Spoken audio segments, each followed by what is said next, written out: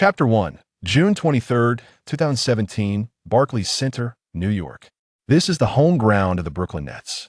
Although no basketball game is being held today, it remains the center of attention as the NBA draft is about to commence. The Philadelphia 76ers have selected Markelle Fultz from the University of Washington with the first overall pick in the first round. The voice of the bald NBA commissioner resonates throughout the venue, met with thunderous applause from the audience. A youthful boy with a cherubic face rises slowly from his seat, embracing his family and friends one by one, his lips curving into a radiant smile. He then places the already prepared 76ers cap upon his head and strides towards the stage to pose for a photograph with the commissioner. Fultz, standing at 6 feet 4 inches, is a point guard who, during his freshman season in the NCAA, averaged 23.3 points, 5.9 rebounds, 6.0 assists, 1.6 steals, and 1.2 blocks per game. His performance on the collegiate stage was nothing short of spectacular, warranting the description of a prodigy. Being chosen as the first overall pick as a point guard signifies that his talent is unparalleled among his fellow draftees. It is noteworthy that several previous point guards who were selected first overall have matured into NBA All-Star caliber players such as 2011's top pick Kyrie Irving, 2010's John Wall, and 2008's Derrick Rose. These names have left an indelible mark in the annals of NBA history. Next, it is the turn of the Los Angeles Lakers to make their selection at the second pick of the first round, and they too opt for a point guard, Lonzo Ball from UCLA.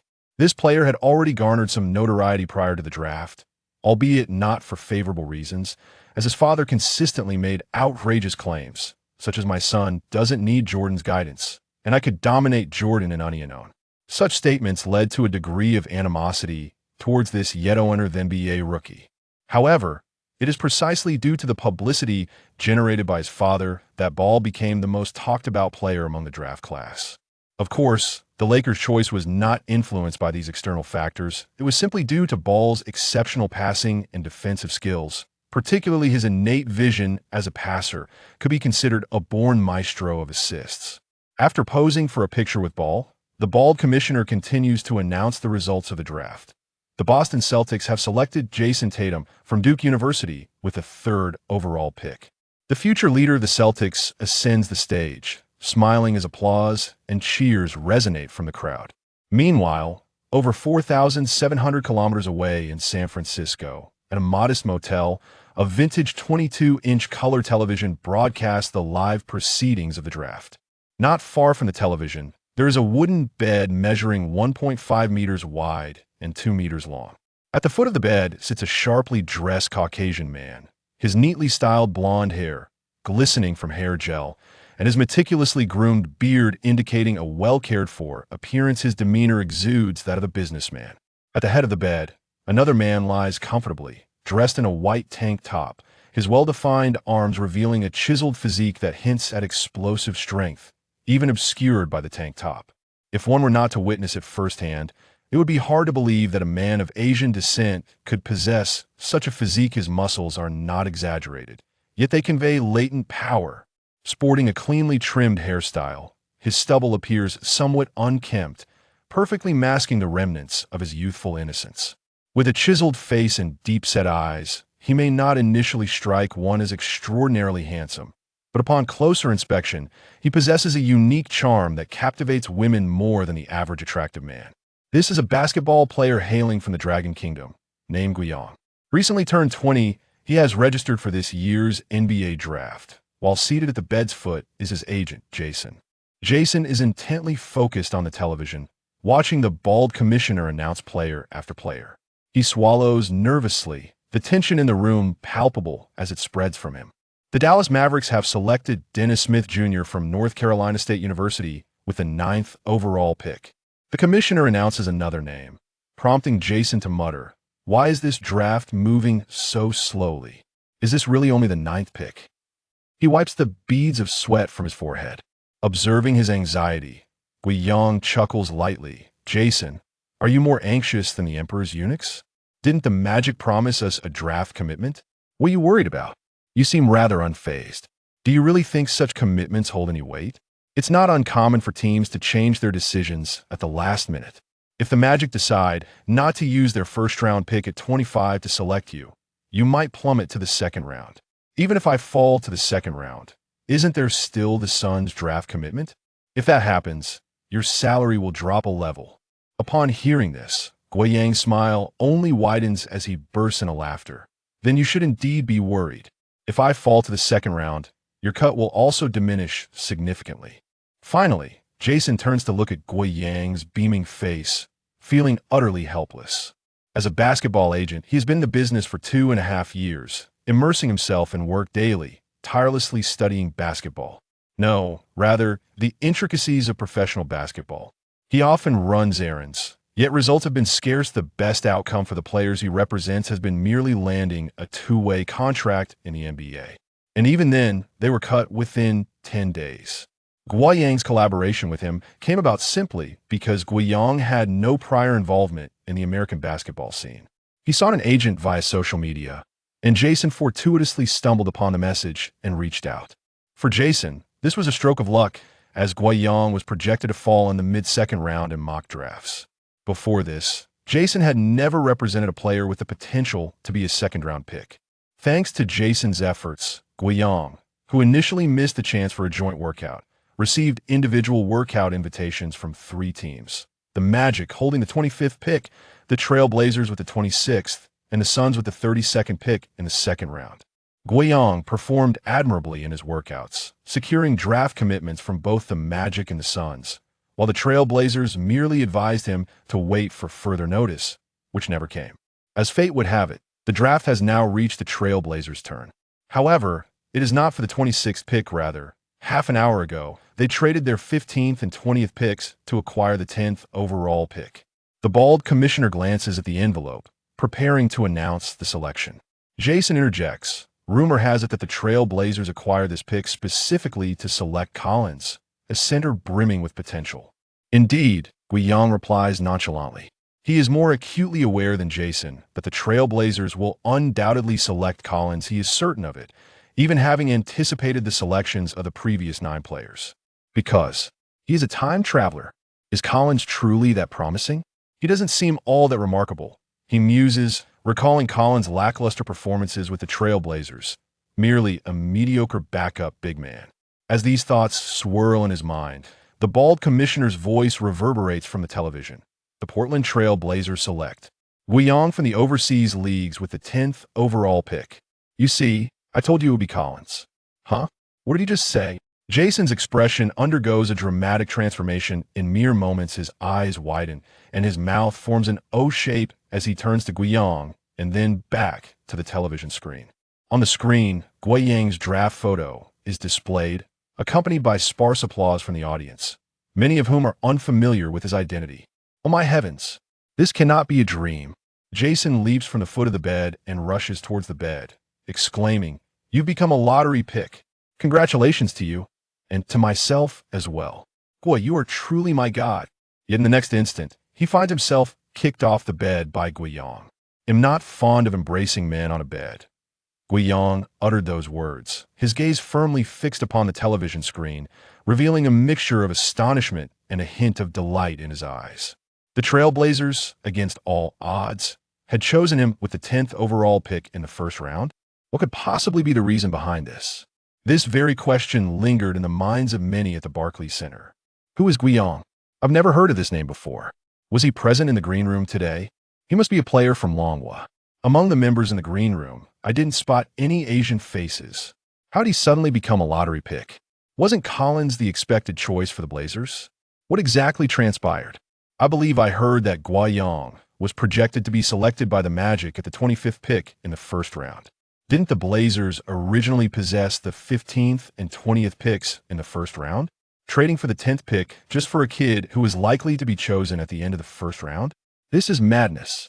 Amidst these discussions, some individuals swiftly pulled out their phones to search the web, discovering Guiyang's scouting report. Name: Guiyang.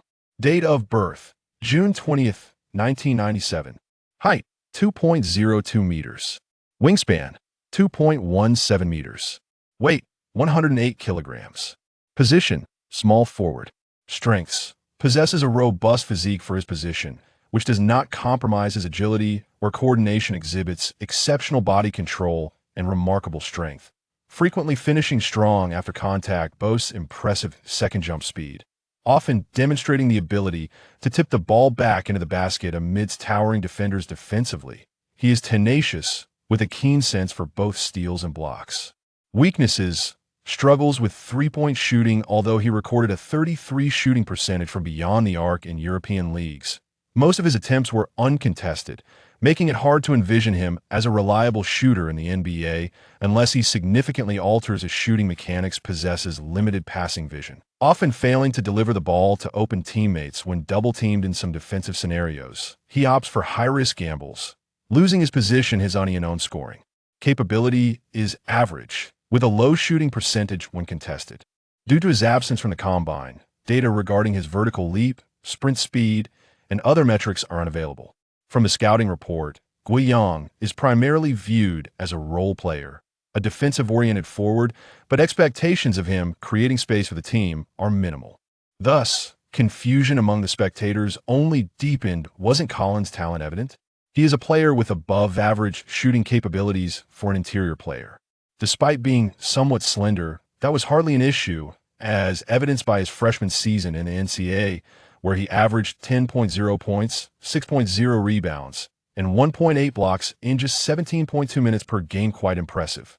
In contrast, Guiyang averaged only 14.7 points, 6.8 rebounds, and 2.9 steals across 32.6 minutes in European leagues, showing no statistical advantage over Collins. With Guiyang absent from the venue, many eyes turned toward the Blazers bench, where head coach Stotts and general manager Alshie were seated. The former appeared anxious, while the latter maintained a calm demeanor. "Mr. Alshie, is this truly the right choice?" Stotts could not help but inquire softly. The previous team meeting had reached a consensus to select Collins, and acquiring this pick was intended for him. He genuinely struggled to comprehend why Alshie had such faith in a player from Longwood competing in European leagues, even if his rationale was compelling that the Blazers desperately needed a defensive stalwart on the wing, as every time their star duo was overwhelmed, no one else was available to assist. Yet, was it really necessary to expend such a precious draft pick on that kid? For the Blazers, who had become regular playoff contenders in recent years and were a small market team, acquiring a 10th overall pick was no small feat. Alshie's gaze was fixed intently on the photograph of Guiyang displayed behind the bald head of the commissioner, as he slowly articulated, "His performance in workouts surpassed Collins considerably, and we are precisely in need of a dynamic defensive forward like him.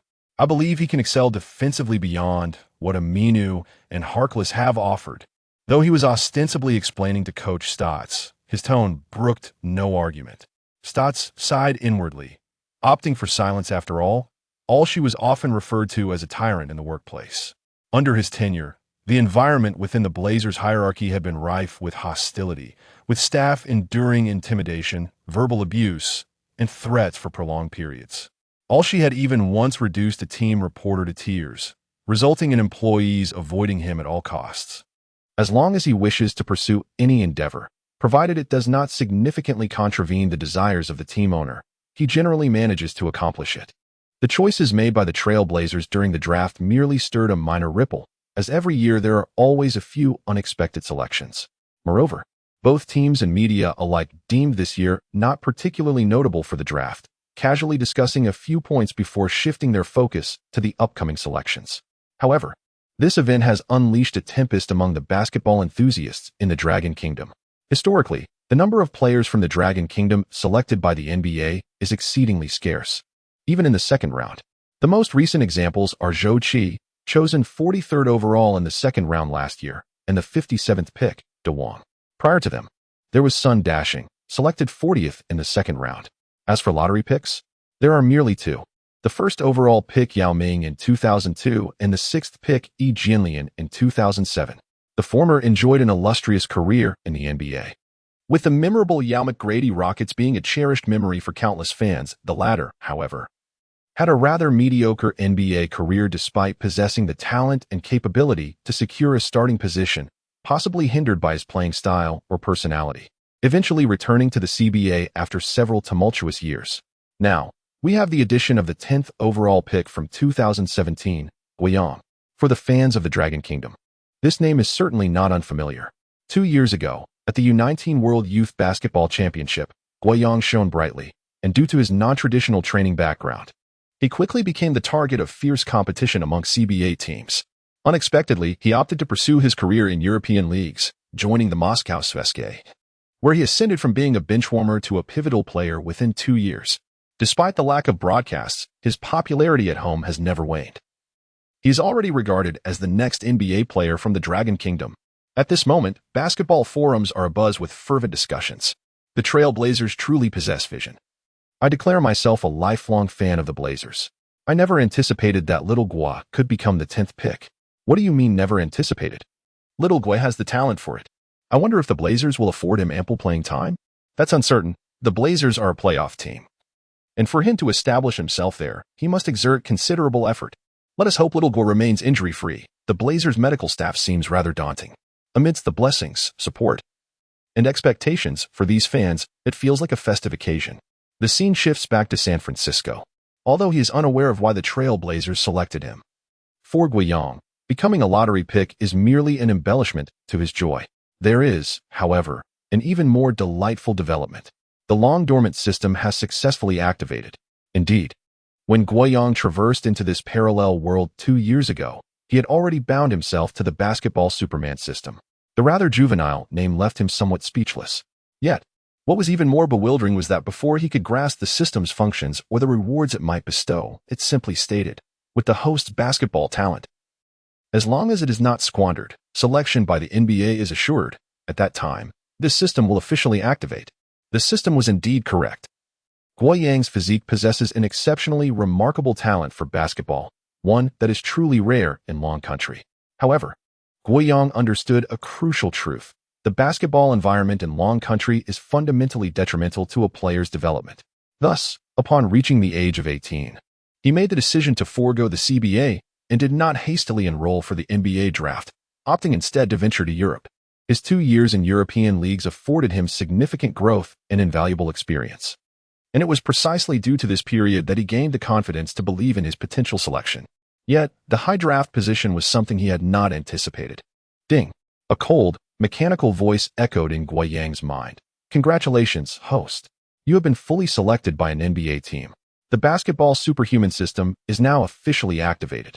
Upon hearing this long-awaited voice, a radiant smile spread across Guiyang's face, shining tenfold brighter than before. Excitedly, he thought to himself, come on, show me my current statistics. In the past 2 years, he has invested considerable sweat and effort, eager to discern the extent of his innate basketball talent's growth over this period. As the saying goes, data serves as the true measure. However, the system responded with a cold indifference. Apologies. But this system operates differently from what the host has encountered in the world of online literature. Here, there are no so-called ability indices. As such, a framework does not align with the essence of this system. There are only rewards, and rewards alone. Huh? Guiyang was momentarily taken aback.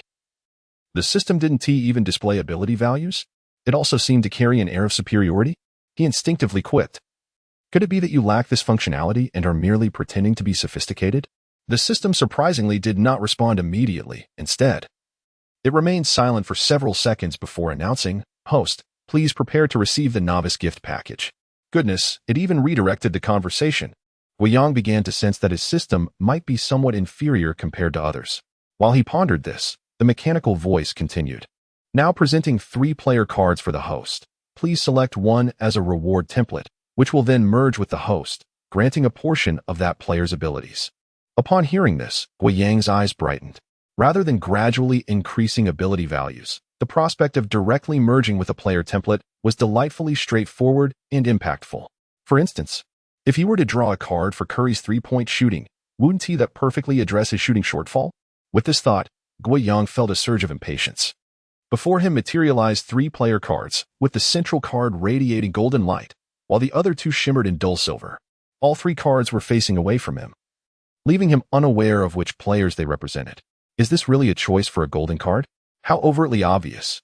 Could it be that this system harbors deceit? However, upon reflection, it seems improbable that the system would intentionally mislead its host. It is always eager to bestow gifts. Thus, without a moment's hesitation, Guiyang selected the resplendent card that shimmered with golden light. In the next instant, the card flipped over. Imprinted upon it was the figure of a man whose physique was almost exaggeratedly robust, clad in the number 1 jersey of the Pelicans. Upon seeing the innocent and somewhat goofy smile adorning his face, Guiyang couldn't help but pause in astonishment. Could it be possible to draw him? This is a young man who has yet to make his mark in the NBA. Yet even in this realm, he has already garnered a certain level of recognition. Zion Williamson, the first overall pick of the 2019 NBA draft. He is often dubbed as having the physical prowess nurtured under LeBron James, boasting terrifying weight and explosive power. In his rookie season, he achieved an impressive shooting percentage of 58.9, averaging 23, 6 points, 6, 8 rebounds, and 2 assists per game. A talent that is almost palpable. At this moment, Guiyang pondered what abilities the system would bestow upon him from Zion. If it pertains to weight, he would prefer to pass on that. Zion played only 19 games in his rookie season, and in the subsequent years, his career has been marred by injuries. These injuries stem partly from Zion's aggressive style of play, and partly due to his considerable weight of 129 kilograms. It is worth noting that he stands at a mere 198 meters tall. However, upon reflection, since the integration involves the abilities of the player, it should have little to do with static attributes such as height, weight, or wingspan. At that moment, the system's cold, mechanical voice resonated. Congratulations, host, you have drawn Zion. Now, allow me to present 2 additional player cards. As soon as the words fell, the 2 silver cards flipped over.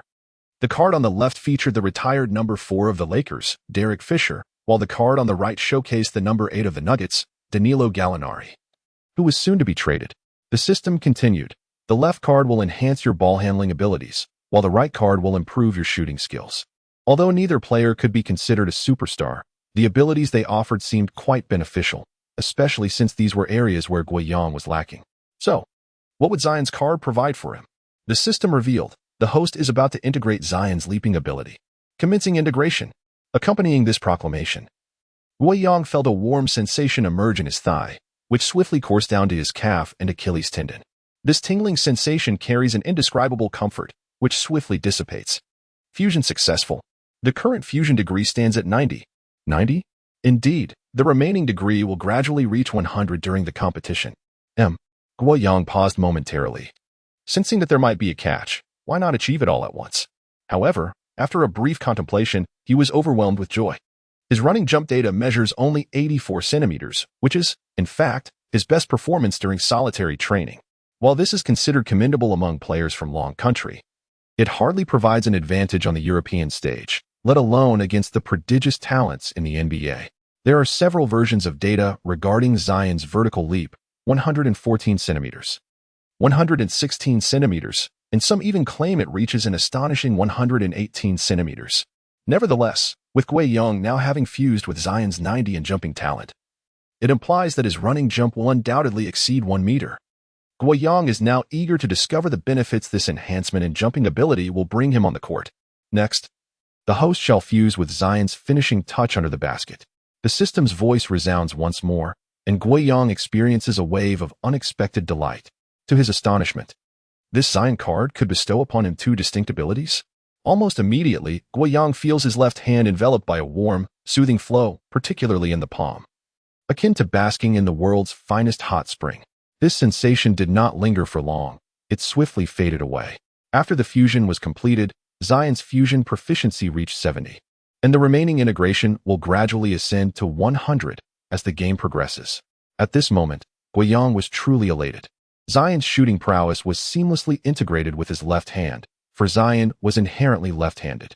In his games, he relied on his left hand for 80 of his offensive plays, a blend of habit and innate talent.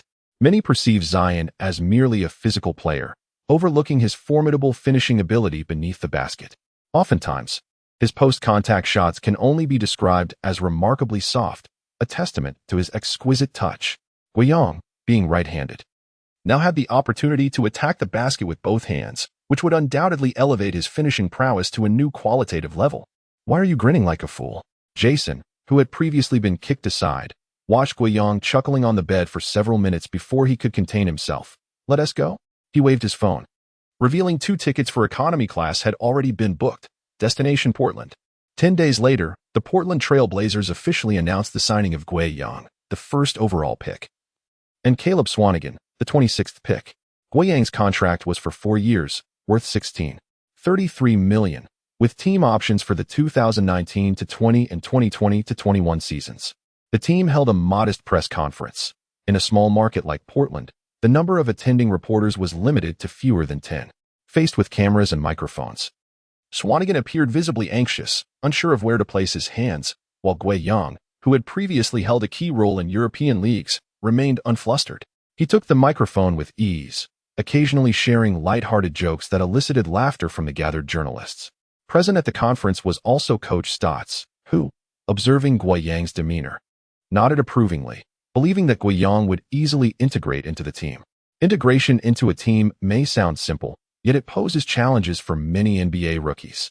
Sometimes, one may possess immense talent but struggle to blend into the team's atmosphere, making it difficult to make an impact on the court. However, did the Trailblazers select the 10th pick solely for the purpose of integration? Certainly not. Despite having seen Guo Yang's performances in European leagues, Stotts still harbored significant doubts about whether Guo Yang could adapt to the NBA. "Young man, I hope you meet Mr. Alshi's expectations," Stotts mused silently, observing Guo Yang, who was still engaging with others. "Otherwise, you might just be watching from the sidelines." The Blazers had a wealth of forwards, including regular starters Al-Farouq Aminu and Maurice Harkless, along with Evan Turner, who had once averaged 17.4 points, 6 rebounds, and 3.7 assists with the 76ers. Noticing Coach Stotts' gaze upon him, Guo Yang returned the look, nodded slightly, and remarked, "See, maybe I've spoken too much. It's time for the coach to share his thoughts." The Blazers have reached the playoffs for several consecutive years, and besides the outstanding performances of Lillard and CJ, our coach deserves much credit. Let us turn the spotlight on him.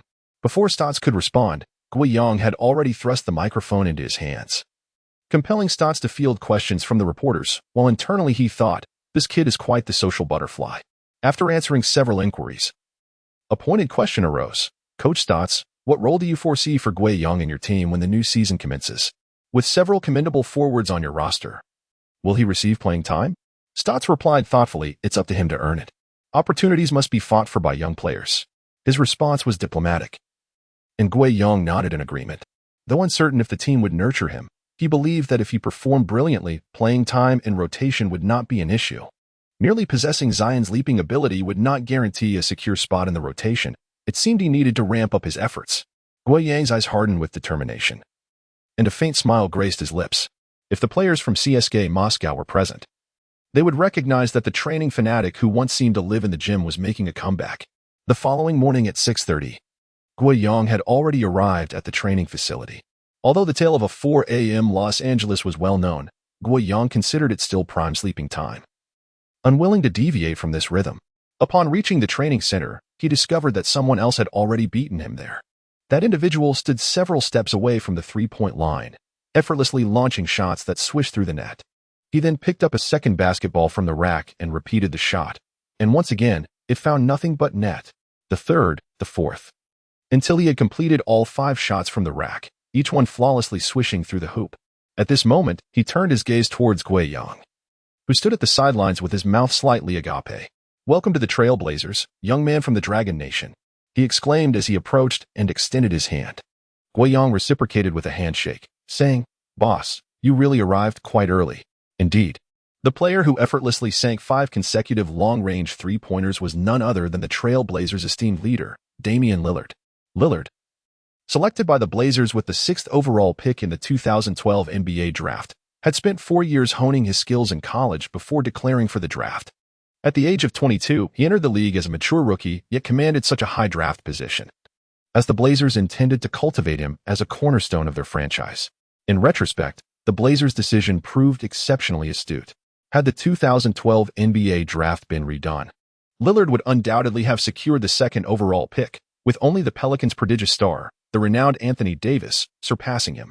During his rookie season, Lillard started all 82 games, averaging an impressive 38.6 minutes on the court, scoring 19 points, 3.1 rebounds, and 6.5 assists per game. His performance only improved thereafter. And in the 2014 playoffs, Lillard, still a sophomore, etched his name into the annals of history by hitting a game-winning shot against the Rockets with only 0.9 seconds remaining in Game 6, elevating his reputation to new heights. The legacy of great guards in Portland, from Brandon Roy to Damian Lillard, seems to consistently embody an indomitable spirit. Moreover, in the summer of 2015, the Trail Blazers underwent a significant transformation as their star player, LaMarcus Aldridge, along with the magician Nicholas Batum, the notorious mascot assailant Robin Lopez, and the reliable sharpshooter Wesley Matthews, all departed from the team, leaving only one of the original starting five. Despite these challenges, Lillard formed a formidable backcourt duo with C.J. McCollum, who had averaged merely 6 points in his rookie year. Together, they led the team to the playoffs in the 2015-2016 season, achieving a commendable 5th place in the Western Conference. However, they faced the historic Warriors, who had set an NBA record with 73 wins and were swept in a gentleman's fashion, 4-1. Last season, the Trail Blazers once again reached the playoffs, entering as the 8th seed, only to encounter the Warriors in the first round once more. This time, facing the formidable Warriors bolstered by Durant's presence, they were utterly powerless, suffering a clean sweep of 4-0. As a time traveler, Guoyang possesses knowledge that extends far beyond this moment. In the original timeline, over the ensuing seasons, Lillard continued to lead his team into the playoffs, even reaching the Western Conference Finals on one occasion, only to encounter the Warriors once again. They were, once more, swept away with a score of 4-0. Some assert that Curry is Lillard's nemesis, while others contend that Lillard merely shines in the regular season, revealing his true limitations in the playoffs. Yet many overlook a crucial fact. Championship teams like the Warriors not only benefit from a successful system, but also from Durant's addition and the willingness of their owner to invest lavishly in luxury taxes to maintain the team's competitive edge. In contrast, the Trail Blazers represent a smaller market, inherently challenged in attracting star players, compounded by an owner reluctant to incur substantial expenses. If one were to adopt the perspective of fans from the Dragon Kingdom, they might argue that while LeBron James' teammates are akin to CBA players, Lillard as companions. Aside from the offensively potent yet defensively weak CJ, barely approached the threshold of all-star caliber. Thus, Lillard's leadership is perpetually underestimated. How long have you been here? Are you settling in well? Unlike the cold, ruthless figure seen on television broadcasts, Lillard now wore a smile in the training facility. It's rare to see a young man like you up so early. Guoyang nodded, responding, I've been here for over a week. Portland is quite nice. The temperatures in the morning and evening are quite agreeable, unlike in Moscow, where I needed to bundle up at night. Though he had spent nearly 2 years there, he never acclimatized to the harsh climate. Have you found a place to stay? Yes, it's only a half-hour drive from the Moda Center. Kid, have you bought a car yet? I'll take a look in a couple of days. No rush. I have several spare cars. Come find me for the keys after you finish the summer league. Lillard clapped Guoyang on the shoulder, saying, You're young. And it's not easy being in a foreign land to play basketball. If you need any assistance, just let me know. As long as it's within my capability, I can help. It seemed unremarkable for the leader of a team to look after the rookies, yet hearing Lillard's sincere words filled Guoyang with warmth. As Lillard had just mentioned, playing in a foreign country, even amid the spotlight, basking in the cheers of fans and the attention of the media, can lead to a profound sense of loneliness during the quiet hours of the night. Guoyang had gained a deep understanding of this during his 2 years in Moscow. Had it not been for his Russian ex-girlfriend accompanying him through most nights, he might have succumbed to despair and returned to play in the CBA. Noticing the emotional shift in Guoyang, Lillard chuckled, Don't think I'm gifting you a car. I'm merely letting you borrow it. Your rookie contract pays significantly more than mine did back in the day. By the time the regular season starts, you'll be able to buy your own. Guoyang laughed heartily, though the sentiment in his heart remained undiminished. After exchanging a few more words, he began his training. During their conversation, Guoyang learned that this was one of the rare occasions during the off-season when Lillard would be present at the Blazers training facility. He employed a private training team, investing 7 figures annually into it, complemented by a comprehensive training regimen. Many stars maintain their form or even improve during the off-season, thanks in part to these specialized training teams, especially in a smaller market like the Blazers, where the number of trainers is far outnumbered by the players. As time passed, more figures began to populate the training facility. Among them were Guoyang's fellow rookie Swanigan, last year's rookie Jake Layman, the previous year's rookie Pat Connaughton, several bench players, and last season's starting small forward, Maurice Harkless. Upon entering, Harkless approached Lillard, and the two engaged in an elaborate greeting ritual, a series of gestures that left Guiyang, who was resting nearby, somewhat bewildered. Unexpectedly, Harkless turned his attention towards Guiyang. "Kid, welcome to the team." Harkless towered over Guiyang, a hint of hostility evident in his tone. "I hear you might be vying for my starting position?" The clear animosity in his demeanor prompted Guiyang to furrow his brow. Had he unwittingly made an enemy on his very first day at the training facility? From whence does this animosity arise? Harkless was selected by the Magic as the 15th overall pick in the first round of the 2012 draft. After spending 3 uneventful seasons with the Magic, he transitioned to the Trail Blazers. During his second season with the Blazers, which was last season, he achieved a career-high average of 10.0 points and 4 rebounds. However, his three-point shooting percentage was a mere 27.9, making it difficult to fathom how he secured a starting position solely based on statistics. It is worth noting that the bench player, Turner, possesses greater offensive prowess and can facilitate plays, yet his defensive capabilities fall short. Meanwhile, Aminu and Vonla often occupy the power forward position, and the rookie Layman is not a serious consideration. Admittedly, Harkless's defensive skills are not exceptional either. One could only say he is the tallest among the diminutive. Thus, upon reflection, Guiyang seems to have come to an understanding. The management's choice of him indicates a recognition of his defensive abilities, and Harkless likely received some insights that led to this sudden realization of his own worth.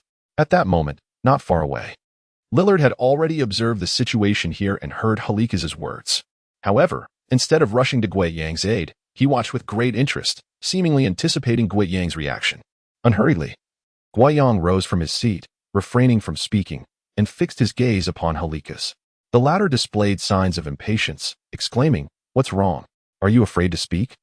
Guiyang then calmly responded, "Do you wish to challenge me to a duel?" As soon as the words left his mouth, several nearby players turned their heads, their expressions filled with astonishment. They could hardly believe that a rookie in the NBA would dare to speak to a starting player in such a manner. As for Lillard, his face bore no surprise. His gaze remained fixed on Guiyang, a glimmer of admiration flickering in his eyes. Indeed, he was eager to witness this fearless audacity of a newcomer. "What? You want to take me on?" Halika seemed to have heard something utterly preposterous, and in the next moment, he erupted into laughter, nearly spitting out his drink. "Kid, do you think that just because you've played 2 years in the European League, you possess the ability to challenge an NBA starter?" In his view, he was far beyond the reach of this brash young man. "I understand your desire to prove yourself, but perhaps you should first experience the Summer League and learn your place. Only then will you comprehend the vast gulf between the European League and the NBA, a gulf that parallels the chasm between you and me." There was little to argue with in that statement. Guiyang was acutely aware that had he hailed from the CBA, Halikas's tone would have been even more arrogant.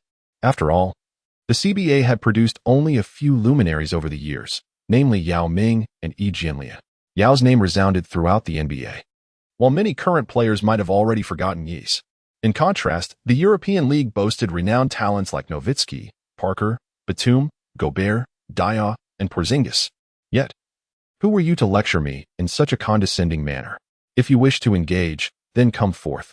If not, then be gone. Guiyang's tone turned icy. "For if you choose to show me disrespect, then why should I treat you with courtesy?" At this moment, Hackles gradually retracted his smile, and a flicker of burgeoning anger became evident in his eyes. "Since you wish to challenge me, I shall represent the NBA and the Trail Blazers in extending a warm welcome to you." Before he could finish his sentence, Hackles shed his sweatshirt, revealing the training jersey beneath, along with his well-defined arms, which exuded an air of competence. However, in comparison to the 108-kilogram Guiyang, he appeared somewhat diminutive, both in stature and arm circumference. Hackles noticed this discrepancy and involuntarily furrowed his brow, pondering, has this fellow trained to become so muscular? Yet, after a moment's reflection, he reassured himself that this was not a game of football, and his skills and experience were undoubtedly advantageous. Thus, Hackles relaxed his brow and exchanged a knowing glance with Layman, who promptly tossed a basketball in their direction. The players nearby willingly vacated the area closest to them. Although Layman and the others remained silent, they nodded towards Hackles, deliberately ignoring Guiyang. Their intentions clear. They were eager to witness Hackles teach Guiyang a lesson. Only Swanigan approached Guiyang to give him a high five, saying, "Give it your all, but don't lose too embarrassingly." It was evident that he too harbored doubts about Guiyang's chances of victory. His words were merely a gesture of encouragement. At that moment, Lillard approached, and offered Guiyang an encouraging glance. Kid, if you triumph in this one-on-one challenge, you may choose a car, not merely for driving, but as a gift. In truth, Lillard harbored doubts about Guiyang's chances of victory. However, he believed that what Guiyang needed at this juncture was not ephemeral encouragement, but rather a tangible incentive that could ignite his spirit. Perhaps, a miracle could be born from this challenge. Guiyang smiled and nodded in response. Lillard then turned to the nearby hackles, saying, "Do not underestimate him. Remember, his draft position was higher than yours." This statement only served to further inflame the already irate individual. "Just watch, boss." Harkless pounded his chest with conviction.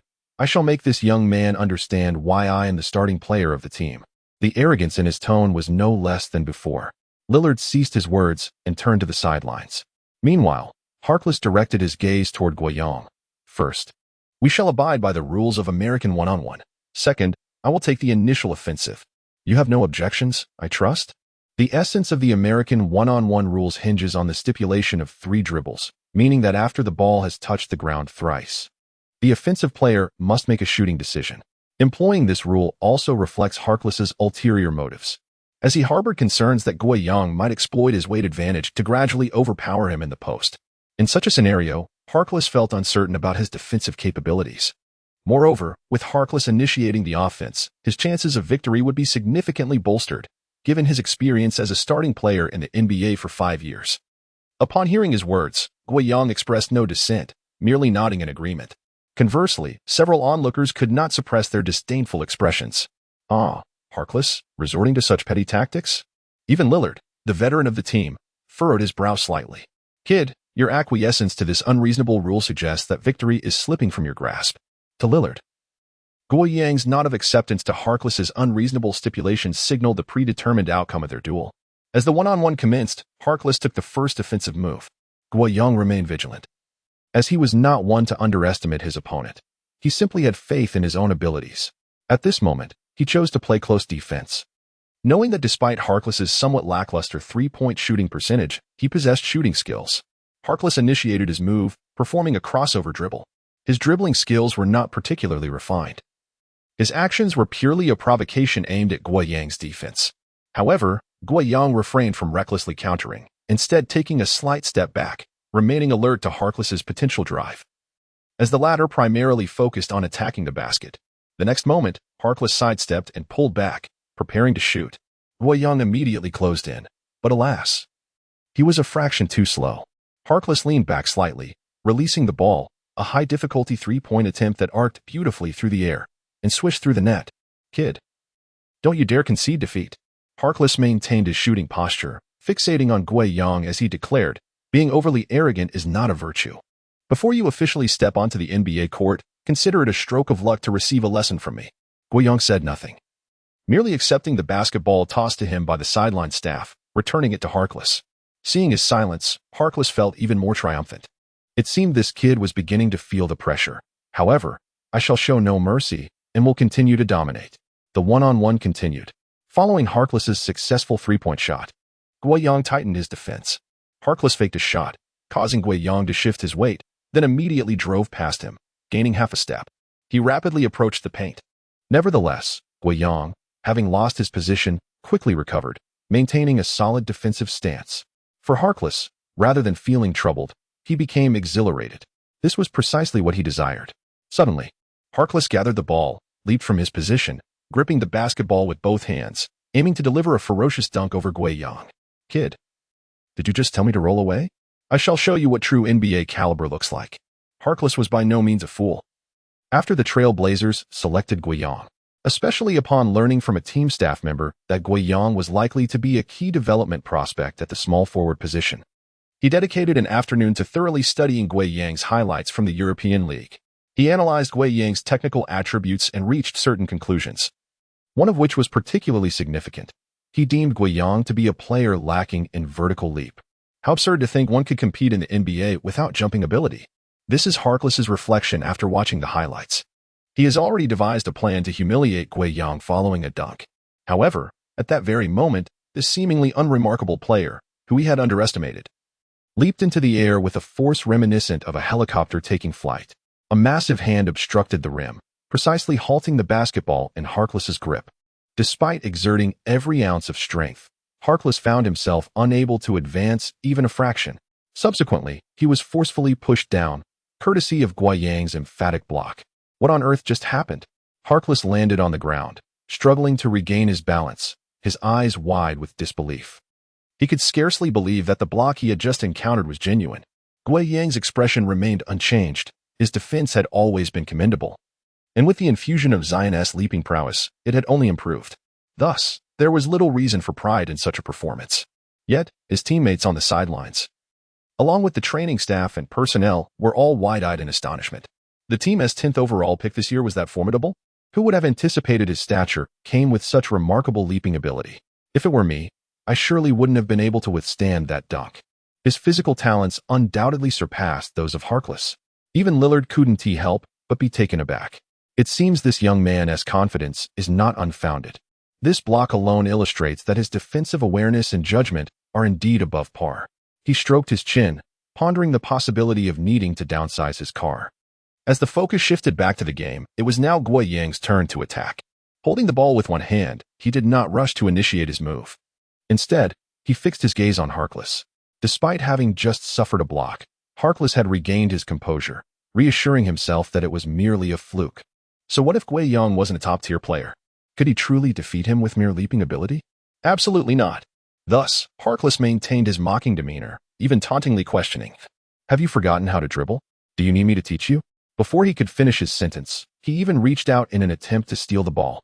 In this moment, his attempt undoubtedly fell short, yet it provided Guiyang with a fleeting opportunity for advancement. Seizing the moment, Guiyang swiftly executed a pass and veered to the right. Harkless, demonstrating commendable agility, immediately pursued, poised to challenge Guiyang and compel him to halt his advance. He was acutely aware that Guiyang possessed a greater physical stature than himself. However, he also recognized that Guiyang had never encountered the level of competition typical of the NBA. As for him, he had persevered through the trials of the NBA for several years, even facing off against the likes of LeBron James on multiple occasions. Admittedly, he had been unable to withstand the might of the so-called king, but surely he could manage to contain a rookie, right? As these thoughts coursed through his mind, he braced himself against Guiyang's charge, envisioning the moment when Guiyang would be forced to stop. In the realm of American one-on-one play, a halt often signifies the demise of the offensive endeavor. However, he underestimated Guiyang's strength and resilience. The collision of their bodies resulted in Harkless feeling an overwhelming force crashing against him. He could not withstand it and staggered back 2 steps. Moreover, his feet got tangled, tripping himself in the process. Guiyang, unfazed, glided past him and, in a fluid motion, gathered himself to leap, executing a powerful two-handed dunk with remarkable ease. Witnessing this spectacle, the onlookers were left in a state of astonishment, unable to fathom that Harkless had faltered against Guiyang's challenge. At that moment, Harkless had just managed to rise from the ground, his face still etched with disbelief. What had just transpired? No, that was merely a lapse in my balance. The next play will be defended properly, he reassured himself, for he could hardly believe that Guiyang possessed such exceptional strength and competitive spirit. Hey, kid, you. Harkless glanced at Guiyang, eager to say something, but the latter paid him no heed, striding directly towards the three-point line, ready to continue as if the prior encounter was of little consequence. The game resumed. Unfazed, Harkless intensified his defensive efforts, increasing the physicality of his challenge. As long as he could prevent Guiyang from initiating his move comfortably, the latter's strength would be rendered ineffective. However, to his surprise, Guiyang executed a sudden pivot while maintaining possession, the finesse of which rivaled that of a guard, leaving Harkless completely unprepared. Guiyang then took 3 decisive steps from the free throw line, approaching the basket to attempt a low-handed layup. Harkless's attempt to recover and block was belated, leaving him to watch helplessly as Guiyang effortlessly scored within a mere span of 2 seconds. This shot is far more effortless. Harkless wiped away the perspiration trickling down his forehead, not born of fatigue, but rather from anxiety. How could this young lad possibly surpass me in just one stride? The disdain that once resided in his eyes has vanished, replaced by a newfound seriousness. From Guiyang's recent pivot, Harkless felt an immense pressure. This rookie possesses not only mass and explosiveness but also remarkable speed. Whether as the 15th pick in the 2012 draft or as a player who has already spent 5 years in the NBA as a rotation member, Neither of these identities permits Hackles to falter in this one-on-one encounter. In this instance of defense, Hackles opted to maintain a certain distance from Guiyang, evidently intending to allow him a shot while guarding against penetration. Guiyang glanced at Hackles and suddenly raised his hand, aiming for the basket. This indicated a potential three-point attempt. However, Hackles remained unfazed, fully aware that Guiyang's shooting was not particularly reliable. He was wagering that Guiyang, in his desire to win this one-on-one duel, would refrain from attempting a three-pointer. As anticipated, Guiyang chose to drive instead, executing a change of direction in an effort to elude Hackles. Yet, Hackles stayed closely attached, maintaining his defensive position to thwart any further pivot attempts by Guiyang. Hackles even placed a hand on Guiyang's arm. Such subtle maneuvers are often overlooked by referees in NBA games. To Hackles' surprise, Guiyang forcibly collected the ball and rose, clearly determined to power through his defense towards the rim. Hackles quickly leaped, raising his arms to obstruct Guiyang's shot. The two bodies collided in midair, and Guiyang's physical advantage came into play once more as he managed to carve out a small gap, with his right hand shielding in front. He lifted the ball with his left and released a layup. The basketball soared just above Hackles' fingertips, approximately 10 centimeters from his grasp, and smoothly descended into the hoop. What a splendid shot! On the sidelines, Swanee couldn't help but applaud, as not only did this display Guiyang's remarkable ability to withstand contact, but it also showcased his delicate touch, as the ball exhibited a slight arc that rendered Hackles unable to effectively contest it. Lillard's expression brightened with renewed vigor. He had previously perceived Guiyang's strengths to lie in defense, having watched his highlights from European leagues, leading him to regard his offensive skills as mediocre at best. However, the two recent plays demonstrated Guiyang's one-on-one prowess, particularly the last shot, which could be described without exaggeration as unguardable by Hackles. Yet, some individuals remained oblivious to the unfolding situation. For instance, Layman, from the sidelines, remarked, "It appears Hackles is being lenient with the rookie. He is deliberately easing off, preparing to take control of the game." Whether intentional or inadvertent, his voice carried loudly, and both Guiyang and Hackles heard every word. Guiyang's expression remained unchanged, while Hackles broke into a cold sweat. "Lenient? I am giving my utmost in defense." The latter's expression grew tense as he felt immense pressure during his matchup with Guiyang. This was no mere rookie's level of play. Damn the media. How could they claim this year is not a strong draft class when a player ranked 10th can be so formidable? What must those ranked above him be like in terms of talent? Hackles silently cursed the draft reports. Unexpectedly, other players echoed Layman's sentiments, as Connaughton shouted onto the court. "So, are we not going to allow this kid any more scoring opportunities? Let him experience the caliber of NBA defense." This remark instantly provoked Hackles, who turned sharply towards the sidelines and exclaimed, "Silence. Do not disturb our duel." Connaughton and Layman immediately sealed their lips, recognizing Hackles' superior standing within the team. Only then did Hackles redirect his attention to Guiyang, saying, "Youngster, proceed." No sooner had he spoken than he spread his arms wide, maintaining his defensive intensity. Guiyang nodded slightly, preparing to continue his assault. In contrast to his previous defense, Hackles had considerably relaxed his stance, granting a full two-step distance. This is about allowing Guiyang to take a shot. He remained steadfast in his defensive choice. However, in accordance with his assessment, Guiyang once again refrains from shooting and instead opts for a drive towards the basket. In this instance, Guiyang fully capitalized on his weight advantage, bulldozing into the paint against Hackles. Suddenly, with a swift stop, Hackles fell for the ruse, his entire being deceived and sent airborne. As he watched Hackles soar past him, Guiyang leisurely released a jump shot, effortlessly securing another 2 points. The score in their one-on-one duel stood at 8-3. They were playing to 11, which meant Guiyang was merely 3 points away from clinching victory in this personal contest. In this moment, Hackles opted to defend rather than attack. He perceived this young player as solely capable of driving to the basket, believing his shooting was unworthy of defense. With this thought, Hackles positioned himself near the free throw line, inadvertently granting Guiyang a magnificent opportunity. A subtle smile graced Guiyang's lips. While his shooting was indeed average, it was not entirely absent. He took his time to aim, launching a three-pointer that decisively sealed the match. Hackles, cradling his head in disbelief, sighed heavily, never expecting Guiyang would triumph in this one-on-one contest with such dominance. Indeed, Guiyang emerged victorious with a commanding performance, while Hackles managed only a single three-pointer, a shot he was not particularly adept at, and failed to score thereafter. The memory of Gui Yang's impressive block during Harkless's attempted dunk still lingered vividly in everyone's minds. On the contrary, Gui Yang, though merely an NBA rookie, exhibited skills and finesse that were truly refreshing. Ironically, his final shot that concluded the game was also a three-pointer, one he was not known for. As the crowd filled the arena, Layman and Connaughton approached Harkless to offer words of comfort, saying, "We all recognize you were just helping build this rookie's confidence." Upon hearing this, Harkless buried his face, overwhelmed by embarrassment. Meanwhile, Swanigan rushed in to embrace Gui Yang, radiating excitement, a stark contrast to Gui Yang's composed demeanor, which might lead one to believe he had just triumphed over Harkless in their duel. Swanigan had admired Gui Yang since their earlier interviews, especially given the media's focus on him, yet Gui Yang had graciously acknowledged Swanigan, even stepping in as an impromptu reporter to pose a few questions. This gesture remained etched in Swanigan's memory, and he felt genuine joy for Gui Yang in this moment. Unbeknownst to him, he tightened his grip in enthusiasm. Standing at 2.06 meters and weighing 118 kilograms, Swanigan's embrace felt like a binding force to Gui Yang. All right. I'll treat you to dinner tonight," Gui Yang began. But before he could finish, Swanigan exclaimed, "Then it's settled." His grip intensified further. Gui Yang thought to himself, "You can't possibly want to choke me, can you?" Fortunately, just moments later, Swanigan released him. At this moment, Lillard approached. "Kid, I must admit, I never anticipated you could triumph in this one-on-one match. I am beginning to question whether our team was merely fortunate in selecting you with the 10th pick," he remarked with a grin.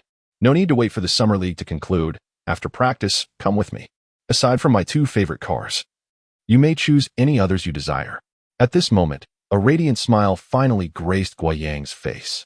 Players of all-star caliber like Lillard, who commands an annual salary of $26 million for the upcoming season, certainly possess an impressive array of luxury vehicles in their garages. By the way, after the summer league concludes, come train with me. Put in some effort this off-season, and you'll have a greater opportunity for playing time next season, Lillard remarked. Upon hearing this, the other players' gazes swiftly converged on Gui Yang, filled with unabashed envy and jealousy. Why? Firstly, Lillard's personal training team offers significant enhancement to a player's individual skills, especially for a rookie like Gui Yang. Secondly, Lillard was promising to train Gui Yang throughout the off-season. Previously, Lillard had trained other rookies, but those sessions rarely extended beyond a few days. In fact, during the 2015 off-season, he dedicated an entire summer to training CJ, who rapidly evolved into the team's second-in-command.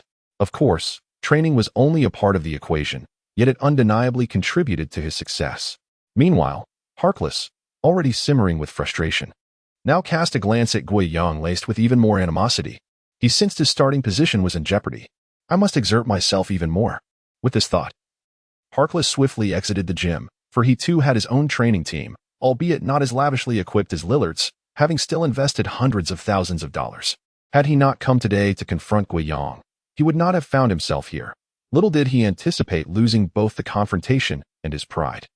Observing Harkless's retreating figure and then glancing at Gui Yang, who had resumed his training, Lillard chuckled and shook his head. Although Lillard had only been in the league for 5 years, he had quickly established himself as a key player and now held the position of team leader. He could discern the talents and potential of other players. This young man's achievements would undoubtedly surpass Harkless's, setting aside natural talent. His mentality outshone that of Harkless by a significant margin. Lillard began to harbor anticipation for Gui Yang's growth. In the ensuing days, the training facility was devoid of Lillard and Harkless, while the likes of Turner and Aminu, the main players, were conspicuously absent. Instead, a plethora of youthful faces filled the space. These were the players representing the Trailblazers in this year's Summer League, comprising both undrafted talents and those from overseas leagues, all vying for a chance to secure a spot in the NBA. The reality was harsh. Each year, only a handful of players caught the attention of NBA teams through the Summer League.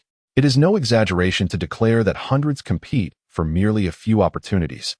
And even then, they may not receive ample playing time. In stark contrast, rookies like Gui Yang and Swanigan were entirely different. They had no need to worry about playing time in the Summer League, as they were the unequivocal mainstays of the team, even possessing unlimited shooting privileges. Alongside them, last year's rookie Layman would also participate in the Summer League. Truth be told, Gui Yang held little interest in the Summer League. Even though the annual NBA Summer League could be entertaining, nobody truly acknowledged the statistics from it, as apart from rookies and undrafted players. Most participants were merely seeking a contract with the NBA. What significance would winning the Summer League MVP hold? Historically, half of the Summer League MVP winners became marginal players in the NBA, with some having already exited the league. Therefore, even if he excelled in the Summer League, it would not elevate his standing in the eyes of the coach or within the team. The youngest MVP in NBA history, Derrick Rose, had an exceptionally average performance in the Summer League, averaging less than 10 points per game. This is not to say the level of competition was particularly low, but rather that it held little significance for Guiyang. Competing in Las Vegas for a mere few weeks would not aid his understanding of the team's tactical system, as it was a stage for individualistic play. To exaggerate slightly, training with Lillard for those days would be far more beneficial. However, the day before their departure, Guiyang suddenly became enthusiastic, eagerly anticipating the Summer League. This was due to the basketball superhero system binding to him, which issued a task. Should the Trail Blazers reach the finals of the Summer League, he would receive a reward. The reward entailed a chance to use the card drawing system. Imagining the rookie gift pack yielding Zion, Guiyang now regarded the Summer League with utmost seriousness. Time swiftly passed to July 7th when Guiyang, Swanigan, and Layman flew to the renowned gambling hub of Las Vegas, the very site of the Summer League. Among the world's 4 major gambling cities, Macau, Atlantic City, Monte Carlo, and Las Vegas, these cities are celebrated for their vast tourism, shopping, and vacation industries centered around gambling, making them globally recognized vacation destinations. Undoubtedly, Las Vegas stands as the most famed among them. Each summer, countless wealthy individuals flock here for leisure. And even a seemingly unassuming elderly man in a tank top and shorts might possess assets worth millions or even billions. Naturally, the presence of beautiful women is equally abundant. Thus, after dinner, Swanigan urged Guiyang to accompany him for a stroll, citing his pre-game jitters as the reason for needing to unwind. Yet, once outside, there was no trace of nervousness on his face. Instead, his eyes gleamed with mischief, greedily scanning the surroundings for alluring sights, unabashedly revealing his true nature. Faced with such behavior, Guiyang silently chose to join him. As the ancients said, a graceful lady is a gentleman's delight. Of course, Guiyang was not so exaggerated. He was primarily drawn by appearances, for beauty is indeed justice. Moreover, he frequently reminded Swanigan not to gawk too excessively, as their country was rather chaotic. And who knows if someone might take offense and retaliate. Swanigan responded, "Their attire is even scantier than what we wear while playing. Where would they conceal a weapon?" He chuckled. Guiyang. At that moment, a stunning blonde woman, who had just been observed by Swanigan, suddenly fixated her gaze upon the two of them. After a few seconds, she began to approach. Swanigan remained oblivious, his attention diverted to other women, while Guiyang found himself lost in a whirlwind of thoughts. Could it be that his earlier musings had come true? However, it seemed improbable that she could conceal a weapon beneath her dress. Wait. Her handbag could certainly accommodate one, and why was her hand reaching inside it? Guiyang's nerves instantly tensed, and he couldn't be blamed for feeling like a startled bird. After all, the news he had seen back home often depicted the United States as a perilous place. Just as he intended to caution Swanigan, he noticed that Swanigan had already grasped the situation. The lecherous expression had vanished, replaced by sheer terror. In an instant, Swanigan turned on his heel and fled. Guiyang remained frozen in place, astonished. Just moments ago, Swanigan had urged him not to worry, claiming that cities like Las Vegas were quite safe, yet here he was, sprinting faster than anyone. However, in the next moment, his racing heart calmed, for the woman had drawn out a mobile phone and was now standing before him. "You must be the NBA's rookie from the Dragon Kingdom this year, right? May we take a photo together?" she asked, shaking her phone and smiling brightly. "I never expected you to be even more handsome in person than in photos." Guiyang was momentarily speechless at the starry-eyed expression she wore. It turned out he had been frightening himself. He nodded in agreement to her request for a photo, while Swanigan sheepishly returned to the scene. Yet, the latter's thick skin shone through, as he acted as though nothing had transpired, eagerly introducing himself as an NBA player and insisting on taking a picture with the blonde beauty as well. Could you share your contact information with me?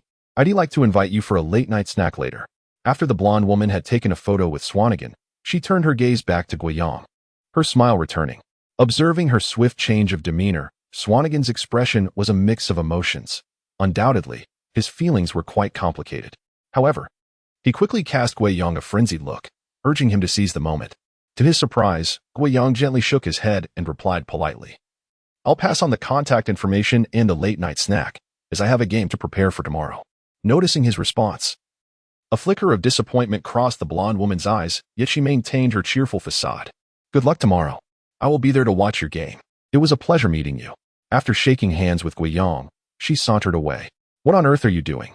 She's practically offering herself on a platter." "And you refuse?" Swanigan exclaimed, pounding his thigh. "Are you even a man?" Seeing his friend's exasperated expression, Guiyang shrugged and replied, "Well, the summer league only arranged for double rooms. Am I supposed to kick you out?" The tone was both playful and earnest. Yet Swanigan could not discern the truth of it. He merely shook his head, casting a glance at the back of the golden-haired beauty. Unable to suppress a sigh, "Why did she not seek my contact information? Am I not more handsome than you?" Guiyang. He could not help but scrutinize Swanigan several times, pondering where his confidence stemmed from, given his robust physique. However, he began to understand that although Swanigan claimed to be out for leisure, he harbored ulterior motives. Could it be that Guiyang was truly a saint, indifferent to such trivial matters as contact details? The primary reason lay in the fact that he had a match the following day. For the sake of the task assigned by the system, Guiyang dared not take any chances by engaging in additional activities the night before the competition, as it would be a loss if he were unable to perform well the next day. Moreover, observing Swanigan, he noticed that the latter had begun to glance around restlessly. Guiyang promptly spoke up, "It is getting late. We should return and rest." "Wait, it's only a little past 8. Let us explore a bit more. I've heard there's south and enjoyable place nearby. Let us spend half an hour there."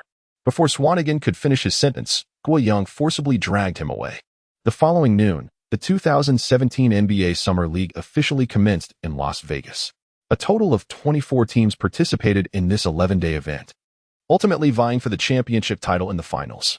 The significance of this championship is rather negligible. The focus of attention lies primarily on the performances of this year's rookies. The Trail Blazers are set to engage in 4 preliminary matches, after which they will be ranked based on the outcomes, leading to the quarterfinals, semifinals, and ultimately the finals. The schedule is quite demanding, with each game poised to influence the subsequent trajectory. At 3 p.m., in the Thomas Mack Center in Las Vegas, the Trail Blazers face their inaugural opponent in this summer league, the Phoenix Suns. In comparison to the home arenas of various NBA teams, this venue appears somewhat modest, as it is merely the gymnasium of the University of Las Vegas. Nevertheless, for Guiyang, this arena is considerably larger than those he competed in during his European League endeavors, accommodating up to 18,776 spectators. Naturally, the attendance for this match is sparse. With many seats unoccupied, it is estimated that only a few thousand fans are present, given the low level of interest in this contest. One can easily surmise that the highest-ranked rookie on either side is none other than the Suns' 4th overall pick, Josh Jackson. This is a swingman hailing from the University of Kansas, standing at an impressive height of 2.03 meters and weighing 94 kilograms. He's a versatile player, adept in both offense and defense, possessing commendable organizational skills and remarkable physical attributes. Although his shooting is a noted weakness, he is nonetheless considered a well-rounded athlete, a factor contributing to his status as the 4th overall pick.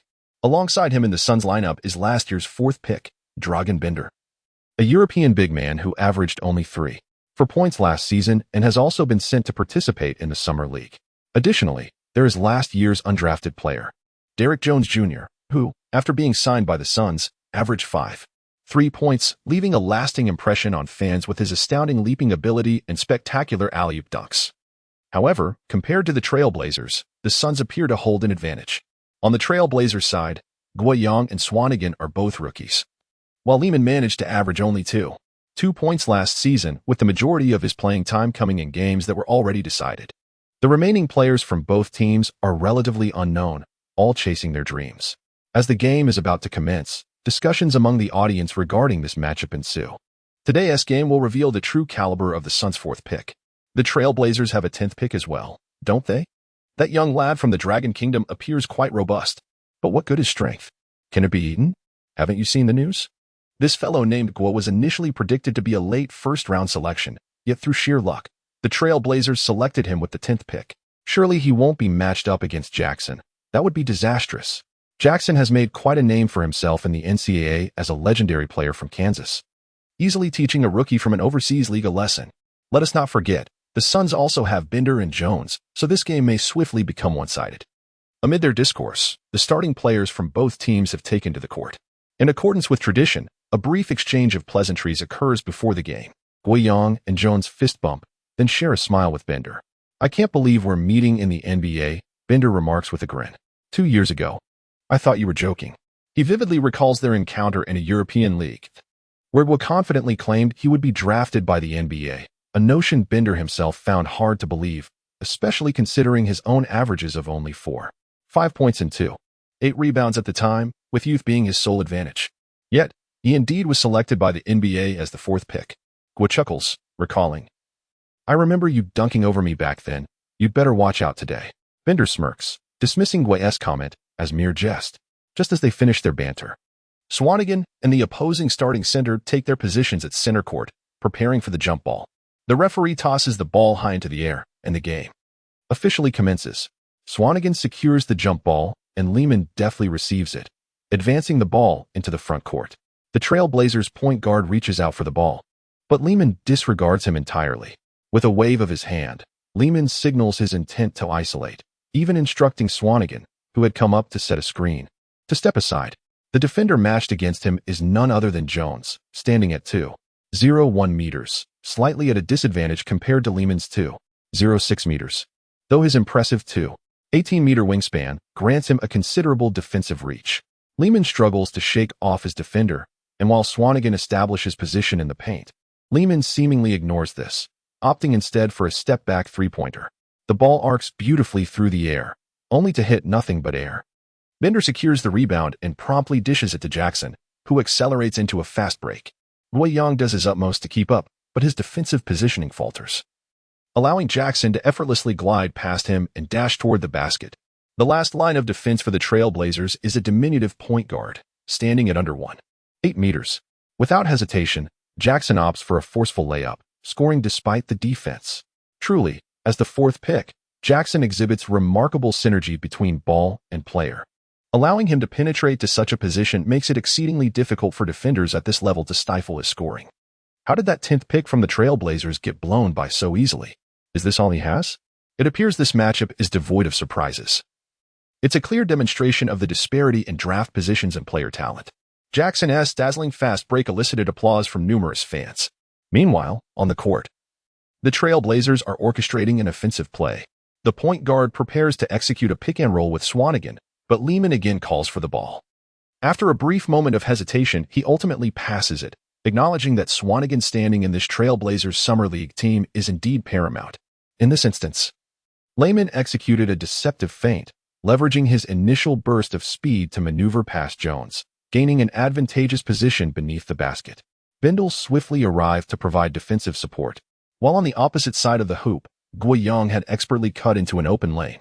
Guiyang's ability to navigate off-ball movements is exemplary. Nearly half of his scoring in the European League has stemmed from such plays. During moments when the team's offense stagnates, he often manages to create opportunities.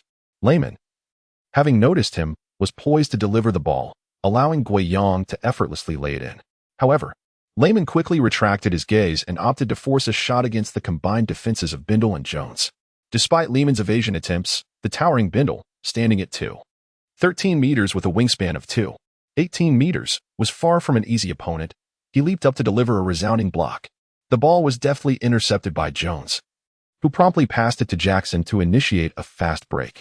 In this instance, Guiyang executed his defensive duties impeccably, utilizing his footwork and physicality to restrict Jackson to the vicinity of the free throw line. As soon as Jackson halted the ball, he swiftly launched it into the air. On the right side of the paint, the agile Jones had leaped high. He seized the basketball mid-air and emphatically slammed it through the hoop. The Trailblazers initiated their offense once more. This time, Lehman self-advanced the ball into the front court. Rather than opting for an individual play, he summoned the point guard to receive the ball. However, a seemingly careless pass was intercepted by the vigilant Jones, who then propelled a fast break, converting a 1-on-0 opportunity into a spectacular windmill dunk. Within less than a minute of the game, the Suns executed 3 consecutive fast breaks, establishing a commanding 6-0 lead. Such a scene is nothing extraordinary for the audience present. The Summer League perpetually harbors players eager to showcase their talents, often with counterproductive results. However, across the ocean. The fans from the Dragon Nation observing this match have begun to seethe with anger.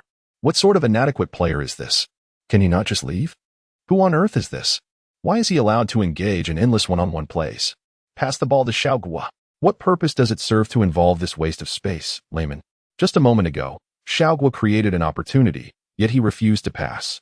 Is this not utterly absurd? Is he encountering a ball hog? Poor Xiao Guo. Our focus shifts back to the Thomas Mack Center. For the Trailblazers, morale has taken a significant hit, all stemming from Layman's missed shots and blunders. The small guard and another power forward dare not voice their concerns. Yet Swanigan is visibly displeased, striding toward Layman to confront him. Just 2 steps into his approach, Guiyang catches up, grabbing him firmly. The game has only just begun. Do not rush. This is utterly outrageous. Does he think he is a superstar? Last year's second round, 47th pick, and he dares to engage in such incessant one-on-one play? Swanigan mutters in frustration. Besides, you created opportunities just now. He is deliberately refusing to pass to you. He likely perceives that Layman and Harkless share a good rapport. Perhaps seeking this opportunity for petty revenge, especially considering that their positions overlap, Layman's presence could relegate him to the role of a mere water cooler attendant. Therefore, Layman is reluctant to offer him any chances to shine. Nonetheless, basketball is a team sport involving 5 players, should Layman persist in this manner. Even if he and Swanigan remain silent, the coach will certainly intervene. In the Summer League, even the top draft pick is not permitted to indulge in such mindless isolation plays and mishandlings. Hence, Guiyang appears remarkably composed, calmly stating, "Just pass me the ball directly when the time comes." Swanigan casts a resentful glance at Layman in the distance before nodding in agreement. The game continues. During the baseline serve by Swanigan, Layman did not come over to request the ball, allowing Guiyang to smoothly advance it forward. However, as Guo approached the arc, Layman unexpectedly reached out for the ball again. Naturally, Guo ignored him, while Swanigan promptly prepared to set a screen. Before the screen could arrive, Jackson suddenly intensified his defensive pressure, launching a frantic pursuit. As the 4th overall pick, his defensive instincts were remarkably sharp, nearly intercepting the ball. Fortunately, Guo managed to maintain control in the end. Now, Layman had dashed behind Guo, signaling him to pass the ball quickly. Guo immediately opted to pass, but not to Layman. Instead, he directed it to the small guard positioned at a 45-degree angle on the left. At that moment, Swanigan's screen arrived, effectively blocking Jackson. Seizing the opportunity, Guo sprinted towards the paint, knowing that if the small guard could get the ball in, it would create a scoring chance. Witnessing this, Layman grew increasingly anxious, shouting at the small guard, "Hurry up and give me the ball." The small guard made the correct decision at that moment, completely disregarding Layman, and directly fed the ball into the paint. Guo received the basketball, and facing the incoming defense from Bindle, he did not hesitate. He took off. Bindle, initially contemplating whether he would achieve his second block of the game, soon realized in midair that Guo had soared above him. His leaping ability and explosiveness were already average, and it was too late for him to attempt a foul. Thus, he could only watch as Guo, with a powerful swing of his arm, emphatically slammed the ball into the hoop. What an emphatic dunk! Guiyang's first score in the Summer League came in such a spectacular fashion. Oh well. Who said the Trailblazers' 10th pick was ineffective? This dunk was marvelous. Who would have thought this young lad from Longwood could leap like that? I had assumed he was merely an average player. His physical gifts are commendable, but whether he truly deserved the 10th pick remains uncertain. After all, one dunk is hardly a cause for astonishment. The NBA is filled with aerial feats, isn't it? The audience, after a brief gasp, returned to calmness. On the court, Swanigan and the small guard could not contain their cheers, while Layman wore a sullen expression. As for Bindle, he stared at Guiyang in disbelief. "You really are something." Guo smiled and turned to return to defense. At that moment, Bindle recalled Guo's words before the match began about seeking revenge for being dunked on in the past. He had thought it was merely a jest, yet here was Guo, truly following through. In the NBA, he often found himself relegated to the role of a backdrop for dunks. Little did he expect that the Summer League would be no different. The game continued. In the Suns' offensive sequence, Jackson held the ball at the arc. Bindle prepared to set a screen, but Jackson glanced at Guo and waved Bindle off, signaling him to clear out for a one-on-one. The 4th overall pick against the 10th? This promised to be intriguing. Surely, the young lad from Longwood would be outpaced, right? Jackson's dribbling is quite impressive among small forwards. His highlight reel from the NCAA was nothing short of spectacular.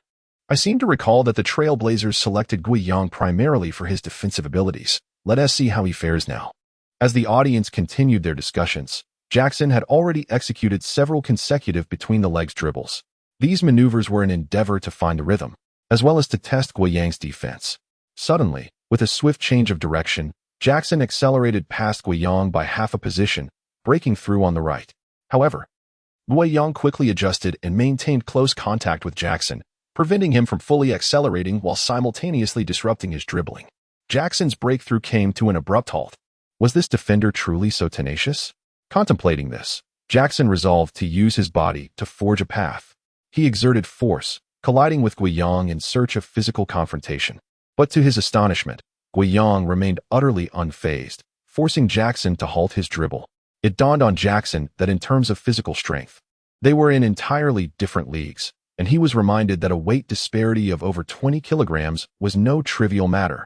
Having signaled for an isolation play, he now found himself compelled to cease his dribble. Jackson was enveloped in embarrassment, yet unwilling to concede.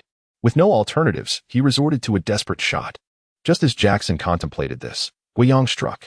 With surgical precision, he cleanly intercepted the ball and immediately passed it to the point guard, who accelerated the transition, initiating the Trailblazers' fast break. In the front court, a 3-on-2 opportunity materialized, with Layman finding himself wide open on the right side. Already extending his arms to receive the ball, the point guard initially hesitated to pass, but upon noticing Guiyang being closely guarded by Jones beneath the basket, he reluctantly passed to Layman. Layman stood in a 3-meter radius with no one near him, completely unmarked. He even took a moment to aim before releasing his shot. However, the moment he shot, it veered wildly, striking the front rim. Jones, renowned for his remarkable jumping ability at 17 meters, one of the NBA's most notable leapers, sought to secure the rebound. Yet, Guiyang skillfully positioned himself, denying Jones any chance to leap. Instead, Guiyang lightly sprang up, extending his hand to deftly tip the ball into the basket. Could it be that Jones was outmatched by a rookie? Had his entire year in the NBA been in vain? One could hardly blame him. The stark contrast in their physiques left him feeling helpless. Nevertheless, in this exchange of offense and defense, the performance of the young player from Long seemed rather impressive. He displayed commendable skills in single coverage against Jackson, coupled with that follow-up basket, truly a standout moment. Originally, many spectators had come to watch the 4th overall pick, Jackson, but now their attention had begun to shift toward Guiyang.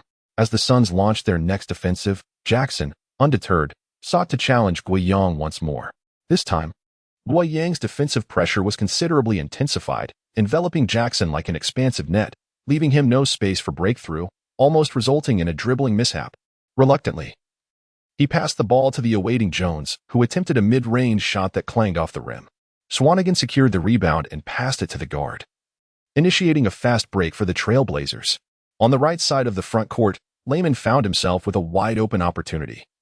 Yet this time the guard refused to pass him the ball, opting instead to deliver it into the paint. Guiyang received the pass, took a strong step, and collided with Jones, who leaped in an attempt to block. Poor Jones, at a mere 86 kilograms, could hardly withstand such physicality. He was sent tumbling in midair, his defensive posture utterly compromised, creating ample space. It was then that Guiyang elevated for a layup, confidently sinking the ball into the net. The score stood at 6-6, as Guiyang single-handedly orchestrated a 6-0 offensive surge, leveling the game. Next, Jackson stubbornly persisted in isolating Guiyang. Finally, he managed to take a shot, an audacious step-back jumper that veered off course and missed. Jackson indeed showcased impressive prowess in the NCAA, appearing to be a versatile player, initially poised to dominate the Summer League. Alas, he encountered Guiyang, whose defensive efficiency ranked among the top 3 in European leagues over the past 2 years. Right in his first game, before the system was officially activated, Guiyang's ticket to the European League was his exceptional defensive capability, often matching up against the opponent's top perimeter players. His statistics may not shine, but they fail to encapsulate his one-on-one defensive prowess. As the Trailblazers continued their offense, Layman persistently sought the ball on the right side. The guard, however, completely disregarded him, feeding the ball to the left low post where Guiyang had already established position. It was evident to any observer that the Trailblazers' offensive strategy was singular: feed Guiyang the ball. With his back to the basket, Guiyang remained composed, not rushing to initiate, while Jackson was behind him, eager for the challenge. "Aren't you fond of isolating me? Allow me to return the favor." His teammates, Understanding the unspoken cue cleared the area of any approaching Suns defenders, setting the stage for Guiyang's one-on-one moment. Despite previous offensive setbacks, Jackson's confidence remained largely unshaken, even tinged with excitement, for his defense had been commendable. His draft prototype was none other than Jimmy Butler, ranking among the top 5 in league toughness. Guiyang's ball handling and isolation might be deemed ordinary, particularly in low-post scenarios. Yet, did he truly need to engage in more intricate maneuvers at this juncture? He simply leaned back, using his weight to overpower Jackson. Jackson was not entirely defenseless, but ultimately he found himself at a disadvantage. He watched helplessly as Guiyang gradually infiltrated the paint, pivoted, and engaged him in a physical confrontation, rising for a layup with his left hand. Not only did Jackson fail to block the shot, but he also could not muster significant defensive disruption, as he helplessly witnessed the ball drop through the net. Those 2 points were scored right over him, leaving a scar on his psyche. Is this the 10th pick? His defense is superior, and now he can overpower me on offense? At this moment, Jackson began to question his existence, specifically pondering whether there was something amiss with this draft event. From his first-hand experience of facing off against Guiyang on both offensive and defensive fronts, he felt utterly overwhelmed. It was precisely due to this play that the Trail Blazers surged ahead, leading 8-6. The young talent from the Dragon Country was indeed impressive. His abilities were visibly remarkable. Jackson seemed to have been thoroughly outmatched, having scored 8 consecutive points. Wasn't he supposed to be merely a defender? The Trail Blazers displayed commendable judgment in their draft choices, as Guiyang was clearly exceeding the expectations for a late first-round pick. Should I remind everyone that this is merely a summer league, and thus his performance may not be indicative of future potential? Yet, he was matched up against the 4th overall pick, which raises the possibility that Jackson might be a bust. The spectators in attendance began to slowly take notice of Guiyang and his name. As the game progressed, the Trail Blazers steadily extended their lead, leaving the Suns coach with no choice but to call a timeout. "Layman, take a breather," the coach instructed from the bench. "When the substitutions come, you'll lead the second unit." Though the coach spoke little else, his demeanor was unmistakably clear. "Layman, you weren't playing well. And the fact that I didn't call a timeout to pull you from the game is already a courtesy." Consequently, the once domineering player of the early game, Jack Layman, finally acquiesced, nodding and settling into a corner while stealing glances at the coach, not out of concern for the strategies being discussed, but rather to observe Guiyang. This young man was performing exceptionally. Surely, it was just a temporary feat? Layman murmured to himself, "If this continues, what playing time will I have next season?" Unbeknownst to him, others were contemplating the very concern he harbored. In a nondescript corner of the stands sat Trail Blazers head coach Stotts and general manager Alshi. Today, they had come to observe the game, unbeknownst to the Summer League team, which is why they occupied such an inconspicuous spot, intently assessing Guiyang, Swanigan, and Layman's performances. Alshi was thoroughly impressed with Guiyang's display, lavishing praise upon him. "Look at his defensive instincts. He doesn't leap easily. His rebounding positioning is quite impressive. His physicality is outstanding. Who says he isn't worthy of our 10th pick?" On the other hand, Coach Stotts maintained a more composed demeanor, his gaze fixed on Guiyang on the bench. Nevertheless, he offered a measured critique, stating, "From just a few minutes of performance, we can't deduce too much. But Layman is indeed not worth developing. I might need to find a way to trade him." Alshi concurred, stating, "He's a mindless player, daring to play recklessly on the court. Even in a summer league, he lacks the right to do so." As the timeout concluded, the game resumed. If Guiyang had been the catalyst for the Trail Blazers' initial lead, now a second player was poised to emerge. With Suns Bender resting, their interior defense was incapable of containing the substantial physical presence of Swanigan. He showcased a series of dominant post plays and electrifying dunks, propelling the Trail Blazers to a 7-0 offensive surge. The score gap gradually widened. As the game reached the latter half of the third quarter, it swiftly descended into garbage time, with the Trail Blazers boasting a lead exceeding 20 points.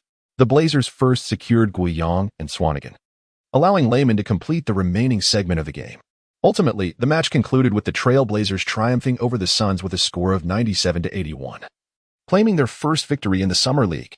The Suns' 4th overall pick, Jackson, played for 27 minutes, amassing 21 points, 6 rebounds, and 5 assists, which appears commendable. However, his shooting accuracy fell below 30%, accompanied by 5 turnovers. On the Blazers' side, Swanigan contributed 18 points and 12 rebounds in 23 minutes, while Guiyang delivered a comprehensive performance in 21 minutes, recording 16 points, 5 rebounds, 1 assist, 4 steals, and 1 block, showcasing an impressive shooting percentage of 80%. Those who witnessed the game recognized that Guiyang effectively suppressed Jackson on both ends of the floor. More importantly, his presence was profoundly felt on the court, as 4 of his 5 rebounds were offensive boards. This was not merely a testament to his rebounding prowess, but rather a result of his sheer tenacity. At this moment, General Manager Alshi was beaming from the stands. Was the 10th pick not worth it? This is the forward we've been seeking. Coach Stotts cast a glance at him. This is merely the Summer League. It holds little reference value. It's just slightly above NCAA level. Not even comparable to the G League. Though he spoke thus, a flicker of surprise danced in his eyes. General Manager Alshi remarked with fervor, his potential surely exceeds that of Harkless and Aminu. I wonder how he will pair with Lillard. Are you suggesting he starts?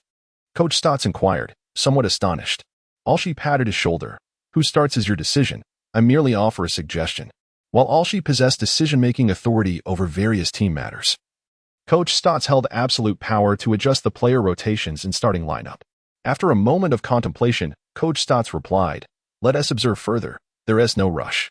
However, I can assure you that when training camp commences, he will compete fairly with Harkless for the starting position.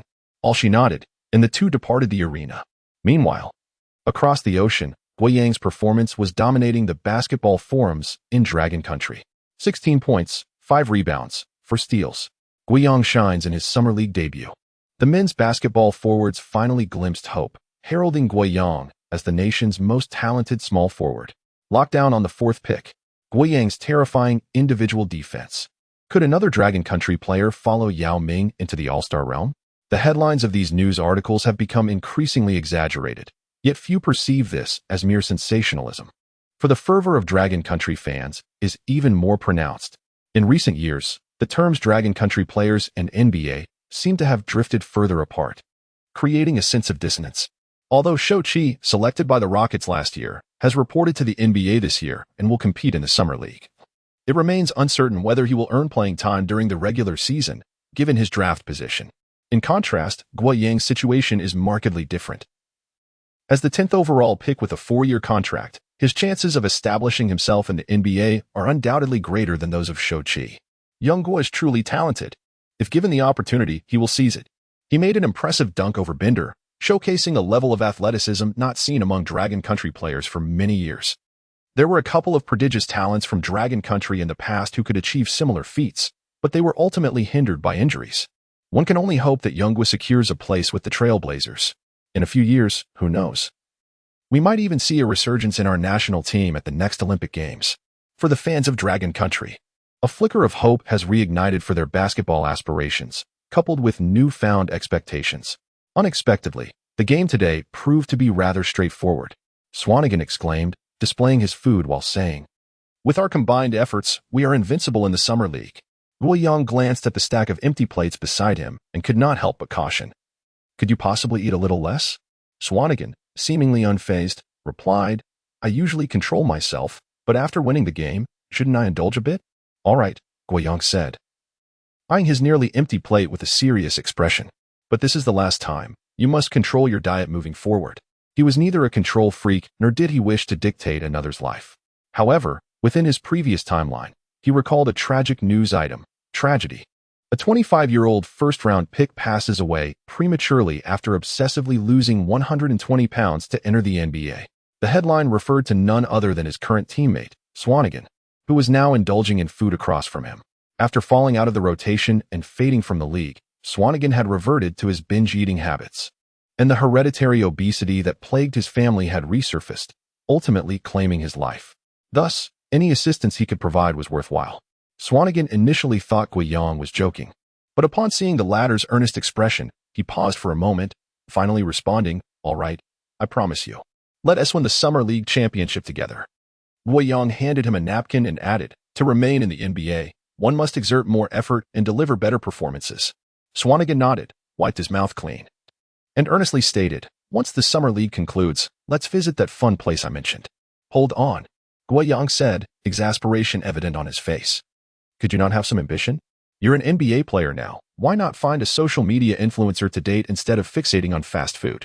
Before he could finish, He stood up and walked away.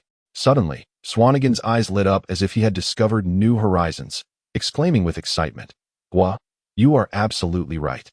I'm going to message her right now and ask how much it costs." Gua Yang. Did he not hear the part about dating? But he was too tired to argue further and simply headed to the elevator, returning to his room for some much-needed rest, as there was another game the following day. The Summer League is indeed quite intense, with a packed schedule. To secure the championship, Gua Yang must maintain peak condition for each match. Meanwhile, in an executive suite on the top floor of the hotel, General Manager Alshi was attending to team-related matters on his computer when his phone suddenly rang. Alshi glanced at the unfamiliar number. However, given the confidentiality of his phone number, he rarely received unsolicited calls, so he swiped the screen to answer it. "Mr. Alshi, how have you been lately?" A calm, mid-aged man's voice emanated from the other end, somewhat familiar, as if he had heard it before.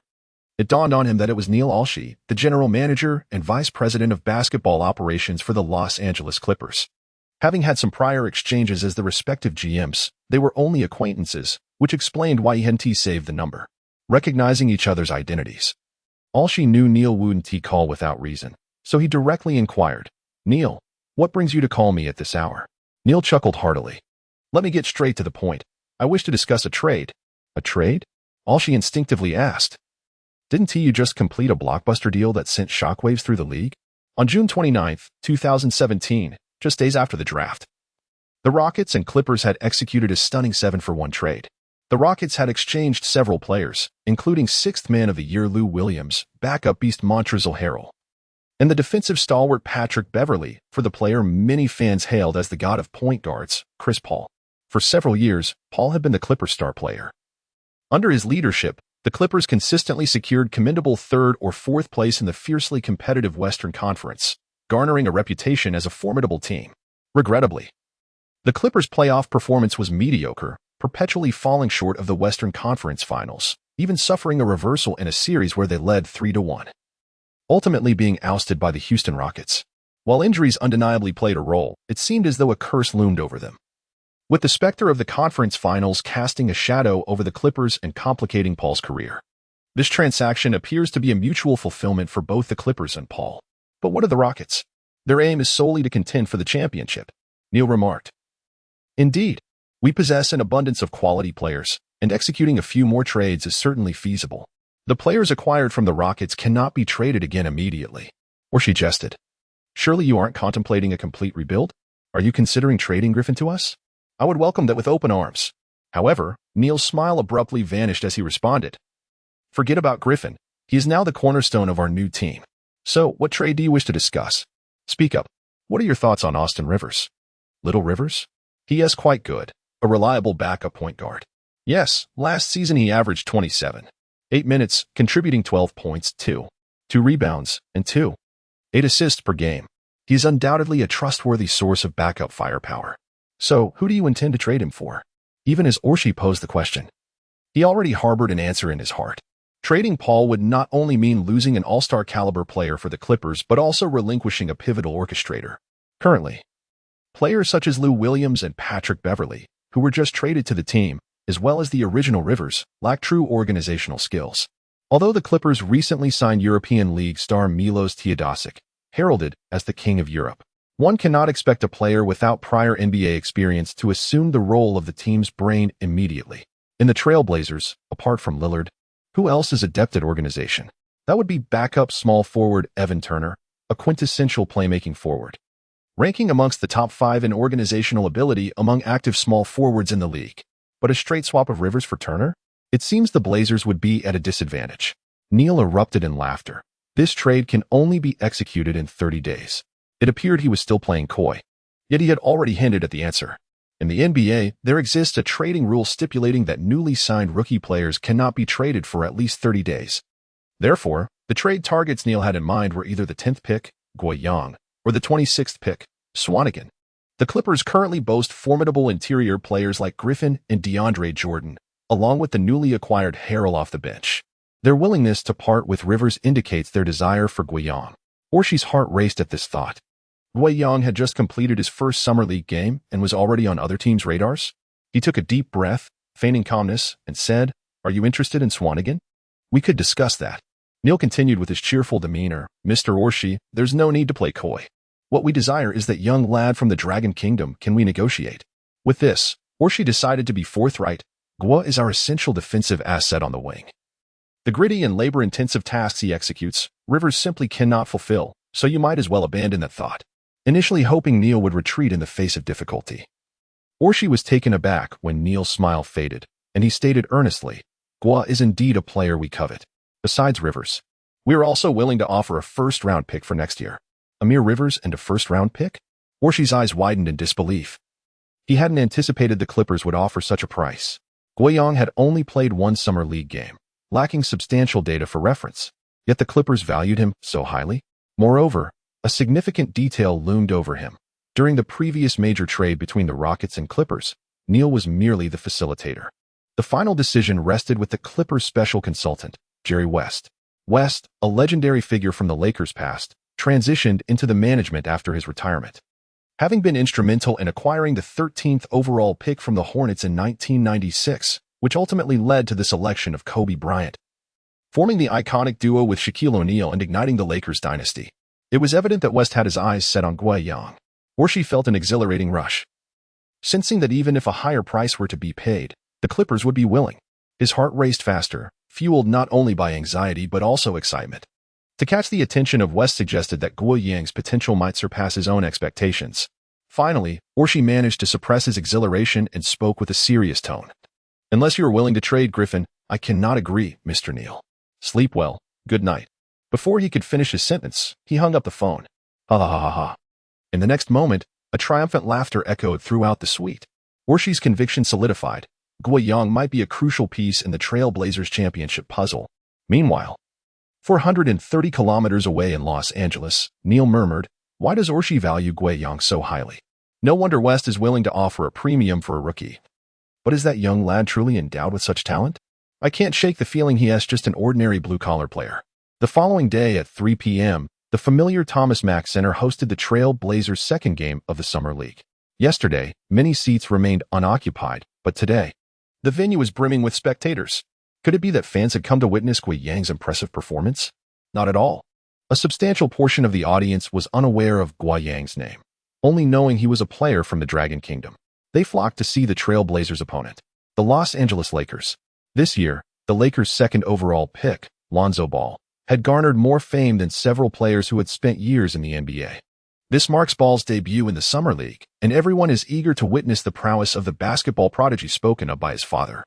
While the audience may primarily focus on the second overall pick, Guiyang is acutely aware that this Lakers Summer League team boasts other talents, including the 27th overall pick Kyle Kuzma, the 30th pick Josh Hart, and last year's undrafted player Alex Caruso.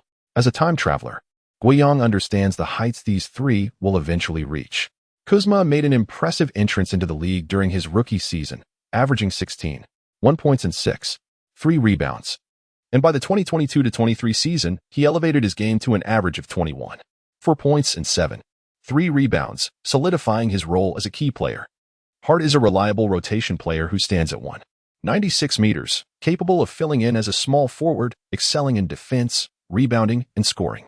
As for Caruso, he is a remarkably inspirational figure, rising from being undrafted to a vital rotation player for the Lakers, earning the nickname the Bald Mamba through sheer determination, and securing a 4-year, $37 million contract with the Bulls in the summer of 2021. Winning today's game is no small feat. Guiyang glanced across the court and noticed a dapper player in a number 0 jersey, sporting a buzz cut, engaged in conversation with Ball. The former wore a radiant smile, while the latter remained impassive. Are you worried about Ball?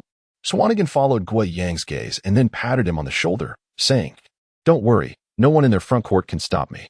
Guiyang returned his gaze, nodding in agreement. Then you must perform exceptionally. He knew Swanigan was not boasting. His memory recalled Swanigan's outstanding performances in this summer league, consistently achieving 2010 stats, as evidenced in the previous game. However, his concern was not with Ball, but rather with the strikingly handsome and talented Kuzma. A brief recollection reminded him that Kuzma had been the standout player for the Lakers in the summer league, leading the team to victory and earning the MVP title, transforming from an unknown into a basketball star in Los Angeles in just 1 month, while the performances of the other three, including Ball, could only be described as mediocre. I hope that brother can keep up with him, Guiyang sighed, glancing at his starting power forward. Before long, the starting players from both teams took to the court. Shaking hands as the game commenced, Swanigan effortlessly leaped to secure possession, while the point guard methodically advanced the ball into the front court. The point guard hesitated to initiate a play, instinctively glancing at Lehman, sensing he might demand the ball. However, Lehman had no such intention. Instead, he moved towards Guiyang, positioning himself to set an off-ball screen. This unexpected development caught Guiyang by surprise. Without hesitation, he utilized the screen to shake off hard, cutting towards the paint. The point guard noticed Guiyang's movement, his mind already calculating the forthcoming pass. But before he could react, Ball intervened. With a swift motion, he stripped the ball away, swiftly launching a long pass. Caruso confidently received it near the three-point line, seizing a 1-on-0 opportunity, accelerating toward the unguarded basket, and executing a two-handed dunk. Truly, the second overall pick showcased his exceptional defensive and passing abilities from the outset. What a splendid pass! As the white player approached the three-point line, the ball arrived in his hands seamlessly. Such innate passing talent is indeed a gift, one that cannot simply be cultivated through hard work. It is rumored that his offensive skills are average, particularly in shooting. Perhaps the Lakers have chosen a player akin to Rondo? Achieving Rondo's caliber would be quite commendable, considering he is a championship member. The audience's cheers did not elicit any change in Ball's expression, not even a flicker of emotion in his eyes. He merely exchanged a brief high-five with Caruso upon his return from the dunk. Observing this, Swanigan couldn't help but comment softly. I didn't realize this second overall pick could be so aloof. Once I dominate the paint, let's see if he maintains that demeanor. Guiyang couldn't suppress a smile at this remark, as he found it amusing. Ball was not merely putting on a FA day, he was truly expressionless. On the court, he maintained a consistent demeanor, revealing no joy, anger, or sorrow, regardless of whether he scored, dunked, or committed a turnover. It seemed entirely unrelated to him. Even when teammates clashed with opponents, he would return to the bench with an indifferent expression. It would not be an exaggeration to say he could become the most expressionless player in the NBA. Naturally, other players might interpret such demeanor as an act. Let us see if you can dominate the paint first. Guiyang suppressed his laughter, patting Swanigan's shoulder. The game continued, with the Trailblazers on the offensive. This time, the diminutive guard exhibited considerably more caution in his ball handling than before. However, at this moment, Ball displayed no intention of making a move. Swanigan proactively stepped in to set a screen, which allowed the guard to evade Ball's defense and surge toward the vicinity of the free throw line. Simultaneously, in the right corner, Lehman executed an off-ball screen for Guiyang, which, although not entirely obstructing Hart, granted Guiyang yet another opportunity to cut into the paint. This time, the diminutive guard delivered the ball with precision into Guiyang's hands. Guiyang received the pass, took a step, evaded the defensive Kuzma, maneuvered to the left side beneath the basket, and rose to execute a reverse layup off the backboard with finesse. A splendid play. The exhilarating cheer did not emanate from the sidelines, but rather from the court, where Lehman stood. Guiyang and Swanigan exchanged glances, both pondering. Has the sun risen from the west today? Just a game prior, Lehman had embodied the quintessential team tyrant, his demeanor unflatteringly grim, yet astonishingly, within a day's time. He now appeared remarkably subdued. Even more astonishingly, within the span of 2 brief possessions, he had set 2 off-the-ball screens for Guiyang. Lehman, noticing the gaze of Guiyang and Swanigan, offered an awkward smile before immersing himself in the defensive effort. Guiyang and Swanigan shared a look, each perceiving the other's confusion and bewilderment. However, they chose not to dwell on it, prioritizing their focus on the game at hand. On the sidelines, the Trailblazers coach observed Lehman's unexpected performance with a nod of approval, quietly reflecting, "It's fortunate that you took my words to heart. Otherwise, you would be in quite a predicament." Indeed, the stark contrast in Lehman's behavior stemmed from his recent admonishment. The management's intentions were crystal clear. Guiyang was to be nurtured as a key player, and wasn't it said that Lillard held high hopes for him? How could Lehman dare to act in such a manner during the last game? Truly, he seemed to possess skill without wisdom. Upon hearing the term management, Lehman recalled Lillard's prior support for Guiyang, and suddenly everything clicked into place. Should he continue on his reckless path, it would not simply mean watching the new season from the sidelines. He could very well be traded or even bought out entirely. Thus, he resolved to commence playing earnestly from this game forward, to exert himself on the court, and to play for Guiyang. Returning to the court, the Lakers initiated an offensive possession. Despite possessing a physical advantage, Ball opted against isolating, instead executing a pick-and-roll strategy, passing to Hart after navigating the screen, and then relaying the ball to Kuzma stationed at the right corner. The Trail Blazers power forward had lost track of his assignment. This was an opportunity. Kuzma decisively launched a three-pointer, piercing through the net. Following the basket, he not only displayed the three-point gesture with his right hand but also waved exuberantly at his defender. A broad grin plastered across his face. If Ball was the epitome of stoicism, Kuzma was the embodiment of flamboyance. Guiyang unconsciously furrowed his brow. Is he about to commence? In the ensuing possessions, Swanigan dominated the paint, rendering the opposing center utterly ineffective, consistently scoring and drawing fouls. Meanwhile, the Lakers' offense flowed seamlessly, maintaining an exceptionally high shooting percentage. As the first quarter approached its midpoint, the score stood at 11-17. With the Trail Blazers trailing by 6 points, the Lakers continued their offensive sequence. The Trail Blazers' defense was remarkably effective this time, preventing the Lakers from executing their plays. Ultimately, the ball found its way to Kuzma at the high post on the right side. With time dwindling, Kuzma made a swift dribble and decisively launched a mid-range shot. The two-point shot, executed under pressure, finds its mark with unwavering precision. Splendid. This play was truly an impressive display of skill. He has surely amassed 7 points by now. Does he not? It appears that the Lakers' fortunes from this year's draft extend beyond just Ball. Being an older rookie, it is only natural for him to exhibit a stronger scoring ability. Regardless of his age, the confidence he exudes is commendable. It seems that Randall's starting position with the Lakers is now somewhat precarious. Through his remarkable performance, Kuzma has already etched a memorable impression in the minds of the spectators. It was precisely this basket that widened the gap to 8 points, prompting the Trail Blazers to immediately call for a timeout. "Coach, allow me to defend Kuzma," Guiyang declared as he approached the sidelines. He should be the most formidable scoring threat for this Lakers team. The coach nodded in agreement, as it resonated with his own thoughts. Given that Kuzma occupies the power forward position, the Trail Blazers have also made adjustments to their lineup, with Guiyang stepping in as the makeshift power forward. For Guiyang, this posed no significant challenge. During the European League, he frequently oscillated between the 3 and 4 positions and had developed his own insights into low-post defense. Meanwhile, Kuzma received praise from the Lakers coach, who even devised several isolation plays for him, causing Kuzma's smile to shine ever brighter. It seemed that today he intended to steal the spotlight. Kuzma playfully patted Ball on the head, saying, "I hope you don't mind, ha ha ha." He possessed an affable and gregarious nature, while Ball simply nodded silently, maintaining his stoic expression. Soon, the timeout concluded, and the game resumed. The Trail Blazers' planned offensive strategy fell through, but fortunately, a small guard managed to sink a three-pointer with the assistance of a screen, stemming the tide of the game. Turning back, it was the Lakers' turn to attack. Kuzma maneuvered to the top of the arc to receive the ball, preparing for an isolation play. Observing that the defensive player had switched, he remained unhurried to initiate his move. Is this the 10th overall pick from the Trail Blazers? He scrutinized Guiyang before him, contemplating the news that he had reportedly contained the 4th overall pick, Jackson, just the day prior. Kuzma had not watched the Blazers game against the Suns and had paid little attention. He only recalled the coach's pregame warning to be wary of Gua's defense. The coach's words echoed in Kuzma's mind, but he brushed them aside. Could he contain Jackson? Could he contain me? Kuzma had previously faced Jackson during their NCAA days, where he had thoroughly dominated him on the offensive end in both encounters. At that moment, Kuzma began to create space for his dribble, standing at 2.08 meters. His ball handling skills were quite impressive, one of the reasons he was a first-round draft pick. After a swift change of direction, he gathered himself, signaling an impending shot. Guiyang immediately rushed to defend, but unexpectedly, Kuzma hesitated slightly, then redirected his dribble to break through on the right side, having just executed a praying move. In an instant, Guiyang was thoroughly outmaneuvered.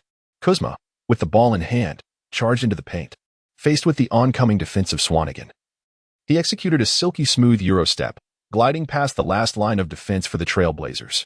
He gathered himself, leaping into the air with both hands poised to slam the ball into the basket. Should he be wary of Gua's defense?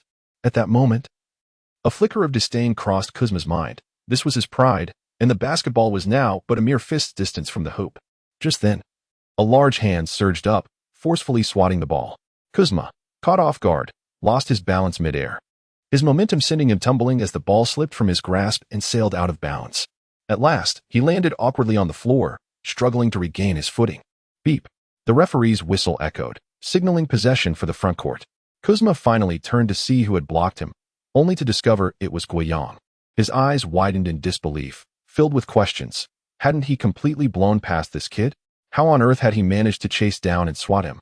Meanwhile, the crowd erupted in exhilaration. My word, that block was utterly merciless. Did that kid from Dragon Country just soar to make that play? If I'm not mistaken. That block nearly reached the rim. His dynamic prowess is truly terrifying. This play was Kuzma's attempt to showcase his skills. Had he opted for a lower layup, it would have at least resulted in a goaltending call rather than an outright rejection. Regardless, that block was a visual treat. On the court, Swanigan rushed over to high-five Guiyang, followed closely by Lehman, eager to join in the celebration. Guiyang, however, ignored Lehman, prompting Swanigan to cast a perplexed glance in his direction. Undeterred, Lehman exclaimed with unrestrained enthusiasm, "Gua, that block was magnificent." Well, fine. One should not strike a smiling face. Since Lehman had expressed such admiration, Guiyang obliged with a casual high-five. Swanigan, with a look of disdain, remarked, "Some people are just pathetic. Weren't you just hogging the ball yesterday?" Ha ha. Lehman merely chuckled awkwardly, offering no explanation, while Guiyang and Swanigan exchanged exasperated glances. Yet, Guiyang had no intention of holding a grudge against Lehman. Besides, Lehman had set a solid screen for him today and passed the ball, allowing bygones to be bygones. What mattered now was performing well on the court. The game resumed. The Lakers initiated play from the baseline, passing to Hart in the left corner, while Kuzma circled to the top of the arc, preparing to challenge Guiyang once more. However, Hart's intent was glaringly obvious. Guiyang anticipated the trajectory of the ball and intercepted it just before Kuzma could reach it. The Trailblazers seized the opportunity for a fast break, with the small guard pushing the ball swiftly up the court, passing to Lehman at the right arc. Although it was a prime opportunity for a three-pointer, Lehman refrained from shooting, instead lofting the ball into the paint for Guiyang. Positioned deep in the key, Gua faced the smaller defender Caruso, a classic mismatch opportunity. He took full advantage, powering through the contact to score with a left-handed layup. The Trailblazers had narrowed the gap to just 3 points, while the Lakers remained unfazed, with Kuzma gearing up for yet another attempt to go one-on-one. This time, he could not easily surpass Guiyang. The latter consistently maintained a half-step distance, denying him sufficient space for a shot, and he was unable to leverage his dribbling rhythm to find a breakthrough opportunity. After dribbling for over 10 seconds, he was left with no choice but to force a step-back three-pointer, which was disrupted by Guiyang at the moment of release, resulting in a miss that clanged off the rim and went out of bounds. Was that previous moment of evading him merely a stroke of luck? Kuzma couldn't help but murmur to himself, "I thought I would dominate in the summer league, yet I did not anticipate encountering such a formidable defender. What a stroke of misfortune." Fortunately, the Trailblazers' half-court offense also failed to materialize, allowing the Lakers to maintain a 3-point lead. This time, Kuzma refrained from seeking the ball for isolation plays. As a seasoned rookie, he has exhibited a level of maturity, resisting the urge to become overly fixated on a mere handful of plays, unlike Jackson, who persistently sought one-on-one opportunities. Kuzma has discerned the defensive prowess of Guiyang, which is at least comparable to that of an NBA rotation player. This time, he dutifully provided cover for Ball, who dribbled out to the left beyond the three-point line. Ideally, Guiyang should have switched to defend, yet he showed no inclination to move, instead choosing to shadow Kuzma.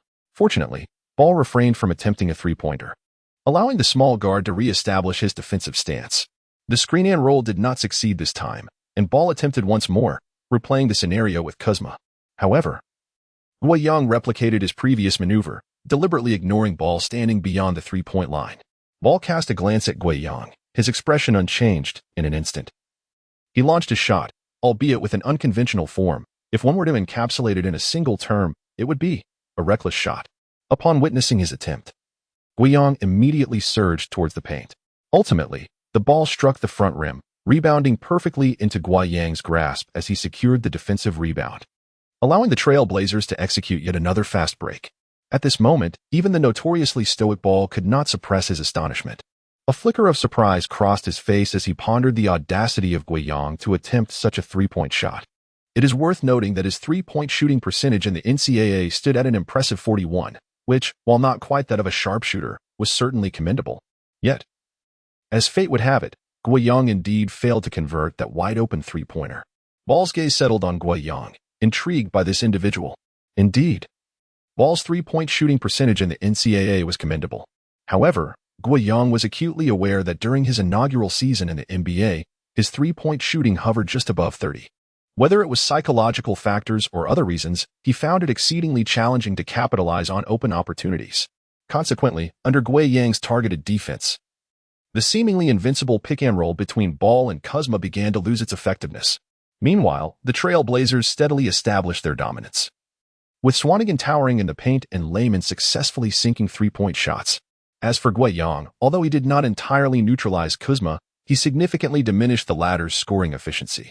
On the offensive end, Guo adeptly positioned himself to receive passes from his teammates, optimizing offensive space through off-ball movement and cutting to the basket to create opportunities for fouls. The goddess of victory appeared to gradually favor the Trail Blazers, and by the time the second half commenced, they had established a double-digit lead. Another offensive possession for the Trail Blazers unfolded. The point guard executed a pick-and-roll with Swanigan, who received the ball after the screen.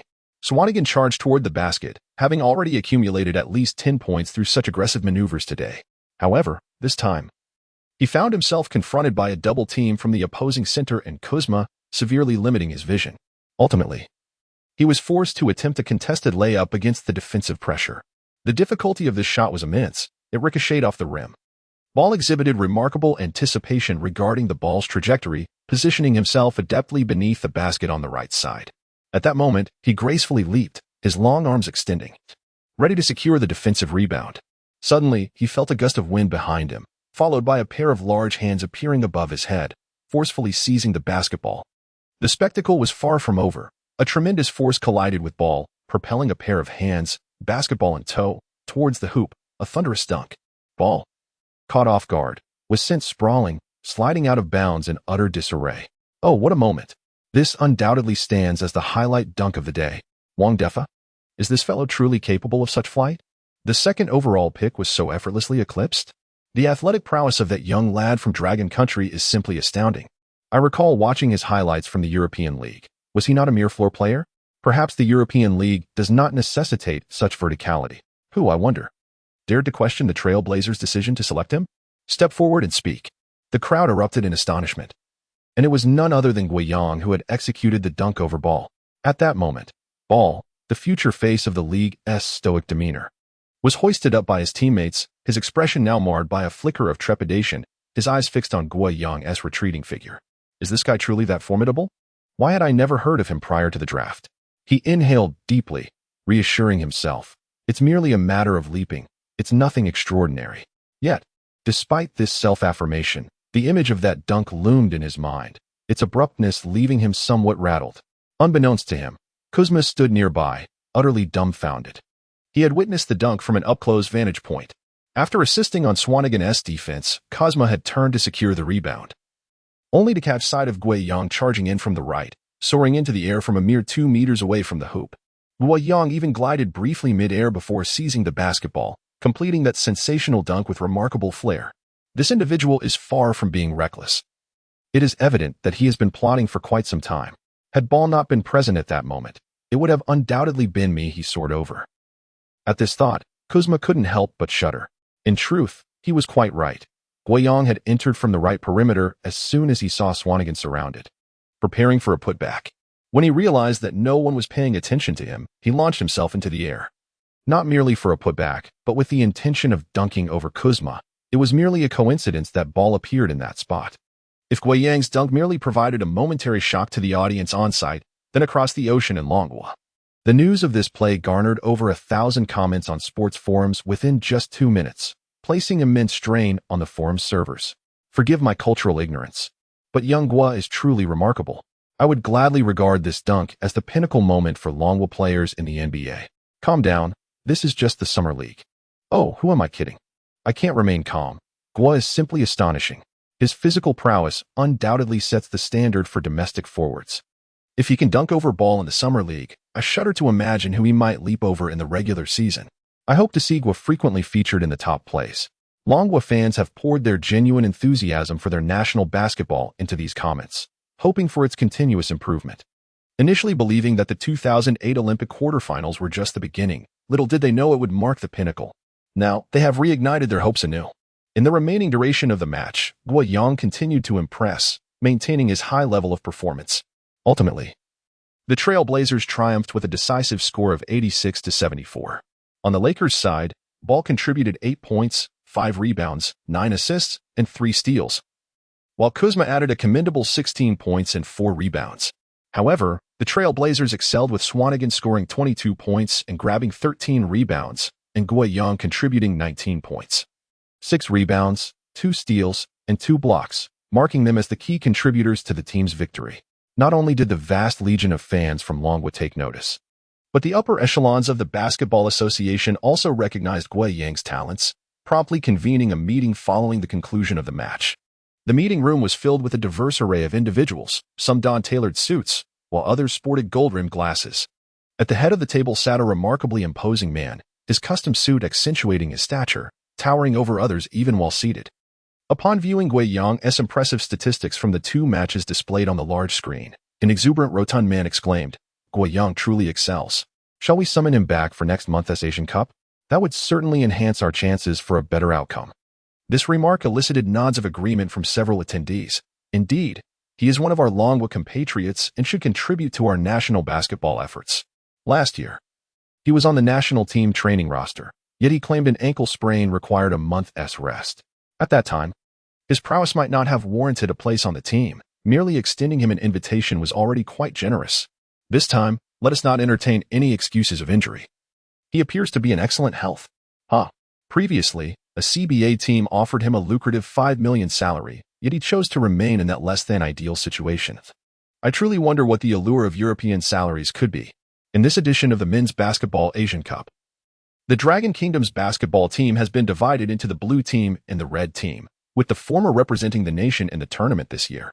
In terms of overall strength, the red team appears to possess greater prowess, boasting 2 second-round selections from the NBA draft last year, Shou Qi and DeWong, alongside the recent participation of Xiao Ding in the NBA's Orlando Summer League. Consequently, the blue team faces a formidable challenge in achieving commendable results. However, the emergence of Guoyang seems to provide a glimmer of hope for the Basketball Association officials. In the conference room, discussions erupted with fervor, and it appeared that Guoyang's participation in the Asian Cup had become an established consensus.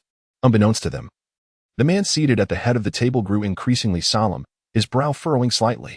Finally, unable to contain himself, he gently rapped the table. "Everyone, please quiet down and allow me a moment to speak." The chatter gradually subsided, and all eyes turned to him. This man, once an NBA All-Star and the star player for the Rockets, is also the elder statesman of the Dragon Kingdom's national team. Now serving as the leader of the Basketball Association, Yao Ming. He began to speak in a measured tone. "Guoyang has just entered the NBA and needs to train with his team over there. If he is to participate in the Asian Cup, we must consider his own perspective." However, before he could finish, a voice interjected with indignation. "Last year, we haven't even settled accounts regarding his feigned injury, and now we are expected to let him remain there for training?" Several others echoed in agreement. Indeed, Guoyang must return to compete in the Asian Cup. Otherwise, he can forget about joining the national team. With only a few days until the Asian Cup, how much time could it possibly delay him? They would even reimburse his travel expenses. What more could he want? Hearing these remarks, Yao Ming's expression darkened, and a trace of melancholy flickered in his eyes. Prior to his retirement, Yao had been fervently dedicated to representing the national team, a source of immense pride for him.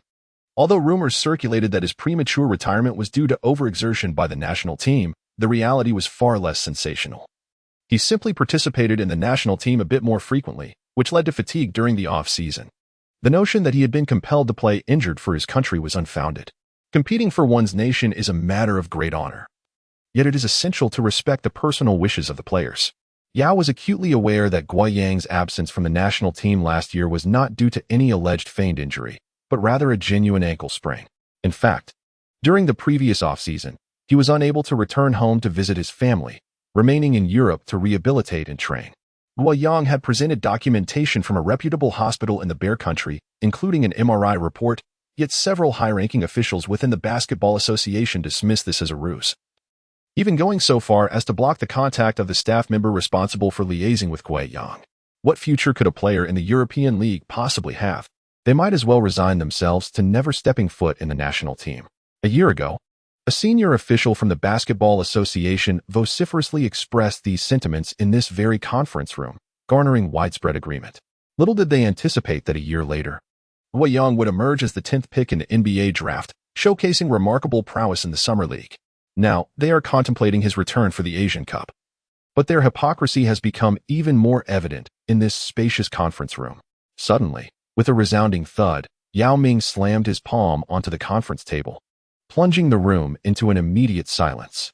In this hushed atmosphere, he refrained from speaking, his gaze sweeping slowly over the assembled members. The older officials met his eyes with unflinching resolve, while the younger ones averted their gazes, seeking refuge from his piercing stare. Let it not be forgotten that the leadership of the Basketball Association rests in my hands. There are matters that remain under my purview. After a prolonged pause, Yao finally spoke. There will be no call-up for Guo Yang for this Asian Cup. I shall personally invite him for the next World Cup. This statement carries significant weight and clearly articulates his resolute stance. At this point, even the older gentleman dared not utter another word, merely nodding in agreement. The uproar surrounding Guo Yang in the Asian Cup was thus quelled by Di Yao single-handedly. However, the protagonist, Guo Yang, remained entirely unaware of this development. Naturally, had he been informed, he would have refrained from attending the Asian Cup, still haunted by the unpleasant experiences inflicted by the Basketball Association the previous year. His immediate priority was to secure the championship in the Summer League and subsequently train diligently throughout the summer alongside Lillard. Following the Portland Trail Blazers' consecutive victories, Guo Yang and Swanigan gradually garnered some recognition as they strolled through the streets of Las Vegas, where people began to recognize them. In the upcoming third match against the Spurs, the Blazers achieved yet another effortless victory. In this game, Swanigan exploded with an impressive performance, scoring 25 points and securing 16 rebounds, while Layman contributed 17 points. Guo Yang, on the other hand, had a quieter outing, managing only 11 points and 5 rebounds. For him, the team's triumph took precedence over his individual statistics. Soon, the Blazers were set to face their fourth match of the Summer League, the final contest before the rankings, against the Philadelphia 76ers. The 76ers, through their endeavors last season, had successfully secured the first overall pick and selected Fultz.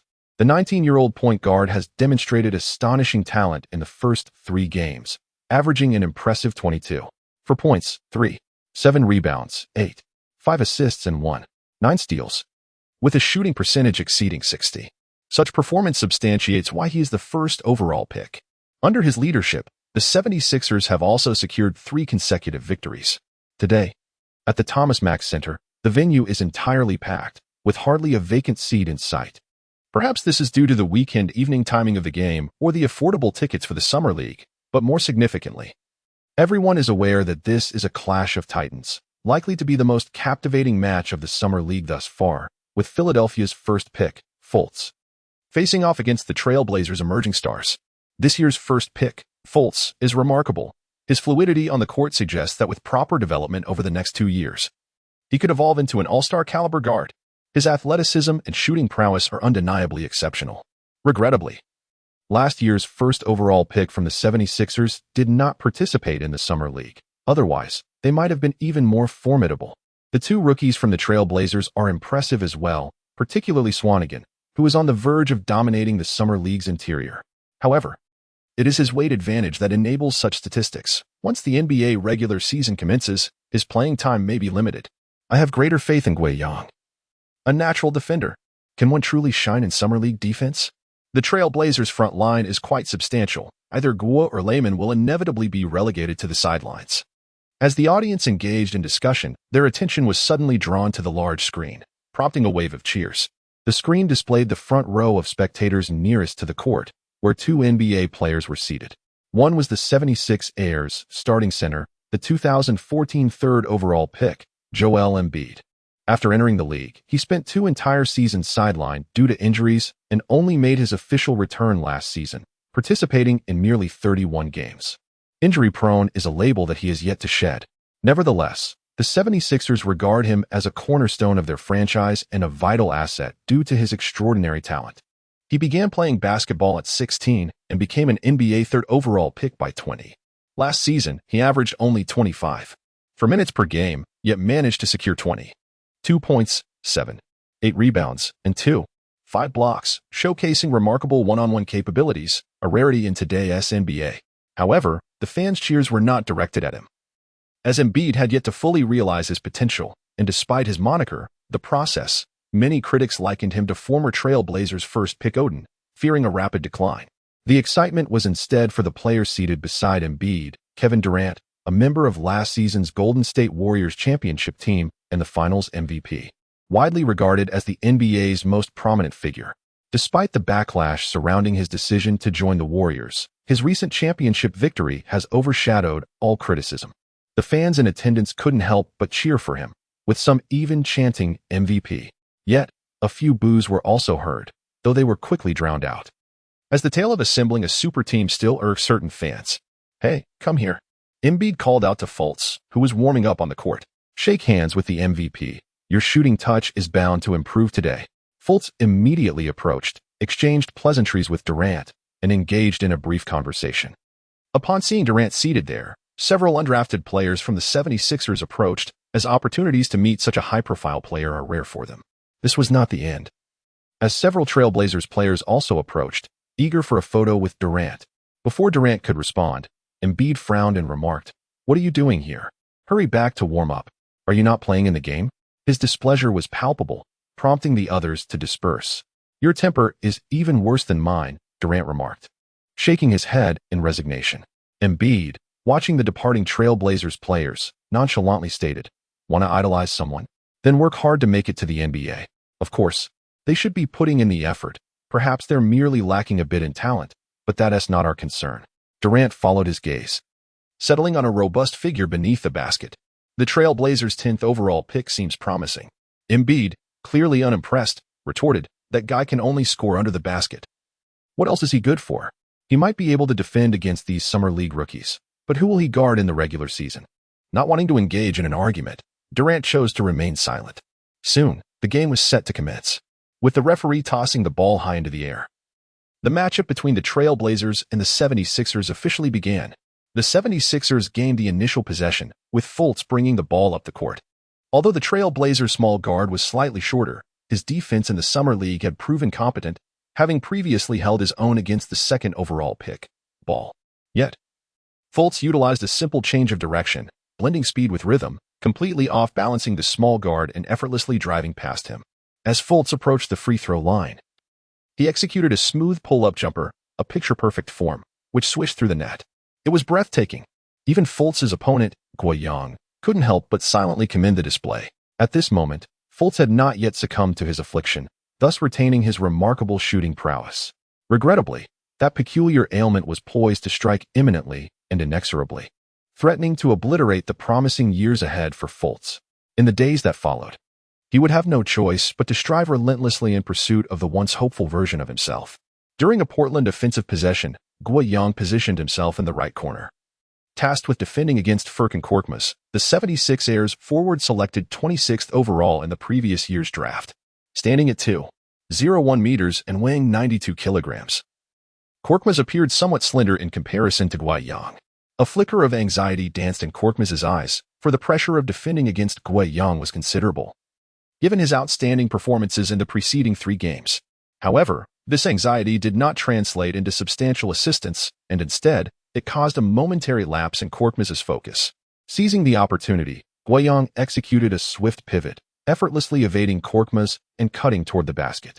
Inside the paint, Swanigan had effectively sealed off the 76ers center, while the small guard at the arc delivered the ball to Guoyang. Receiving the pass, he took a step, presenting himself with an open shot at the basket. Guoyang leaped into the air, prepared to execute a straightforward two-handed dunk. Yet as he soared, he suddenly noticed Fultz had inexplicably darted into the lane and was now airborne, intent on contesting the shot from the side. Astonishingly, Fultz's vertical leap was remarkable. A mere glance revealed to Guoyang that Fultz's head had already surpassed his own. Faced with the choice of continuing his dunk attempt, Guoyang was confronted with the likelihood of either a spectacular posterization or, more likely, being blocked. To play it safe, Guoyang executed a mid-air pump fake, gliding past the rim and narrowly evading Fultz's challenge. However, switching to his left hand for a reverse layup proved too challenging, resulting in the ball ricocheting off the rim. Swanigan and the opposing center were engaged in a fierce battle for position, both vying for the rebound, thus granting Guiyang a second chance. Upon landing, he sprang back into action, snatching the rebound and, despite Fultz's close defense, managed to rise up once more, powering through the contact to score. The whistle blew, signaling the basket counted, and it was an and one. Guiyang had drawn a foul from Fultz, earning an additional free throw opportunity as he approached the charity stripe. The arena echoed with boos from numerous fans clad in Fultz's jersey, yet Guiyang remained undeterred, confidently sinking the free throw.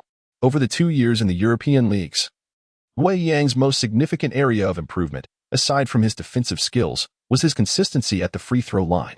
In that league, even centers devoid of shooting skills were subjected to regimented free throw training, as it represented the simplest and most reliable means of scoring. Maintaining proficiency at the free throw line was a fundamental expectation in European basketball. As the 76ers launched their offensive, the small guard heightened his defensive vigilance, now acutely aware of the formidable threat posed by Fultz. This time, Fultz was unable to maneuver past his opponent, yet merely 2 seconds later, he executed a sudden pivot while controlling the ball, leaving the diminutive guard trailing behind.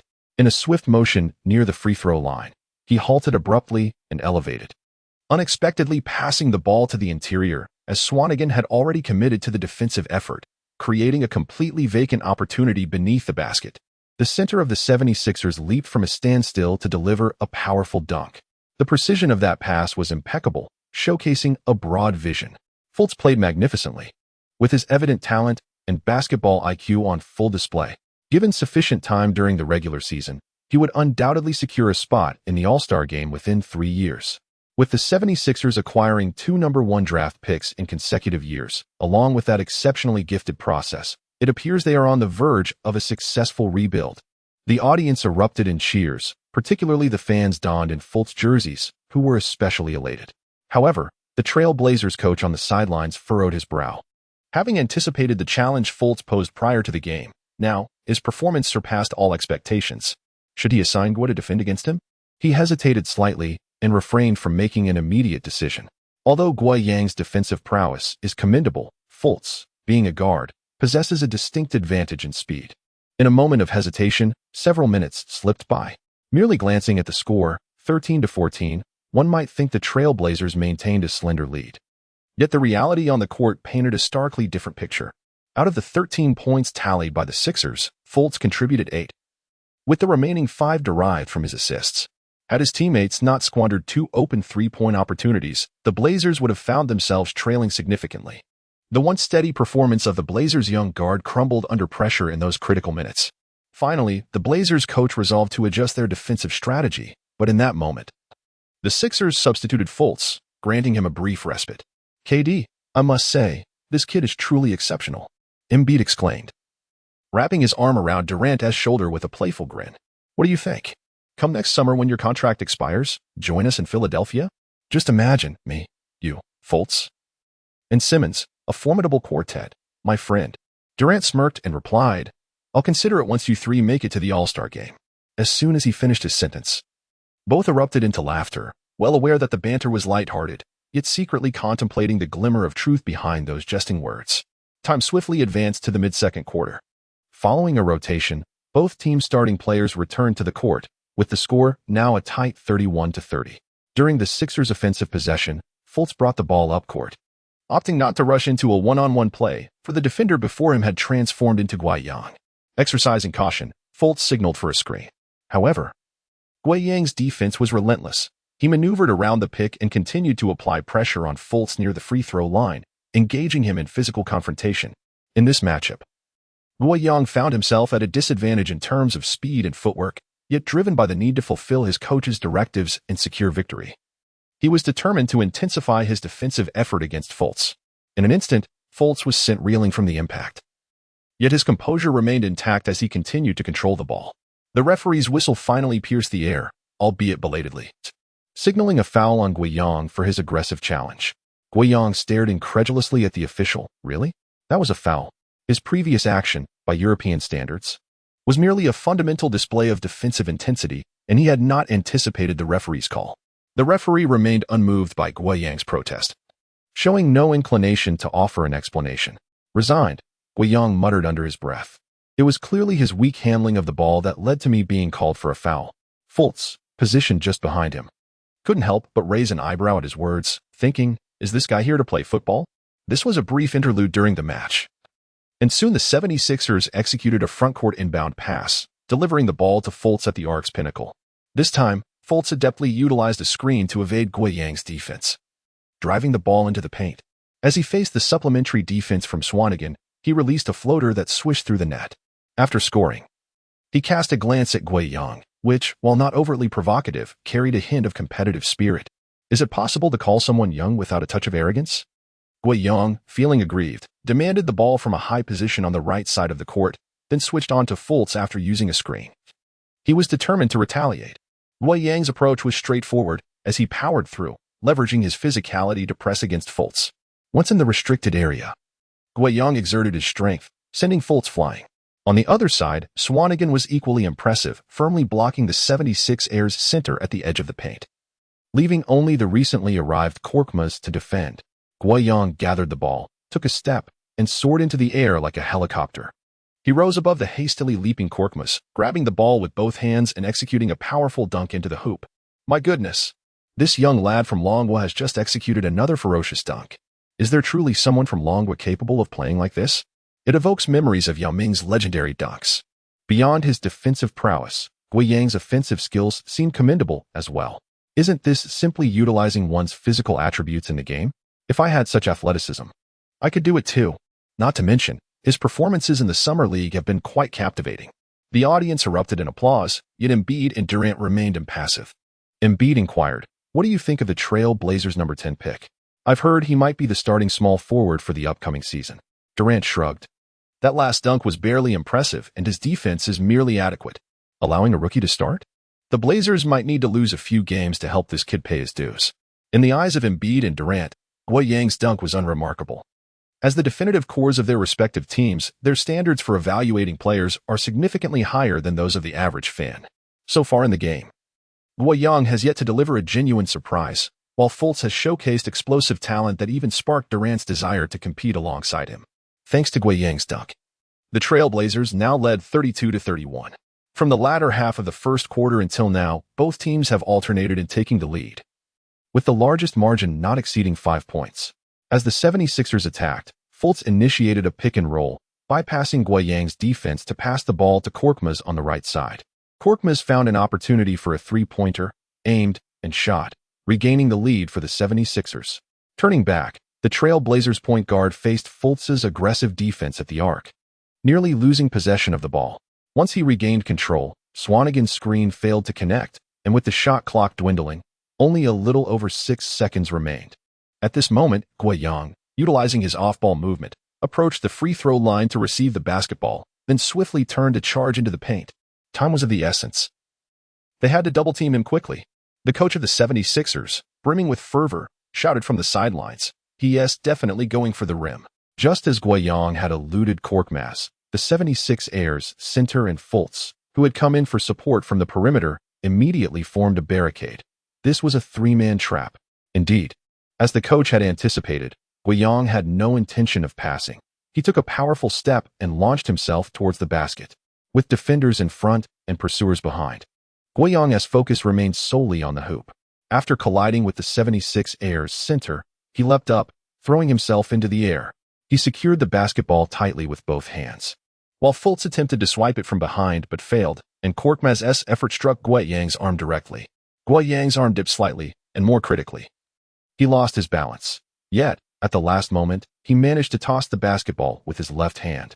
Following his shooting motion, he fell to the ground as the ball hit the backboard and ricocheted into the hoop. Beep. The referee's whistle blew. It was yet another chance for a three-point play.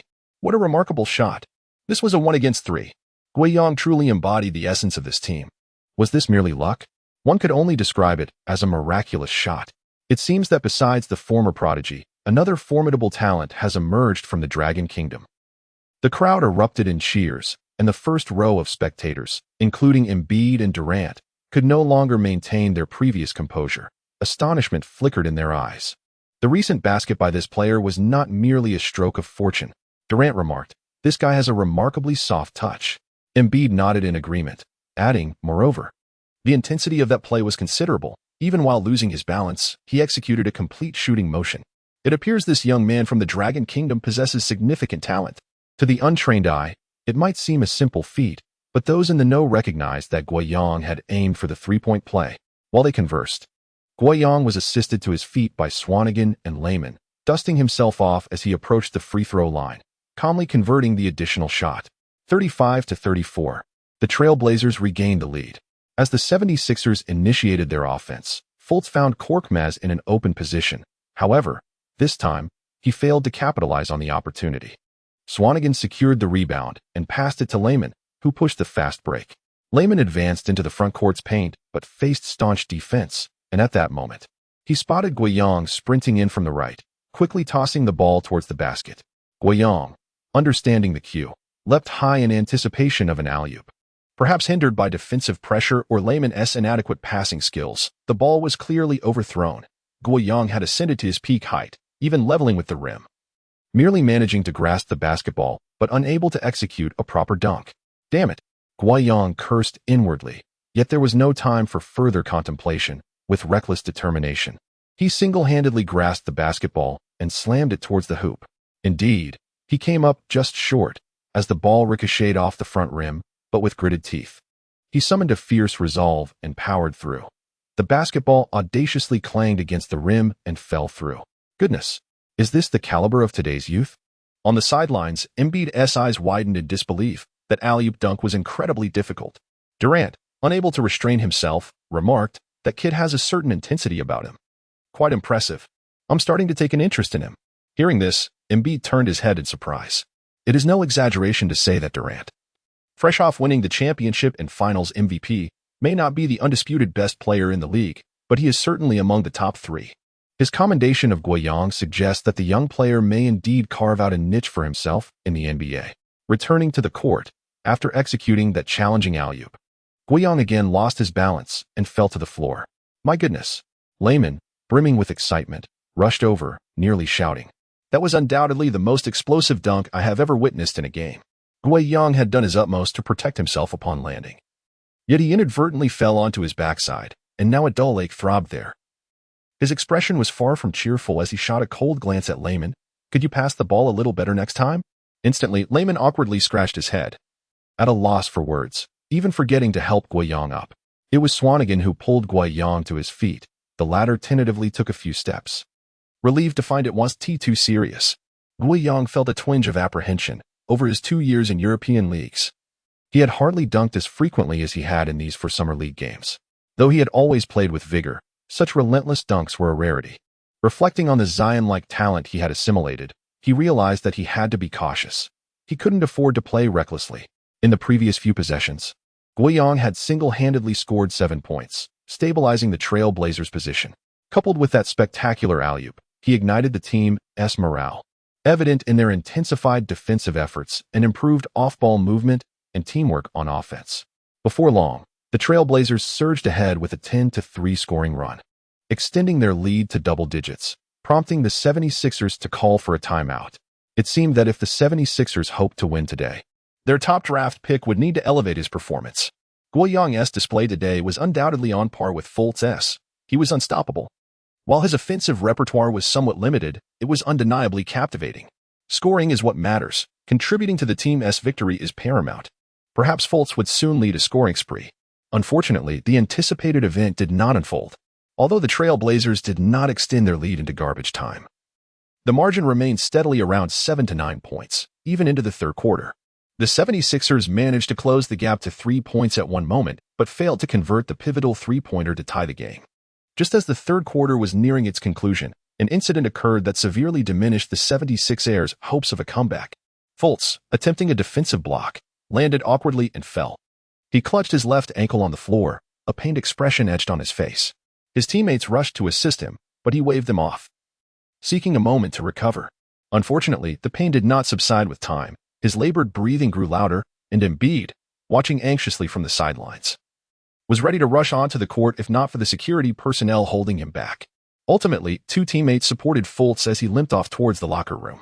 With the 76ers' strongest player injured, Guoyang felt a heavy weight in his heart. It seemed that what was destined to happen had indeed come to pass. In his recollection, Fultz suffered a sudden ankle injury during the Summer League, followed by a shoulder ailment, and subsequently encountered a condition that impaired his shooting ability while recovering from injuries. He eventually joined the Magic and gradually regained his form, only to suffer a torn ACL in his knee. Guiyang shook his head and sighed softly, hoping that this version of him in this timeline might experience fewer tribulations and more fortune. The 76ers relied heavily on Fultz to maintain the score gap. But after his departure due to injury, the Trailblazers seized the momentum, extending their lead to double digits in the final moments of the third quarter. By the end of the game, the 76ers could not narrow the deficit to single digits, and the Trailblazers secured a relatively safe victory.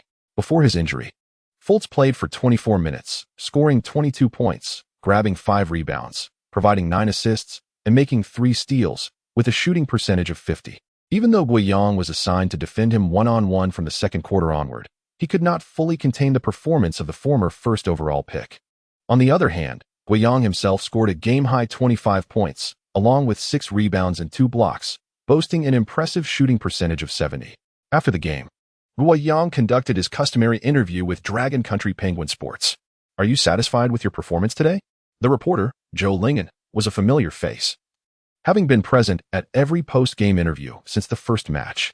"I believe I performed well on the offensive end, but I did encounter some issues defensively. I will review the game footage once I return."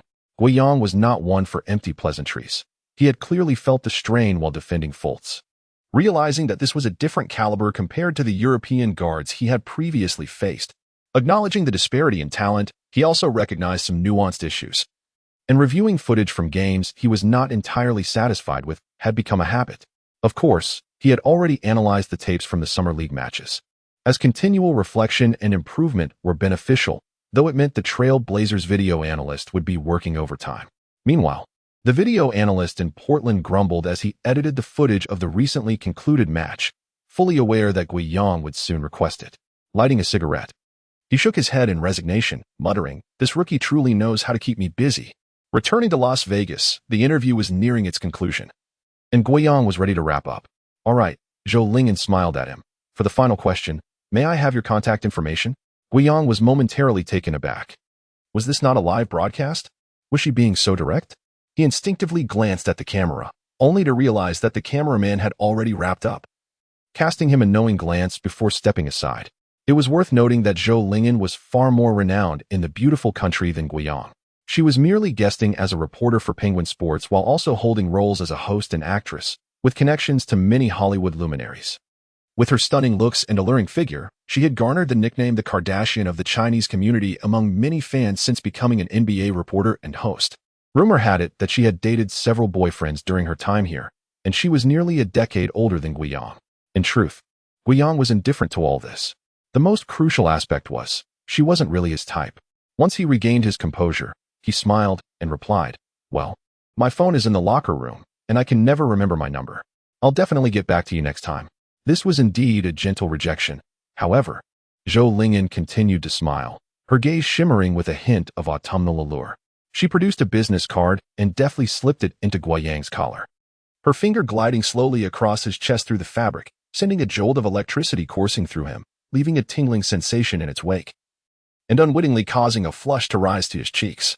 Observing his reaction, Joe Lingen's smile grew even more radiant, her eyes fixed intently on Guiyang. Goodness, who could withstand such a charm? Guiyang felt a rush of warmth surge to his head, and even his little self could not help but sway slightly. He hastily uttered a farewell and turned to leave. No wonder it is said that men find it difficult to resist the allure of a mature woman. Today, he had certainly witnessed it firsthand. In the locker room, Guiyang glanced at the business card, shaking his head in resignation. "Unfortunately, what matters most to me now is the competition. All women are but fleeting clouds." He casually tucked the card into a corner of his bag, taking a few deep breaths to gradually quell the fiery tumult within him. In the subsequent 2 qualifying matches, the Trailblazers triumphed over the Spurs and the Warriors, ultimately advancing to the finals of the Summer League. Over the course of these 6 matches, Guiyang has consistently exhibited remarkable performance, averaging 21 points, 5 rebounds, 7 steals, and 3 blocks per game, with an impressive shooting accuracy of 63. His fame has spread beyond the borders of Dragon Country, As he is beginning to garner recognition in the United States, discussions surrounding his name have emerged on social media platforms. During the draft, many criticized the Trailblazers for squandering their pick, yet the astonishing performance of this 10th overall selection has proven otherwise. He has contributed a spectacular dunk in nearly every game, and watching him play is undeniably exhilarating.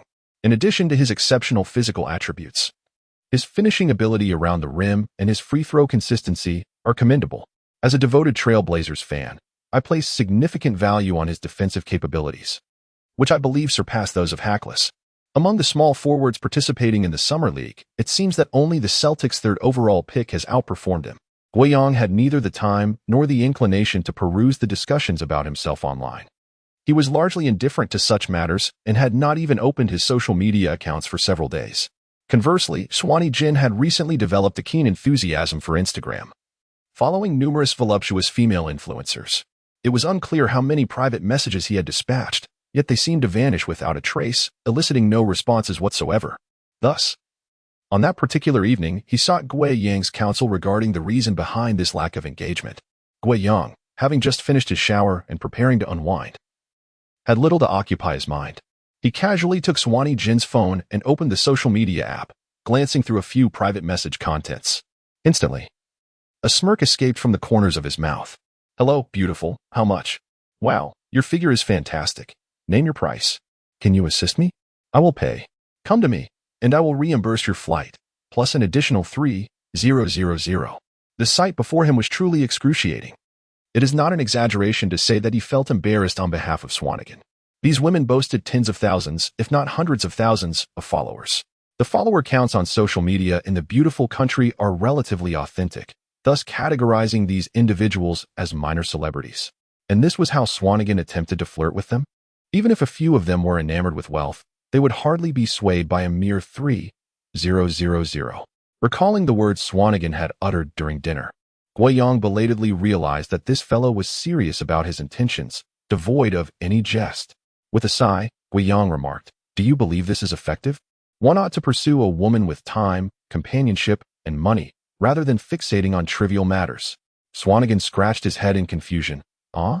So you mean dating? That seems like a colossal waste of time. I only wish to expedite the process." Goodness, this was sheer obstinacy. Guiyang, weary of further persuasion, returned the phone to him. "If you choose this path, I cannot assist you. You must contemplate your own decisions. I had thought you were more handsome than I, and thus presumed you possessed some prowess in this domain." Swanigan disdainfully retorted, "You don't mean to say you've never even touched a woman, do you? I'll treat you someday." Guiyang covered his face, unwilling to continue the conversation. Ding dong. At that moment, the doorbell rang unexpectedly. Guiyang instinctively glanced at Swanigan. "You haven't ordered a late-night snack again, have you?" Swanigan immediately shook his head vigorously. "Absolutely not. You devoured my late-night snack last night. If I were to order again today, I must be out of my mind." Just the previous night, Guiyang had been awakened shortly after falling asleep by the doorbell, only to find Swanigan had sneakily ordered a late-night snack while he was asleep. For the sake of Swanigan's health and to prevent food waste, Guiyang had dutifully helped him consume it, and even insisted that Swanigan spend an additional 20 minutes on the treadmill this morning. Of course, Guiyang had also participated, aiming to burn off the calories from that late-night indulgence. It was already past 10 p.m. Who could it be? With curiosity, Guiyang opened the door, only to be taken aback by the sight of the beautiful reporter Zhou Lingyan, who had handed him her business card a few days prior. How had she found him? He was momentarily stunned, at a loss for words. Zhou Lingyan was the first to break the silence. "What is this? Your expression suggests I am not welcome?" No. Guiyang replied awkwardly, his mind racing. He gestured to his bathrobe. "I feel rather embarrassed for you to see me like this." Before he could finish, Swanigan burst out from behind him, his eyes fixated on Zhou Lingyan, nearly drooling. Such a gaze caused Zhou Lingyan to furrow her brow slightly. However, it soon relaxed, and she even extended her hand towards Swanigan, saying, "Hello, my name is Betty Zhou, and I am a friend of Gua." The name seems somewhat familiar, and this woman appears to be a bit recognizable as well. In the next moment, Swanigan recalled that she was a well-known female reporter covering the NBA. Despite his occasional mental lapses, he understood that he should not reveal his true self in front of a media journalist. He quickly suppressed his earlier foolish demeanor, shook hands with Zhou Lingyan, and said, "Hello, I am a teammate of Gua. Zhou Lingyan responded, turning her gaze towards Guiyang. Are you free right now? I have something I would like to discuss with you. Guiyang was perplexed. Why was she seeking him out so late at night? If it weren't for the fact that they shared a double room, he might have thought otherwise. However, judging by her demeanor, it was evident she had something important to convey. Thus, Guiyang did not refuse. Please wait a moment. I will change my clothes. She nodded and kindly closed the door behind him. Gua, so you've been secretly flirting with women behind my back? Swanigan exclaimed, his eyes widening. Who said they were going to focus solely on the Summer League? Could you possibly impart to me how you achieved this? Guiyang, uninterested in his banter, casually changed into a different outfit and stepped outside. Zhou Lingyan expertly led him to the rooftop bar on the top floor of the hotel, ordering herself a cocktail while requesting a glass of warm milk for Guiyang. He glanced sideways at her. Why didn't you order me a drink? She smiled gently. You have the Summer League finals in 2 days. Let us wait until you secure that championship before celebrating. Then I shall hold you to your words. Guiyang shrugged. Now, tell me, esteemed journalist, what brings you here tonight? Surely at ISNT just to share a glass of milk and engage in idle chatter? Are you seeking to discuss some business collaboration? As he settled into his seat, Guiyang had already formed a rough idea of her intentions. Although Zhou Lingyan had previously displayed some flirtatious gestures towards him, upon reflection, he questioned whether he could truly be her type. As a time traveler, he was aware that not long after, Zhou Lingyan would marry a wealthy man in his 50s. Although that marriage lasted merely 6 months, it was clear that was the social class she aspired to and the life she wished to lead. When she had given him her business card, it was likely just for playful banter, but her visit tonight clearly signified something more substantial. Considering his performances in the Summer League, it was evident that he had gained considerable notoriety domestically, likely leading to matters of a commercial nature. Upon hearing Guiyang's words, Zhou Lingyan chuckled softly. It seems you are quite different from those young lads in Longhua. When they see me, their minds are filled with all sorts of chaotic thoughts. I didn't expect you to make such an astute guess. Allow me to be forthright. She gradually stifled her laughter, adopting a serious expression. Do you realize that you have become one of the most popular sports stars in Longhua? Guiyang was momentarily taken aback, thinking to himself. Surely it cannot be so? From the time he participated in the draft until the Summer League finals, it had only been a month. How could he have become such a sensation in Longhua? Noticing the astonishment in his eyes, Zhou Lingyan promptly clarified. You already had some fame in Longhua basketball while you were in the European League. On the day of the draft, the news of you being the 10th pick surged to the 3rd spot on Weibo's trending list. During the Summer League, your dunks frequently made headlines as well. Most importantly, your striking looks stand out remarkably among basketball players. You are handsome and have made it to the NBA, plain and simple. Consequently, you have amassed countless admirers. At this moment, Guiyang experienced a sudden epiphany. The phrase beauty is justice holds true in many contexts, particularly on Weibo in the Dragon Country. Numerous young idols lacking in acting skills manage to secure leading roles in television dramas solely based on their appearance. As long as they are not completely tone-deaf, they can release an album and rake in money. And when it comes to variety shows, the fees for appearances are exorbitant.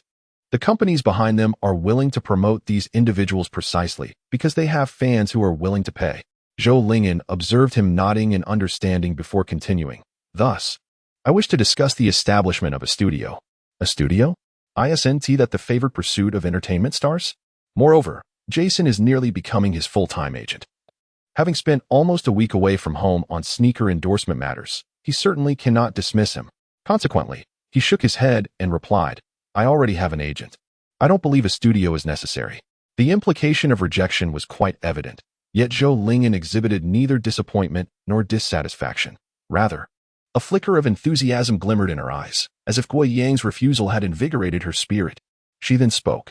I understand that you have an agent here, but his role is limited to managing your affairs within the NBA, such as negotiating contracts with teams and securing endorsement deals for sneakers. However, his expertise is confined to this land of stars and stripes. Can he truly navigate the realm of brand endorsements, commercial collaborations, and even variety show invitations from the Dragon Nation? Most importantly, these two spheres are not mutually exclusive. These words plunged Guiyang into contemplation. Jason was quite capable of handling related affairs here. Even negotiations for sports endorsements in Longhua should be within his purview. However, what about other matters? As Zhou Lingyan mentioned, there were variety show invitations and the burgeoning realm of live streaming sales on the horizon. Playing basketball remained his primary profession, yet during the off-season when he returned home, there was no reason he couldn't explore other avenues of business. After all, these lucrative opportunities could materialize swiftly, and earning a few extra sums would certainly not be lesser than his salary. Furthermore, Zhou Lingyan not only possessed experience in these areas but also boasted an abundance of resources. It seemed quite fitting to enlist her assistance in establishing a studio in Longhua. Just as Guiyang was lost in thought, Zhou Lingyan spoke again. There's no need to rush your response. Focus on completing the summer league first. By the way, hand me your phone. This time, Guiyang did not hesitate. After unlocking his phone, he promptly handed it over. Zhou Lingyan swiftly left her phone number on the screen. When Guiyang retrieved the device, he noticed that her self-assigned note read, "Exclusive assistant Betty? You seem to have me all figured out," he jested. "What if I were to decline your request?" Zhou Lingyan replied with a cheerful smile, "I believe you want tea. Come on, let us toast it tonight." Guiyang raised his mug, clinking it against Zhou Lingyan's wine glass. Milk and wine were consumed in one go. As the clock struck July 17th, the familiar Thomas Mack Center awaited. The final showdown of the Las Vegas Summer League was about to unfold. The Trail Blazers faced off against the Celtics, featuring this year's 10th overall pick, Guiyang, alongside the 26th pick, Swanigan, against the Celtics' 3rd overall pick, Jason Tatum, and 37th pick, Semi Ojeleye. Tatum had been averaging 23.1 points and 4.6 rebounds per game, showcasing a diverse array of offensive skills, rendering him a veritable kaleidoscope of scoring during the Summer League. Ojeleye also boasted an impressive average of 14.5 points, 7.6 rebounds, and 2.3 blocks, proving his prowess as a second-round forward standing only 2.01 meters tall. The spectators had long anticipated this moment. They were finally about to witness a direct clash between the two most formidable small forwards of the Summer League. One a master of offense, the other a defensive stalwart. This matchup promised to be thrilling. A defensive powerhouse? Perhaps Tatum might overshadow him. Do not underestimate Gui's offensive capabilities. His finishing around the rim is formidable.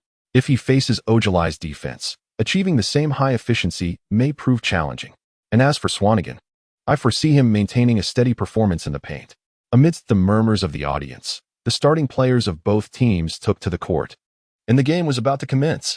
Guiyang and Tatum, regarded by fans as the two finest small forwards of the Summer League, exchanged a handshake. Tatum's initial impression was neither as affable as Fultz nor as stoic as Ball. Although a subtle smile graced his lips, an air of aloofness emanated from him. "This championship and MVP belong to me," Tatum proclaimed suddenly. Guiyang shot him a glance, feeling bemused. What was the purpose of that? Was it trash talk or mere provocation? He chose to ignore it and turned away. However, Tatum's eyes narrowed in surprise. He hadn't anticipated Guiyang's pride. Soon I shall reveal the true nature of this so-called defensive stalwart. The tip-off commenced, and the game began. Swanigan secured possession, and the Trail Blazers' point guard advanced the ball, passing it to Guiyang at the high post on the right. Initially intended as the tactical endpoint, Guiyang had been assigned some high-post receiving plays starting from the previous two matches, clearly. The coach aimed to hone his ball-handling skills during the last opportunity of the Summer League. Tatum was tasked with defending Guiyang, maintaining a step's distance to deny him any room for penetration. Guiyang's strengths had been evident throughout the Summer League, yet so too were his shortcomings. He rarely attempted outside shots, having only taken 3 mid-range shots with 1 successful conversion, and had yet to make a three-pointer. Thus, Tatum was confident in Gui's weak shooting ability. All he needed to do was stifle Gui's drives. At that moment, Guiyang opted for an immediate jump shot. Even upon witnessing Guiyang's shooting motion, Tatum remained unmoved, convinced it was a feint. Can he truly shoot? Surely, this is a ruse. Even if not, letting him shoot is of no concern. Tatum observed as Guiyang executed a smooth jump shot. The basketball sailed over his head and swished through the net, marking Guiyang's first score of the Summer League Finals. Consider yourself fortunate, Guiyang mused, while Tatum maintained an indifferent expression. Even the Celtics coach on the sidelines raised a thumb in approval, assuring Tatum that this was a sound defensive choice. Observing this, Swanigan, dashing by Guiyang, chuckled. "Looks like they regard you as the Thunder's Roberson." Indeed, during that era, Andre Roberson was notorious in the league as a 0D player. A 3D player excels in three-point shooting and possesses above-average defensive skills, while a 0D player is known for stellar defense but lacks shooting prowess. Guiyang shrugged, exuding mild exasperation. "Even if my shooting is poor, I am surely better than Roberson." Remember, Roberson's three-point shooting percentage last season was a mere 24.5, achieved mostly in wide-open situations, truly appalling. Now, during the Celtics' offensive possession, Tatum held the ball at the right high post, taking his time as he focused on Guiyang. "Your last shot was merely luck. My next will showcase skill," Tatum declared. Why is he so talkative? Guiyang furrowed his brow, yet realized that Tatum had yet to shoot. He seemed to be awaiting a response. In the next moment, Guiyang opted to go for the steal. Tatum, prepared, pivoted to protect the ball, then executed a spin move to drive forward. Among this year's rookie forwards, Tatum's ability to combine ball control with movement is unmatched. Even Kyle Kuzma would bow before him. In an instant, Tatum surged past Guiyang, the spectacle captivating the audience. The lane ahead was clear, and a thunderous dunk seemed imminent. Yet, as Tatum approached, Guiyang's long arm intercepted the ball. Guiyang immediately propelled the ball forward, fending off the pursuing Celtics guard. Dashing into the paint, leaping, and delivering a spectacular dunk. That steal and subsequent fast break were exquisite. Who said Tatum would outshine Gua? Come forth and speak. Moments ago, I believed Tatum was about to dunk. Not to mention, Guiyang's displayed defensive attributes were certainly sufficient to secure a place in the NBA. Considering this, perhaps the Trailblazers' choice to select a young Roberson with the 10th pick was indeed a wise decision. The audience's cheers held little significance for Guiyang. That steal was more a product of his defensive anticipation. Over the past 2 days, Guiyang had meticulously reviewed all of Tatum's isolation plays from the Summer League. Courtesy of the Trailblazers' diligent video editor, Ethan, he had discerned that Tatum's offensive maneuvers relied heavily on rhythm and preferred a spin move following a half-turn, which was precisely what Guiyang had capitalized on for that theft. Back on the court, during the Celtics' offensive possession, Tatum remained undeterred, still at the right high post, confronting Guiyang's defense. His previous steal must have been sheer luck. Despite this thought, Tatum altered his approach, dribbling forward and executing a strong drive before abruptly stopping for a mid-range jump shot. The rhythm of this shot was impeccable, as it soared past Guiyang's defense and swished through the net. "I told you, you cannot contain my prowess," Tatum scoffed, casting a dismissive glance at Guiyang. "It's truly exasperating to be matched up against a mere child." Guiyang, still unwilling to engage, couldn't help but mutter a low remark. Tatum, catching a faint hint of it, immediately inquired, "What did you say?" Receiving no response from Guiyang, he let out another scoff and returned to defense. In this offensive sequence for the Trailblazers, the small guard and Swanigan's pick-and-roll failed to yield any opportunity, leading them to pass the ball to Guiyang at the right high post. In an identical position, Tatum similarly allowed him the chance to shoot. Without a moment's hesitation, Guiyang rose for a mid-range shot, which effortlessly swished through the net. Remarkably, it went in again. The Celtics coach on the sidelines momentarily stood in stunned silence, realizing that his pregame strategy might have been somewhat flawed. He glanced at Tatum, preparing to instruct him to make some defensive adjustments. However, with just a gesture, Tatum grasped the coach's intent but promptly shook his head, patting his chest to indicate that he understood what needed to be done. The Celtics failed to convert on their next offensive attempt, and it was once more the Trailblazers' turn to attack. In this instance, Guiyang positioned himself at the high left flank to receive the ball, while Tatum's defensive strategy remained unchanged, still allowing him space. Can he really afford to give me an open shot? At this moment, Guiyang began to question the basketball intelligence of this future Celtics star. He was unapologetic. "If you dare to give me space, I shall take the shot." Let us not forget, Guiyang boasts a three-point shooting percentage of 33 in European leagues, and his mid-range accuracy surpasses even that. Though it may not be deemed precise, it certainly is not without merit. Beneath the basket, Swanigan was secretly reveling in the situation, fully aware that his compatriot from the Dragon Nation could never be likened to Roberson. At the very least, he possessed some shooting ability akin to Roberson. At this moment, Tatum finally managed to defend against Guiyang's shot.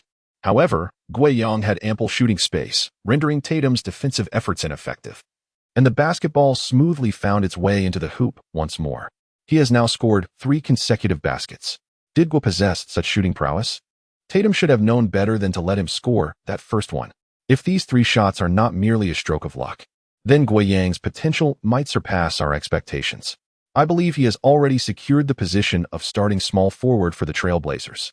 The audience's fervent cheers caused Tatum's expression to darken. He was completely taken aback by Guiyang's genuine shooting ability. Tatum glared at Guiyang, his tone laced with hostility. and remarked, "So, in the previous matches, you were merely pretending? Was it all just to deceive me?" At this moment, Guiyang could no longer contain his fury. "How dare you?" Guiyang erupted. "Who do you think you are? You've been incessantly prattling on. Is there no end to this?" Tatum, under the misapprehension that Guiyang was merely a silent observer, only intensified his provocations, unwittingly awakening a dormant volcano. You. Tatum stammered, struggling to formulate a retort, but before he could gather his thoughts, Guiyang continued with fervor, "If you have the guts, why don't you defeat me first before spouting your meaningless words, you beast?" And before his words had fully dissipated into the air, he turned and strode away, leaving Tatum trembling in rage. Since high school, Tatum had firmly established himself as the leader of his team and subsequently made his way to one of the most prestigious universities in the NCAA, Duke University, where he was the undeniable core of the team. His teammates treated him with great respect, and even opponents rarely dared to hurl insults his way, for he was among the elite players in the NCAA. During the Summer League, due to his status as a third overall pick, the players he faced treated him with utmost seriousness, devoid of any banter. Yet, Guiyang audaciously unleashed a torrent of crude insults that were utterly intolerable to Tatum, igniting an inferno of wrath within his mind. "Just wait and see. I shall surely obliterate you in this match." This time, he kept his mouth shut and silently shouted this thought in his heart. The game continued. During the Celtics' offensive possession, Tatum, harboring a surge of determination, positioned himself at the right high post, ready to receive the ball and take on Guiyang one-on-one. However, Guiyang opted for a front defensive strategy, engaging physically and showing no intention of granting him a comfortable opportunity to catch the ball. Tatum, weighing only 94 kilograms, visibly had arms slimmer than Guiyang's, placing him at a disadvantage in the physical battle, unable to establish his position. Consequently, he gestured for Ogile to come assist him. Ogile, understanding the situation, stepped in to set a solid off-ball screen, effectively blocking Guiyang, allowing Tatum to exploit the moment and circle to the left arc. The ball finally found its way into his hands. Faced with the approaching defense of the Trailblazers' small guard, Tatum exhibited no hesitation, launching a three-pointer, and it soared in. Tatum's prowess extended beyond ball handling. His off-ball skills were equally admirable. This catch-and-shoot three-pointer was nothing short of exquisite, stabilizing the Celtics' position. He certainly appeared to be a worthy prospect, yet the Celtics' forward line was rather affluent, featuring last year's third overall pick Jason Brown and the recently acquired All-Star Gordon Hayward. Once the regular season commenced, Tatum's playing time would likely be limited to around 20 minutes. The Celtics have truly thrived in recent years, consistently reaching the playoffs while enjoying favorable draft positions. One cannot help but commend their general manager, Ainge, a cunning strategist whose trades have seemingly stifled the Nets' prospects for years. Speaking of which, the Celtics are poised to be championship contenders this year, aren't they? In the ensuing possessions, Tatum showcased his offensive talent, consistently stepping up to score when the team struggled to maintain their firepower, utilizing mismatches for isolation plays, and even forcing shots over Guiyang, making difficult baskets with ease. Conversely, the Trailblazers struggled offensively, with Guiyang initially scoring 3 mid-range shots but failing to maintain momentum as teammates squandered open opportunities. Thus, at the conclusion of the first quarter, the score stood at 23-14, with the Celtics leading by 9 points. During the second quarter's rotation, Tatum, who should have been resting on the bench, continued to play alongside the reserves, while the Trailblazers were led by Layman. In this matchup, the latter was thoroughly overwhelmed. With the point gap widening, the Trailblazers coach called a timeout and reintroduced Swanigan, yet this did little to stem the Celtics' offensive tide. Swanigan, typically dominant in the paint, faced repeated obstacles today, even failing to capitalize on free throws after drawing fouls. By the time Guiyang returned, the deficit had ballooned to 15 points. Even Guiyang struggled to significantly aid his team at that moment, as he was relentlessly hounded by Ogile, whose defensive prowess surpassed Tatum's. Ogile's 109 kilograms frame held its ground during positioning battles with Guiyang, further compounded by Tatum's timely help defense, resulting in Guiyang managing a mere 3 points through free throws in the entire second quarter. Indeed, the normally impeccable free throw shooter, Guiyang, missed a shot at the line. Thus, the Trailblazers' predicament showed no signs of alleviation, with the halftime score reflecting a staggering 21-point gap. One might have anticipated an exciting contest, yet the Trailblazers faltered in such a manner? There was little to say. It was a lopsided affair, with the third overall pick triumphing over the 10th, a stark demonstration of the disparity in talent. in a summer league setting. Trailing by 21 points leaves little hope for a comeback, and one might expect the third quarter to devolve into garbage time, prompting a retreat to review post-game stats. Previously, the so-called Trail Blazers Twin Stars, merely 2 water cooler attendants. Among the sparse crowd, a few devoted Trail Blazers fans began to exit. Their disappointment palpable despite the exhibition nature of the summer league. Not only the spectators, but also the atmosphere in the Trail Blazers locker room was heavy with gloom. This year's summer league journey had generally been smooth for the Trail Blazers. Such a significant deficit was a rarity, let alone trailing at all. The team, accustomed to success, now faced an unsettling predicament, with players, including Swanigan, feeling inexplicably anxious. Was this how they were destined to lose the championship? In truth, for these players, losing this game would not carry grave consequences. For Swanigan, it sufficed to deliver a standout performance. The match held little importance for those still vying for an NBA contract. However, a second-half resurgence might not sway Team Scout's opinions. Yet trailing by such a margin inevitably weighed on everyone's spirits, even the typically jovial small guard. Now with his head bowed in silence, the coach's attempts at motivational words fell flat, eliciting a resigned sigh from him. Was this how they intended to surrender? At this moment, Guiyang rose from his seat. His gaze slowly swept over each teammate, and then he continued. I understand that the outcome of this match may not hold significance for you. Trailing by 21 points at halftime seems to leave little opportunity. But are you truly content with this? This statement caused many to lift their heads. We are a team formed temporarily, and this is our final match. After this, many may never have the opportunity to meet again in their lifetime. At this moment, all eyes are fixed upon Guiyang, including that of the coach, eagerly awaiting his next words. With a 6-game winning streak in the Summer League, we have advanced to the finals. Shouldn't we conclude our time in Las Vegas with a resounding victory? Guiyang, growing increasingly passionate, nearly roared. Everyone, pull yourselves together. What does 21 points even mean? The only one on the opposing team worth noting is Tatum. The rest are nothing but useless. Don't you all wish to enter the NBA? Are you really going to let these nobodies claim victory over you? This impassioned speech ignited a spark in the eyes of most teammates. With the small guard even leaping from his seat, his clenched fist a testament to his exhilaration. Guiyang's words resonated like a resounding hammer, abruptly rousing them from their despondency. Would they truly resign themselves to defeat? Swanigan stood up, his voice akin to a duck's quack, exclaiming, Gua is right. There is still half a game left. We have a chance. Layman echoed his sentiment. Let us take them down. The remaining teammates, no longer silent, erupted into a chorus of cheers within the Blazers' locker room. The morale of this makeshift summer league team had never been as united as it was in that moment. Even their coach, who had been guiding them all along, displayed a look of profound satisfaction. Witnessing this scene, Guiyang let out a long sigh of relief internally. It's not the score that daunts one in the game, but the loss of spirit and the fervor to win. Fortunately, his teammates were receptive to his words. Had they remained in their lethargic state, a comeback would have been implausible, and a loss by 30 or even 40 points would not have been out of the question. In truth, Guiyang was the one most afraid of losing. After toiling to secure 6 victories, he was just 1 game away from the system's reward. No matter if they trailed by 21 points at halftime or more, Guiyang would never concede defeat. Yet, he was also the one who could not afford to display panic, for he was the backbone of the team, their unwavering anchor. His journey to the championship in the European League had not only honed his experience, but also tempered his mindset, enabling him to voice such heartfelt sentiments. Now that he had spoken, and emotions had been stirred, it was time to see if they could stage a comeback in the second half. He yearned for the system's rewards and the victory in the Summer League Finals. The halftime intermission swiftly passed, and the second half commenced with the Celtics taking the first offensive move. Compared to the first half, Tatum now exuded even more arrogance, dribbling at the arc while facing Guiyang's defense. When Ojolai attempted to assist with a screen, Tatum flatly rejected him. Spread out, Tatum gestured, and his teammates instinctively created space, providing him with a one-on-one opportunity. Why the silence now? Dribbling with a swagger, Tatum taunted Guiyang. Didn't you say I should blow by you in the first quarter?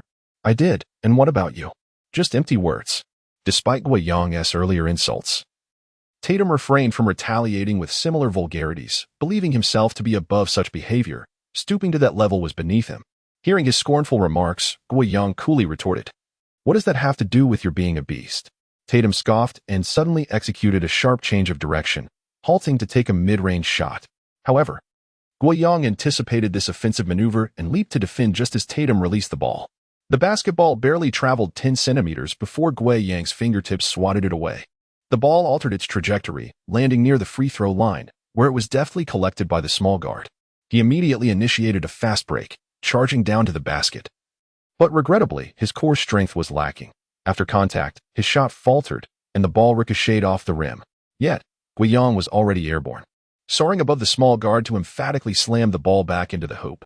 A spectacular putback dunk, 2 points secured. The score now stood at 39-58.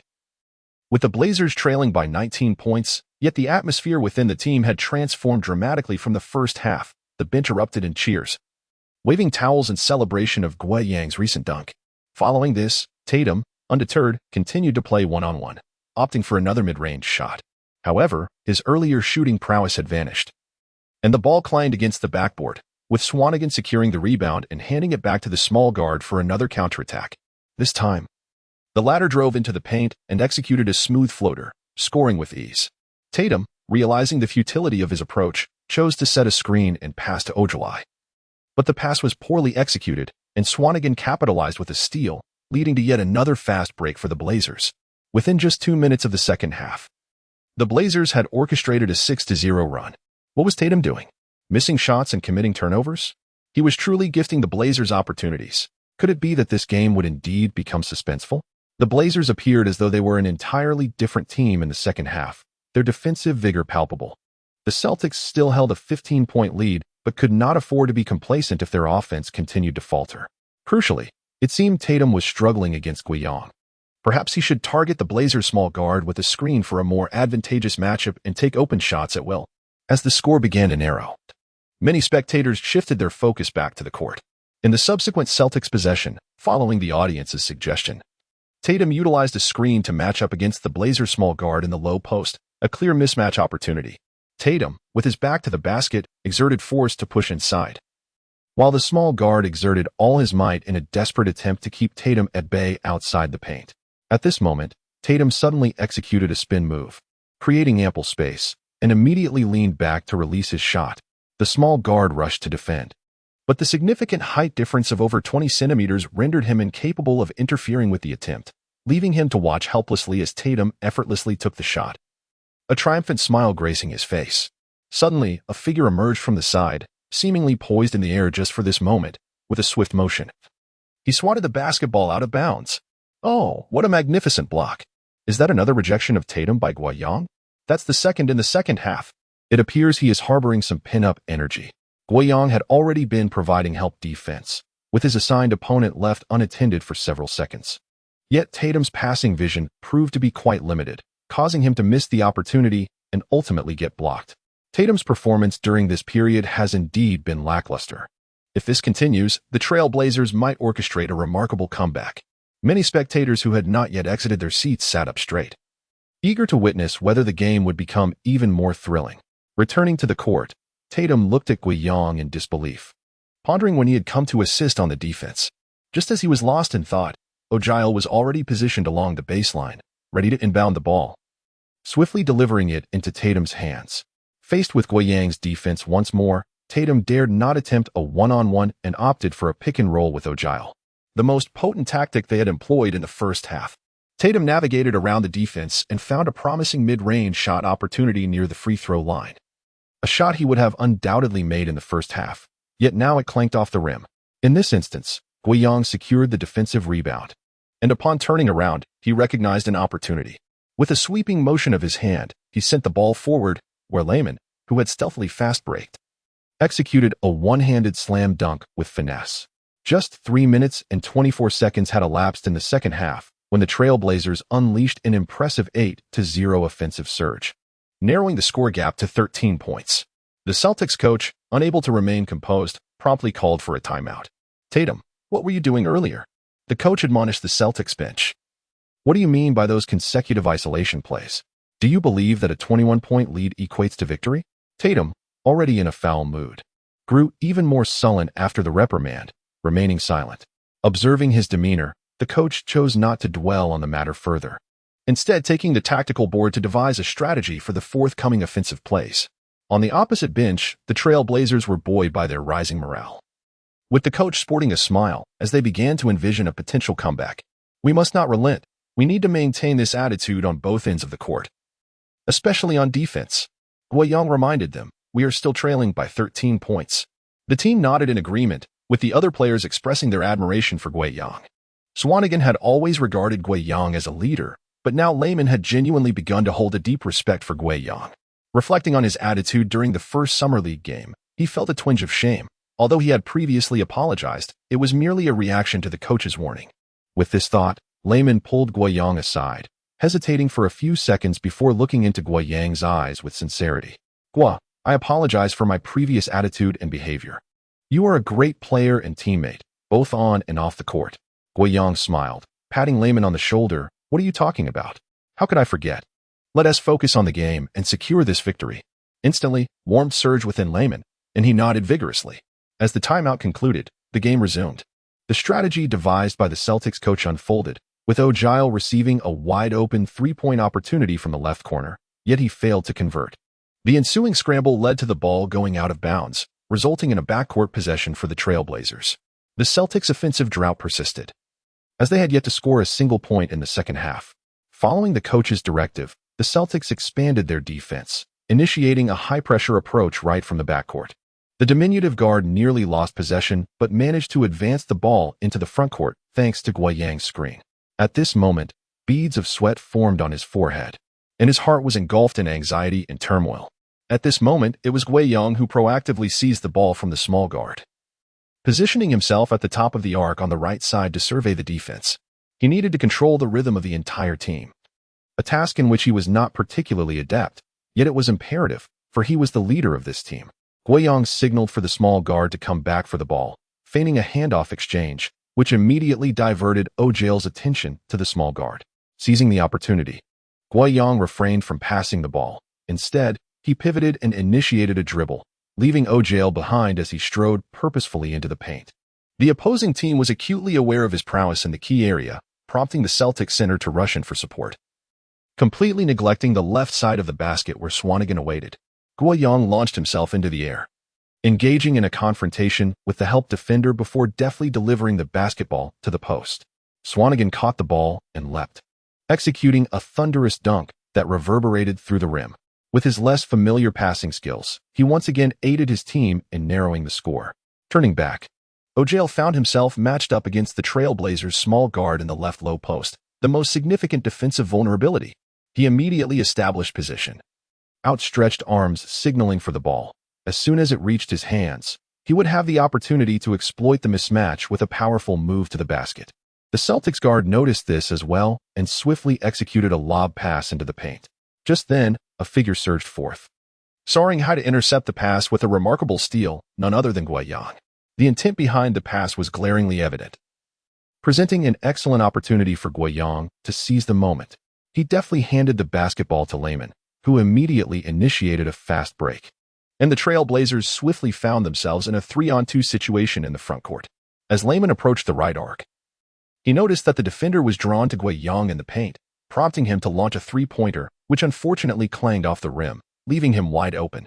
In the next instant, Guiyang soared above the opposing guard in the paint, extending his arm to tap the ball in. Beep! The ball went in, and the whistle blew for in and one. Behind him, the pursuing O'Giles committed a foul, granting Guiyang the opportunity to step to the free throw line. With this rebound, the Trail Blazers narrowed the deficit to single digits. The subsequent free throw was also converted smoothly, culminating in a 13-0 offensive surge, reducing the 21-point gap to just 8.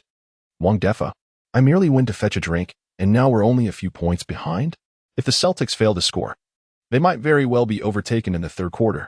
The Trail Blazers defense is currently exemplary. They're the team with a greater desire to win. I believe in Tatum. He will undoubtedly help stabilize the situation.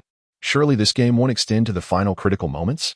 In the ensuing possession, the Celtics offense faltered again. But thanks to O'Giles' offensive rebound, they finally ended their 4-minute scoring drought in the second half. With this score, the Celtics gradually regained their offensive rhythm, halting their downward spiral, and engaged in a back-and-forth battle with the Trail Blazers, keeping the score differential fluctuating between 5 to 10 points, with both sides wary of any lapse in focus. As the seconds ticked away, the game reached the final 3 minutes of the fourth quarter, with the Trailblazers closing the gap to just 2 points, marking the smallest deficit of the match. This game had truly reached a pivotal moment. It was now the Trailblazers' turn to attack, with opportunities to either tie or take the lead. Utilizing a pick-and-roll strategy, the small guard passed the ball to the rolling Swanigan, who attempted to drive to the basket but was met with a block from O'Giles. In the scramble for the rebound, the Celtics center quickly established position, while O'Giles and Tatum both positioned themselves in the paint to secure the board. Amidst the chaos, Guiyang leapt and swatted the rebound away from Tatum's grasp. The ball soared towards the right corner, landing perfectly in Layman's hands. Entirely unguarded within a 3-meter radius, an absolute wide-open opportunity.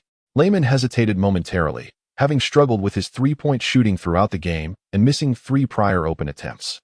Just shoot.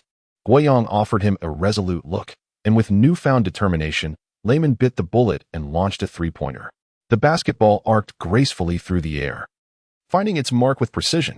85-84, after trailing for almost the entire game, the Trailblazers finally surged ahead in this critical moment. Splendid shot. Even Swanigan, who had previously disapproved of Layman, couldn't help but celebrate with a high five. Layman turned to Guiyang, nodding enthusiastically in acknowledgement. The pressure now fell squarely on the Celtics. Having led by 21 points, their expressions turned grave as players on the bench covered their eyes, fearing the impending consequences. In a crucial offensive possession, Tatum held the ball at the arc. At this critical juncture, facing Guiyang's defense, he dared not attempt a one-on-one play and quickly called for a pick, using the screen to evade his defender. Tatum found an opportunity for a mid-range shot but opted for a more secure approach, driving towards the basket instead. At this moment, he still firmly believed in his layup.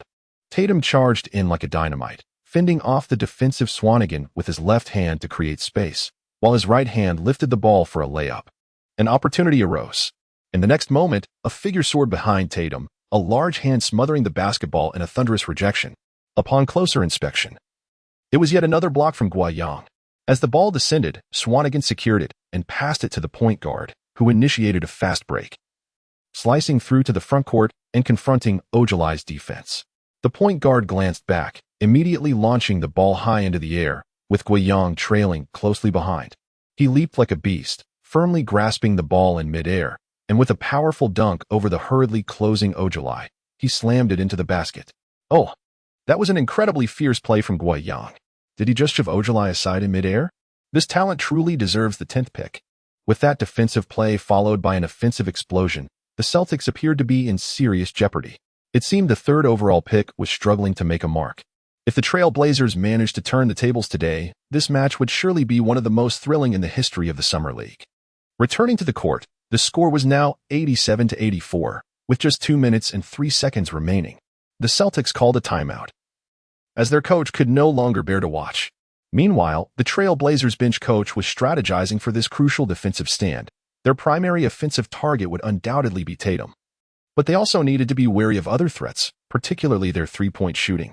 As he spoke, he scribbled on the tactical board. Guiyang had a different perspective. He believed that this attack would undoubtedly be directed towards Tatum, and for a simple reason: Tatum was the 3rd overall pick, the core that the Celtics were nurturing for the future. Soon, the players returned to the court, and the game resumed. The Celtics inbound the ball to O'Giles at the high post on the right side. He executed a handoff with the guard, who drove into the paint, then kicked it back out to the left arc, where O'Giles found an opportunity. The closest defender to O'Giles was Guiyang, but he paid no heed to that side. Sticking closely to Tatum, O'Giles was free to shoot if he wished. If he made it, so be it. Indeed, O'Giles didn't take the shot, nor did he even attempt a shooting motion. He immediately looked to Tatum, who was frantically trying to shake off Guiyang. After navigating through 2 off-ball screens, Tatum finally received the ball at the top of the arc. With just 1 second left on the shot clock, he had no time for adjustments and spun around to launch a three-pointer. Damn, how did he catch up again? The moment the ball left Tatum's hands, a flicker of despair crossed his eyes as he saw Guiyang forcing his way through the screen to contest the shot. Everything unfolded like slow motion. Tatum could see it crystal clear. Guiyang's fingertip grazed the basketball. Before the beautiful arc could form, the ball plummeted like a meteor. The shot clock expired, and it was Trailblazers' ball. What a devastating block. How many times had Tatum been rejected by Guiyang today? He couldn't recall. This must be creating a psychological shadow. Gua's defense was so ferocious that he was now gasping for breath, relying solely on sheer willpower. Even if the Celtics managed to reclaim victory today, Tatum had lost the duel against Gua. The Trailblazers had truly chosen a remarkable player. The audience erupted in astonishment, while Tatum stood there, utterly disheartened. His eyes were fixed on Guiyang, unable to believe he had been blocked once again, and by Guiyang no less. I said, "If you have the guts, go ahead and dominate me." Just as he pondered this, Guiyang passed by him, casually dropping that remark. Before he could respond, all he saw was Guiyang's departing figure. Could this guy be my nemesis? A thought flickered in Tatum's mind and refused to dissipate, unbeknownst to him.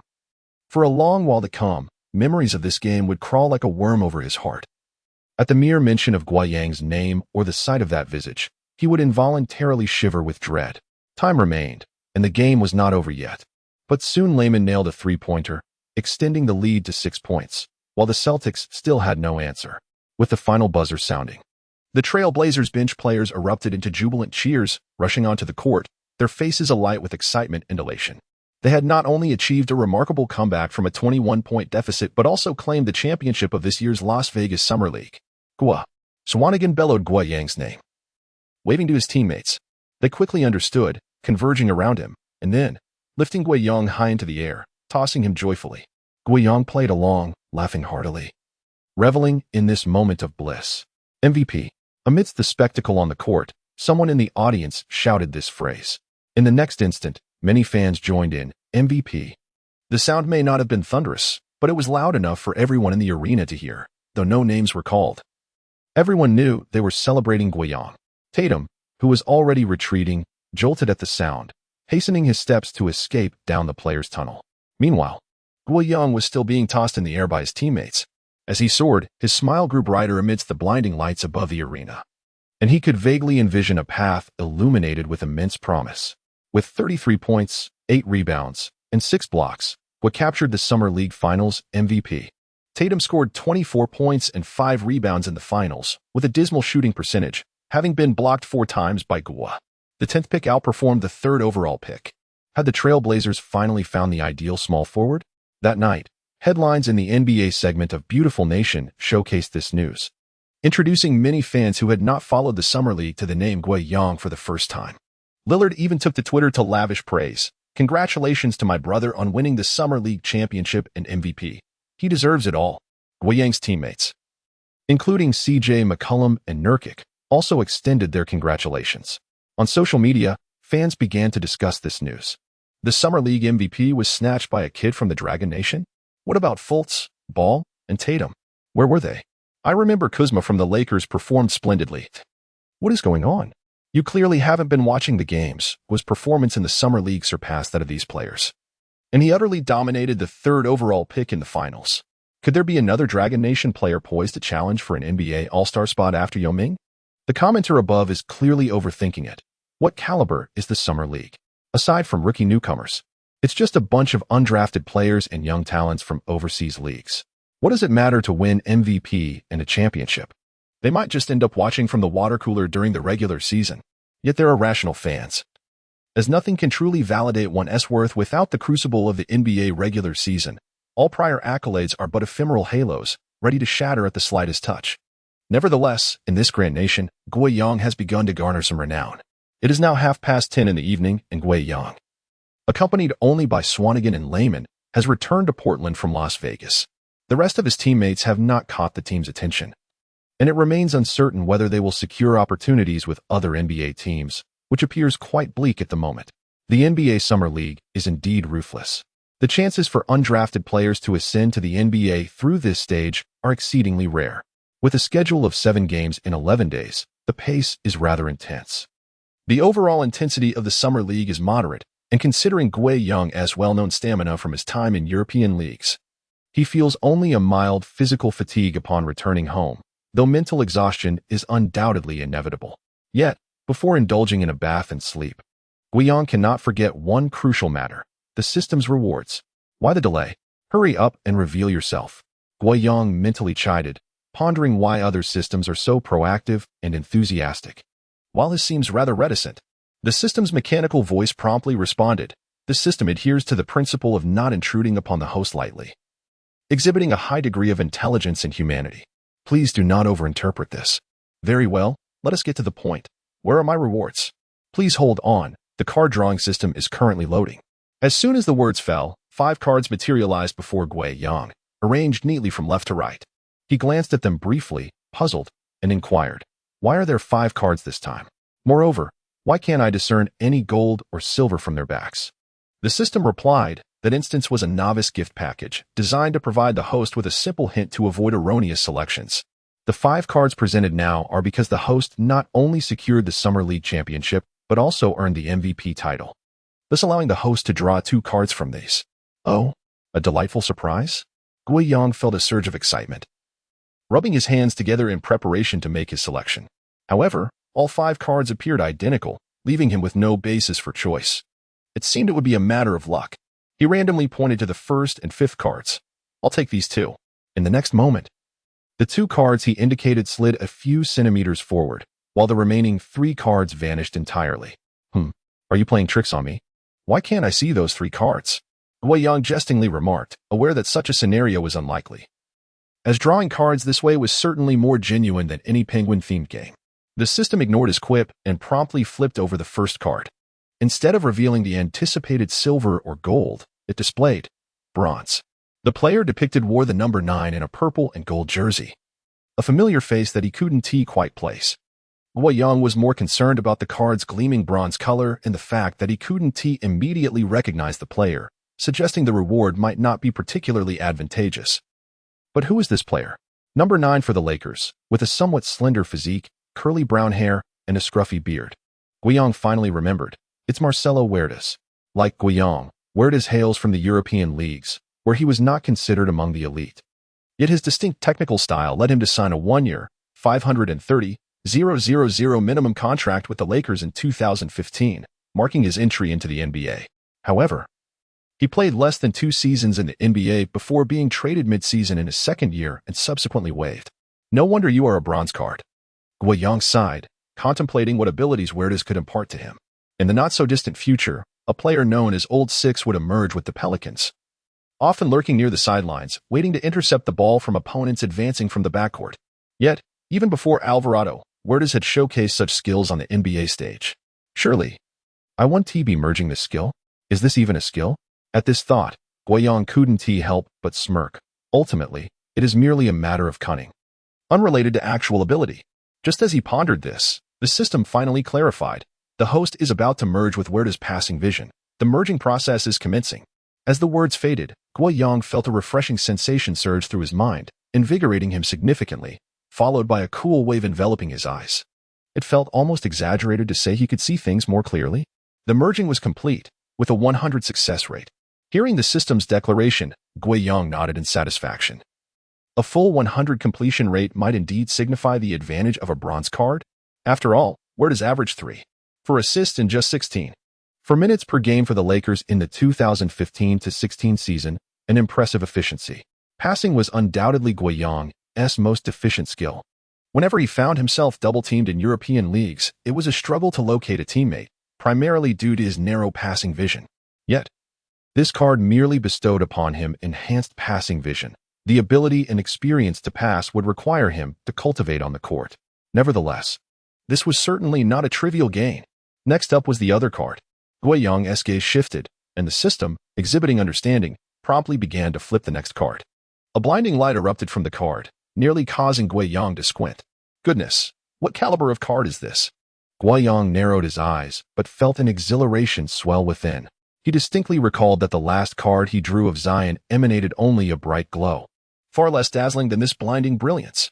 First a bronze card, now a card surpassing gold? Even if the system were manipulating things behind the scenes, Gui Yang would accept it. This was undeniably thrilling. After a couple of seconds, the radiance gradually diminished, allowing him to discern the details on the card. The first thing to catch his eye was a classic black and white jersey. Was this the Spurs? Although he couldn't yet make out the jersey number or the player's likeness, 2 Spurs players began flashing through his mind: Admiral Robinson and the big fundamental, Duncan. Could it be that he drew one of them? As the light continued to fade, the number on the jersey became visible.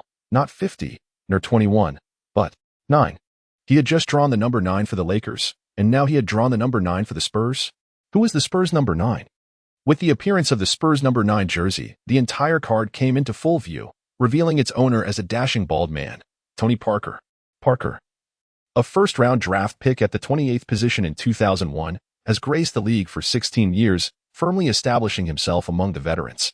Standing at 188 meters and weighing 84 kilograms, with rather average wingspan and jumping abilities, he nevertheless ascended to become one of the indispensable pillars of the San Antonio Spurs. Alongside the legendary Tim Duncan and the formidable Manu Ginobili, they formed the illustrious GDP trio, propelling the Spurs into championship contention for over a decade. With 6 All-Star selections, 3 appearances on the All-NBA second team, and 1 on the third team, his accolades may not immediately suggest that he is an elite star. However, his 4 championship titles and 1 Finals MVP award unequivocally attest to his prowess, marking him as the first foreign-born Finals MVP in NBA history. I have never been the primary point guard. My duty is to escort the primary point guards home. This statement may serve as the greatest affirmation of Parker's illustrious career. In his highlights, one will not witness spectacular dunks, dazzling dribbling, or intricate pull-up shots, yet one can invariably observe him executing a graceful spin into the paint, skillfully scoring against towering centers. As a point guard, he once boasted the highest field goal percentage in the restricted area during his peak season of 2005 to 2006. His shooting percentage near the basket reached an astonishing 75, given his stature and athletic prowess. It is fair to assert that his scoring ability in the paint is of historical significance in the annals of the NBA. It may not be an exaggeration to claim that he is perhaps the most adept guard at finishing around the rim in NBA history. However, a slight drawback lies in his shooting range. His three-point shooting remains his most significant weakness, with limited attempts and an average success rate. Though he has shown improvement with age, Guiyang felt a surge of excitement at the prospect of acquiring Parker, albeit uncertain about the abilities this card might bestow upon him. Surely, it could not simply enhance Parker's three-point shooting, for that would be of little benefit to him. After all, they are of similar caliber. Congratulations to the host for drawing a diamond card. The system now commences the fusion of Parker's spinning ability. The mechanical voice heightened Guiyang's anticipation, for a considerable portion of Parker's success in the paint stemmed from his spin moves, adeptly evading defenders. One is aware that Tony Parker will pivot here, yet it remains exceedingly challenging to thwart him. The mechanical voice continued, Fusion level 1. 50. 65. Fusion complete. Guiyang paused momentarily. Could it be? Previously, even the lowest fusion level was at 70, and now it stands at 65? After a moment's contemplation, he found it acceptable, reasoning that it would undoubtedly improve with gameplay. The system aptly added, following the Summer League. The host's fusion level for Zion's leaping ability has now reached 94, while his shooting touch fusion level has increased to 77. From this perspective, the rate of growth appears quite commendable. Guiyang has chosen not to dwell on it further, considering that his rookie season has yet to commence. There is truly no need for haste. Can one really dominate the NBA solely by relying on the system? He prefers to embrace a steady and deliberate approach. To be precise, he favors gradually unlocking his potential. The Summer League yielded significant gains, and Guiyang needed some time to digest the experience. The following morning at 6:30, Guiyang arrived at Damian Lillard's private training facility, driving a Mustang GT 500. Lillard had previously expressed his intention to train with him, and now that Guo was back in Portland, he felt compelled to drop by uninvited. Upon entering, he found Lillard already present, along with most of his training team. As soon as Lillard spotted Guiyang, he approached him, inquiring about the car. Indeed, that Mustang GT 500 came from Lillard's own garage. Albeit it was the most economical option among his collection, and Guiyang had not been overly modest about it. He simply had a particular fondness for that model. Guo nodded and replied, "It's south exhilarating to drive." Lillard patted him on the shoulder, saying, "Since you've clinched the Summer League championship, shouldn't I gift you another one?" Guo chuckled, "Boss, are you trying to corrupt my passion for basketball with monetary allure?" He shrugged, adding, "I'll wait until I receive my paycheck to buy one for myself. I want to experience the thrill of spending freely." Upon hearing this, Lillard opened his mouth to respond, but hesitated and swallowed his words. He had received some intelligence from the team management the previous day due to Guiyang's outstanding performance in the Summer League. He had nearly secured the position of starting small forward for the Trailblazers. However, He wanted to wait until training camp commenced to observe how Guo performed in team practices before making a final decision. Additionally, Lillard was concerned that revealing this news might inflate Guiyang's ego and potentially affect his training, so he opted to keep it to himself for the time being. After several seconds, Lillard spoke, "Kid, this summer, focus on training with me." Guiyang felt a twinge of confusion, sensing that Lillard's expression hinted at something more than this statement. Nevertheless, he dismissed any further thoughts and confidently replied, "Don't worry, boss. I won't let you down regarding this additional expense." He was acutely aware that the cost of a private training team hired by Lillard varied significantly depending on the number of trainees. While Guo frequently mentioned money, Lillard found solace in it, recognizing the determination that resonated within Guo's words. He gestured for Guo to commence training. The days of training were uneventful, consisting mainly of time and sweat, underscored by the persistence of daily effort. Arriving punctually at the training facility each morning at 6:30, Lillard and his team would depart by 7 p.m., yet Guiyang would continue his practice until 8:30 p.m. before finally wrapping up for the day. During this period, Lillard has also recognized Guiyang's diligence and ambition, leading him to take increasingly good care of the young man. He even invited Guiyang to his home for a meal on his day off and contemplated having his fiancée introduce a potential girlfriend to him. Boss, matters of the heart cannot be orchestrated. They rely on fate, so perhaps it's best to forego the introduction. At Lillard's dining table, Guiyang graciously declined this kind offer. The truth was that Lillard's fiancée possessed an average appearance and figure, and Guiyang feared he might be introduced to someone similar. "Is that so?" Lillard remarked with a hint of disappointment. "In fact, her sister would be a great match for you, but if you're not interested, so be it."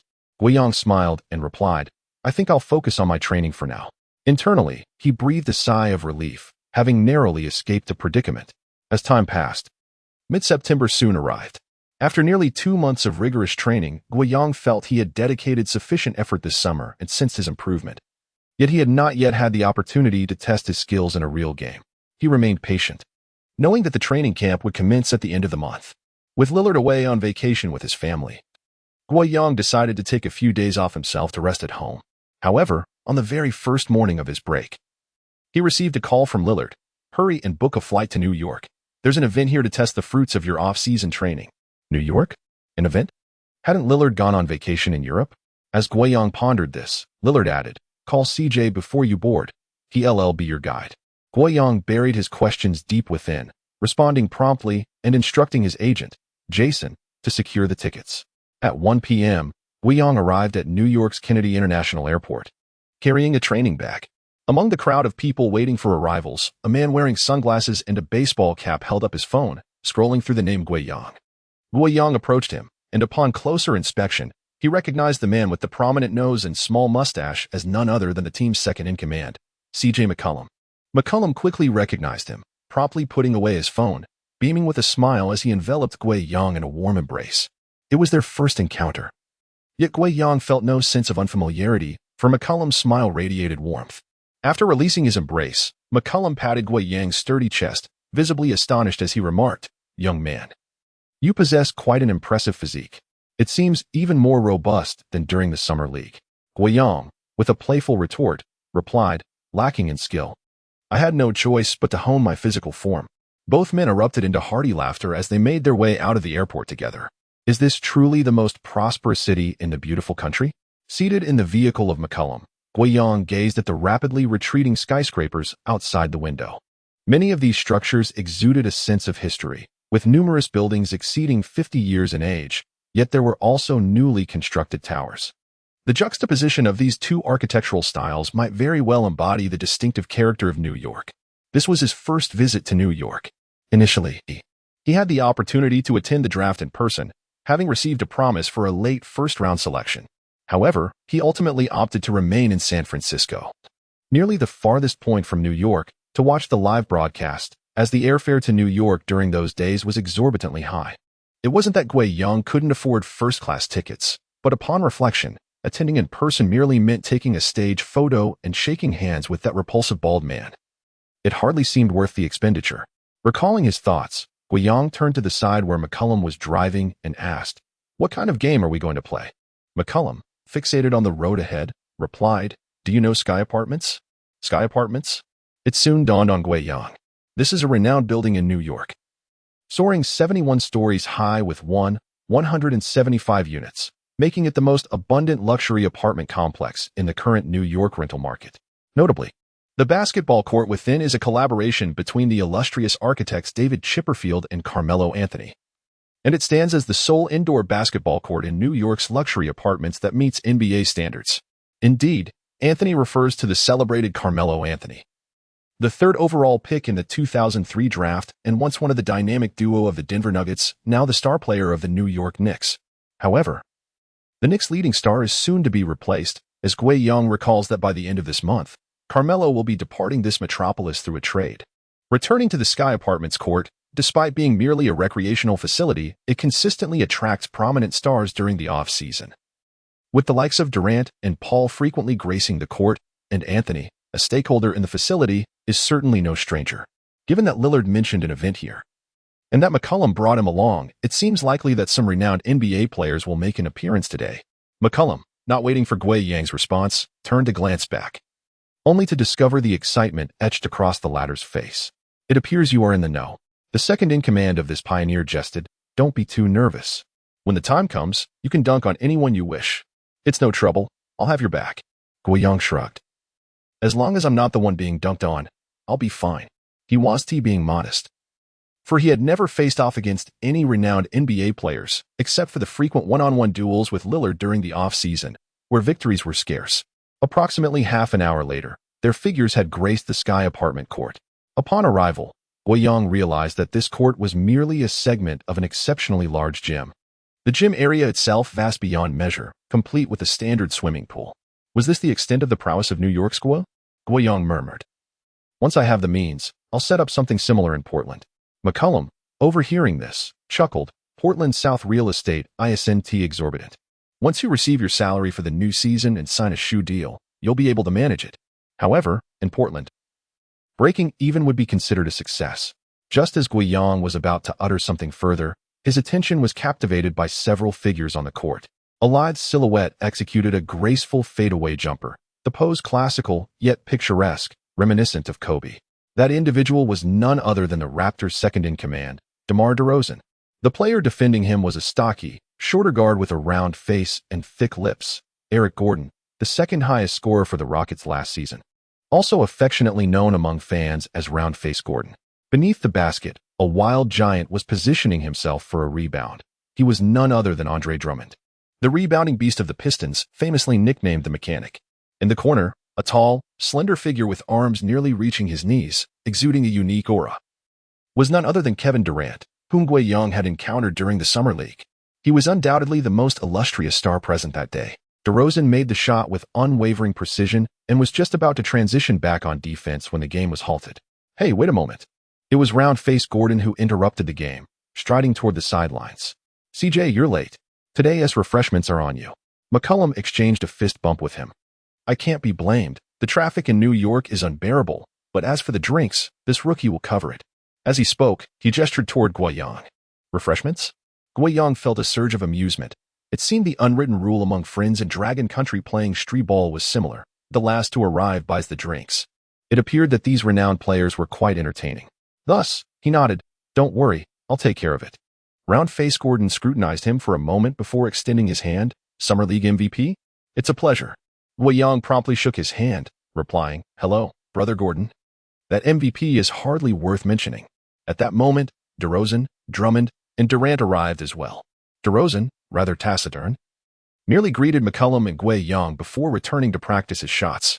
In contrast, Drummond exhibited a more cordial demeanor, embracing McCollum and exchanging a fist bump with Guo Yang. However, the trace of disdain for the rookie in his eyes was unmistakable. As for Durant, the cold-blooded assassin of the court, he was engaged in casual banter with McCollum. "Little CJ, weren't you just rendered mute by me a few months ago? Back again for more punishment?" It was evident he referred to the previous season's Western Conference playoffs, where the Trailblazers were swept 0-4 by the Warriors. "Oh, this Adu possesses a remarkable gift for eloquence." Guo Yang could not help but glance sideways, and indeed, he found McCollum's smile had momentarily frozen, though it quickly returned to its usual demeanor. "Today, I have brought along an assistant. Perhaps we might just defeat you," McCollum jested, attempting to redirect the conversation while also introducing Guo Yang to the others. In response, Durant cast a sidelong glance at Guiyang, unable to stifle a laugh. Are you implying that this rookie will defend against me? He might manage to guard Tatum, but when it comes to facing me, he will likely find himself weeping as he returns home to seek comfort from his mother. At that moment, Guiyang felt a twitch at the corner of his mouth. Durant's emotional intelligence was undeniably impressive. His words were refreshingly straightforward, devoid of any artifice. In a sense, this was indeed a reflection of his genuine character, as he spoke nothing but the truth.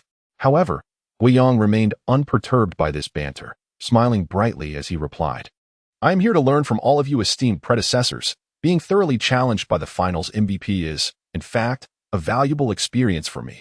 This is also his heartfelt sentiment. Only by facing the elite players of the NBA can one truly identify their own shortcomings. In response to his words, Durant nodded, a glimmer of appreciation flashing in his eyes. Kid, your mentality is commendable. Let us get to work. After a simple division into groups, McCollum chose to team up with Guiyang, while the taciturn DeRozan raised his hand, indicating his desire to join them. Thus, with the round-faced Durant and Drummond forming another ensemble, they certainly would not engage in a mere 3-on-3 match. Even in street ball, a full 5-on-5 game was in order. Consequently, they casually selected 4 players from those who had previously participated in the match with them. Guiyang glanced at the center assigned to their team, a tall, slender Caucasian youth. Remarkably inexperienced, likely younger than Guiyang himself. The visage appeared somewhat familiar, and upon closer inspection, it turned out to be an NBA player, Isaiah Hartenstein.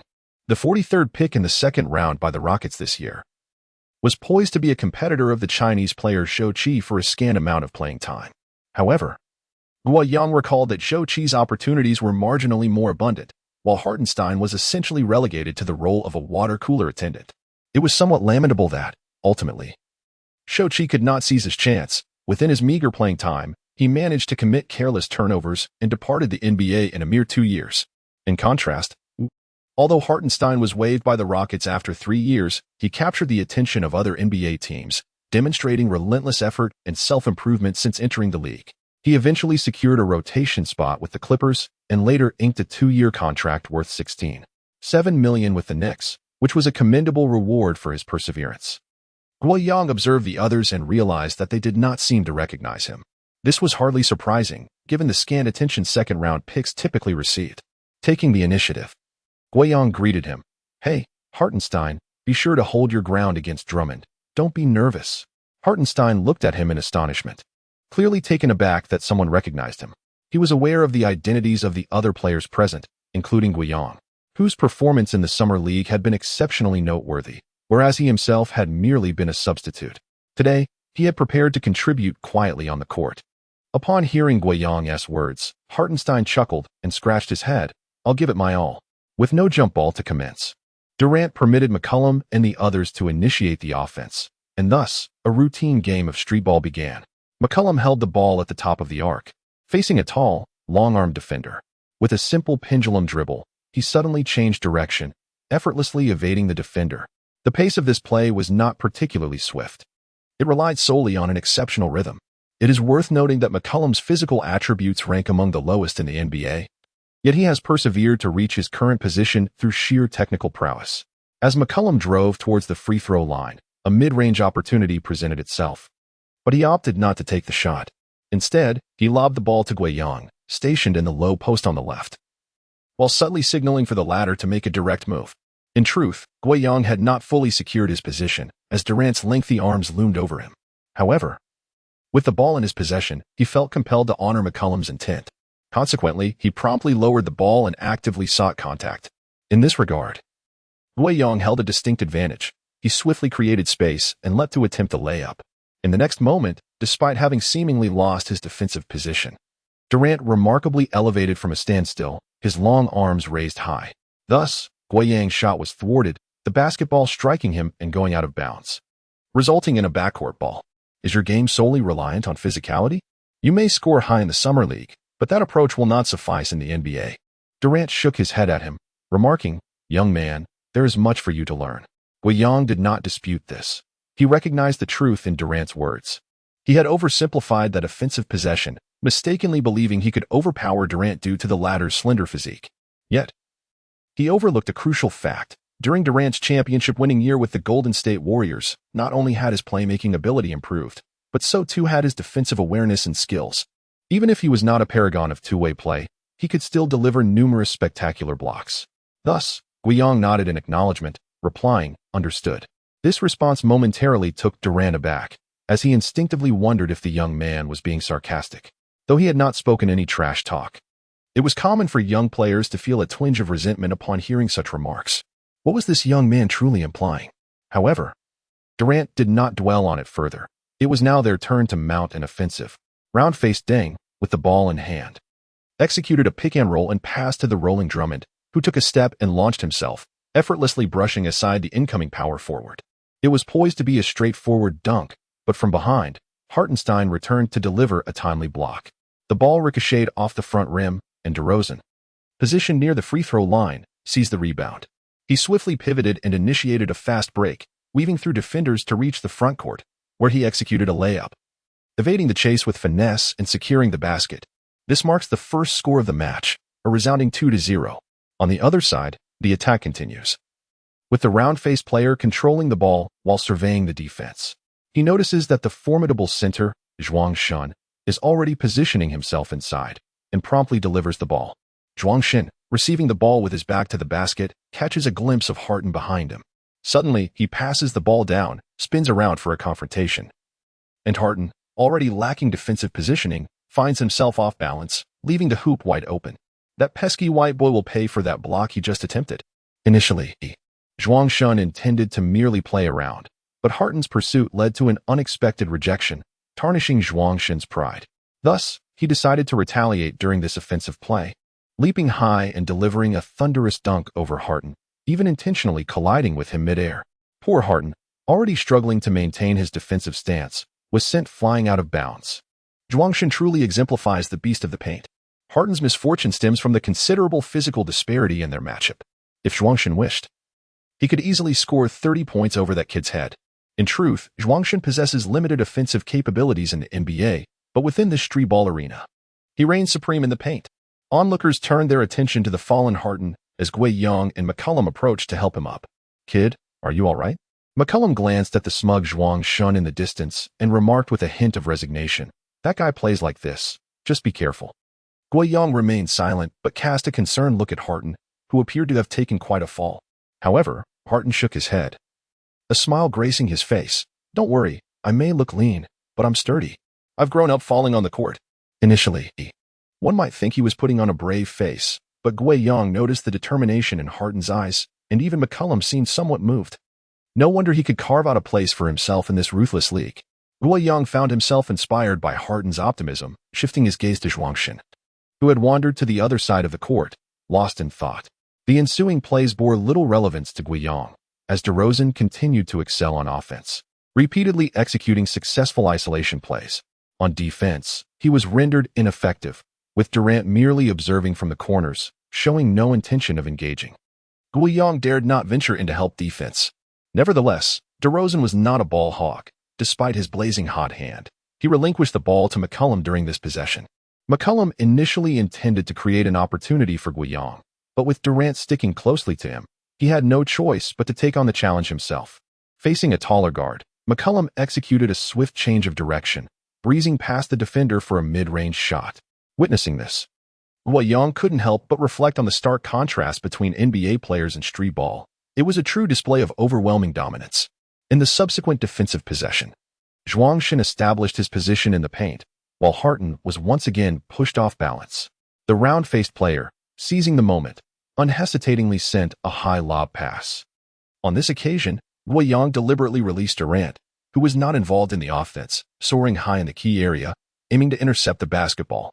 However, the formidable Drummond was not to be underestimated. Upon sensing the threat, he disregarded Harden behind him and took off with determination, intentionally adjusting his angle to engage in a physical confrontation. In the next moment, the two collided mid-air, with Harden even hearing a loud thud, underscoring the intensity of their clash. Guiyang, who often positions himself against centers in European leagues and summer tournaments, found himself losing balance in the air from the forceful impact, let alone securing the basketball.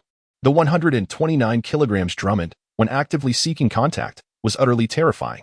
Nevertheless, Guiyang's long arms instinctively made contact with the ball first, redirecting it towards his teammate. This resulted in McCollum seizing the opportunity, ultimately leading to a steal. As Guiyang stumbled upon landing, struggling to regain his footing, McCollum had already executed a fast break and scored. "Hey, young lad from the Dragon Nation. Aren't you overstepping your bounds?" Just as he was preparing to applaud McCollum, a gruff voice boomed from behind. "He can't guard me. What are you helping for?" Upon turning around, he found Drummond glaring at him, visibly displeased. Guiyang furrowed his brow slightly. "Aren't we playing 5v5? Is this a one-on-one between you and him? Am I not allowed to assist in defense? What kind of ridiculous rule is that?" Drummond was taken aback by the audacity of a rookie daring to retort. His anger surging up instantly. He pointed a finger at Guiyang and growled menacingly, "Fuck. Do you dare to talk back? When I speak, you should just listen obediently. Understand? What gives this arrogant player the audacity?" Guiyang's expression instantly fell, and he was about to unleash his anger when a hand appeared just in time, pulling him aside. It was McCollum, who had rushed back from the front court. He shook his head and softly said, "There's no need to stoop to his level. He is notoriously known in the NBA for his simplistic mindset and volatile temper. We are here to play basketball, not to engage in a quarrel with him." Seeing the second-in-command of the team speak in such a manner, Guiyang had no choice but to suppress the coarse words that were already at the tip of his tongue. Taking a few deep breaths, he finally replied, "Understood. The enmity between them has been firmly established." He cast a cold glance towards the imposing figure of Zhuang, who met his gaze with ire, yet it ended there. Guiyang, respecting McCollum, restrained his emotions, while Zhuang, considering his own status as an all-star caliber player, deemed it beneath him to engage in a verbal altercation with a rookie. The game resumed, and Zhuang refrained from demanding position in the paint, instead seeking opportunities to exploit mismatches against Guiyang, clearly intent on delivering a lesson through isolation plays. At last, after utilizing a screen to switch defenders, Zhuang positioned himself in the low post on the right side, asserting his strength and signaling for the ball. Faced with Zhuang's determination, Yuan faced a dilemma. He found it perplexing that Zhuang would bring such intensity to a casual game. Nevertheless, he could not undermine Zhuang's pride and duly passed him the ball. "Damn it," Guiyang thought to himself, for Zhuang's positioning skills were formidable, rendering it impossible for him to budge him an inch. This disparity extends beyond mere weight. It is also attributed to Zhuang's adept positioning skills and his formidable lower body strength. Unfortunately, he can only watch helplessly as Zhuang effortlessly secures the basketball, preparing to initiate a one-on-one play. With his back to the basket, Zhuang exerts his strength, and with this single move, Guiyang can barely withstand the pressure, gritting his teeth in resistance. It seems that this young lad from Longbo possesses a greater resilience in confrontation compared to his Caucasian counterpart. In that moment, no space was created, and Zhuang Shun displayed an even more disdainful expression. However, he was certainly not going to withstand a second attempt. Previously, he had merely exerted 70% of his strength to gauge the situation, and now he was ready to engage in a genuine confrontation. Zhuang Shun began to dribble the ball with his back to the opponent, simultaneously leaning his shoulder to collide with Guiyang. In the context of the NBA, this would be deemed an offensive foul. Witnessing this scene, McCollum wore a look of disgust on his face. Zhuang Shun's intention to teach Guiyang a lesson through one-on-one play was clear, but was this action still within the realm of basketball? It seemed more like an attempt to knock Guiyang off his feet. Yet, in the next moment, McCollum's expression of distaste vanished, replaced by sheer elation. What a splendid defense! What had just transpired? At the moment Zhuang Shun exerted his force, Guiyang unexpectedly executed a retreating chair defense, causing the former to collide solidly with nothing but air. The beast in the restricted area lost its balance and crashed to the ground, the ball slipping from its grasp. Quick as a flash, Guiyang retrieved the basketball and turned to see DeRozan sprinting down the court.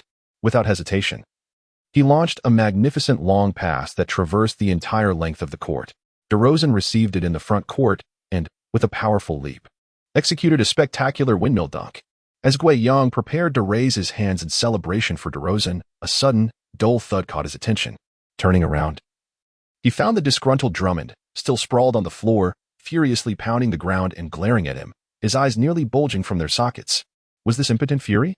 Guiyang looked down at him with a sense of superiority. Is physicality your only means of playing? You might score high in street ball, but at once you work in the NBA? Durant, who overheard this exchange, wore a peculiar expression, inwardly muttering, "This kid not only borrowed my lines, but has also twisted them into a taunt." Drummond 1T take that lightly. Sure enough, Drummond erupted with a furious roar, F. Before the echo of his words faded, he sprang up from the floor and charged towards Guiyang, clearly intent on confrontation. In the face of Drummond's wrath, Guiyang stood his ground, showing no inclination to retreat. He wouldn't strike first, but he certainly wouldn't shy away from a response. The conflict was ultimately subdued. As Durant, round-faced Ding, and McCollum restrained Zhuangshan, who continued to chatter incessantly, "You sharp-tongued little brat, had it not been for your despicable actions earlier, I would have dunked over you long ago." Upon hearing these words, Guiyang chuckled, shook his head, and walked away, since a fight was not imminent. He saw no reason to waste further breath on Zhuangshan. Realizing his words were disregarded, Zhuangshan grew increasingly irate, attempting to break free from their grasp. Yet he remained firmly held by the trio. McCollum and round-faced Ding urged him to calm down. Even Durant, his teammate, could no longer tolerate the situation. He released his grip and fixed a cold gaze upon Zhuangshan. "Are you here to play basketball or to brawl?" Durant's sentiment was quite straightforward. "I am here to enjoy a casual game, not to witness your quarrels." At that moment, Drummond's furious gaze was directed towards Durant. "What are you staring at?" Durant, who could dismiss even former teammates as mere nobodies, showed no inclination to relent. "Do you dare to lay a hand on me, you brainless fool?" McCollum and the round-faced Harden felt a chill run down their spines, fearing that trouble was brewing. Indeed, Durant had already loosened his grip. And now Drummond surged forward once more, making it increasingly difficult for the two of them to restrain him. Fortunately, DeRozan, who had been silently observing, stepped in just in time, and together the three managed to regain control over Drummond. "Let me go," Drummond bellowed. "I am going to teach this coward, who only excels at backstabbing, a lesson. If it weren't for Curry, do you honestly believe you would ever have tasted championship glory in your lifetime?" The expression on Durant's face turned quite grim upon hearing those words. Not only did Drummond consider taking action, but Durant's fists were clenched in frustration as well. The act of betrayal had subjected him to countless insults and personal attacks. After finally securing a championship, he thought the storm had passed. Yet here someone was daring to confront him. It seemed he could spark a quarrel with anyone. Guanyang, who had initially turned to leave, reluctantly returned, this time transitioning from a participant to a mediator. Just as Durant and Drummond were on the brink of confrontation, a somewhat subdued voice resonated from nearby. "What are you all doing?" Everyone turned to see a man clad in a hoodie, his physique remarkably well-proportioned. With a scruffy beard and eyes that exuded an air of disdain, he emanated the aura of a mob boss. Upon sighting him, round-faced Ding and McCollum promptly sighed in relief, while DeRozan was the first to release Drummond, knowing that a fight was now highly unlikely. Indeed, the previously furious Drummond paused momentarily. Even without anyone holding him back, he did not charge at Durant. He simply stood there, the fire in his eyes gradually extinguishing, replaced by anxiety. Meanwhile, Durant waved to the newcomer, greeting him. "Melo, you finally have time to grace your own court today?" Indeed, the newcomer was none other than Carmelo Anthony, the proprietor of the Sky Apartment Court. Not only was he the star of New York, but there were whispers of his connections with certain gangs in the city. During a regular season game in 2013 against the Celtics, he had a confrontation with the former big ticket, Kevin Garnett. Garnett not only challenged him physically but verbally as well, taunting, "Your wife tastes like a donut." My brother knows this well. Initially, Anthony brushed off Garnett's remarks, but the latter's words eventually pushed him to confront Garnett directly. However, thanks to teammates and referees intervening, the altercation fizzled out on the court. After the game, Anthony's anger simmered, and he stormed into the Celtics locker room to settle the score. Garnett, known for his toughness, remained elusive, not showing up at all. What Anthony did not anticipate was that he would be relentless, subsequently blocking the Celtics team bus. Garnett, still steadfast in the vehicle, showcased the demeanor of a seasoned veteran, unwilling to stoop to the level of a younger player, remaining in his seat. Yet, whether his reluctance stemmed from disdain or fear was a matter everyone understood. Ultimately, it was only when the police intervened that the bus was able to leave without incident. Following this event, NBA players understood a crucial lesson. It was best not to hurl excessive trash talk at Anthony while on the Knicks' home turf. Thus, upon his arrival, the others were acutely aware that Drummond would certainly not dare to act out. As for Durant, having previously played alongside Anthony on the national team, their rapport was amicable, and he had no need to demean himself in front of him. Anthony embraced Durant, saying, "I just got back from vacation and heard you were here, so I came by." He then greeted McCollum, round-faced Ding, and DeRozan with fist bumps before casting a glance at Guanyang. McCollum promptly introduced, This is our team's newcomer, Guanyang. I know, the 10th pick of the Blazers this year. He performed admirably in the Summer League, Anthony acknowledged, nodding towards Guanyang. Kid, is this your first time at the Sky Court? It's not just a basketball court. There's a gym and a swimming pool too. After your game, let CJ show you around. I'll gift you a year's membership. To Guanyang's surprise, the rumored NBA mobster was surprisingly genial. He smiled, responding, "Thank you. Melo, I'll make sure to come here whenever I'm in New York to make the most of that membership." Anthony chuckled at the response. However, in an instant, his smile vanished as he turned to Drummond. "Andre, if I recall correctly, last summer you had a conflict on my turf too, right?" Drummond quickly shook his head, attempting to explain. "Melo, let me clarify, I was indeed at fault then, but today." Silence. Anthony interjected calmly, and Drummond immediately fell silent. In a measured tone, Anthony remarked, "I hope you remember, this is New York, not Detroit. If there's a next time, you can forget about playing here for life." "Understood, Melo." Drummond straightened up, declaring, "I assure you, there will be no next time." Seeing his response, Anthony shook his head with a hint of exasperation. "Andre, I've told you before, you must learn to control your temper. Think about it. Just 2 years ago, you were the star of the Pistons. What about now? Do you believe you're still the untouchable asset on the team? Besides your stagnant offensive skills, isn't there another reason for your decline?" At this moment, Zhuang's expression grew increasingly complex. Anthony waved his hand, saying, "You can take a break. Let me have some fun with them." Zhuang obediently made his way to the sidelines, displaying remarkable compliance. "What are you waiting for? Keep moving." Anthony inquired. Who was he teamed up with earlier? Soon enough, the team arrangements became clear. Now it was round-faced Durant, and Anthony together. Furthermore, Anthony took Zhuang's place, resulting in their previous power forward shifting to the center position. As Anthony prepared to inbound the ball from the baseline, Durant reminded him, "Aren't you going to take off that hoodie? Is it comfortable to wear?" Anthony shrugged, replying, "It's fine. After all, it's just a casual game." While most players paid little heed, Guanyang's expression revealed a hint of unease. He muttered under his breath, as if having Durant on the opposing team wasn't enough. Now there's a hoodie-clad Anthony too? As a time traveler, Guanyang was acutely aware of how formidable Anthony was during the off-season. Donning a hoodie while playing street ball, he was truly an offensive kaleidoscope. This was becoming quite disheartening. Guanyang shook his head in resignation. Initially, he had a slight competitive spirit for this street ball game, but that had dissipated entirely. His frustration grew as Anthony made 3 consecutive baskets upon his arrival, piquing Durant's interest. This time, Durant did not remain in the corner idly. Instead, he demanded the ball for an isolation play. Holding the ball at the top of the arc on the left side, Durant had yet to begin dribbling, but Guanyang already felt immense defensive pressure. With a simple change of direction, Durant suddenly drove hard, stepping just inside the three-point line and releasing a jumper. Guanyang leaped to contest the shot, but unfortunately, he was a fraction too late, failing to disrupt the shot as it swished through the net. Durant's height, while shooting from the perimeter, was utterly unfair. As a small forward with exceptional isolation skills, Durant stood at 2.08 meters tall, and in shoes, it was no exaggeration to say he measured 2.11 meters. Guanyang clearly faced a disadvantage in height, and with Durant's jump shot, he felt utterly powerless. Meanwhile, DeRozan's mid-range shot clanged off the rim, leading to a transition offense where Durant once again isolated Guanyang from the same spot. Guanyang remained extremely cautious, bringing forth every ounce of his focus to defend. Fully aware of Durant's prowess yet determined to hold his ground. In this instance, Durant executed a series of seamless between-the-legs dribbles, a fluidity that belied his towering stature. Even incorporating a rhythmic variation that left Guanyang momentarily dazzled, yet he managed to maintain his defensive position. Suddenly, Durant spun, seemingly poised to drive to the basket, only to pull back and release a long two-pointer. Guanyang anticipated Durant's offensive move, leaping in time to contest, causing Durant's shooting posture to tilt slightly.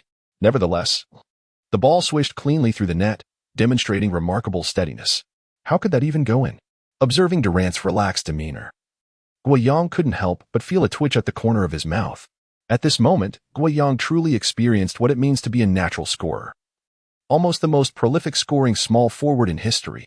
Turning back, McCollum signaled for Guanyang to move up for a pick-and-roll, intent on creating an opportunity for him. After all, from the beginning until now, Guanyang had yet to score. Following a simple pick-and-roll play, McCollum passed the ball to the trailing Guanyang, who charged into the paint, facing Anthony's defensive help. This young man seems to be attempting to overpower me with his physicality, doesn't he? Observing Gui Yang's assertive approach, Anthony immediately braced himself for the impending physical confrontation.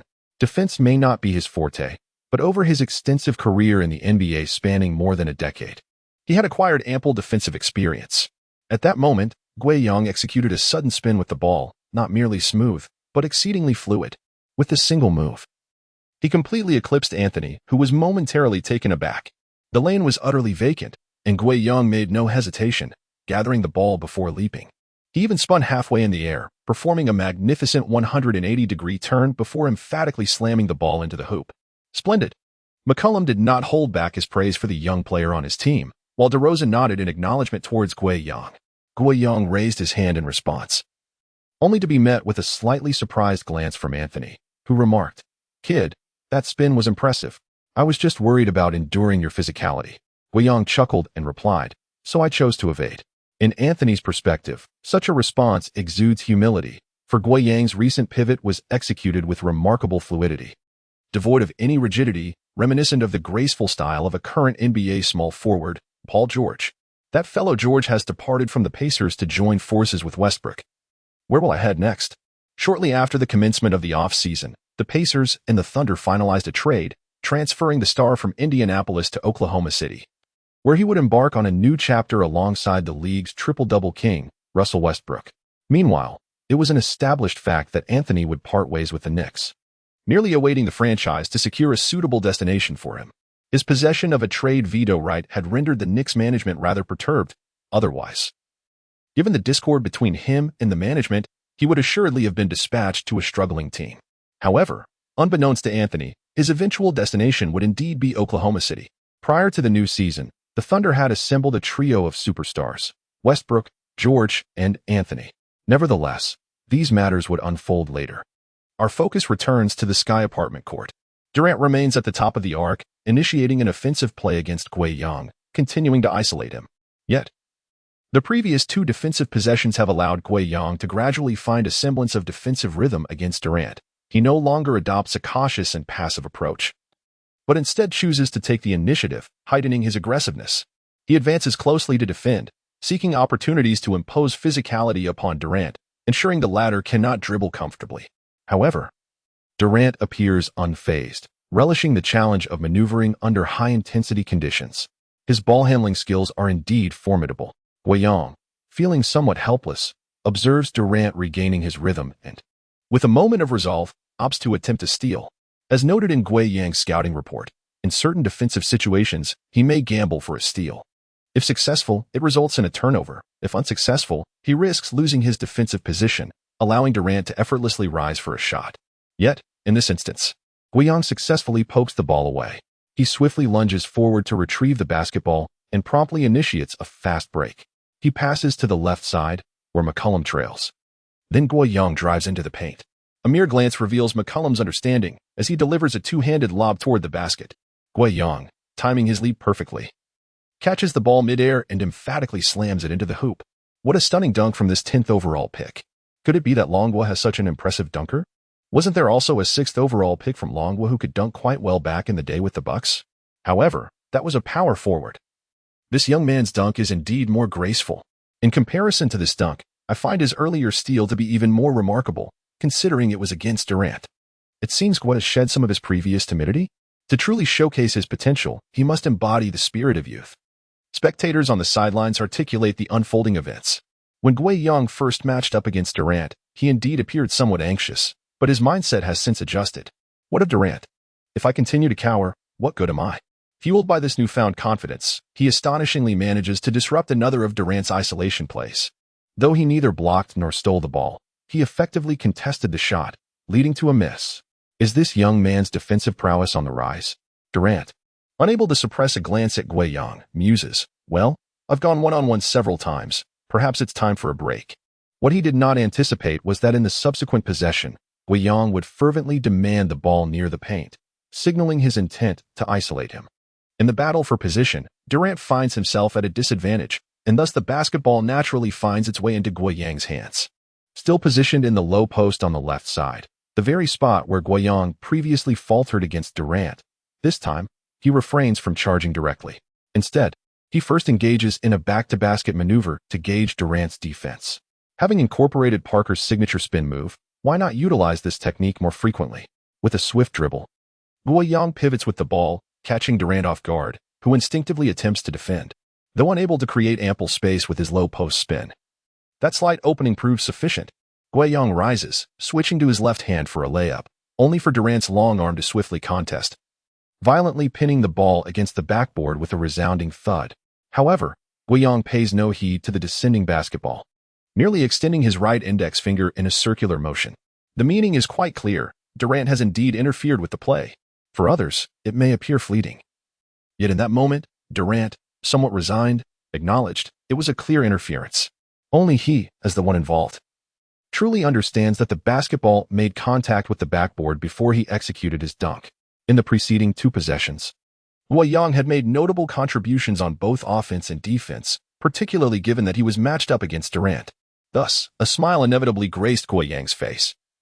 To compete against one of the NBA's elite players, even if he gained a slight advantage, was exhilarating. However, this smile was short-lived. Nearly 10 seconds later, Durant extinguished the flicker of confidence ignited within Guoyang by launching an unrelenting pull-up three-pointer. It was utterly indefensible. What a farce. Guoyang suddenly recalled a phrase: the only one who can defend against Durant is his own shooting touch. In the ensuing moments, both sides abandoned any semblance of defense, devolving into a sheer offensive spectacle. After all, when NBA players engage in street ball, the ethos is straightforward. Defend if you can, but if you cannot, let it go. Everyone is there for enjoyment, and overexerting on defense is futile. The risk of injury is simply not worth it. Without the presence of Drummond, this informal game concluded amicably. Even DeRozan wore a smile, clearly relishing the joy of playing on the court, having scored the most points that day. McCollum and the round-faced player also had their moments, while Durant and Anthony seemed to approach the game as a leisurely exercise, with few attempts but an exceptionally high shooting percentage. Guoyang's attempts were few, yet he delivered several spectacular dunks and scored on a low-post play against Durant, leaving an impression on both the seasoned players and the fans on the sidelines. As for the Rockets' second-round pick, Hartenstein, the only memory he left was of being thoroughly outplayed by Drummond at the game's outset. Durant appeared quite jovial today, his smile radiating a genuine warmth. He patted Guoyang on the shoulder and remarked, "You better put in the effort when you return. I don't want to see you only during garbage time when we meet in the regular season." Beside him, Anthony chuckled and turned to McCollum, saying, "CJ, make sure to discuss with your coach. We can't have such a talented young man relegated to fetching water." McCollum playfully ruffled Guoyang's hair and added, "You needn't worry about that.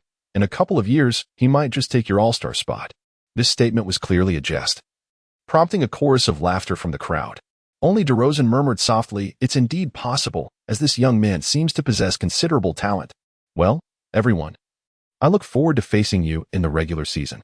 After a lengthy exchange of pleasantries, McCollum departed with Guoyang. The street ball game was nothing extraordinary, as such levels of play were commonplace at the Sky apartment court. However, due to the altercation involving Drummond and Guoyang, as well as Durant, a video was captured, and the accompanying highlights were subsequently shared across social media and YouTube. This video has garnered considerable attention, as viewers not only relished the excitement, but also witnessed the effortless one-on-one plays by players like DeRozan, Durant, and Anthony, while also taking note of Guoyang. This young talent from Longwa managed to steal the ball from Durant. What an impressive alley-oop dunk during the fast break. That spin move past Anthony reveals a hint of offensive prowess.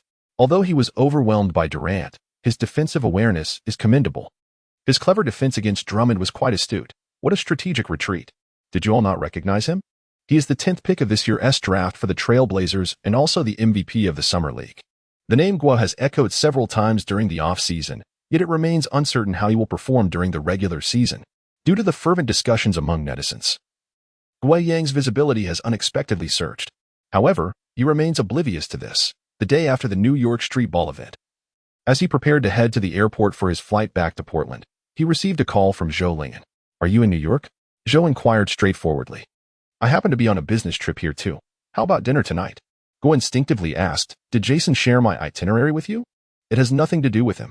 Zhou chuckled on the other end. "It seems the sports star is not yet internet savvy. Weren't you playing at the Sky apartment court yesterday? Someone uploaded the video, and you've gained quite a bit of attention. Your Instagram followers surged by over 10,000.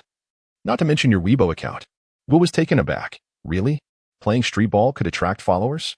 Zhou replied with a smile. After all, you did face off against Durant, regardless. It's advantageous for our studio. About a month ago, Guiyang officially established his own studio, with Zhou Lingyan serving as the operator and assistant, as well as a shareholder. Zhou's first strategic move was to register a Weibo account and regularly post snippets of his training and life in the United States, which has recently turned into a popular vlog. It has proven that her assessment of Guiyang's commercial value in Longguo was astute, as that account has only posted 5 Weibo updates yet is on the verge of breaking 1 million followers. All right, Guo conceded, not being particularly concerned with online matters. He redirected the conversation. So why are you treating me to dinner? Shouldn't it be the other way around? Come on. Dining with someone as beautiful as me is a rare opportunity. You just called me a sports star. Shouldn't the chance to dine with me be cherished even more? Besides, you can afford an apartment in Los Angeles, while I still have to rent in Portland. Why is it so difficult for you to treat me to a meal? Fine, 7 p.m. at Masa Restaurant. I'll be waiting for you. Where's that? Let me check the map. 4th floor of the Time Warner Center. Is that Japanese cuisine? White Japanese food in New York. Before he could finish, Zhou interrupted him helplessly. Big star. This restaurant costs at least $1,000 per meal. I'm treating. Do you really want to complain? Guo muttered under his breath. I'd rather you took me to a Chinese restaurant for dumplings. Before he could finish, Zhou hung up the phone, utterly speechless. Guiyang shrugged, pondering the complexities of women. Fortunately, he had planned to rest these past few days. Otherwise, he would have squandered precious training time. Had Swanigan been privy to Guiyang's thoughts at that moment, he would undoubtedly have shed tears of envy and indignation, declaring, "Brother, you should return to training while I accompany the lovely reporter for dinner." Nonetheless, as evening descended, Guiyang dutifully arrived at the restaurant. The decor was quite exquisite, with the entrance crafted from luxurious wood.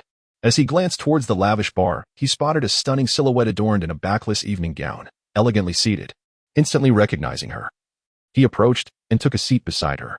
"Such formal attire today, esteemed reporter," Guiyang remarked, his gaze appraising Zhou Lingyan, who sported striking makeup and a delicately shimmering diamond necklace. Unable to contain his admiration, he exclaimed, "What do you think of this necklace?" Zhou Lingyan, seizing the moment, inquired with a playful wink, "Isn't it beautiful?" Guiyang, with utmost seriousness, responded, "It must be quite expensive. I wager that even the car Damian gifted me couldn't match the value of your necklace." In an instant, the smile on Zhou Lingyan's face faltered, and she cast a wistful glance at Guiyang, remarking, "You are such a hopelessly blunt man. I truly wonder how you managed to win over your ex-girlfriend." Guiyang pondered earnestly for a moment before replying, "Actually, she pursued me." Zhou Lingyan, sensing the conversation's shift, seemed disinclined to engage further. Turning towards the bar and signaling for service, "We may commence preparation now." Guiyang, unabashed, called out to the bartender, "Excuse me, may I have a cola?" Zhou Lingyan regarded Guiyang anew, hesitating momentarily. Yet, with a beaming smile, he added, "And do remember to include ice." However, Zhou Lingyan chose not to dwell on the matter. She informed Guiyang that this establishment was the premier Japanese restaurant in the country, with ingredients airlifted from Japan, and the chef was not only renowned in New York, but also held a distinguished reputation in the culinary scene across the nation. This is still the table she reserved a month ago, and today fortune smiles upon them, as the chef happens to be present. With that, she pointed towards a bald middle-aged man inside, meticulously slicing sashimi, exuding a certain charisma. Guiyang glanced over, pondering that if this man were in Neon Country, he would undoubtedly be regarded as a sushi master. Yet, it must be said, this fellow bore a striking resemblance to some male leads from the films he had watched from Neon Country. Soon, the dishes began to arrive gradually, and Guiyang, embracing local customs, joined in the dining experience. Perhaps due to having subsisted on nutritional meals throughout the off-season, today's offerings remarkably suited his palate. What should have been savored slowly as fine Japanese cuisine was instead devoured with gusto by him. Each time Guiyang finished his portion, Zhou Lingyan had only just consumed a small fraction of hers. "Are you certain you've truly tasted the flavors?" Zhou Lingyan inquired with a frown. "I regret bringing you to this sushi place. Doesn't it feel a bit wasteful?" Guiyang gently patted his belly and replied, "Isn't it all inside me now? Wasteful? Not at all. It's about making the most of it." Nevertheless, this dinner spanned 2 hours, as the serving of Japanese cuisine is invariably paced in this manner. After the meal, the two strolled leisurely through the bustling Time Warner Center. "Let us discuss business," Zhou Lingyan said, glancing at Gui Yang as they walked. Since the establishment of the studio, I have received no fewer than 10 commercial invitations from Dragon Country. I previously mentioned this to you, yet you kept postponing. Now, I have selected 3 particularly sincere endorsement offers. Gui Yang waved his hand, interrupting her. I understand your urgency, but let us wait until the regular season starts to consider these commercial invitations. Zhou Lingyan looked puzzled. Why? My popularity is still on the rise. Gui Yang replied, unhurriedly. Do you think this is my peak? The regular season is my grander stage. In just a couple of sentences, Zhou Lingyan's eyes widened in surprise. She had never anticipated that beneath Gui Yang's still youthful visage lay considerations and ambitions rooted in commerce. She comprehended his intent. As long as Gui Yang showcased excellent performances during the regular season, his fame would only amplify, and his commercial value would soar. At that juncture, discussing endorsements would yield figures incomparable to those of today. Suddenly, a thought crossed her mind, prompting her to ask instinctively, previously. Jason complained to me that when he negotiated your sneaker contract, you rejected it without even a glance. Was that also due to this reason? Gui Yang nodded. Are you so certain you will perform well in the regular season? Zhou Lingyan asked, a hint of concern in her voice. With so many forwards on the Trailblazers, will you truly secure adequate playing time? Or have you received some insider news from Lillard? This time, Gui Yang shook his head and remarked, I am uncertain about my playing time. The notion of me starting is merely a rumor. However, I firmly believe that I can earn these opportunities. All I require is time. His expression was resolute, and the determination reflected in his gaze caused Zhou Lingyan to momentarily lose her composure. Such formidable confidence. She had once sensed in several players, all of whom, without exception, had made quite a name for themselves in the NBA. I believe in you as well. Zhou Lingyan nodded earnestly, her sweet smile illuminating the bright lights of the shopping mall, the peaks of her expression trembling slightly, while the valleys became increasingly pronounced. Witnessing this scene, Gui Yang suddenly felt his heart race uncontrollably. Oh no, could it be that I am developing feelings for this older woman? Gui Yang took a deep breath, suppressing emotions that should not arise. He then pulled out his phone to check the time and said, It's getting late. I should be heading back. It's all right, Zhou Lingyan replied, producing a set of 992 keys and waving them playfully in front of Gui Yang. I will take you to the hotel. Thus, Gui Yang followed her into a grand vehicle, racing through the vibrant city beneath the night sky. Throughout the journey, Gui Yang was apprehensive that this older woman might actually escort him to his room. Ultimately, the anticipated event did not transpire. After arriving at the hotel entrance, Zhou Lingyan departed in her vehicle, but the smile she wore as she left bore a hint of mischief. He resolved never to dine alone with her again, opting to invite Jason along next time. Gui Yang, feeling a twinge of apprehension, shook his head and retreated to his room. However, that evening, the silhouette of her figure haunted his dreams, where he harbored no inclination to refuse her. A night of whimsical dreams unfolded, where flowers blossomed and withered in a perpetual cycle. As the clock turned to the end of September, the NBA's off-season drew to a close. With training camps springing to life across various teams, the Trailblazers among them. Regardless of one's role, whether as a mere water cooler attendant or the star player, all were required to report to the team on the opening day of training camp. After all, every team undergoes some changes in their roster during the off-season, and training camps serve to harmonize these adjustments, as well as to evaluate the progress players have made during their time away, thereby facilitating better rotation strategies. Typically, barring any departures of starting players, the starting lineup remains unchanged. By 7:30 in the morning, figures could already be seen in the Trailblazers training facility. Naturally, Gui Yang was the first to arrive. However, he initially headed to the gym. By the time he emerged, having worked up a sweat, players such as Lehman and Swanigan had already gathered. "Gua, long time no see," Swanigan exclaimed, rushing forward with palpable excitement. "It seems you've bulked up a bit more." Gui Yang nodded in affirmation. He had indeed gained some weight during the off-season, and following a recent pickup game in New York, he returned to Portland to embark on a muscle-building regimen. His weight had now reached 113 kilograms, drawing him alarmingly close to Swanigan's own heft. Incorporating Zion's leaping prowess into his training, Gui Yang had particularly focused on leg muscle development. His thigh muscles were significantly more robust compared to when he was drafted, a precautionary measure to safeguard his knees and mitigate injury risks, thus enabling him to soar gracefully across the NBA court.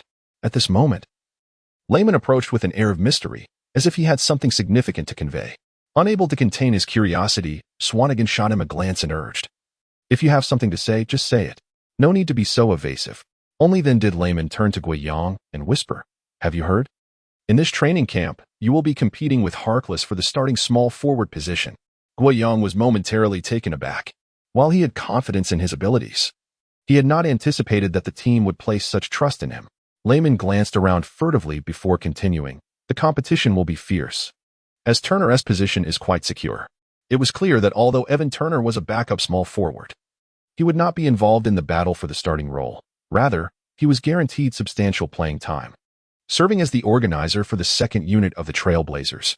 This meant that if Guiyang failed to secure the starting small forward position, he would be relegated to the third choice for that role, resulting in limited playing time. Anything over 10 minutes would be considered fortunate. Conversely, Layman had no such concerns about his own minutes. After Guiyang secured the Summer League MVP award, he realized he was destined for the role of the team's water cooler attendant in the upcoming season. Hearing Layman's words, Swanigan nonchalantly remarked, "Harkless couldn't even win a one-on-one against us. How could he possibly compete with our brother Guy?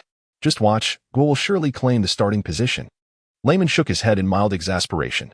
The outcome of a single one-on-one match hardly determined anything, especially since the starting position was influenced by a multitude of factors, including team composition and tactical arrangements. Guiyang chose to remain silent, his expression turning serious. Initially, he had considered starting from the bench and gradually earning the coach's trust. However, if the team held such expectations, he needed to excel in this training camp. For Coach Stotts was known for his cautious player rotations and would not easily adjust playing time during the season. It was clear he had to outperform Harkless in this training camp. It was imperative. As he pondered this, Harkless, Aminu, and Leonard entered the training facility together.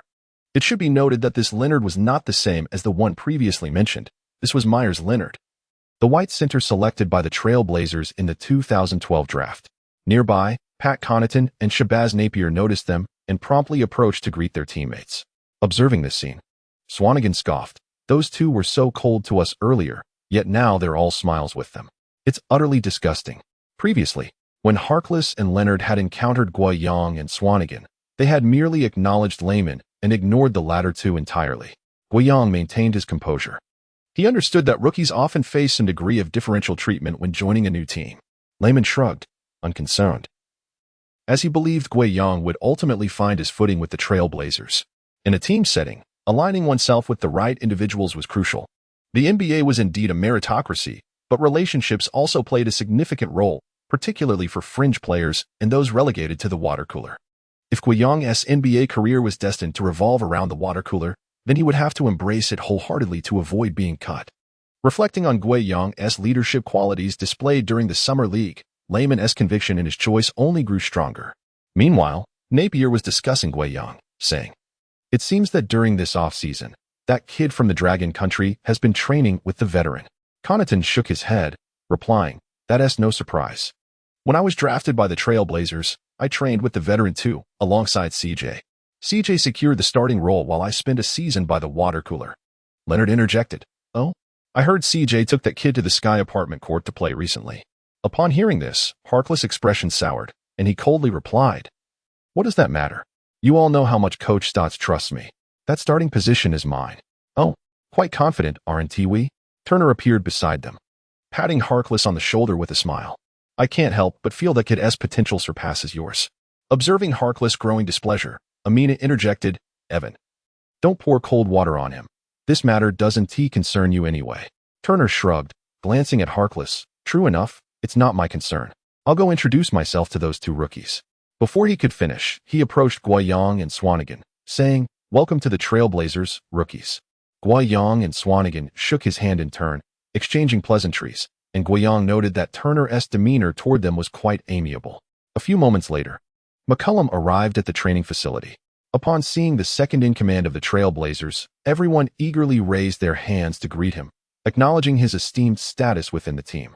McCollum responded warmly, embracing each player, displaying his popularity within the squad, as every smile directed at him was genuine.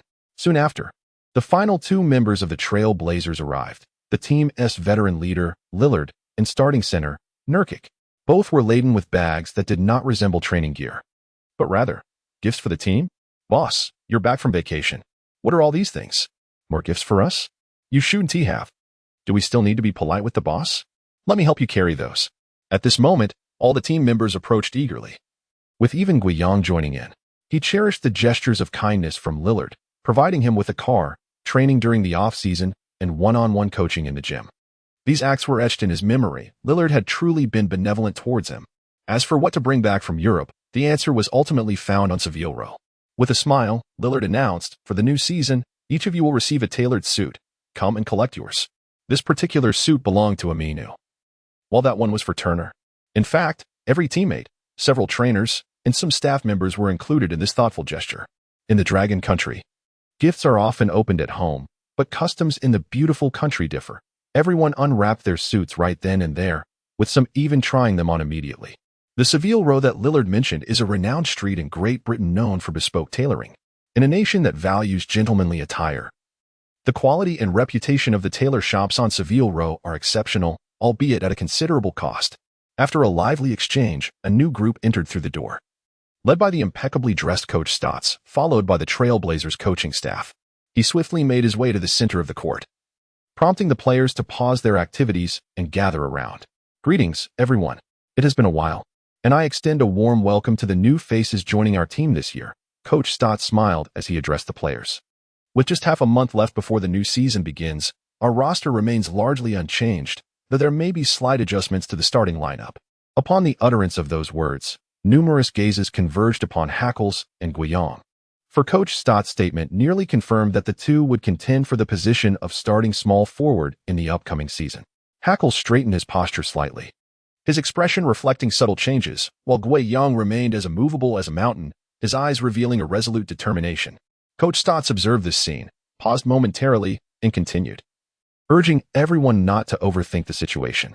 He emphasized that adjustments would be made based on the performance during the training camp and expressed hope that they would not squander this time, advising them to adequately prepare and attain their best form before the onset of the new season. Subsequently, the training camp commenced in earnest. The initial days focused on physical conditioning. During the off-season, most players adhered to self-discipline in their training, though a few fell short of the requisite intensity. There were also players like Lillard, who trained throughout the summer only to take a vacation afterward. This arrangement was intended to ensure that everyone met the physical standards necessary to compete effectively. The following days would shift towards training in the team's tactical system, which constituted the primary objective of the training camp. As the training camp neared its conclusion and the preseason approached, the general manager, Alshay, presided over a meeting in the conference room, inquiring about the starting lineup. Present were members of the team's management, Coach Stotts, and the assistant coaching staff. After a moment's hesitation, assistant coach David Vanderpool responded, indicating that the tentative lineup still mirrored that of the previous season, featuring Lillard, CJ, Hackles, Aminu, and Nurkic. Alshay promptly questioned, is Hackles still slated as the starting small forward? What of Gua? Has his performance during the training camp been subpar? The incessant questioning left Vanderpool at a loss for words, prompting him to turn his gaze towards Coach Stotts. In a calm and composed manner, Stotts remarked, no.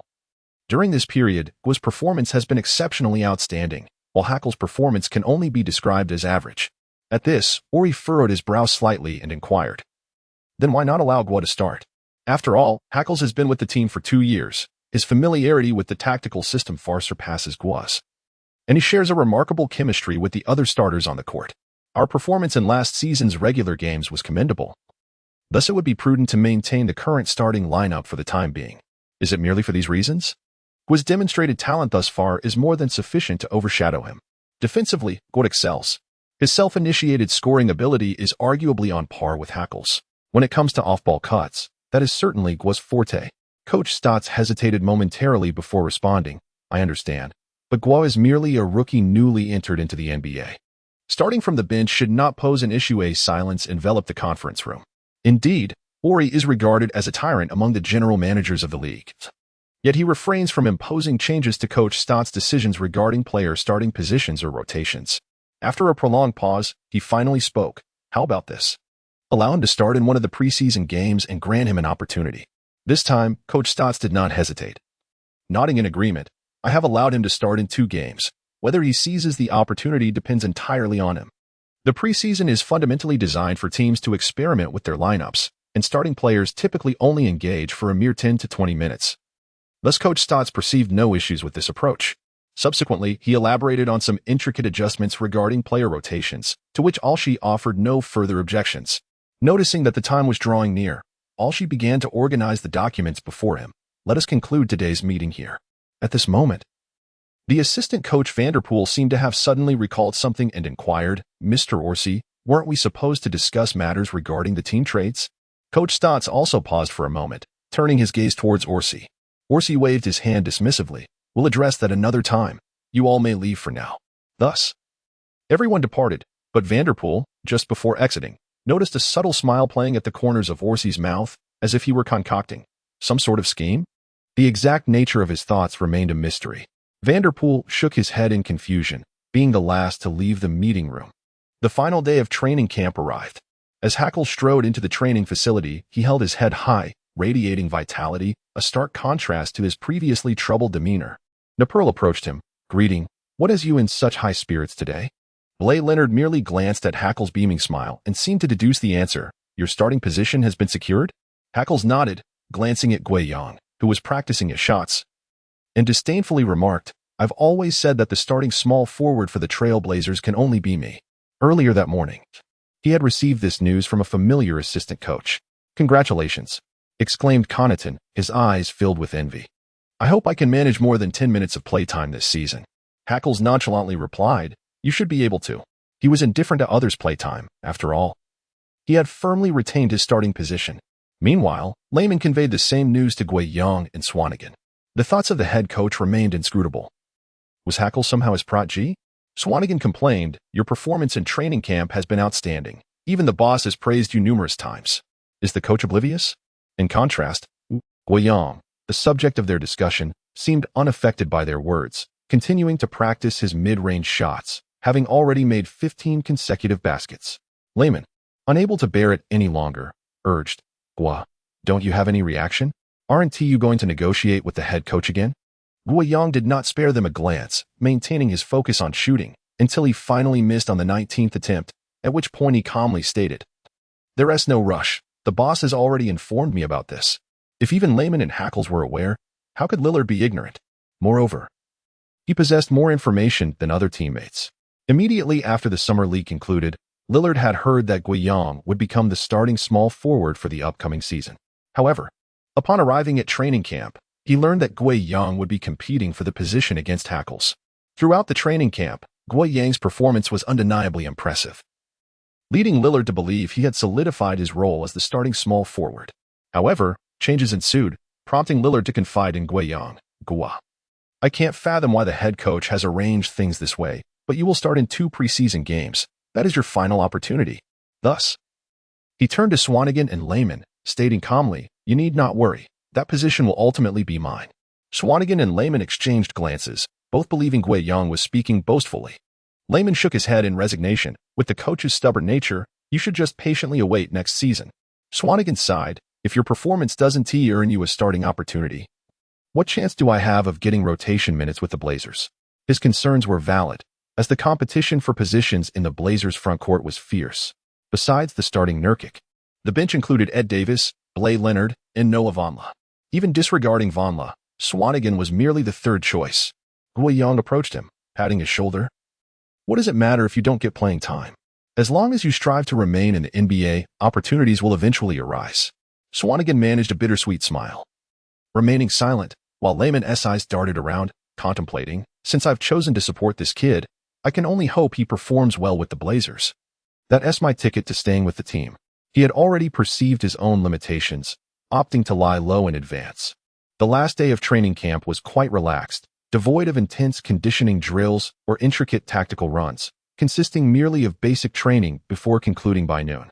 Everyone was greeted with a brief respite of a few days, after which the preseason would commence. There remained a fortnight until the official start of the NBA 2017-18 season. Now was the time for preseason games. The outcomes of these matches would not influence the regular season record. Although seemingly inconsequential, every team would field their full roster, as it represented the best opportunity to refine their lineups before the regular season commenced. In Portland, at the Moda Center Arena. This is the home ground of the Trailblazers, formerly known as the Rose Garden. When discussing the NBA's formidable arenas, the Moda Center undoubtedly ranks among the most intimidating. It was here that the legendary moments occurred, Kobe Bryant's miraculous three-pointer with just 0.8 seconds on the clock and Damian Lillard's stunning three-pointer with 0.9 seconds remaining, both against the Houston Rockets. However, the reputation of this venue as a daunting fortress is not solely attributed to these iconic game winners. The atmosphere during matches is palpably intense.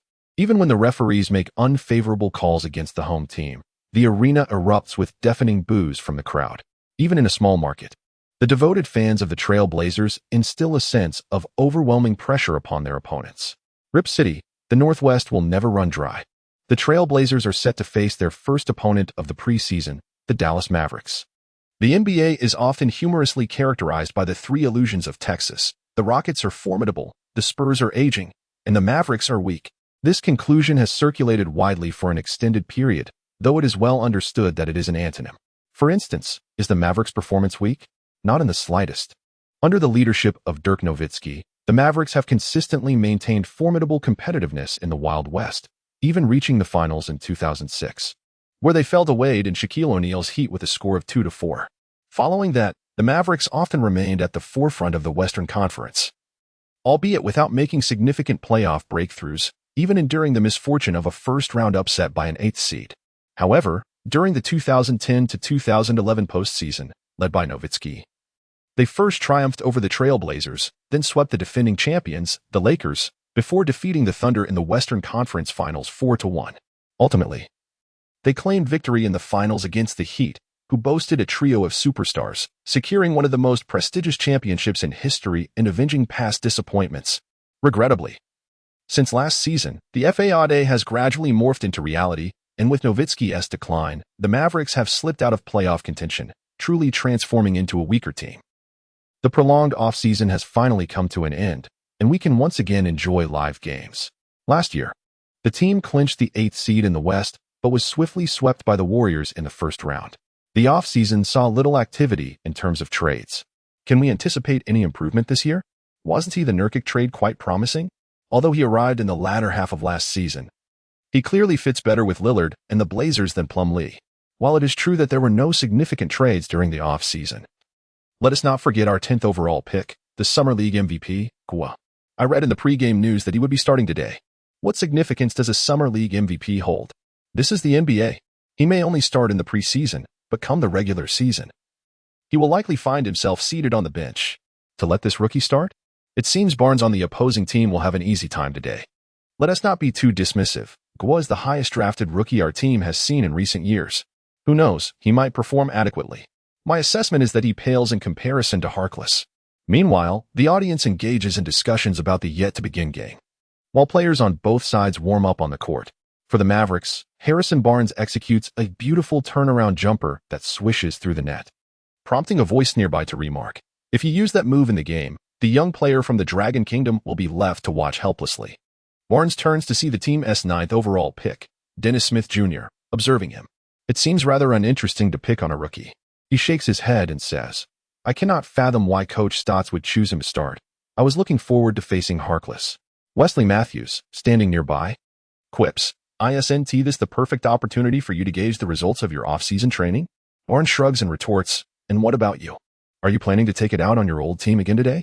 Matthews glances over at Lillard, who stands on the opposite side of the court, and reflects, "We all left, yet I never anticipated that Damian would lead this team to the playoffs for 2 consecutive years.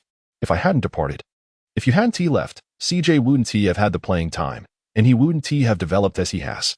Backup point guard Josh Barria also joins the conversation with a smile. "Bring forth your best defense today. CJ is no longer that little sidekick you once knew on the Blazers." At this moment, Nowitzki approached and remarked, "Barria is right. Today we must strive to secure this preseason victory. Let us not forget our goal this year is to reclaim our place in the playoffs." Everyone nodded vigorously. Despite last year's lackluster performance, the Mavericks showed no signs of rebuilding. Team owner Cuban still wished for Nowitzki to savor the taste of the playoffs once more in the twilight of his career. Meanwhile, on the Trail Blazers side, Lillard approached Guillaume, giving his shoulder a friendly pat. "Nervous, kid? Today marks your first NBA game." Guillaume candidly replied, "A little. Especially considering I'm up against a championship-caliber small forward." even though it was merely a preseason match.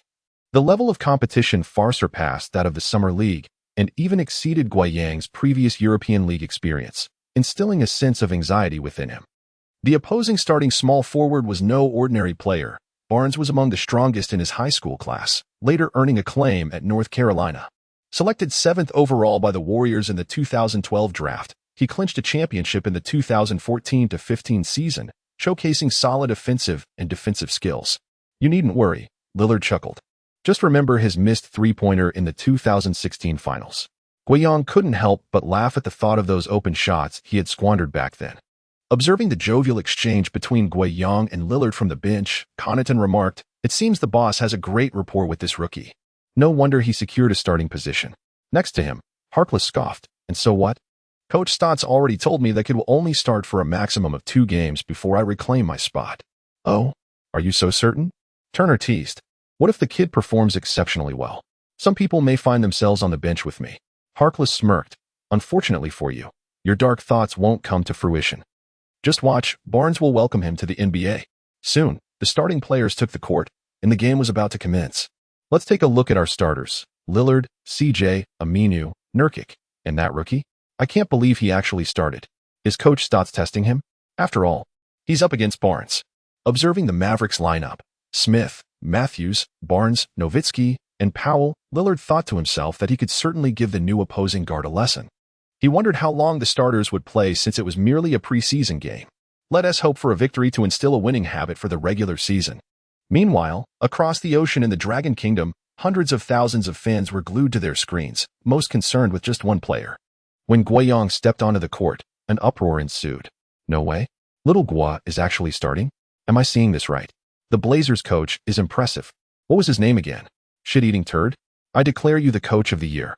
Others referred to him as Stotts, but Guiyang starting was indeed an unexpected delight.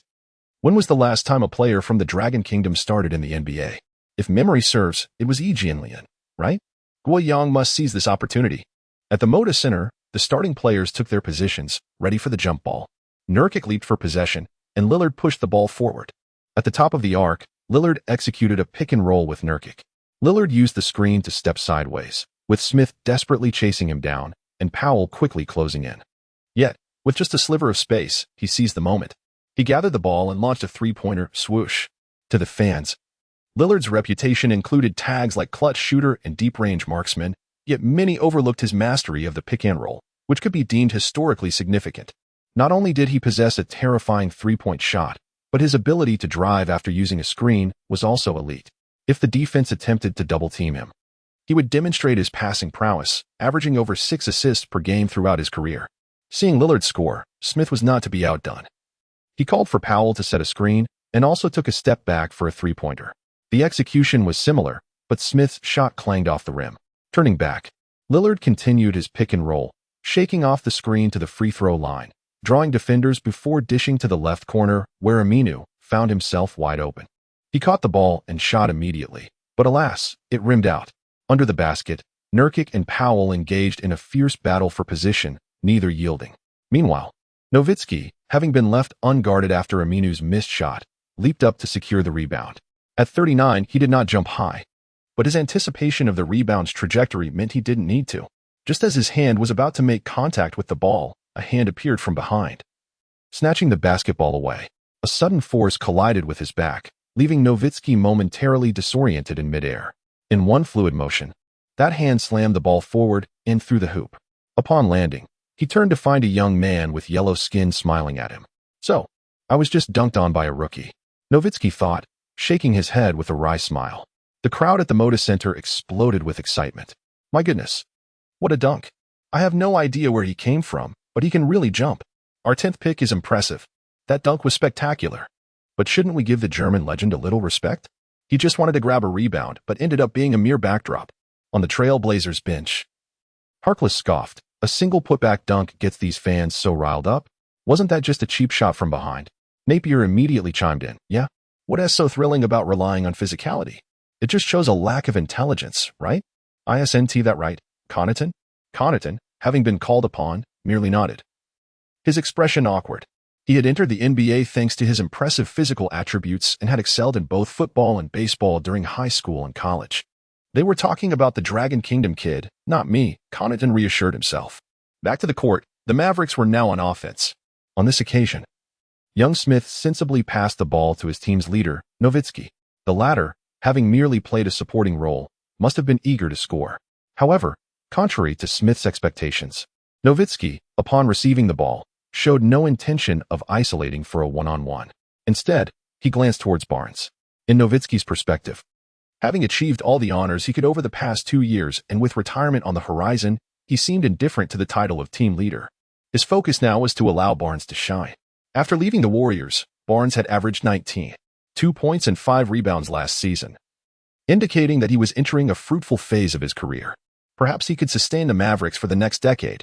Barnes promptly positioned himself at the left high post to receive the basketball, facing off against his defender, Guiyang, while his teammates had created ample space. It seemed like he was determined to teach the rookie a lesson. Believing he had deciphered Nowitzki's intent, he was mistaken, yet the outcome remained the same. It was time for a one-on-one showdown. I was curious to see how Guiyang would manage to defend against Barnes in isolation. On the sidelines, Harkless sat up straight, unable to conceal the smile on his face, as if he could already envision Barnes scoring over Guiyang. Barnes initiated his dribble, and Guiyang suddenly lunged forward, his right hand reaching for the basketball. In that moment, he nearly dislodged the ball. This kid is audacious, attempting a steal right from the outset. Startled by Guiyang's aggression, Barnes managed to steady his dribble and continued to seek an opportunity. It seemed the rookie was genuinely intent on defending against him. His eyes narrowed slightly. It was time to show him a thing or two. Barnes suddenly executed a change of direction, aiming to bypass Guiyang. However, the latter's footwork was impeccable, granting no room for penetration. Unperturbed, Barnes pulled back and attempted another change of direction, yet still could not break through. Unbeknownst to him, Guiyang had closed in tightly, extending his hand to disrupt Barnes' dribble, applying significant pressure. Why was this kid's defense so tenacious? With the shot clock dwindling, Barnes found himself compelled to take a difficult turnaround jump shot, which ultimately clanged off the rim. Excellent defense. On the sidelines, assistant coach Vanderpool couldn't refrain from praising that initial steal attempt was indeed a bit reckless, but his subsequent defense exemplifies his defensive awareness. Coach Stotts replied calmly, "This is merely one defensive possession. Let us observe how it unfolds." Meanwhile, Harkless held a similar sentiment. The game has just begun. Barnes needs to find his rhythm. Besides, I've occasionally managed to contain Durant like this. In the subsequent possessions, Lillard and Nurkic continued to score through their pick-and-roll strategy, while the Mavericks found themselves struggling offensively. With the only points coming from Matthews' forced three-pointer, the score had reached 11-3, and it was now the Trail Blazers' turn to attack.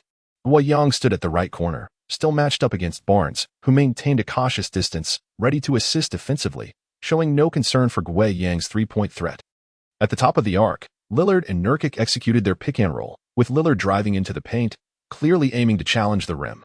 Observing this, Barnes decisively prepared to abandon his mark to provide help, just as Powell, the interior defender, positioned himself to assist, closely trailed by young Smith behind Lillard. If Barnes could also position himself effectively, they would form a tight perimeter around Lillard, making him a sitting duck. However, as he moved, the corner of his eye caught Guiyang also making a move, charging directly towards the paint. This kid was trying to use his movement to create space for Lillard. Unfortunately, his intentions were all too apparent. Unfazed, Barnes swiftly adjusted his position, preparing to intercept Guiyang's advance. In the next moment, Barnes witnessed Guiyang pivot mid-stride, a gust of wind blowing past him as the rookie sped by.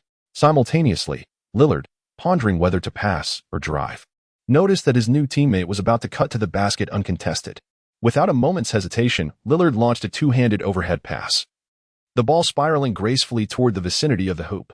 The ball was delivered with ample anticipation as Guiyang took a powerful leap, comfortably securing it mid-air before transitioning from two hands to one, executing a breathtaking alley-oop dunk that thunderously crashed into the hoop. Wang Defa.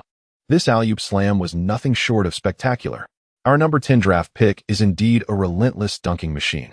Not to mention, this young man plays with an undeniable flair. It has been ages since we witnessed such a stunning alley-oop synergy from our team. It truly ignites passion.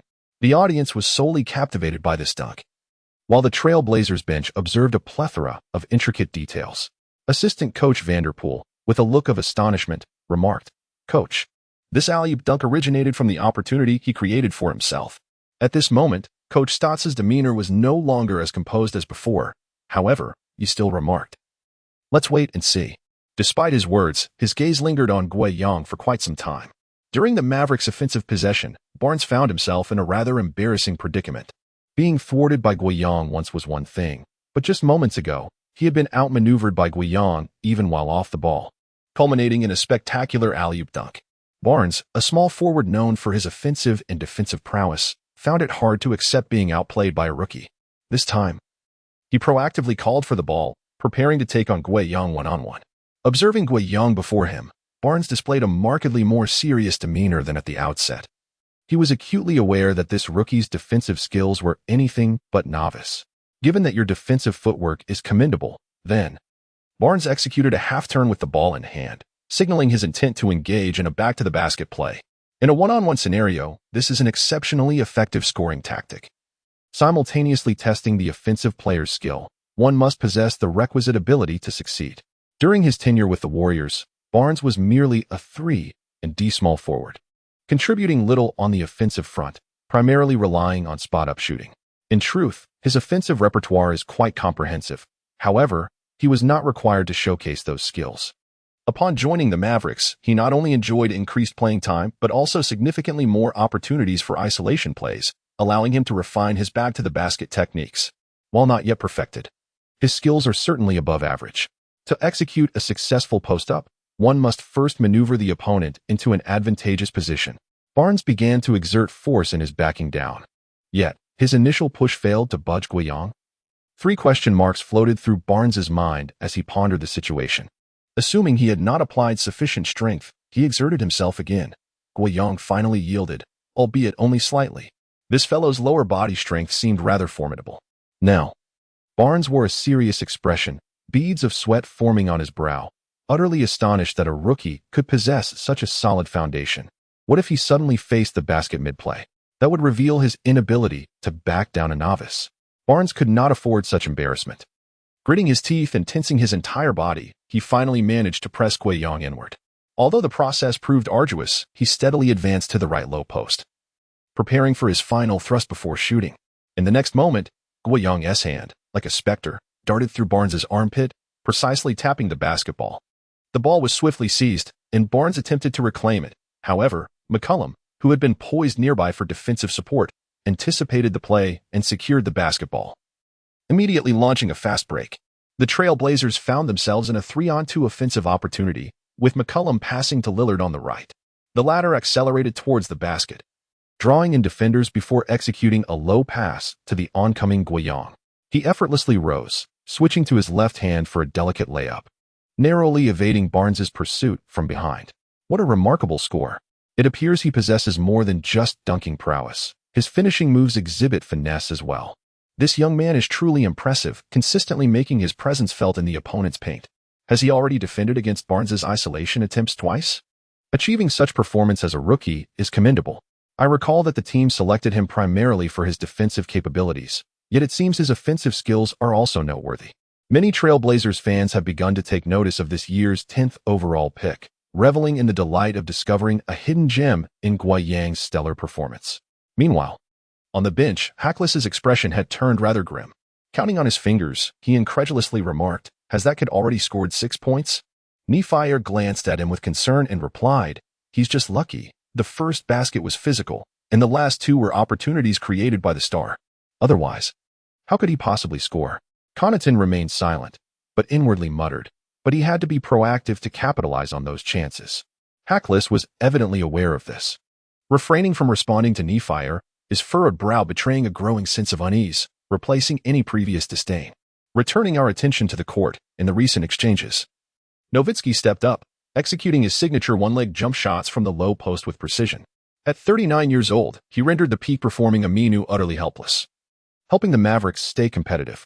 As for the Mavericks' second-in-command, Barnes had seemingly become invisible, thwarted by Guiyang's tenacious defense, akin to an unyielding adhesive.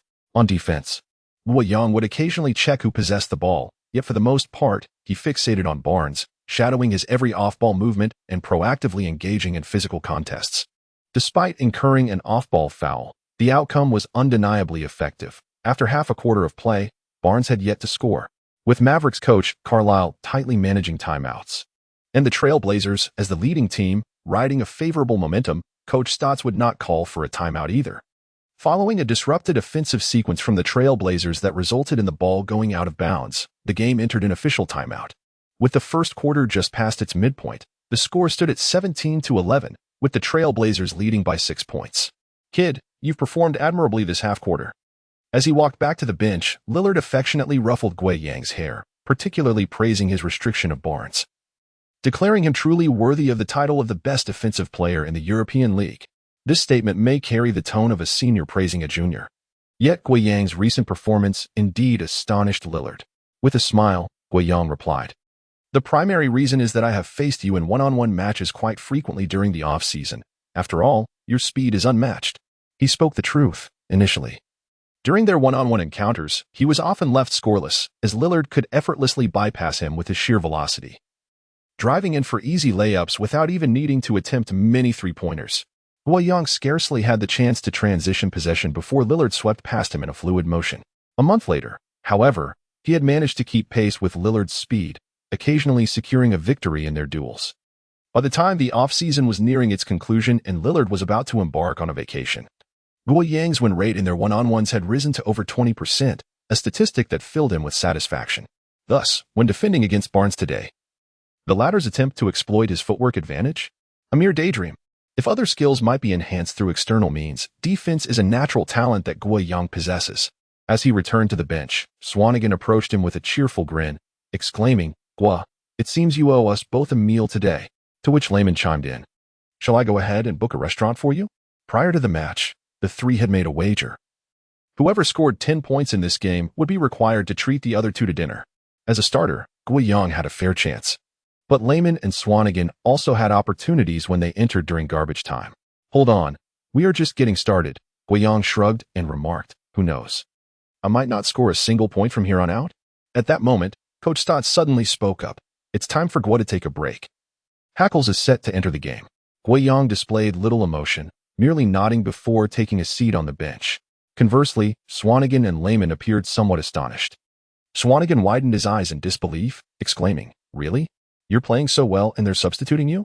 It seemed that Hackles was not merely the coach's protege, but rather his favorite son. However, before he could finish his thought, Layman covered his mouth, hushing him. "Shh, keep it down. If the coach hears you, you'll be stuck on the bench forever." "It's all right," Guiyang replied as he accepted the sports drink handed to him by the staff. After taking a sip, he continued, "I happen to be quite tired as well. A rest is just what I need." At this moment, Layman could not help but roll his eyes. "You're renowned as the training fanatic of our team, and you're already fatigued after just half a quarter?" He received no response from Guiyang, whose gaze had shifted to the nearby Hacklice. Hacklice was discreetly signaling a downward thumbs up to Guiyang, his expression exaggerated, conveying that he would outperform Guiyang. Witnessing this, Layman immediately quipped, "Don't be afraid, Gua. He may have some defensive utility, but offensively, he falls far short of you. Such rubbish shouldn't even compete for a starting position. They belong in the trash heap." Indeed, Guiyang paid no heed to Hacklice, retracting his gaze and looking at Layman with a peculiar expression. "When I was one-on-one with Hacklice in the training facility, were you saying the same about me behind my back?" Layman, taken aback, quickly waved his hands, exclaiming, "Of course not. Am I that kind of person?" "Absolutely not. Let us just focus on the game." As the timeout concluded, both teams returned to the court. The Mavericks had already substituted their players, while the Trail Blazers had merely replaced Guiyang with Hacklice. The game resumed with the Blazers initiating play. Stotts had devised a strategy for Lillard to utilize off-ball screens to receive the ball at the arc, but Carlisle's defensive arrangement was impeccable. Lillard could not find any opportunity to break free. Consequently, CJ had no choice but to pass the ball to Hacklice, who was coming to support.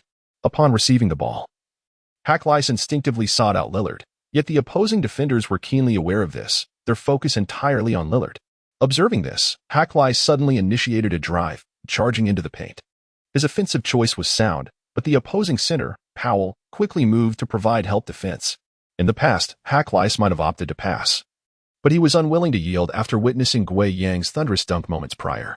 With determination, he clenched his teeth, gathered the ball, and leapt into the air, shielding himself with his left hand while preparing to slam the ball over Powell with his right, exuding confidence.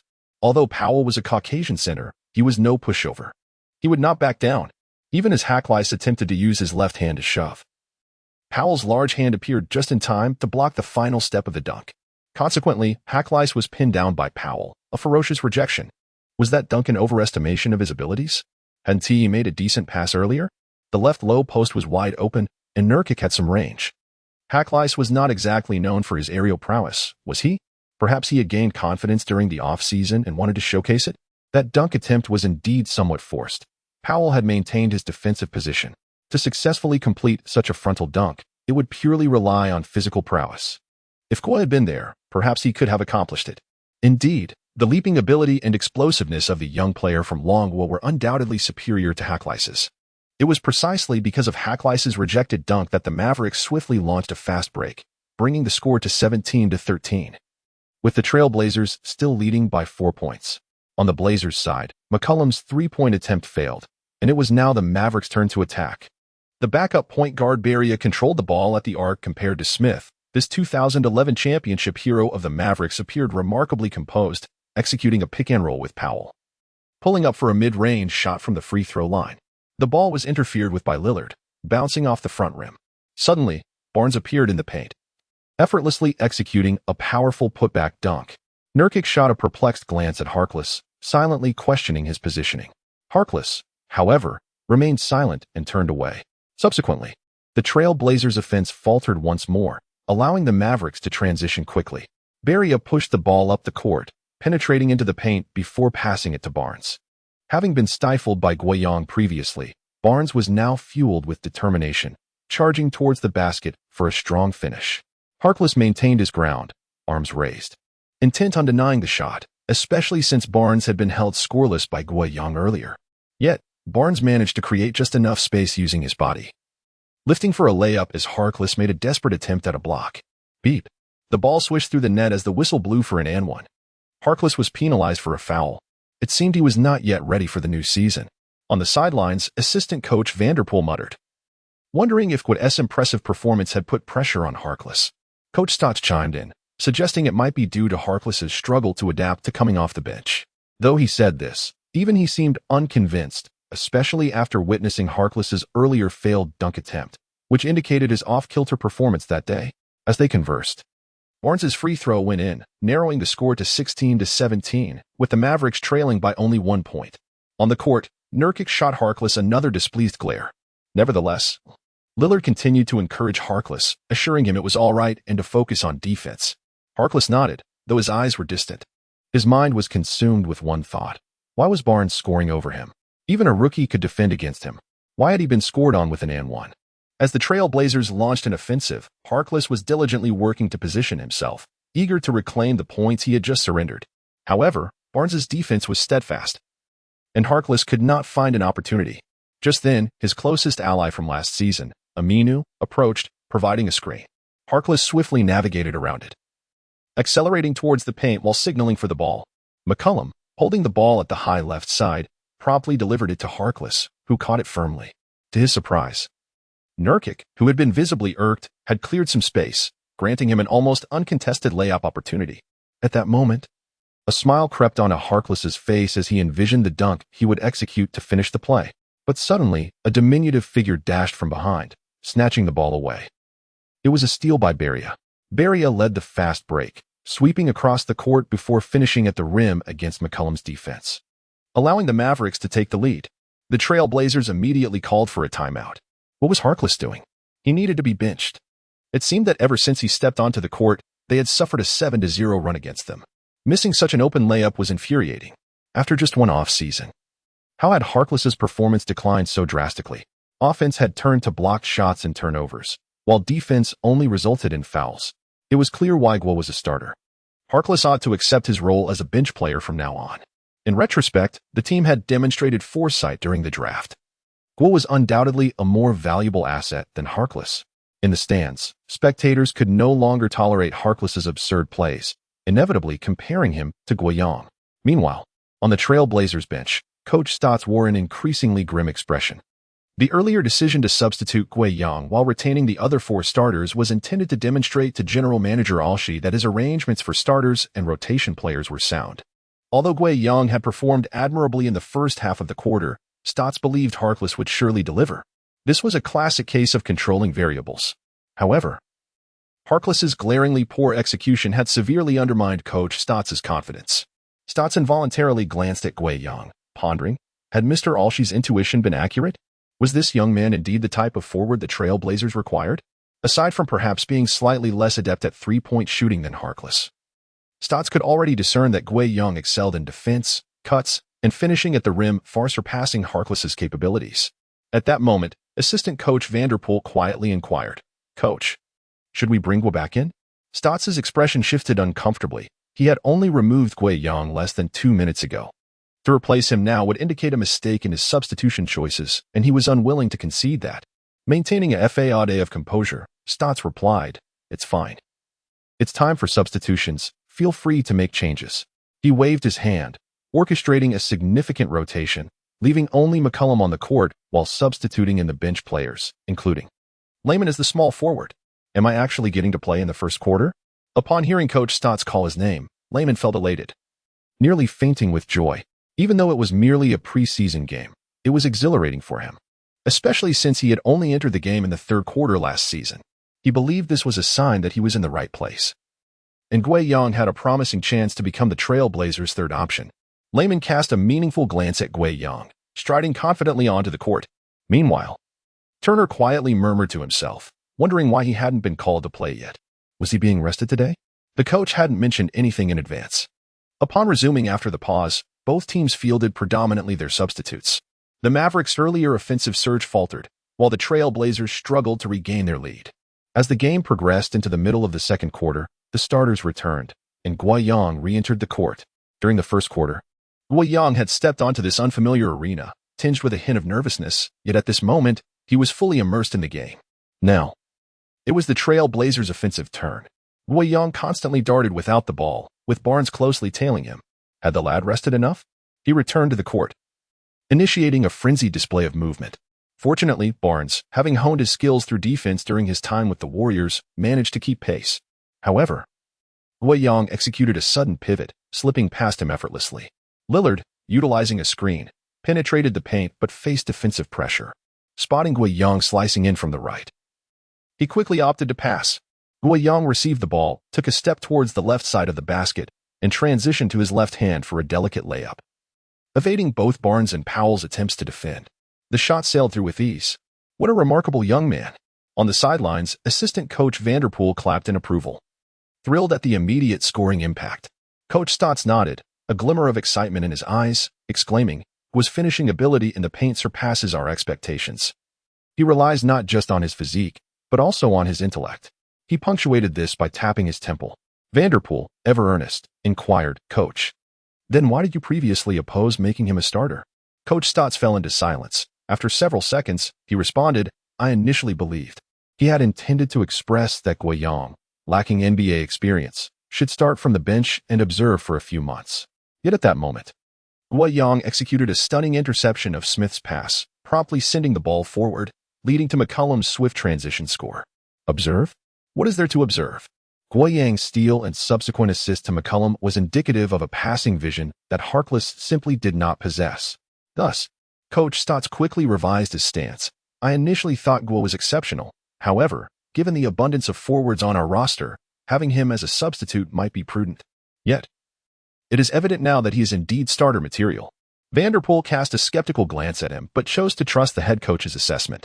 In that moment, Coach Stotts had cast aside his previous narrow perspective. What was there to hesitate about? Even if Guo Yang's performance this game was a stroke of luck or an exceptional display, the brilliance he had demonstrated warranted more playing time, a more significant role, and greater developmental potential. Stotts murmured to himself, "Mr. Alshay, how astute your draft vision is." Yet, he seemed to forget that it was indeed Alshay who had selected Lillard for the team years prior. As the Mavericks initiated their offensive play, Nowitzki passed the ball to Barnes, setting the stage for the latter to isolate against Guo Yang. In this instance, Barnes skillfully utilized his dribbling rhythm to create space, confidently sinking a mid-range shot. Just like that, Nowitzki gave him a thumbs up, acknowledging that this is how a true successor should perform, rather than hesitating after being defended a few times. That rookie's defense may have seemed decent, but he is merely a novice. What he overlooked was that this rookie is not solely a defender. Turning back, Guoyang positioned himself firmly in the low post on the left side, effectively blocking Barnes behind him. In the midst of fierce physical confrontation, Barnes found himself at a disadvantage, nearly losing his balance. How infuriating. How can this guy be so agile yet still be a power forward? Initially, McCollum was ready to isolate for a one-on-one, but upon seeing Guoyang secure his position, he generously passed the ball to him. With the ball in hand and his back to the basket, Guoyang glanced over his shoulder at Barnes. "Aren't you fond of backing down?" Barnes froze, recalling his own arduous backing down attempt in the first quarter. Then, Guoyang began to back down as well. Admittedly, he lacked backing down finesse, but with an undeniable strength advantage, was it really necessary? He simply bulldozed forward. Step by step, Barnes could not withstand the pressure, being pushed right under the basket. "You can cut the ball, but can I not?" Barnes squinted, ready to make a move, when suddenly, Guoyang executed a swift spin.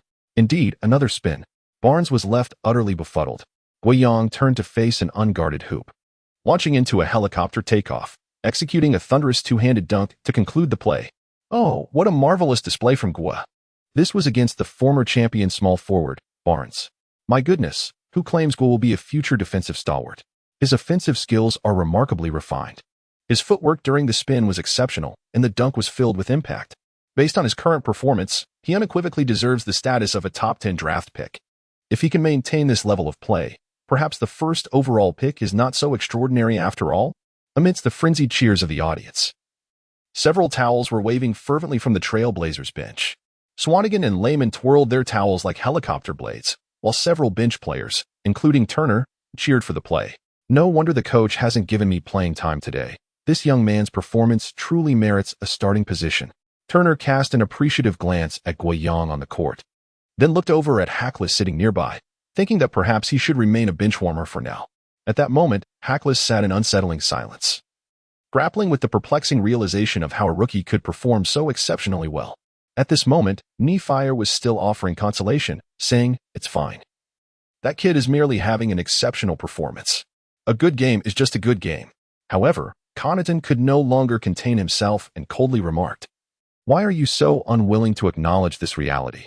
He deserves that starting position." Without waiting for a response, he stood up and moved to sit beside Swanigan and Lehman, leaving Neefire, who wore an awkward expression, and Hackless, whose face grew increasingly grim. Returning our gaze to the court, the two teams, who had been trading blows, found the Trailblazers gradually establishing a lead after the starters returned.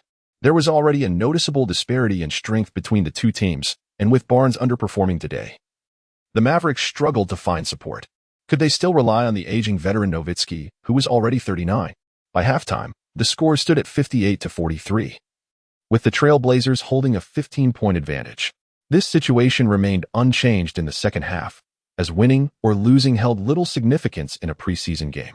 The starters played for about 3 to 4 minutes before exiting, with the Mavericks even being the first to substitute their starters. As the game concluded, the Trailblazers triumphed over the Mavericks with a score of 106-87, marking their first victory of the preseason. Lillard logged 17 minutes, contributing 14 points, 3 rebounds, and 5 assists, while McCollum played for 18 minutes, adding 11 points, 2 assists, and 1 steal. On the Mavericks side, Nowitzki had 9 points and 4 rebounds. Barnes managed 11 points and 3 rebounds, but it was the former Trailblazer Matthews who led the Mavericks with 13 points, who had the highest score of the game. It was the Trailblazers' 10th overall pick, Guoyang, who amassed 17 points, 5 rebounds, 2 assists, 3 steals, and 1 block, filling the stat sheet. Impressively, he missed only 1 out of 9 attempts, playing just 18 minutes. When matched against Barnes, he consistently dominated both offensively and defensively. What an astonishing performance from young Guo. Perhaps he should be called Guo God instead. Scoring 17 points in 18 minutes showcases remarkable efficiency. If he played for 36 minutes, he could potentially score 34 points.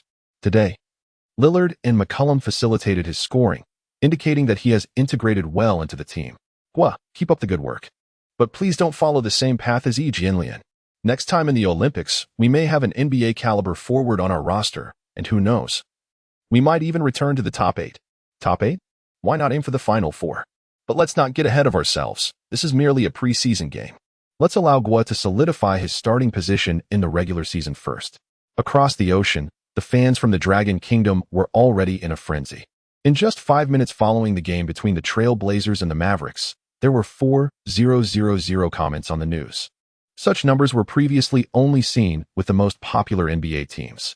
Beyond the fans' interest in Guo Yang's performance, sports brands in the Dragon Kingdom were also beginning to take notice. They had previously engaged with Guo's agent, Jason, during the Summer League, but discussions were postponed for various reasons. Now, they were preparing to make a move again, lest they be outpaced by competitors. In Portland, at the Moda Center's interview room, Guo Yang sat at the end of the press table. Initially, he was not scheduled to participate in the post-game interviews, but Coach Stotts called him over. Alongside them were Lillard and McCollum. After addressing some routine questions, a man in a suit with gold-rimmed glasses asked, "Coach Stotts, Guo's performance today was outstanding. Was his starting role a last-minute decision, or has he secured that position?" Without hesitation, Coach Stotts responded, "We selected him with the intention of having him as our starting small forward for the upcoming season. You've seen his performance, despite it being a preseason game. He possesses a multitude of capabilities." Upon hearing this, Lillard couldn't help but glance over, remembering that the news he had heard days earlier was quite different. Guo Yang smiled. It seemed he had finally earned Coach Stotts' recognition. The reporters then turned their attention to Lillard and McCollum, asking standard questions. But their primary curiosity remained focused on the new face in the interview room, Guo Yang. Soon, a sweetly smiling female reporter directed her gaze at Guo. "Guo, you hail from the Dragon Kingdom. Previously, there was Yao Ming and Yi Jianlian who entered the NBA, but unlike them, you emerged from the European leagues. Ultimately, you became the third lottery pick from the Dragon Kingdom after them. This journey must have been filled with stories, right? Was it the dream of entering the NBA that drove you to toil in a foreign land for so many years?" It was evident that this female reporter had done her homework and possessed a solid understanding of Dragon Kingdom basketball. Guo took the microphone, nodded, and began, "Yes. I believe entering the NBA is a dream for every basketball player, as it represents the pinnacle of the sport." The reporters leaned in, eager to hear more. Many were from the Trail Blazers beat, hoping to capture Guo's inspiring journey and publish it for high readership. They had previously heard of Guo being a training fanatic within the team, often the first to arrive and the last to leave. Now, they awaited an account filled with passion and youth. However, Guo unexpectedly shifted his tone, but beyond that, the NBA also signifies the opportunity to earn more money. "My salary for this rookie contract in 1 year far exceeds what I earned in 2 years in the European leagues. I hope to secure multiple lucrative contracts in the future. That is my goal." The sweet smile on the female reporter's face faltered. Other reporters exchanged glances, and McCollum, who was about to applaud, froze mid-motion. Coach Stotts appeared quite embarrassed, while Lillard couldn't help but chuckle. "This kid is refreshingly honest. I like that." Entering the NBA not only allows for competition on the highest stage of basketball, but also offers salaries that far surpass those in other leagues. Why should one feel awkward about earning money? Lillard found himself increasingly appreciative of Guo Yang. The dedicated female reporter regained her composure and, forcing a smile, asked, "In today's game, you performed exceptionally well against Barnes, not only stealing the ball from him defensively, but also completing isolations offensively. How does it feel to have subdued a small forward who has won a championship?" Guo took a moment to ponder before responding thoughtfully, "Honestly, I just played to my normal level today. The reason for my success was that Barnes was somewhat off his game.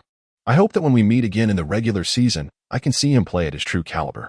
This discourse is imbued with humility, prompting the female reporter to nod subconsciously, internally praising the emotional intelligence of this newcomer, who neither boasted about himself nor failed to elucidate the circumstances surrounding Barnes. The figures on stage, including Lillard, were equally pleased with this response. Coach Stotts was reminded of the day Guo Yang signed with the team, recalling how adeptly he handled media inquiries. At that moment, Guo Yang added with a smile, "However, I hope Barnes can gain some weight. Otherwise, he won't withstand my physicality." A moment of surprise ensued before the room erupted in laughter, as it was clear that Guo Yang was jesting, filling the interview space with a buoyant atmosphere. Following a few more questions, the interview concluded on a cheerful note. Later, several news articles regarding Guo Yang appeared in the sports section of a prominent publication. Outstanding debut performance. Is the young lad from the Dragon Country in the NBA solely for monetary gain? The Blazers rookie annihilates Barnes? Post-game remarks label his performance as subpar. Guo, Barnes is too frail. He is unfit for the NBA. While the first article may not have strayed too far from the truth, the subsequent headlines were blatant sensationalism, distorting Guoyang's interview content. Some media outlets resort to exaggerated headlines and selective quoting to fabricate stories merely to capture attention and drive traffic. Some misguided fans, without even examining the specifics of the news, immediately began to comment. When Barnes was winning a championship, this kid hadn't even played in a professional league, right? Is he really this arrogant after just one preseason game? Can such a player go far in the NBA? What's so impressive about relying solely on physicality? Nevertheless, rational fans constituted the majority. They swiftly sought out the original words of Guoyang's interview and watched highlights of his performance. This rookie seems promising. Was Barnes truly underperforming? Is he arrogant? I find him rather humble. It appears that players from the Dragon Country tend to possess such demeanor. Back in the day, Yao Ming was also a humorous and engaging player. Who do the Blazers face next? I am eager to watch his game again. As time progresses, the news that initially circulated as mere rumors has inadvertently bestowed some positive attention upon Guoyang. Of course, Guoyang remains completely oblivious to these developments. The day after the conclusion of this match, he flew with his team to New York, where they were set to face the Knicks in their second preseason game. The last time he visited New York, he had the opportunity to meet the Knicks star player, Anthony. Remarkably, within a mere month, the Knicks' leading figure has transformed into Porzingis. Following a significant trade with the Thunder at the end of last month, Anthony relinquished his trade veto rights to join forces with Westbrook and George in Oklahoma City, forming a formidable trio. The Knicks, having struggled last season, seem to be intent on a complete overhaul this year. Following Anthony's departure, the small forward position became a glaring weakness, prompting them to sign Michael Beasley, who was once heralded as Durant's peer during their high school years. However, in this matchup, they fielded a starting small forward who is an NBA scion, the son of former All-Star Tim Hardaway, young Hardaway himself, standing at 198 meters and weighing 93 kilograms. Young Hardaway barely qualifies as a swingman, and he finds himself matched up against Guoyang of the Trail Blazers. In this match, little Hardaway displayed commendable prowess on the offensive front, showcasing a fiery touch as he executed 3 consecutive one-on-one plays against Guoyang, successfully converting 2 of them, ultimately amassing an impressive total of 18 points with notable efficiency. However, due to a disparity in physical stature, he found himself thoroughly overpowered defensively by Guoyang, who tallied 22 points and 6 rebounds, all scored within the restricted area, achieving an astonishing shooting percentage exceeding 70%.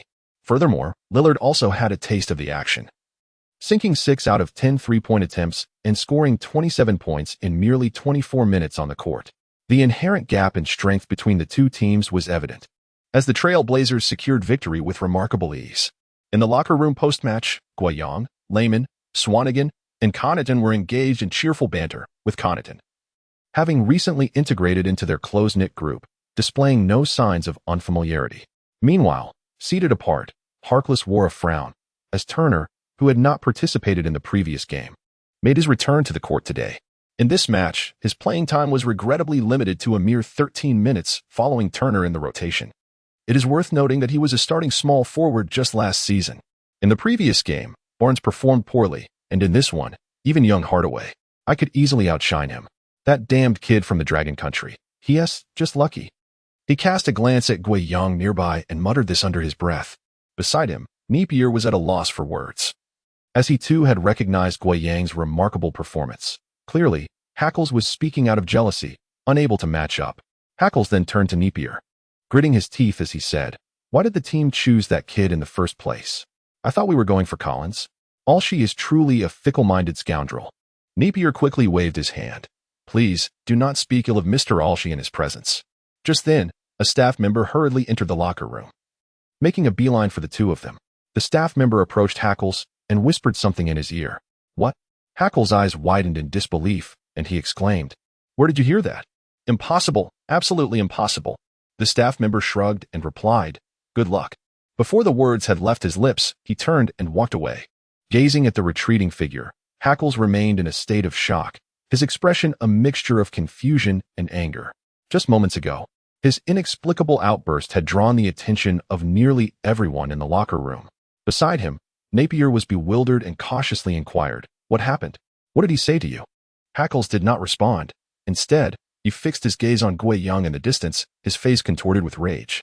Guiyang, in turn, was observing Hackles with a furrowed brow, perplexed by the latter's apparent animosity towards him. Swanigan could no longer contain himself and stood up to mock. Throwing a tantrum because you can't get playing time? Is it not because you can't measure up to Gua? Layman and Connaughton also cast disdainful glances in his direction, their expressions revealing their contempt. Why should the team trade me? Have I not contributed to our playoff appearances over the past 2 years? At this moment, Hackles could no longer restrain his emotions. He pointed an accusatory finger at Guiyang, exclaiming, "They want to trade me just to make room for this kid?"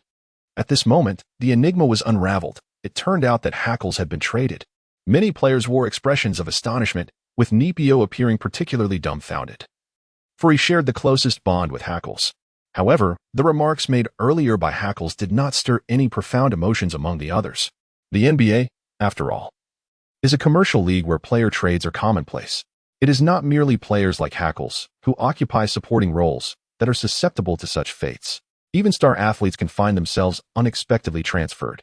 Last summer, the Chicago Bulls marquee player, Derrick Rose, was abruptly traded to the Knicks, learning of the news only through a phone call from his agent. The complexity of his expression in that moment truly resonated with the fans. As for Hackles' assertion about making it to the playoffs, who hasn't contributed in some way? His words seemed merely an attempt to ascend to a moral high ground, allowing him to lay blame on Guiyang with a clear conscience. What was Guiyang's reaction? He simply smiled and shook his head. After a brief reflection, he recalled that in the original timeline, after departing from the Trailblazers, Hackles became a vagabond of the league, incessantly traded among various teams, and ultimately was waived by the Rockets shortly after the commencement of the 2022 to 2023 season, vanishing thereafter. Thus, did Guiyang need to hold any grievances against him? There was absolutely no need to engage. Yet, to Hackles, that smile appeared to intensify his disdain, causing him to clench his fist, harboring a desire to resort to violence. At that moment, freshly bathed, Lillard and McCollum entered the locker room. Upon learning of the situation from their teammates, they approached Harkless. "It saddens me to hear this news." Lillard began, "I hope you find your rhythm with your new team. When you come to Portland for an away game, do stop by for dinner at my place." McCollum, standing beside him, patted his shoulder and solemnly remarked, "I cherish the days we fought side by side. Wishing you all the best." Observing the team's leader and second in command, Harkless felt the surge of impotent rage he had been harboring momentarily dissipate. In a fleeting few seconds, memories flooded his mind, and his expression grew increasingly complex. Ultimately, he unclenched his fists, lowered his head, and let out a heavy sigh. Just then, another figure approached him. Upon looking up, he realized it was Guiyang. Guiyang spoke, "In a sense, we are indeed rivals, yet we have shared the bond of teammates for a while. I hope you reclaim your starting position with your new team." Harkless instinctively assumed this was yet another taunt, but within Guiyang's eyes, he discerned sincerity. Why? Despite my earlier outbursts, does he maintain such an attitude towards me? Harkless found himself engulfed in confusion, as if all his prior actions and words had become absurd. He opened his mouth, hesitated, and ultimately said nothing. Guiyang did not linger, turning to depart. In the end, Harkless bid farewell to each of his teammates, including Guiyang, with whom he shared a brief handshake. In that silence, a long-standing animosity seemed to fade away. Meanwhile, Swanigan, who had previously mocked him, awkwardly extended his hand for a shake as well. He quickly leaned in and whispered, "Gua, how can you speak to him with such composure? He was so disrespectful to you, and even wanted to confront you." Guiyang shrugged and replied, "After all, we were teammates. There's no need to make a scene."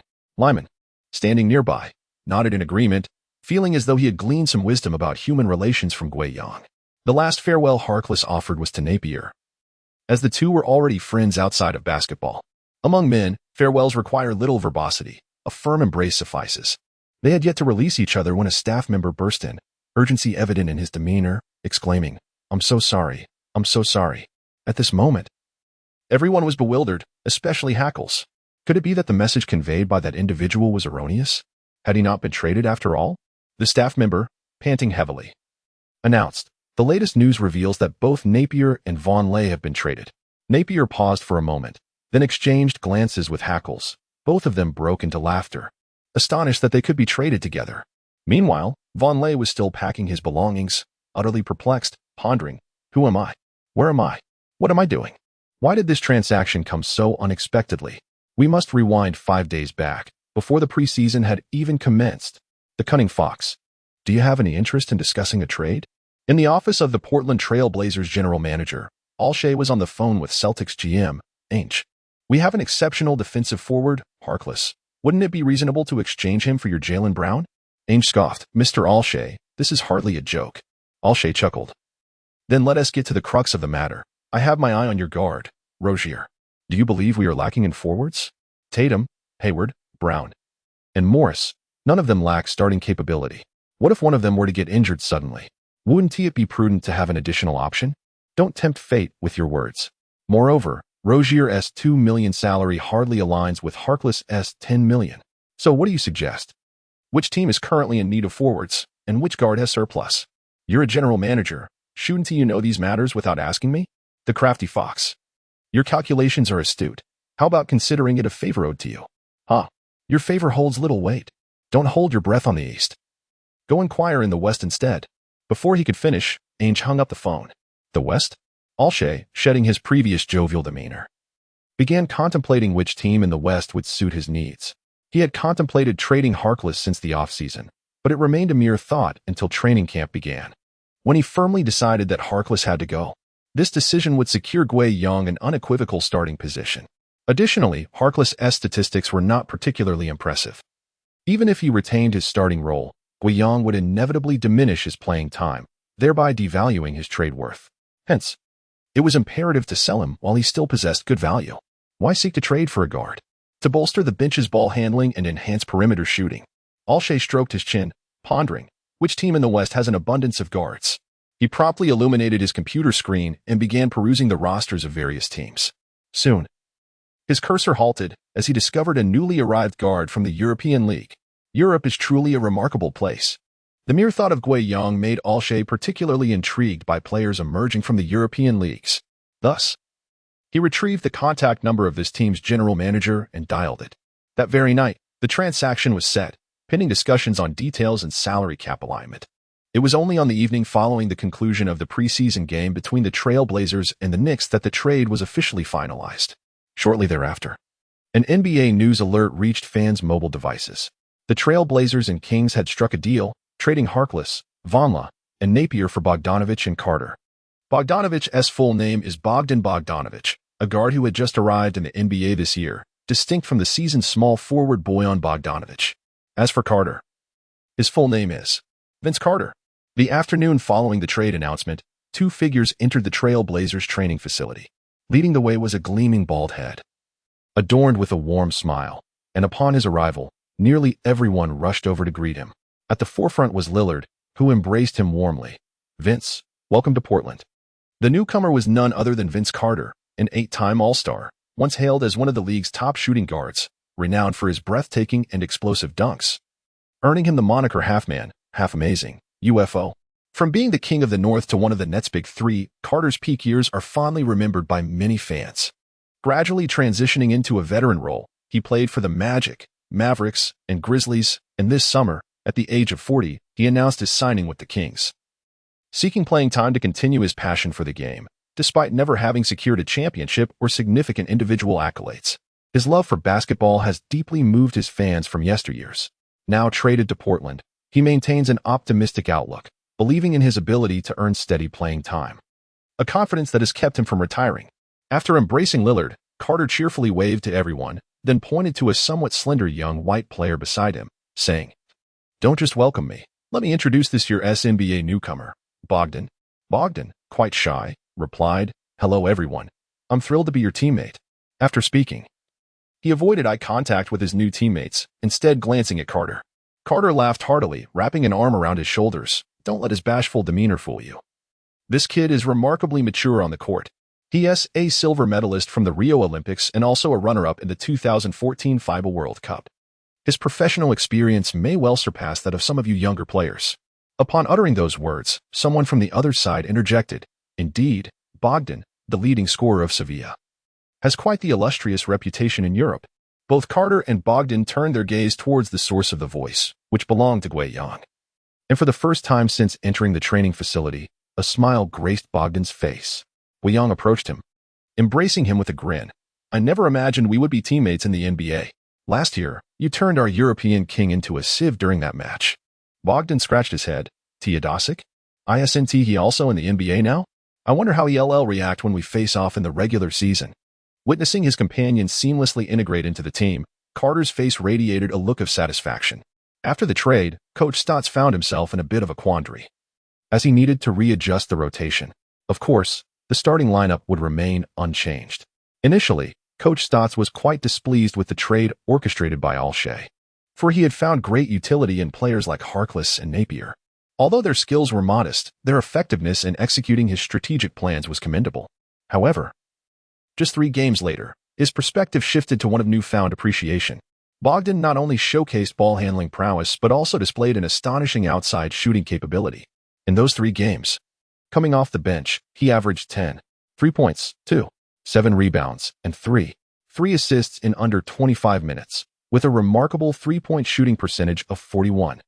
This singular ability to shoot from beyond the arc rendered both Napier and Harkless pale in comparison, signifying a substantial upgrade for the Trailblazers' bench strength. As for the veteran Carter, while his contributions on the court were limited, his role as a mentor to the younger players off the court was invaluable. The adage "a house with an elder is akin to a treasure" holds true in the NBA as well. Yet, what astonished Coach Stotts even more was Gueyon. After firmly establishing his position as a starter, Gueyon consistently delivered impressive stats of 17.6 per game, showcasing stable performances that compelled Coach Stotts to reflect on his earlier oversight. Time swiftly passed, and the preseason came to a close. The outcomes of the games, whether wins or losses, were inconsequential. What mattered was that the Trailblazers' rotation had solidified. The 2017-18 NBA season was finally on the horizon. The Trailblazers' first regular season game would be an away match against the Los Angeles Clippers. Even on a Tuesday evening, the Staples Center was filled to the brim, a testament to the fervor of Los Angeles fans. While a handful of Lakers fans were present, the majority were Clippers supporters, as true Lakers fans would not be found cheering for the Clippers, despite sharing the same home court. Who could have imagined that the once celebrated Lob City would now be a thing of the past? In previous years, we were a formidable team with championship aspirations. Could we still make it to the playoffs this year? The players obtained through the trade for Paul seemed decent, right? Although we lost our captain, we gained several seasoned sailors, not to mention a first overall pick as our new second-in-command. Among those players, only Lou Williams, Patrick Beverley, and Montrezl Harrell appear noteworthy. The rest are merely subpar. Did we not also acquire Gallinari from the Nuggets? At last, we have a player with some real talent at the small forward position. By the way, Teodosic should be promising, right? His preseason performance has been commendable. If this European king can demonstrate even half of Paul's court management skills, that would be fantastic. Speaking of which, Kua, from the opposing Trailblazers, has been making quite a name for himself lately, ranking first among all rookies in preseason performance. Was he Teodosic's teammate at CSKA Moscow? The preseason is merely for fun, right? Just wait, Gallinari will teach him a thing or two about life. As the spectators pondered, the players on the court were engaged in warm-up exercises. On the Clippers side, Blake Griffin was practicing his shots, following Paul's departure. This 2009 first overall pick had finally shed the label of second fiddle and assumed the role of the new leader of the Clippers. In the early stages of his career, he relied on his extraordinary athleticism and explosive dunks, earning 5 All-Star selections, 4 of which were as a starter. Additionally, he was a regular on the All-NBA second team. The nickname White Howard was certainly well-deserved. However, in the past 2 years, he began to showcase additional talents, including increasingly refined ball-handling skills and the development of a three-point shot. Currently, he had made 8 consecutive three-pointers. Beside him, DeAndre Jordan watched with envy in his eyes. Both he and Griffin were raw athletes relying on their physicality, yet Griffin had now mastered the three-point shot, while he still struggled with free throws. Observing Griffin sink yet another three-pointer, Jordan could not help but mutter, "Is it just because he is a bit fairer than I am? But he is still black." After all, his voice was a mere whisper, yet Griffin heard him clearly, eliciting a chuckle and causing his next shot to veer off course. He turned around, somewhat exasperated, and remarked, "Come on, can't you put in a little more effort? Every off-season, you claim you'll work hard on your free throws, yet here we are. Years later and still the same." Jordan, with a glum expression, replied, "I have been practicing. 200 free throws a day, doesn't that count as effort? My arms are sore from shooting." Griffin was at a loss for words, considering he shot 500 three-pointers daily. Thus, he shifted the topic. "Today's game is crucial. It's our first regular season match and our home court. We must secure the win." Jordan pounded his chest, boldly declaring, "Don't worry, Nurkic is my underling." And as for the Trail Blazers backcourt duo, anyone who dares to penetrate will learn what a no-fly zone truly is. At this moment, Griffin seemed to recall something. The coach had mentioned yesterday to pay attention to that young player from Longwa, warning him not to be dunked on by him. Jordan, somewhat impatient, waved his hand dismissively. "Who do you think you're looking down on? I was once selected for the all-defensive first team. How could I possibly be dunked on by a rookie just entering the NBA? If he dares to try, huh?" With that, he snorted derisively. Griffin chose not to respond, but instead directed his gaze toward the Trail Blazers half of the court. Over there, Guiyang was also looking at him. Their eyes met momentarily before both averted their gazes. Griffin was certain he detected a glimmer of excitement in Guiyang's eyes. He pondered, what does that kid mean? Back in the Trail Blazers half, Guiyang had returned to the bench, preparing for his impending entrance onto the court. His skill integration had improved slightly since the preseason. Zion's jumping ability had reached 96, his shooting touch had climbed to 83, and Parker's spin had hit 70. Moreover, he could distinctly feel an enhancement in his defensive skills. A gradual accumulation from each game he played. While he was deep in thought, Lillard approached him, saying, "Today marks your true NBA debut. Give it your all." Guiyang smiled and replied, "Absolutely. I've waited an entire summer for this moment." Lillard ruffled his hair. "This is our regular season opener. Let us secure a victory. Our new season needs a triumphant start." At that moment, a flicker of ambition shone in his gaze. What player doesn't yearn for a championship? Which star player hasn't envisioned leading their team to glory? Lillard was no exception. In the summer of 2015, Aldridge, Matthews, Batum, and Lopez all chose to depart, leaving Lillard, who had just completed his third NBA season, to assume the role of the Trail Blazers leader. The team's objective was to maintain competitiveness. Yet he consistently led them to the playoffs, all the while harboring a profound desire to bring a championship to the franchise. Each year, at the onset of the regular season, he felt a surge of hope. This year was no different. Despite the team's roster remaining largely unchanged, he sensed a vitality from the influx of new blood like Guiyang and Bogdan, augmenting his aspirations for the championship. Observing the complex emotions in Lillard's eyes, Guiyang seemed to grasp something significant and nodded vigorously. "Then let us secure this victory at the Staples Center." Unlike the Summer League and preseason, today's commentary booth featured two highly esteemed commentators, both of whom had previously competed in the NBA and were well known during their playing days. On the left sat a lean yet spirited bald man, Reggie Miller, who had once achieved the miraculous feat of scoring 9 points in 8 seconds. In the 1990s, he was among the most reliable shooters in the NBA, with his three-point shooting reaching its zenith. On the right, the contrasting figure was significantly broader. His physique nearly doubled that of Miller's. The suit he wore appeared somewhat snug, and despite both being bald, his notably thick lips were quite striking. The illustrious figure in question is Charles Barkley, affectionately nicknamed the Round Mound of Rebound, an 11-time NBA All-Star. He has claimed one MVP award and been selected to the All-NBA First Team 5 times, among countless other accolades. Standing at 198 meters, he dominated the power forward position in an era teeming with formidable players in the NBA's interior, undoubtedly reaching superstar status. Regrettably, he never secured an NBA championship, his closest attempt being during the 1992-93 season when he led the Phoenix Suns to the finals, only to confront the formidable old-timer. At this moment, Barkley is perusing the starting lineup. The Clippers starters have undergone a significant transformation from the previous season. Aside from Blake Griffin and DeAndre Jordan, who remain, the other three positions have been filled by new faces: Patrick Beverley, Austin Rivers, and Danilo Gallinari. Miller reflects on how the Clippers, who had once failed to reach the Western Conference Finals, ultimately made changes. However, he notes the unprecedented move of starting Austin Rivers, pondering what his father, Doc Rivers, has in mind. Barkley looks down and muses, could Lou Williams possibly be starting? Next, they turn their attention to the Trail Blazers starting lineup featuring Damian Lillard, CJ McCollum, Al-Farouq Aminu, and Jusuf Nurkic. The only change seems to be the small forward position, occupied by a lad from the Dragon Kingdom. Reminiscent of the great Yao Ming from years past, Miller chuckles and proposes a wager. Will this young player score 19 points in any game this season? Barkley glances at him skeptically. Based on the young man's preseason performance, 19 points will hardly be a hurdle for him. I cannot accept this bet. You may proceed. Miller's grin remains unwavering. I am not one for such peculiar antics. As the players exchange brief handshakes on the court, Nurkic and Jordan position themselves at center court, and the referee approaches with the basketball. With a sharp whistle, the ball is tossed high into the air, and Jordan, leveraging his jumping prowess, secures the possession for the Clippers. The game between the Trail Blazers and Clippers commences.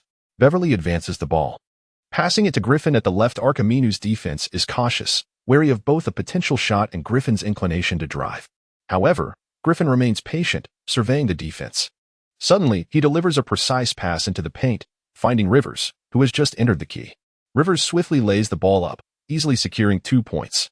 From the commentary booth, Miller exclaims, "Griffin displayed his passing prowess a couple of years ago, and now, without Paul, he must shoulder the responsibility of orchestrating the team's offense." Barkley nods in agreement. Perhaps this season will see Griffin reach new heights. We shall see. Now it is the Trailblazers' turn on offense. Lillard possesses the ball at the arc, preparing for a pick-and-roll with Nurkic, a staple of their offensive strategy. Although Nurkic typically provides solid screens, this time he fails to impede Beverly, who bulldozes through, standing at 185 meters and weighing only 84 kilograms.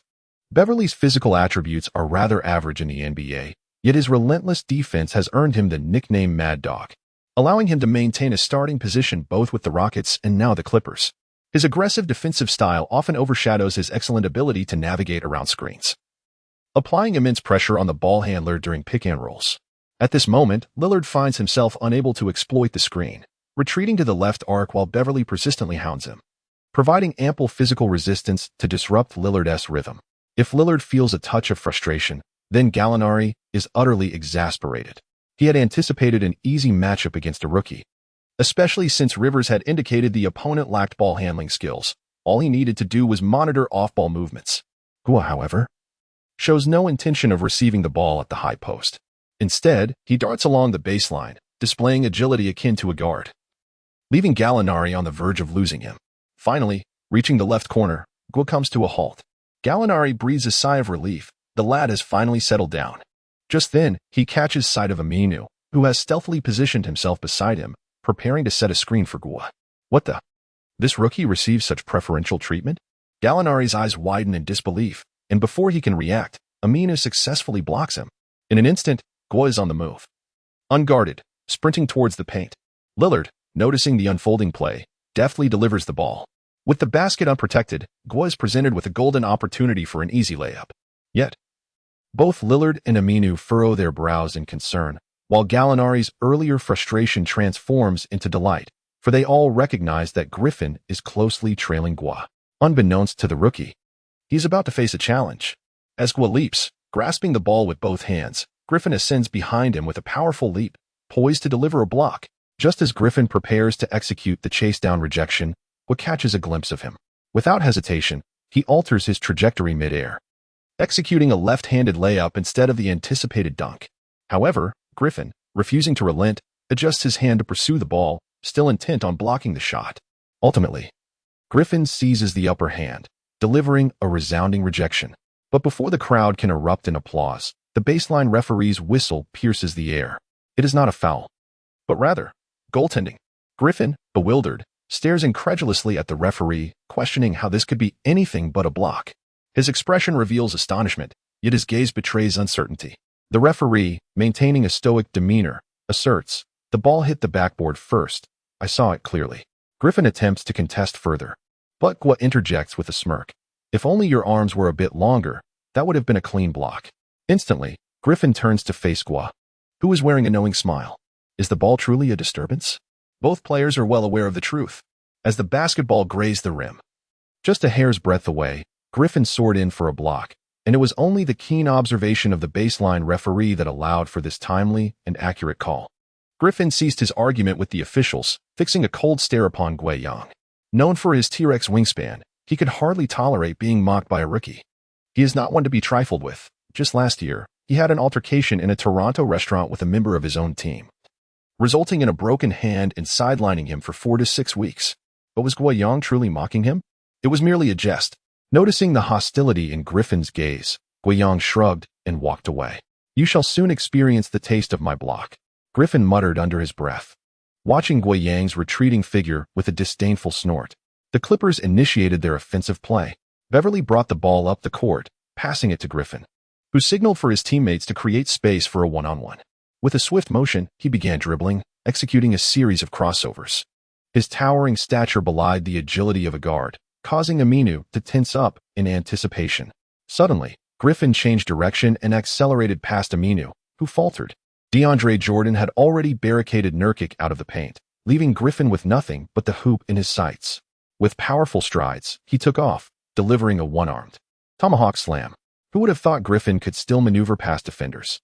In the commentary booth, Miller expressed his surprise, remarking that perhaps Paul's departure was not a detriment after all. Barkley chimed in, noting that while time and injuries may have diminished his leap slightly, Griffin was playing with increasing intelligence. After completing his dunk, Griffin disregarded Aminu, casting a glance at Guiyang that seemed to say, "If you were to defend me, you would meet the same fate." Guiyang found amusement in this. It appeared Griffin had not forgotten his earlier jest, yet he chose to ignore it. Turning back, Beverly's outside shot failed to penetrate, allowing Lillard to seamlessly transition into a three-pointer. In the ensuing possessions, Lillard orchestrated the Trail Blazers' offense, while Griffin single-handedly shouldered the Clippers' scoring responsibilities. The score stood at 9-7, with the Clippers leading by 2, and out of those 9 points, 7 were contributed by Griffin. The remaining 2 stemming from an assist he had provided to Little Rivers at the outset.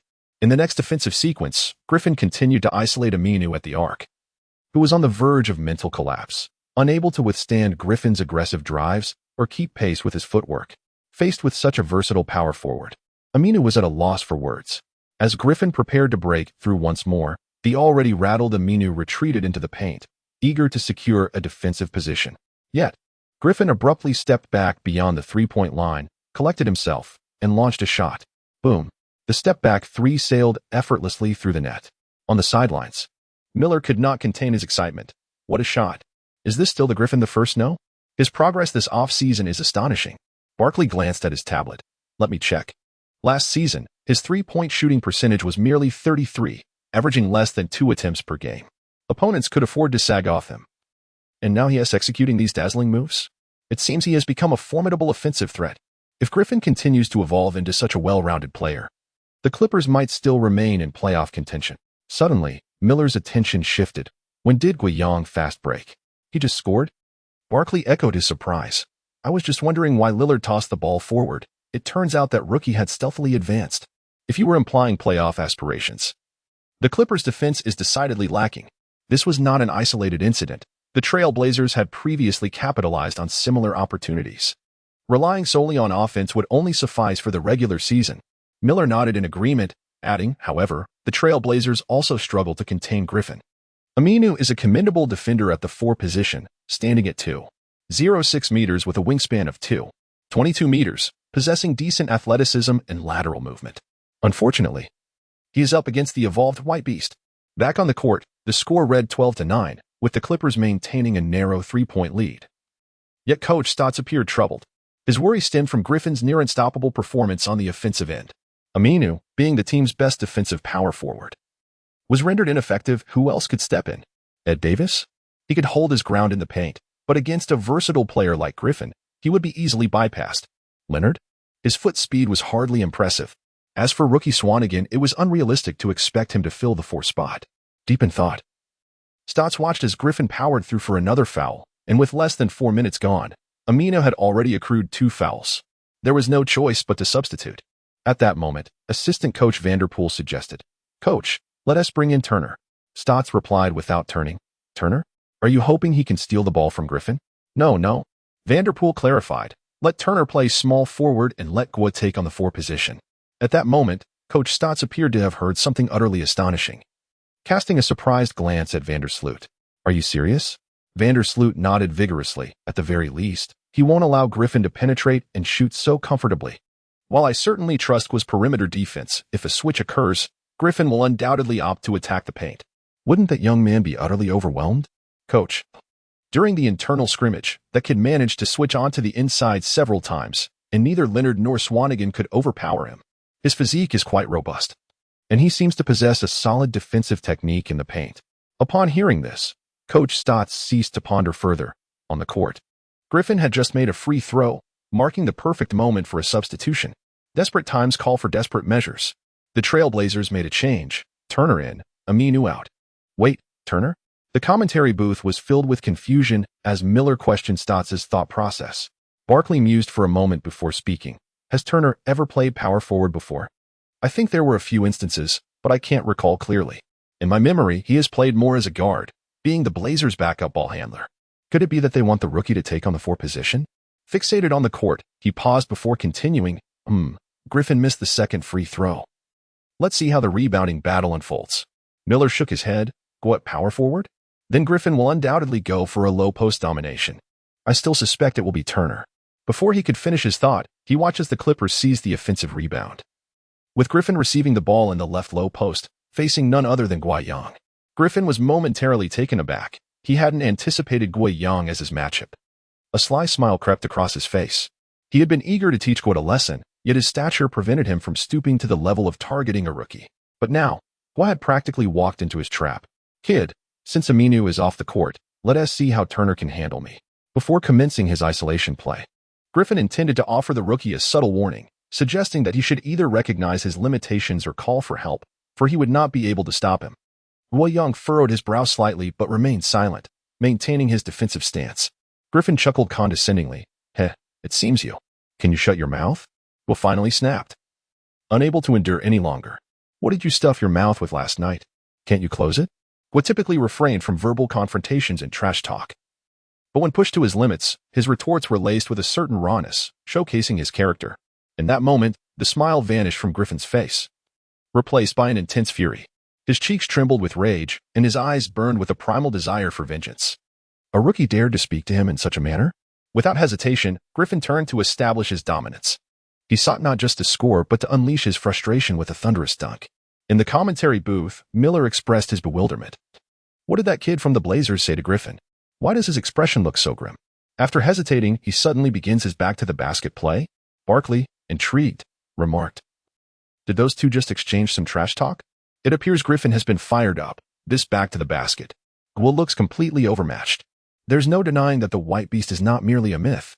Miller continued.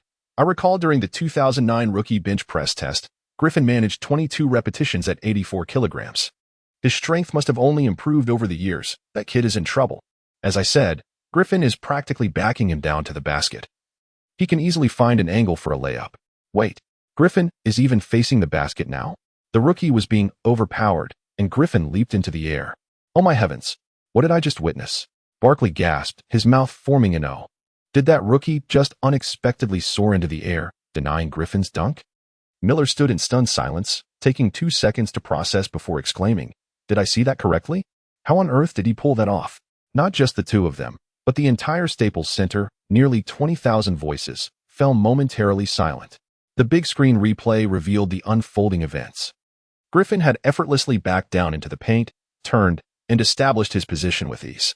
However, just as he soared for the dunk, Guiyang, who had seemingly been overpowered, leaped at the same moment, springing into the air like a coiled spring, with a hand perfectly positioned before the rim. The dunk was denied, and the ball ricocheted off Griffin, going out of bounds. Trailblazers possession. Wang Defa? Did that Blazers kid grow up bouncing on springs? How can he jump so high? It was rare to witness Griffin's dunk being blocked. Evidently, his physical condition was not at its peak. Hadn't he already established his position? How could he still be denied? It must be said that the athletic prowess of the 10th overall pick is indeed terrifying. On the court, the Trailblazers swiftly sank a three-pointer. And it was now the Clippers' turn to attack. Griffin, undeterred, continued to demand the ball in the left low post, determined to assert his dominance over Guiyang once more. This time, he resolved not to rely on any technical maneuvers, but instead to depend on sheer physicality. Once again, he exerted himself with forceful determination. Yet Griffin's expression shifted as he realized he was unable to push back effectively. Initially, he dismissed it as a mere illusion, thus he summoned his strength once more. In contrast to the fluidity of his previous solo play, this time Griffin experienced a palpable sense of struggle and resistance, while Guiyang merely retreated half a step. How could this be? Griffin's eyes widened in disbelief, his mind awash with astonishment. This time, he has distinctly perceived that Guiyang's strength is indeed inferior to his own, yet it is by no means an insurmountable chasm. It is merely a stream that can be crossed with a single step. Suddenly, a thought flashed through his mind, causing his eyes to widen in realization. Could it be that in the previous round, Griffin took a deep breath, dismissing all hesitation? He must teach him a lesson. With that, Griffin lowered his shoulders and exerted his strength, undeniably exhibiting a move that bordered on offensive foul. At this moment, Guiyang faced the most formidable challenge since the Summer League, as he found himself unable to maintain his solid stance, retreating a full step backward. However, he reacted swiftly, immediately closing the gap with a tight defense, raising both hands to deny Griffin any shooting space. In the next instant, Griffin exerted himself once more. His shoulder drop more pronounced, intent on overpowering Guiyang. Yet, Guiyang suddenly sidestepped, executing a classic chair withdrawal.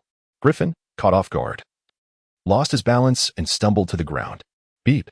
The previously unyielding referee, who had shown no indication towards Griffin's actions, finally blew the whistle for a traveling violation. In the commentary booth, Barkley sat up straight, his gaze fixed on Guiyang as he slowly remarked, "This rookie has managed to defend against Griffin's isolation play for 2 consecutive possessions in the low post? I had heard he was proficient in perimeter defense, but who knew he possessed skill in low post defense as well?" Miller, equally astonished, added, "It appears his defensive awareness is quite impressive, and judging by the recent confrontation, his strength seems formidable too. But how did he allow Griffin to easily overpower him in the previous possession?" Suddenly, Barkley's eyes narrowed, if viewed in this light. It was evident that he had set a defensive trap for Griffin, leading the latter to mistakenly believe he could easily overpower his opponent with sheer physicality. In reality, it was Gui who had intentionally conserved his energy, enabling him to deliver that precise block at the crucial moment. After expressing this thought, he glanced at Miller, who was equally astonished, as both men could perceive the shock reflected in each other's eyes. It appeared that the Trail Blazers' defensive efficiency this season might experience a qualitative leap, thanks to a rookie. Miller nodded in agreement. Portland's backcourt duo had finally welcomed a daddy capable of mopping up their defensive lapses. The commentary duo had discerned Guiyang's significance to the Trail Blazers' frontcourt defense within just 2 defensive sequences, and how could Coach Stotts, sitting courtside, fail to notice? When Harkless was traded, he had internally lamented that Alshi was a tyrant and questioned why he couldn't remain, perhaps to impart defensive wisdom to Guiyang. Why bother with Harkless? Gui was a defensive prodigy in his own right. At that moment, Stotts was grinning from ear to ear. His assistant, Vanderpool, looked perplexed. "Coach, what is so amusing?" Stotts, regaining his composure, replied seriously, "Nothing, I just recalled a joyful memory." Vanderpool remained baffled, further perplexed. As time progressed, perhaps due to Guiyang's consecutive defensive successes, Griffin, who had previously exhibited remarkable form, was merely orchestrating plays from the top of the arc, showing no intent to isolate. The Clippers' offense appeared to stall, while the Trail Blazers maintained commendable offensive efficiency. By the time the rotation arrived, the Blazers had astonishingly established a double-digit lead, and the first quarter wasn't even complete. However, the Clippers boasted a deep bench, spearheaded by the exceptional 6th man Lou Williams, coupled with the ferocious interior presence of Montrezl Harrell, quickly narrowing the gap. As the clock ticked down to 2:54 in the second quarter, the Clippers had taken a 6-point lead. The outcome of the first half, whether in the lead or trailing, would undoubtedly influence the morale for the second half. Thus, both teams fielded their primary lineups, vying for dominance in these crucial 3 minutes.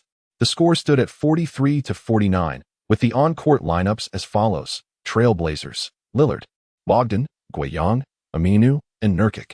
Clippers, Teodosic, Beverly, Gallinari, Griffin, and Jordan. The pick and roll between Lillard and Nurkic failed to materialize. On the commentary panel, Miller remarked on Beverly's remarkable ability to navigate screens. Barkley interjected, "Indeed, let us see how Lillard responds. He passes to Bogdan." This young European guard earned Coach Stotts' trust during the preseason. While on the court, he serves not merely as a spot-up shooter, but also assists in ball handling, showcasing above-average control. Oh, is he isolating Teodosic? That European Kings defense leaves much to be desired. Before he could finish, Bogdan executed a swift change of direction only to be intercepted by Teodosic. Miller glanced at Barkley, implying, "Isn't it awkward to be proven wrong so quickly?" Barkley, unfazed, continued, "However, Teodosic and Bogdan have faced each other in European leagues and are teammates in the Serbian national team, so they are intimately familiar with one another's playing styles. Bogdan's dribbling patterns have been thoroughly deciphered. Let us observe the Clippers' counterattack." Miller could not help but admire Barkley's analytical prowess. Back on the court, Teodosic led a fast break, with Beverly and Griffin in pursuit. The only Trail Blazers players returning on defense were Lillard and Guiyang. creating a favorable 3-on-2 situation for the Clippers. Beverly charged toward the left corner, with Lillard decisively following him, while Teodosic approached the free throw line. Matched up against Guo Yang's defense, Griffin was surging toward the paint, leaving Guo Yang in a 1-on-2 predicament. Teodosic abruptly halted and pulled up, but instead of shooting, he passed. Griffin had already leaped, eagerly awaiting the alley-oop. The glory of alley-oop city seemed poised for a resurgence. The next moment, a massive hand intercepted the basketball midair. Snatching it down, Guo Yang's steal. How on earth could that be stolen? Guo's defense was astonishing. Moments ago, I thought he had been faked out, and I was curious why he was leaping toward the paint. Instead, he had anticipated the passing lane.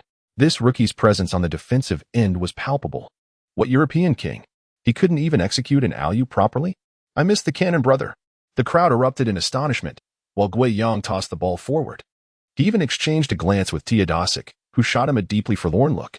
If Teodosic was well acquainted with Bogdan's technical characteristics and dribbling habits, Guo Yang had an intimate understanding of everything Teodosic did on the court. They had been teammates for 2 years at CSKA Moscow, during which was scoring largely stemmed from Teodosic's assists. It is no exaggeration to say that just by observing Teodosic's receiving posture, Guo Yang could gauge his intent to pass. Yet, awareness alone was insufficient. It was thanks to his fusion of Zion's leaping ability that he could execute such a spectacular steal. Moments ago, Bogdan, who had failed to return on defense, redeemed himself by receiving Guo Yang's pass and charging into the paint, scoring with a Euro step over Gallinari. Turning around, Gallinari utilized an off-ball screen to shake off Guo Yang's defense, responding with a three-pointer that challenged Bogdan. The score now stood at 45-52, with the Clippers leading by 7 points. As the lead widened slightly, Beverly became increasingly fervent on defense, almost tearing into Lillard with a foul-worthy aggression that nearly toppled him. The referees remained silent, and Lillard chose not to complain. Instead, he signaled to his teammates to spread out, indicating his intent to isolate. Beverly, even more exhilarated, let out a couple of fierce roars, urging his teammates to refrain from providing help defense. At the top of the arc, Lillard engaged in a one-on-one, employing a series of between-the-legs dribbles while Beverly, fiercely tenacious, denied him any shooting space. With a sudden change of direction and a burst of speed, Lillard's explosive capability breached Beverly's defense, allowing him to glide past cleanly. Lillard surged toward the free throw line, where Jordan had just arrived to help, only to hear Beverly, who was trailing, bellow, "Forget Lillard, watch the paint." Before the words could fully escape his lips, Lillard executed a low bounce pass, threading it directly to the right low post. Jordan, realizing the urgency, pivoted back, but Guo Yang, who had mysteriously appeared, was already airborne. Attempting to block now could result in an embarrassing posterization. A dilemma presented itself to Jordan. Would he choose to be a hero or a coward? He was neither. He was simply a brute.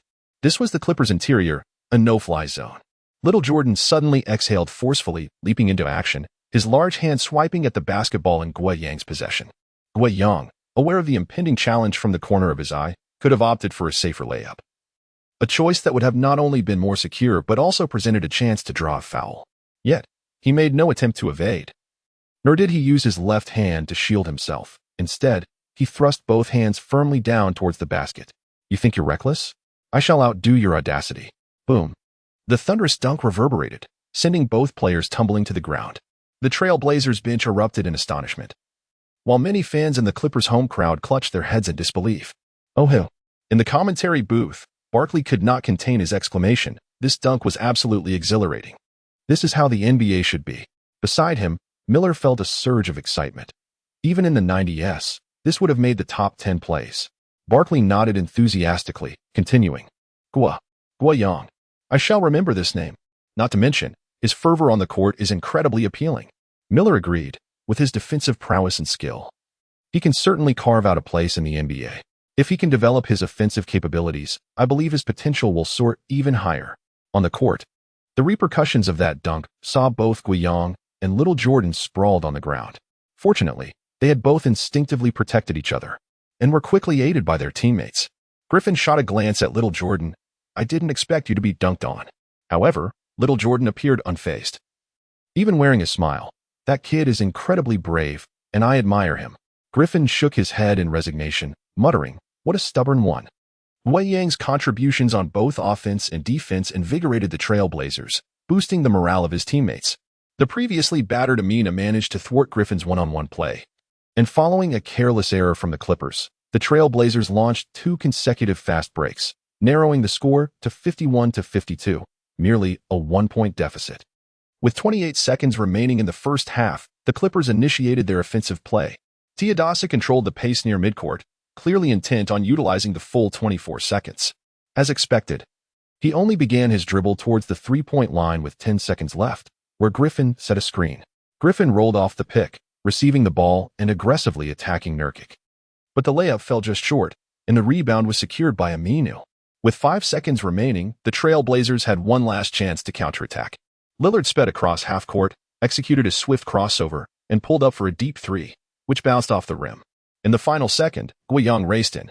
He reached out and gently tapped the ball, illuminating the scoreboard with a buzzer beater. It was him, once again. Why is it always him? Who is guarding this rookie? How is he so omnipresent on the offensive end? Gallinari's defense is indeed subpar. Is he really just the 10th pick? What kind of legends were the first 9? I heard the Clippers wanted to trade for him, but alas, it fell through. In another team, he might have made a name for himself in the NBA, but with the Trail Blazers, it's hard to say, especially since he loves dunking. This kid probably hasn't heard of the dreadful history of the Vets team. Curse for not obtaining him? They should exhibit some decorum. The Clippers' home crowd grumbled. Yet it was Guiyang's buzzer beater that allowed the Trail Blazers to reclaim the lead at halftime. 53-52, the Trail Blazers entered the second half with a 1-point advantage. As the second half commenced, the 1-point margin intensified the competition, with both sides ramping up their defensive intensity. Little Jordan and Nurkic battled fiercely in the paint, while Beverly continued to hound Lillard. Even the typically lackluster Gallinari opted to engage Guiyang physically, while Aminu reciprocated with Griffin, emphasizing a tit-for-tat approach. Under such circumstances, both teams' offensive effectiveness waned. Lillard's pick-and-roll three-pointer failed to find the net, and Griffin's aggressive drive met with a double team, resulting in a missed attempt. You don't score. I won't either. Neither side could establish a significant lead, and the game remained tightly contested as it progressed into the fourth quarter. In the commentary booth, Miller remarked, "At this juncture, it remains unclear which team holds the advantage. If this continues, are we headed for overtime?" Barkley quickly shook his head. "Do not invoke that. My friend, I have no desire for extra work. I believe the Clippers can still secure victory at home." Since his strong start in the first quarter, Griffin has been rather quiet. I trust he will rise to the occasion. Miller shot him a sidelong glance. "When it comes to jinxing, I dare say I cannot compete with you. Now that you've said it, victory should be assured for the Trail Blazers." With that, the game continued. Now with 8.5 minutes remaining, and the score standing at 68-66, with the Trail Blazers leading by 2, and it was their turn to attack. McCollum passed to the aging Carter, who launched a three-pointer, but it missed. Ed Davis fought for the offensive rebound. Would he attempt to score? No. He passed it to the cutting Guiyang. A splendid spin. That shot was made. Barkley was elated, regardless of the outcome. This NBA debut by the young player from Dragon Country had been nothing short of spectacular. Miller echoed his sentiments. This kid is an exceptional defender, has high efficiency in the paint, and plays maturely, far beyond a typical rookie. With proper development, he could become an invaluable asset alongside Lillard. The focus returned to the court, where Guiyang and Davis celebrated with a high five, while Coach Stotts on the sidelines nodded in approval, increasingly impressed by Guiyang's performance. In contrast, the opposing coach Rivers wore a disheartened expression. No wonder the old man had specifically sought to acquire this young player. Rivers' gaze was fixed on Guiyang. He was practically the perfect small forward for their team. Yet, such musings were futile. The Trail Blazers had opted against trading him, and now it was impossible. If the Trail Blazers' small forwards in recent years had been lackluster, the Clippers' options had been abysmal, with defensively competent players lacking offensive ability and offensive players entirely devoid of defense. The only remotely decent option had been the former Matt Barnes. Bringing his thoughts back to the present, Rivers frowned. "This game seems precarious. Griffin, you must step up." Meanwhile, Griffin was stationed at the left arc, feeling the weight of pressure. This possession was crucial. He still trusted in his abilities, signaling his teammates to spread out. Ready to take on Aminu, who was already burdened with 4 fouls. Griffin dribbled, seeking his rhythm, as he prepared to bypass his defender. Guiyang unexpectedly slid in for help defense, halting Griffin's advance. With time running out on the shot clock, Griffin gestured for Little Jordan to come up for a screen. In a remarkable display of teamwork, 2 interior players executed a pick-and-roll at the top of the arc, a maneuver that is seldom witnessed across the league. However, it must be said that it proved effective for the Clippers. Griffin, utilizing the screen, deftly evaded his defender and, after engaging with the help defender at the free throw line, launched the ball toward the basket. Following closely, Jordan soared into the air, poised to deliver a one-handed alley-oop dunk. Suddenly, a figure emerged, intercepting Jordan mid-air, effectively disrupting the scoring opportunity without causing any harm, allowing Jordan to land safely. The referee's whistle pierced the air, signaling a foul by Guiyang. Although the foul was not counted, the referee determined that Jordan had already received the ball and initiated a shooting motion, granting the Clippers 2 free throw attempts. Damn. On the sidelines, Coach Rivers clenched his fists, pondering how the rookie could possess such explosive athleticism yet still show signs of inexperience. Standing at the free throw line presented an opportunity to easily secure 2 points, but alas, Jordan was the one tasked with the shots. This was precisely why Guiyang chose to commit the foul. Griffin, on the court, furrowed his brow with concern as he watched Jordan approach the line. You must make these free throws. Although time was still on their side, the tense nature of the game suggested that if either team could extend their lead to 7 or 8 points, the trailing side would likely capitulate. Once carefree, Jordan now felt the weight of pressure. He dribbled the ball, took a deep breath, and released his first shot. It was too strong, ricocheting off the back rim. Next came the second attempt. This time, Jordan's anxiety escalated. He dribbled several times before slowly releasing the second shot. This attempt was a complete air ball. Sigh. How long had it been since Jordan struggled with free throws? Recalling the 2015 playoffs between the Rockets and Clippers, where he had been fouled 28 times in the first half alone, it seemed this tactic was now solely applied to him. What of Drummond and Howard? Those two were not faring much better. The next defensive possession was crucial. Failure to contain the opposing offense could spell disaster. Defense. Defense. The home crowd quickly reignited their enthusiasm, chanting support for their team. As the Trail Blazers initiated their offensive play, Lillard maintained control at the arc, facing off against Beverly. This time, however, Beverly was a fraction too slow to navigate through Nurkic's screen. Lillard seized the moment, sidestepping for a clearer shot, and decisively launched a three-pointer. It thundered through the net, 73-66. At the commentary booth, Miller remarked, "Lillard has finally stepped up. The scales of victory are beginning to tip in favor of the Blazers." Barkley nodded in agreement. Let us see how the Clippers respond on this next defensive possession. Is Griffin going to attempt a one-on-one? Guiyang is closing in. Are they really leaving Gallinari open? He shook his head, adding, "That's not a wise choice. The rookie still lacks experience. If it were me, I'd allow Griffin to go one-on-one, but wouldn't leave a shooter open. Griffin could easily pass." What? The ball was intercepted. After being subdued throughout the game, Amina completed a crucial steal. The Trail Blazers launched a fast break, now with a 3-on-2 advantage. Lillard passed to Guiyang on the left. Would this rookie go for it himself? No, he opted to pass to the right corner, where the veteran Carter was wide open for a three-pointer. Miller raised his arms in exhilaration. Oh, the 40-year-old veteran nailed the critical shot. The lead expanded to 10 points, prompting the Clippers to call a timeout. Barkley exclaimed, that sequence of defense and offense was all thanks to Guiyang. His defensive choices were exceptionally astute. Miller shot him a glance. Didn't you just say his defensive experience was lacking? Barkley feigned ignorance. Shifting the topic, let us consider how Coach Rivers will strategize for the upcoming offensive play.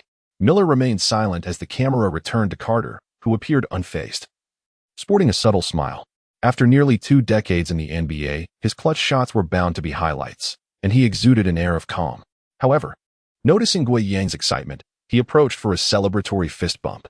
The Trail Blazers bench waved their towels, sensing the impending victory.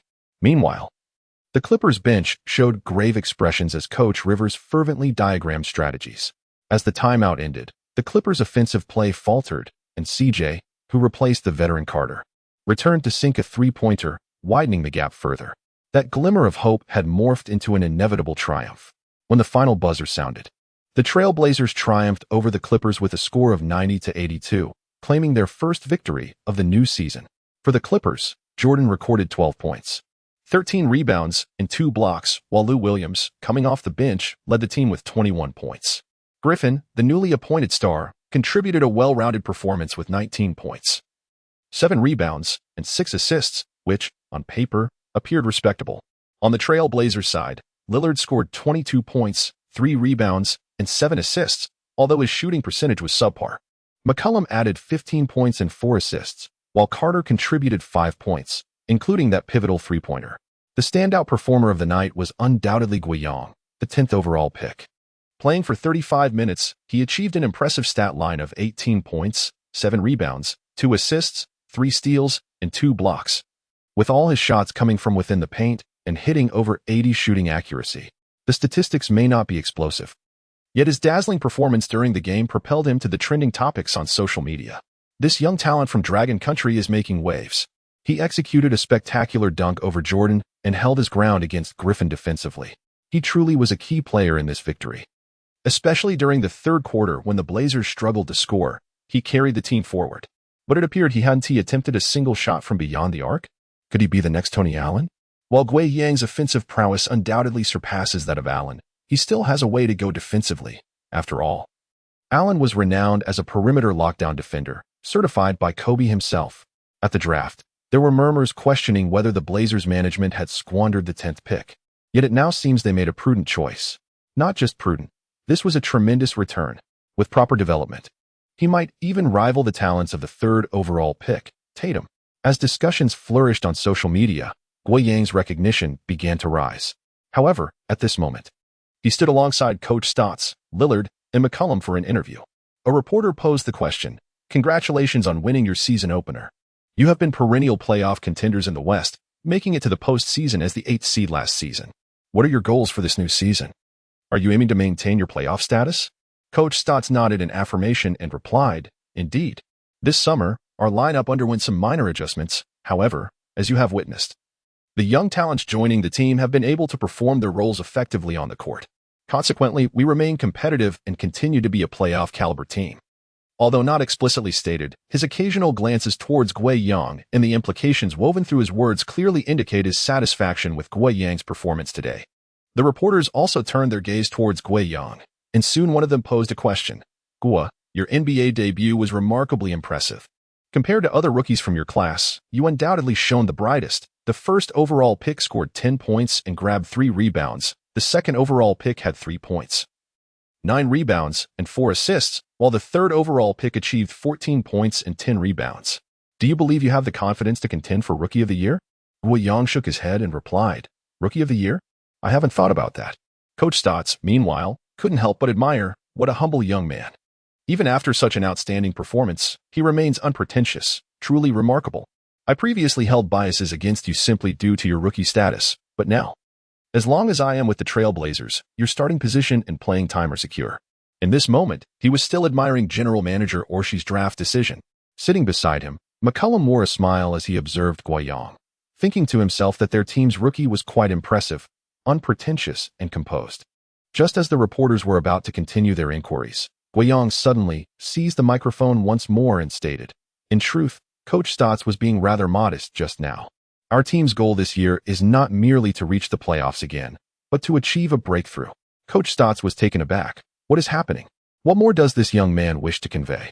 McCollum and Lillard exchanged surprised glances with Guiyang, while the reporters in the audience grew curious.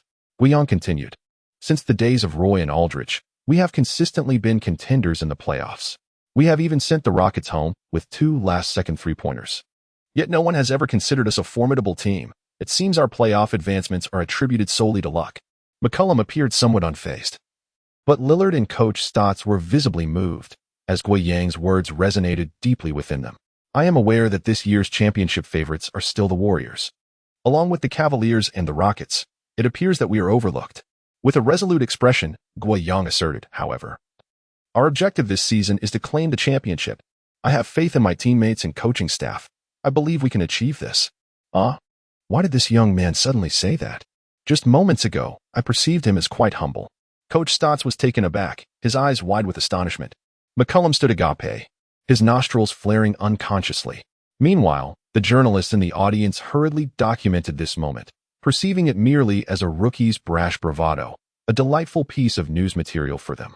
Even Lillard, who was sipping water, instinctively paused, his water bottle slowly tipping over, oblivious to what was unfolding. He couldn't help but recall a recent day.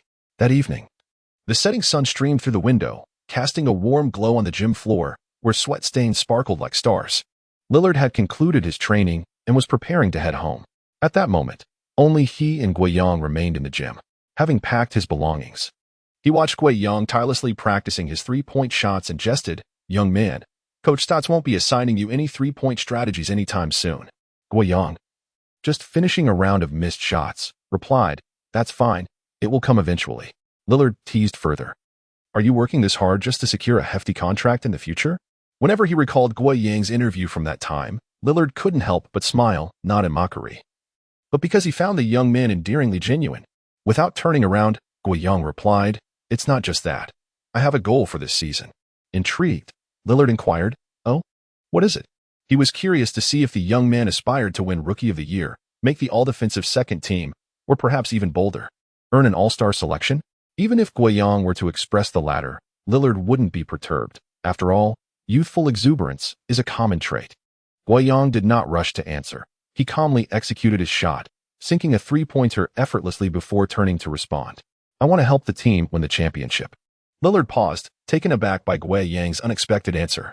Although Lillard harbored hopes of winning a championship, he understood all too well that achieving such a feat with the Trail Blazers was far more challenging than winning the MVP. It was nearly a mission impossible. Thus, he casually remarked, "I wish for that too. If in a couple of years you can elevate your game to all-star levels, then we might have a chance." To his surprise, Guiyang shook his head. "I meant this season. This season has taken an unexpected turn. I never anticipated that this young man possesses such a knack for humor. Well, let us strive together." Lillard chuckled, picked up his luggage, and departed. Now seated at the interview table, Lillard suddenly recalled Guiyang's unwavering expression during their training session, his gaze brimming with determination. At this moment, it mirrored that very instant. His debut was nothing short of explosive, as he racked up 18 points, 7 rebounds, 3 steals, and 2 blocks, decisively outperforming Griffin. He is a rare talent in the realm of basketball, and the next leader of the national team. Could Gua be on the brink of an all-star appearance this year? The sports news section in Dragon Country is awash with sensational headlines, yet this does nothing to dampen the enthusiasm of the fans. They eagerly click through the articles, leaving their comments in rapid succession. "This season, my allegiance lies solely with the Trail Blazers. Gua is exceptional." Who claimed that Gua was only starting due to the market in Dragon Country? Is this performance not a vindication? The dunk over Little Jordan left me, a grown man, utterly astounded. It was simply ferocious. Coach Lillard is a gem. He truly passes the ball to Guiyang. Enough said. The Trail Blazers are destined for the championship. After years, Dragon Country has finally produced a player capable of starting in the NBA, boasting a remarkable performance against Griffin in his debut. They seem eager to elevate Guiyang to the heavens. The following day, after returning to Portland, Guiyang received a call from his agent, Jason. For sports brands from Dragon Country have arrived, eager to discuss a sneaker endorsement deal with Guiyang. "Could you spare half a day for this?" Jason's voice sounded somewhat anxious over the phone. "Representatives from Step and Anta are in Portland, and Li Ning and Peak also wish to arrange an online meeting with you today." Guiyang remained composed, having just finished a workout and sipped an energy drink. He replied, "Sure." Upon receiving his affirmative response, Jason relaxed considerably and tentatively inquired, "What about Nike and Adidas? Are you still not considering them?" Under Armour sent a proposal a couple of days ago, during the Summer League. The renowned sports brands from Beautiful Country were the first to extend an offer to Guiyang, which he promptly declined, stating, "I will only consider sports brands from Dragon Country." Jason had been curious about this newfound sense of patriotism. Isn't the mantra "a fool who doesn't earn money"? Why the sudden commitment to support domestic brands? Signing with either Nike or Adidas could significantly enhance Guiyang's commercial value in Beautiful Country, given their substantial influence and astronomical advertising budgets. However, Guiyang was resolute, leaving Jason with no choice but to acquiesce. The next day, he received offers from Li Ning and Anta, each surpassing the combined total of the previous Nike and Adidas contracts. Realizing the financial strength of the Dragon Country sports brands, Jason began to grasp Guiyang's swift rejection. This young man is indeed motivated by monetary gain. Yet, unbeknownst to him, Guiyang had his own considerations. Presently, Guiyang's response remained unchanged, a firm refusal. Let us discuss the offers from the Dragon Country sports brands. At this, Jason grew excited. Fortunately, we didn't sign with them during the Summer League. Now all the contract amounts have at least doubled. Li Ning's current highest offer is $40 million for 5 years. Brother, your foresight was astonishing. To put things in perspective, Kyrie Irving's contract with Nike is $77 million over 7 years. making Li Ning's offer quite impressive. 40 million for 5 years. Guo Yang's tone held no surprise, only a hint of skepticism. Are you certain this is the highest offer? Hearing this, Jason thought, why is this kid so greedy? He quickly advised, brother, this contract is already quite generous. You only have half a day. Why not talk to Li Ning first? Guo Yang did not hesitate, agreeing, let's have that discussion. On the other end of the line, Jason promptly began reaching out to the representative sent by Li Ning. At 2 p.m., in a Portland apartment, Guo Yang and Jason sat before a computer, establishing a transoceanic video call with a young manager from Li Ning, who appeared to be under 30. The manager, Mr. Li, introduced himself in fluent English. Since the inception of our company by Olympic gold medalist Mr. Li Ning, we have upheld an excellent corporate culture. The introduction was excessively lengthy, and after 10 minutes, there was still no sign of conclusion. Guo Yang found it unbearable and pondered the purpose of such delay. Consequently, he cleared his throat gently, prompting Jason, who immediately grasped the situation, to suggest, Manager Li, perhaps it would be more prudent for us to delve directly into the main topic? Manager Li's brow furrowed slightly, seemingly displeased by the interruption. Yet he maintained a courteous demeanor as he replied, all right, no problem. Let me briefly outline the situation. Since Li Ning's foray into the NBA market, we have signed numerous NBA stars, the most renowned being Dwayne Wade, a 3-time champion. Furthermore, Mr. Guo, your teammate, the Trailblazers star CJ McCollum, has also secured a sneaker contract with us. Additionally, another 3 minutes elapsed as Manager Li elaborated on the players Li Ning had signed. Not only Guo Yang, but even Jason began to show signs of impatience. Were we here to discuss sneaker contracts, or merely to listen to your boastful claims? Fortunately, before they had to prompt him again, Manager Li finally broached the topic of the sneaker contract. Now, I will send you the prepared intention contract for your review. Please feel free to raise any questions you may have, and I will gladly address them. As his words faded, an entirely English electronic contract arrived on Guo Yang's computer. The two of them began to scrutinize it, focusing on the crucial aspect, the contract amount. Upon seeing the figure, Guo Yang glanced at Jason in confusion. Jason's eyes widened slightly as he immediately inquired, Manager Li, didn't you mention a contract amount of 40 million for 5 years over the phone a couple of days ago? Why does it state 35 million for 5 years here? Manager Li displayed no signs of panic, clearly having anticipated this question. He calmly explained, gentlemen, please do not rush. Continue reading. Have you noticed the additional clauses below? The extra 5 million is included within. Guo Yang noticed the section he referred to, filled with a dense plethora of text, which was quite overwhelming. Even Jason, a professional agent, leaned closer to the screen, straining to comprehend the details. At this moment, Manager Li spoke again. It may appear somewhat intricate, but allow me to elucidate. In simple terms, as long as Mr. Guo's signed sneakers achieve the stipulated sales volume, coupled with the completion of a few straightforward advertising shoots during the off-season, as well as participation in our company's sponsored events such as the Street King competition, the 5 million can certainly be secured. At this moment, Guo Yang's expression grew increasingly grim. Damn it, signing a sneaker contract is not akin to selling oneself. Jason, equally somber, interjected, Manager Li, this seems rather inappropriate, does it not? During our initial discussions over the phone, you never mentioned any additional clauses. 4 years for 50 million. That was the figure you explicitly agreed upon. Your current actions can only be described in your own country's terms as reneging on your word. His tone was resolute, and he articulated the phrase reneging on your word with remarkable precision. When it came to Guo Yang's financial interests, Jason would concede not an inch, for it directly impacted his commission. Suddenly, on the other end of the video call, Manager Li erupted into laughter. After several seconds, he finally composed himself and replied, and what of it? Jason's eyes widened in disbelief. He clearly did not anticipate such a response. Meanwhile, Guo Yang narrowed his eyes, his breathing growing heavier, teetering on the edge of an outburst. Yet, he held back, intrigued by what Manager Li would say next. Leaning back, Manager Li exuded a hint of arrogance as he continued, when you previously turned down offers from American sports brands, whispers began circulating in the industry, suggesting that Guo Yang would only sign with a Chinese brand. Which of our domestic competitors can rival Li Ning? Let me pause for a moment. Over the years, we have established ourselves as the premier Chinese sports brand, with ANTA trailing in second place. However, the gap between us is unfathomably vast. To be candid, our company has already acquired the specific offers from their sneaker contracts through commercial espionage, which is why we are presenting a 5-year, 35 million proposal. Surely, That exceeds their offers, does it not? Suddenly, he seemed to recall something and added, in truth, and Tad does possess the capability. Yet they have just signed Clay at a high price. Do they have the financial means to extend another substantial contract? Therefore, you might as well sign this letter of intent without further ado. The countenance of Manager Lee radiates an unwavering determination, exuding the sentiment of resolute ambition. This is nothing short of a blatant conspiracy. Jason's expression darkened. He initially believed that the individual on the other side was merely arrogant and rude. However, it now appeared that they were engaging in a form of commercial manipulation.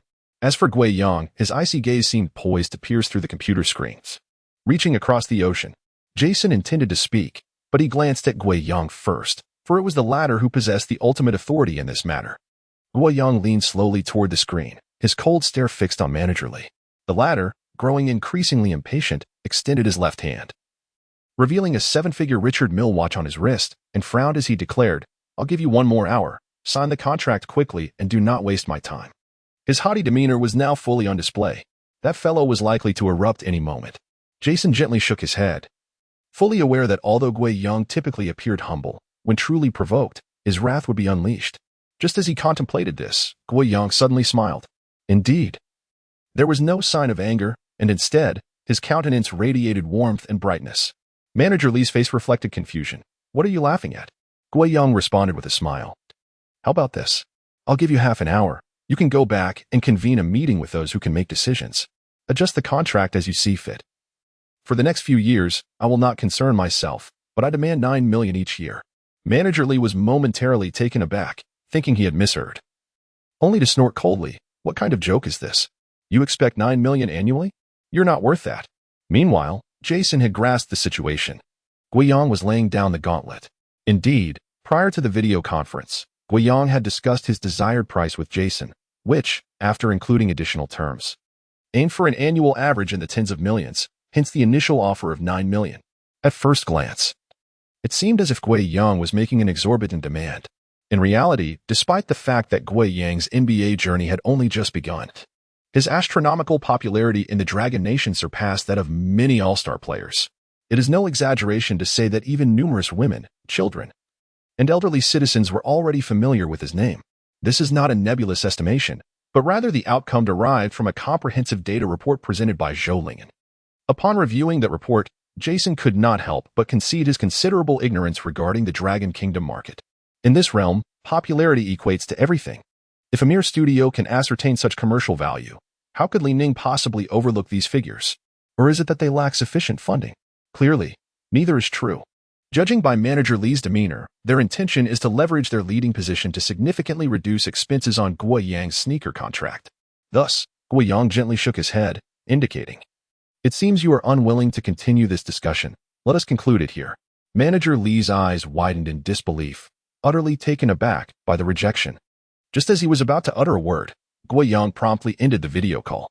Their audacity is indeed appalling. 5 million over 5 years?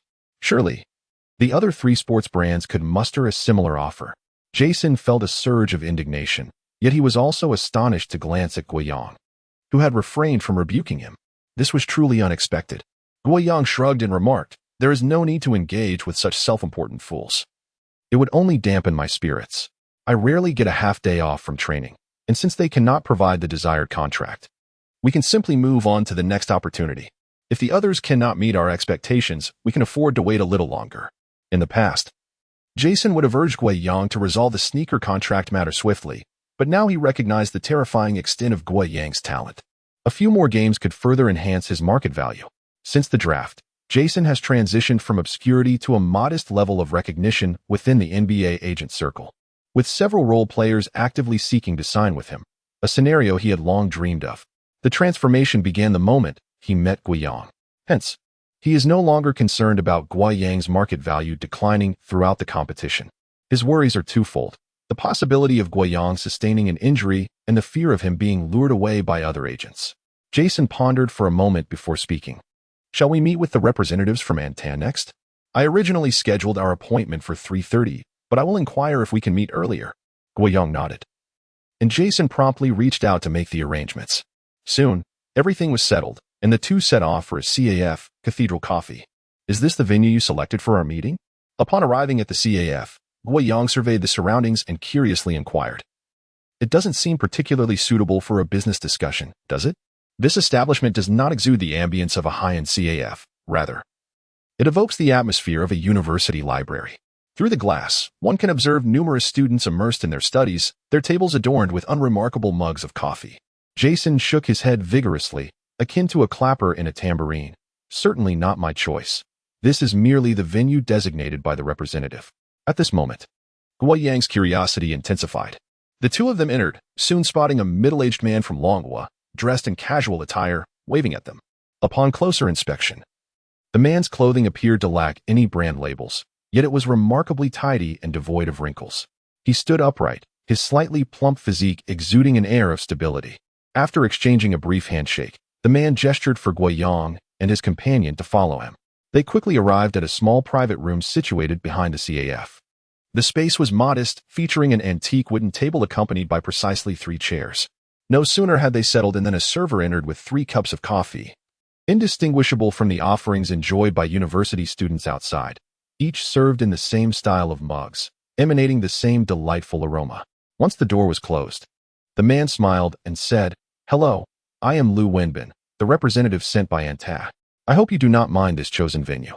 In contrast to Manager Lee's previous demeanor, Lu Wenbin's smile radiated genuine warmth. He resembled a friendly middle-aged uncle rather than a corporate representative. "This place is quite pleasant. Reminiscent of my university days," Guo Yang remarked sincerely, truly appreciating the inviting atmosphere. He then quipped, "Oh, I forgot to mention, I never attended university." At this moment, Lu Wenbin's eyes crinkled in a smile, pleasantly surprised to discover that the formidable Guoshen, who dominated the court, possessed a delightful sense of humor and pride. Guo Yang waved his hand dismissively, saying, "Mr. Lu, you flatter me. Simply call me Xiaoguo." Though their acquaintance had lasted less than a minute, Guo Yang felt an overwhelming sense of comfort, akin to a gentle spring breeze. Thus, he relaxed considerably. Jason, standing nearby, interjected at an opportune moment, "Mr. Lu, there must be a story behind your choice of this place." Lu Wenbin nodded, replying, "This CAF was my favorite haunt during my university days. Back then, as I juggled work and studies, I couldn't afford the upscale coffee shops. Here, a cup of coffee cost less than $1, allowing me to linger for hours with unlimited refills. Looking back, those moments were truly delightful." "Portland State University?" Guo Yang inquired. "Indeed," Lu Wenbin continued. "I even attended a Trailblazers game during that time, though the star player was still Sabonis. Since you've mentioned it, I'll call you Xiaoguo. But do not take offense. When the Trailblazers advanced to the Western Conference Finals, you were probably still learning to walk." Haha. The trio engaged in lively conversation, their laughter ringing out occasionally. Initially communicating in English, the dialogue seamlessly transitioned into Chinese after one of them uttered a phrase in that language, allowing Guo Yang and Lu Wenbin to converse freely in Chinese. Jason was utterly bewildered. Although he had learned a smattering of Chinese over the past few months, it was impossible for him to comprehend their conversation. Unbeknownst to him, half an hour had slipped by.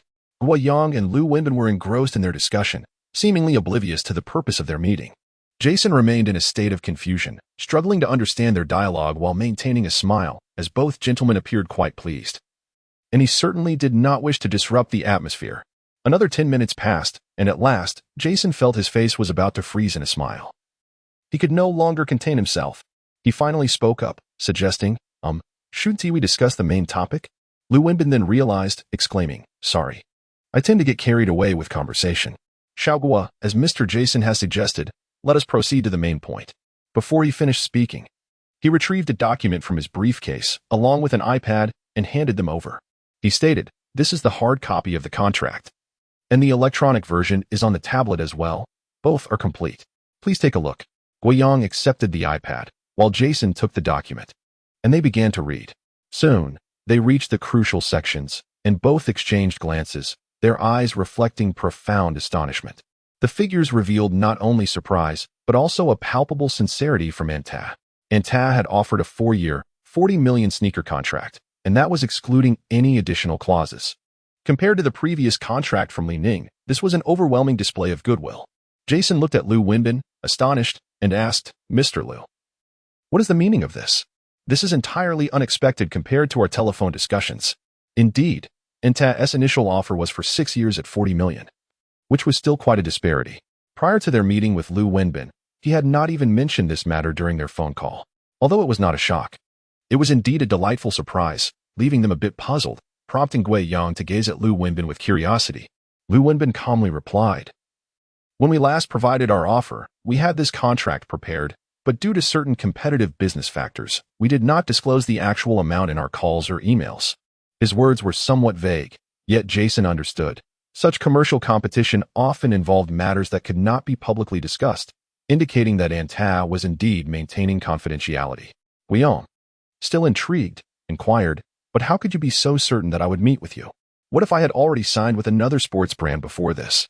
Liu Wenbin confidently responded, "During the Summer League, you did not rush into signing a sneaker contract. How could you hastily decide after only meeting one or two brands?" He added, "Even if you have signed, we still have room to maneuver, as we have gathered information indicating that, at present, we are the only ones with a comprehensive and formal sneaker contract. The other companies have merely presented intent contracts." After a brief pause, Liu Wenbin continued, "And we are willing to bear any penalties for breaking an intent contract." With just a few sentences, he clarified the situation. Guiyang nodded slightly, and Jason displayed a satisfied smile. Although they were still uncertain about the other two domestic sports brands, based on their discussions with Li Ning, it was evident that the latter had only prepared an intent contract. In this regard, Anta had indeed outdone itself. Guiyang exchanged a glance with Jason, who promptly stated, "We understand Mr. Liu's intentions. We have sensed Anta's sincerity. However, we still require some time to deliberate on this matter, and we hope Mr. Liu can understand." Anta had indeed piqued their interest, but they needed to take a moment to contemplate before making a definitive decision. Liu Wenbin smiled, saying, "That is perfectly fine. I will be in Portland for the next week, reminiscing about my student days, and I eagerly await your positive response."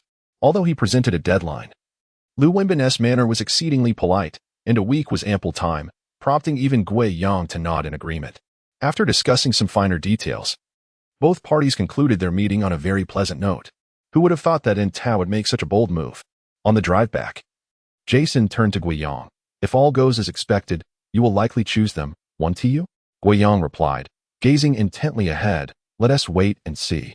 Perhaps Step or Peak might offer an even higher price." Jason gently shook his head. "That seems unlikely. If we consider the additional clauses in Anta's contract, the annual average could reach 11 million. If the sneaker sales perform exceptionally well, it could be even higher. The previous offers from those two brands fall significantly short of this figure." Guiyang chose not to respond, instead concentrating on driving towards their next destination. As time passed to October 20th, the Trail Blazers were set to host their first home game of the new season, facing an opponent that had long been absent from the playoffs, the Minnesota Timberwolves. From the days of Kevin Garnett to the double-double king Kevin Love, the Timberwolves had been on a downward trajectory. Despite having had the first overall picks in 2015 with Karl-Anthony Towns and 2014 with Andrew Wiggins, along with notable talents like Zach LaVine and Ricky Rubio, the Timberwolves had not been able to capitalize on their potential and remained a team easily dominated in the competitive Western Conference, accumulating merely 60 victories over the last two seasons combined, even fewer than last season's second-place Spurs. Thus, during the recent offseason, the Timberwolves executed a bold trade, sending the emerging dunk champion LaVine and the 5th overall pick from 2016, Dunn, in exchange for the Chicago Bulls leader, Jimmy Butler. Butler, selected 30th overall by the Bulls in 2011, was a player known for his defensive prowess, standing at 2.01 meters with a wingspan of only 2.02 meters. His athleticism was unremarkable, yet he possessed a fierce tenacity and an indomitable spirit. It was through this resolve that he ascended from being a blue-collar player to becoming the team's leader, earning 3 All-Star selections along the way. With his arrival, fans anticipated that this season, the Huskies might once again transform into the Timberwolves. Initially, this game garnered little attention, as neither team boasted any megastars. Regardless of whether it was Lillard or Butler, their fan bases were relatively small. However, just half an hour before the game commenced, Guiyang's name suddenly surged into the top 10 of social media trends, even reaching as high as 5th at one point. Guiyang had secured a 5-year, $50 million sneaker contract with the Chinese brand Anta. A trending topic has captivated the fans in the beautiful country. What? A rookie, ranked 10th, has secured such a lucrative sneaker contract? My goodness, this must be the highest sneaker contract for this year's draft class, right? Even some all-star players might not attain such an agreement. What has become of this world? He is a player from the Dragon Country, benefiting from the market there. Otherwise, Ta would not have invested such a significant amount. Yet, is this advantage not a bit excessive? He has only played a single NBA game. The Clippers' small forward, Gallinari, is essentially a shooter, which allowed Gua to showcase such performance. In this match, the small forward was none other than the talented Wiggins. Just wait and see. Ta will surely regret their decision in a few hours. At this moment in the Moda Center, players are engaging in their final warm-ups. While several players from the Timberwolves are discussing this matter, backup point guard Tyus Jones glanced over to the other side of the court and, filled with envy, remarked, "Is it truly that advantageous to be from the Dragon Country? Not to mention landing such a high-priced contract. I don't even possess a sneaker deal." He has been in the league for 2 years. Although he entered as a first-round pick, his salary this season is merely $1.47 million. Not much better than that of a minimum salary player. Beside him, Shabazz Muhammad sighed enviously. He was a lottery pick in 2013, yet due to entering the league earlier, the salary for the final year of his rookie contract is even lower than that of Jones. The 32-year-old veteran Gibson observed them with a smile and said, "Is Gua merely relying on his identity from the Dragon Country?" His debut performance was indeed impressive. And the fact that it prompted the Trail Blazers management to trade Harkless before the new season indicates their high expectations for him. The candid remarks, though somewhat jarring, elicited no response from either Muhammad or Jones. In the realm of the NBA, comparisons are ever present, yet no one wishes to be the subject of disparagement in such evaluations. At that moment, the team's starting small forward, Wiggins, concluded his warm-up and passed by them. Upon seeing him, Jones could not help but exclaim, "Andrew, you must obliterate that sneaker-wearing rookie later." Wiggins paused momentarily, flashed an innocent smile revealing his pearly whites, and, without uttering a word, proceeded directly back to the bench. Just then, Jones was about to say something when a cold chuckle reached his ears. Turning, he saw the newly arrived Butler. Although he had only joined the team a few months prior, many players had already deemed him the new leader of the Timberwolves, overshadowing Towns and Wiggins. Butler remarked, "Andrew's competitive spirit seems rather mediocre. I must have a word with him." Without further ado, he approached Wiggins and spoke a few words. Jones could vaguely hear, "You must demolish that rookie. You are the first overall pick, one of the most talented players in the league. Did you enter the NBA to languish? No. You must fight to win. Do you hear me?" As Butler's fervent tone resonated, Wiggins' smile faded, and he nodded in agreement. Soon, both teams' starting players took to the court, and the game was about to commence. Today's commentators were Kenny Smith and Jeff Van Gundy. Smith, once known as the Jet, was an NBA player celebrated for his consistent shooting ability and was a key player during the Rockets championship run. Van Gundy, a former NBA head coach, had previously guided the Rockets during the Yao McGrady era, becoming a familiar face among fans from the Dragon Kingdom. Smith initiated the commentary. Let us first examine the starting players for both teams. For the Trail Blazers, we have Lillard, McCollum, Guiyang, Aminu, and Nurkic, while for the Timberwolves, it's Jeff Teague, Butler, Wiggins, Gibson, and Towns. Van Gundy added, Butler has primarily played the small forward position, but since joining the Timberwolves, he has taken on the role of starting shooting guard. Based on his last performance, he seems to have adapted well to this position. As for Wiggins, his performance remains consistently stable. His talent is undeniably explosive, yet his competitive edge often seems lacking. I hope to see some transformation alongside Butler this season. Smith nodded, shifting his focus to Guiyang. Have you heard? This young lad from the Dragon Kingdom has just signed an extravagant sneaker deal. I wonder how many players will be envious. Van Gundy chuckled. Of course, I am aware. However, in this game, he will be matched against Wiggins. Even if the latter is reluctant to exert himself, he possesses undeniable talent that surpasses the rookie. Now let us focus on the tip-off and enjoy the game. The action turned to the court, where Towns secured the possession. Teague advanced the ball, with Gibson immediately setting a screen. Utilizing the pick, Teague evaded Lillard's defense and pulled up for a mid-range jumper at the free throw line. Executing it flawlessly, his shooting prowess is indeed a notable improvement over his predecessor. The Timberwolves head coach, Thibodeau, nodded in approval, clearly satisfied with the play. Who was the previous starting point guard? The infamous Rubio, known for his shooting woes that plagued Thibodeau for years. As the Trail Blazers launched their attack, Lillard initiated a pick and roll, passing to Nurkic, who drove hard against Towns and successfully scored. While Nurkic may not be the most formidable center, Towns yielded under the contact, lacking intensity.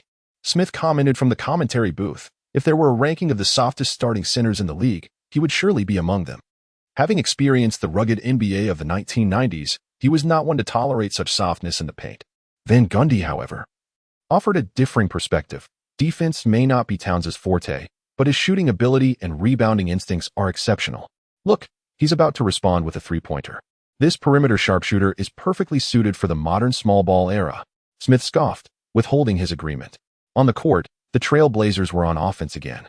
Lillard executed another pick and roll, this time accelerating into the paint and, after drawing the defense, decisively passed to Aminu in the left corner.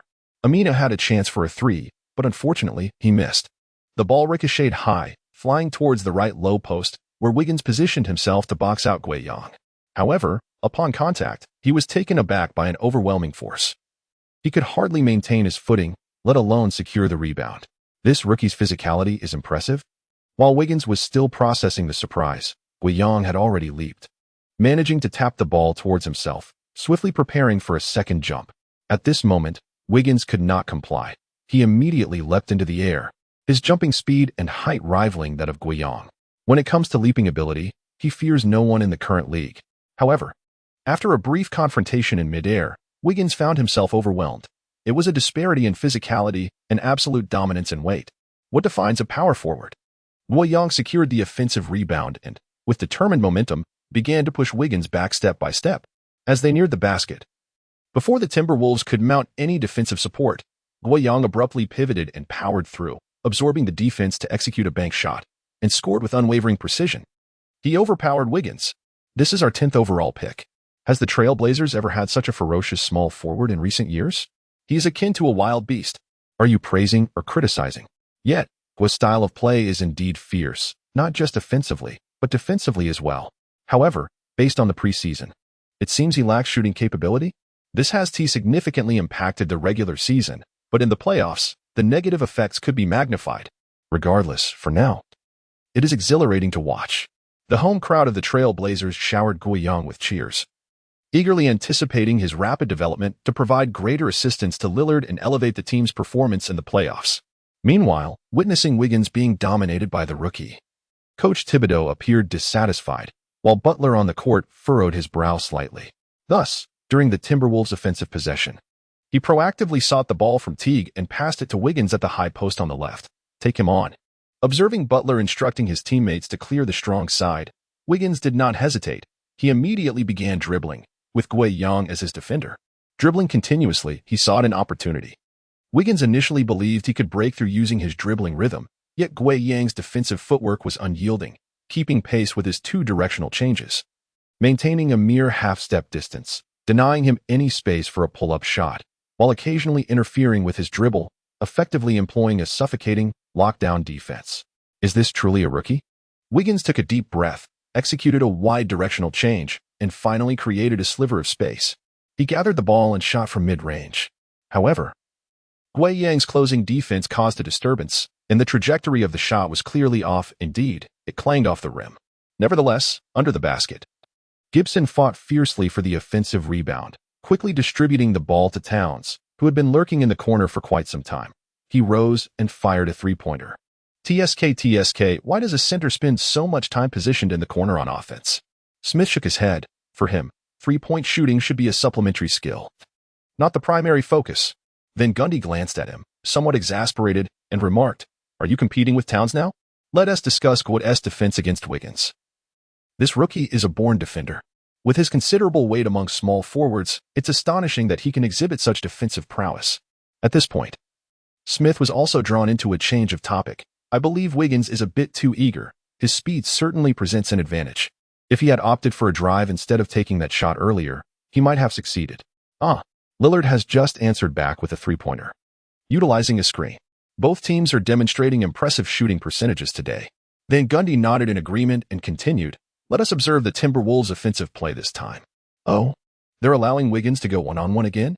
On the court, Wiggins held the ball at the high post on the right side, with Guiyang as his defender, engaging in another one-on-one confrontation. Butler, standing nearby, encouraged, "Don't be afraid, just take him on." This is certainly not the predetermined tactical arrangement of the Timberwolves.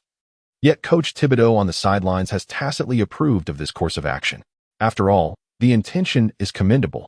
It is to encourage Wiggins to assume greater responsibility. If he cannot even score against a rookie, how can he aspire to be the cornerstone of the Timberwolves' future? Wiggins continues to attempt isolation plays, yet he remains unable to seize an opportunity. Compared to the last encounter, Guiyang's defensive aggressiveness has markedly increased. He engages in physical confrontations while simultaneously seeking opportunities to intercept the ball, nearly achieving a steal. Although the game has only just commenced, with less than 2 minutes elapsed, beads of sweat have already begun to form on Wiggins' forehead. In that fleeting moment, the figure before him suddenly overlapped with the memory of a small forward, number 2. Known for his distinctive flat-top hairstyle. Throughout Wiggins' 3 years in the NBA, every encounter with that player had resulted in relentless domination on both ends of the court. Particularly the opponent's ironclad defense, which had become Wiggins' nightmare. At that critical juncture, Guiyang seized the opportunity and made another cut for the ball. Faced with Guiyang's advance, Wiggins snapped back to reality, instinctively pivoting just in time to evade the interception, effectively brushing past Guiyang. He charged into the paint, encountering Nurkic's defensive maneuver. And with a single, powerful swing, he soared for a thunderous dunk that reverberated through the rim. The breathtaking display prompted several players on the Timberwolves bench to leap from their seats in exhilaration. Well done. Butler promptly raised his thumb in approval, while Coach Thibodeau clapped in admiration from the sidelines. A smile broke across Wiggins' face, and at that moment, the haunting figure in his mind dissipated. Just then, he noticed that Nurkic, whom he had just dunked over, had swiftly completed an inbound pass. Lillard received the ball and, rather than advancing it himself, opted for a long pass, a remarkably long one. In that instant, Wiggins realized something and swiftly turned to look. The very Guiyang he had just outmaneuvered had already sprinted into the front court's restricted area, utterly unmarked, with the nearest Timberwolves player, Teague, just now crossing midcourt.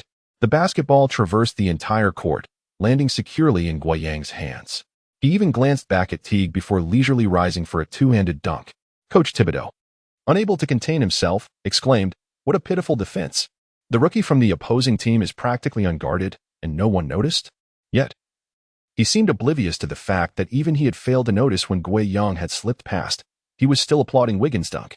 However, in the ensuing offensive possession, the Timberwolves continued to move the ball effectively, resulting in another three-pointer from Towns. Fortunately, McCollum responded immediately with a trailing three-pointer, preventing the score from widening. In the following exchanges, both teams maintained a commendable offensive efficiency, particularly Towns, who impressively hit 5 out of 6 three-point attempts in just half a quarter, leaving the commentators, including Smith, momentarily speechless. The Timberwolves had established a slight lead, but once the teams entered the rotation period, thanks to the efforts of players like Bogdan and Turner, the Trailblazers quickly regained momentum. Just over a minute into the second quarter, as Coach Thibodeau had already reinstated most of his key players, they surged into a scoring frenzy. Sensing the score was about to balloon again, Coach Stotts immediately called a timeout to adjust personnel and strategy. Upon resuming, Guiyang re-entered the game with the score at 31-37, with the Blazers trailing by 6 points. It was now the Blazers' offensive possession, with Turner controlling the ball at the top of the arc, while Guiyang continuously maneuvered, closely pursued by none other than Wiggins. As he chased, Wiggins suddenly felt as if he had collided with a wall constructed by the off-ball screen set by Ed Davis. At this moment, Guiyang surged into the paint, with Turner delivering the basketball to him. Guiyang received the pass and, without losing momentum, engaged in a fierce confrontation with Towns. Standing at 2.11 meters tall, Towns weighed approximately the same as Guiyang, yet in the midst of Guiyang's charge, he was forcefully knocked aside in midair. While he could brush off being overpowered by Nurkic, the humiliation of being outmatched by a rookie was intolerable. Consequently, Towns hastily attempted to swipe at the ball in midair, resorting to a desperate defense. However, Guiyang had anticipated this. He had already switched the ball to his left hand before Towns could make his move. While his right hand shielded his front, Towns struck Guiyang's right hand, causing him to momentarily lose his balance. Yet he still managed to release a floater with his left hand. Beep. The ball swished through the net, and the referee signaled a foul on Towns for hitting. "You see, I was right. Towns is nothing but a softie." Smith in the commentary booth immediately became animated, remarking that not only was the ball deflected, but Towns had also gifted a three-point opportunity, adding to the team's woes. Van Gundy expressed his exasperation. "Isn't this play a testament to Guiyang's remarkable finishing ability?" Towns' foul was clearly intentional, likely aimed at sending him to the free throw line, yet he was ultimately bested by Guiyang. At this moment, Smith concurred, acknowledging Guiyang's prowess as he confidently sank the additional free throw. It seemed that the previous tactic was indeed orchestrated by Coach Stott specifically for him. However, it must be noted that it was only due to Towns' utter lack of defense that the Trailblazers could score so unrestrainedly in the Timberwolves' paint. Jeff Van Gundy remarked, "It appears Smith is having a go at Towns today." As the Timberwolves executed their offensive play, veteran shooting guard Crawford, at the age of 37, skillfully isolated Bogdan. After a series of swift crossovers, he suddenly pulled back, leaving Bogdan barely managing to regain his balance. With space now created, Crawford promptly elevated for a two-point shot, which he executed flawlessly. In response, Bogdan, feeling a sense of urgency as the team aimed to close the gap, sought a sliver of opportunity through a screen and launched a three-pointer directly. The ball failed to respond as Towns prepared to secure the rebound. To be fair, his prowess in collecting defensive rebounds is quite remarkable. However, on this occasion, he found himself up against the rebounding savant, Ed Davis of the Trailblazers. After a fierce tussle, Davis managed to seize the offensive rebound and, with fluidity, went up for the shot. With bated breath, Towns leapt to contest the attempt. Although he was unable to block the shot, his presence nonetheless altered the trajectory, causing the basketball to ricochet off the rim. This time, Davis had already lost his position, and Towns was poised to secure the rebound. "Box out." The urgent reminder from Coach Thibodeau suddenly echoed in his ears. Having already jumped, Towns was utterly bewildered, wondering what more was needed for this rebound. In the next moment, he felt a tremendous force collide with him from behind, jolting him. Simultaneously, a large hand appeared above him, making contact with the basketball and forcefully slamming it back into the hoop. A monstrous putback dunk right over Towns. Oh well, what an explosive play. It has been years since we witnessed such aerial talent from a Trailblazer. This is exactly the type of dunk one craves when watching a game at home. The athleticism on display was utterly astonishing. I couldn't help but worry for his knees. Let us hope he remains unscathed. The Trailblazers' medical standards are rather questionable. Indeed, the player who executed that dunk over Towns was none other than Guiyang. Coach Thibodeau was somewhat irate. "Can you please pay attention to your box out?" Towns, chastised and still reeling from being dunked on, shot a disgruntled look at Wiggins. "Can you please focus on your man?" Wiggins, feeling aggrieved, replied, "That kid runs like the wind." Guiyang's emphatic dunk invigorated the team's morale, leading to a defensive stand, followed by a swift, fluid offensive play, culminating in Bogdan's steady three-pointer.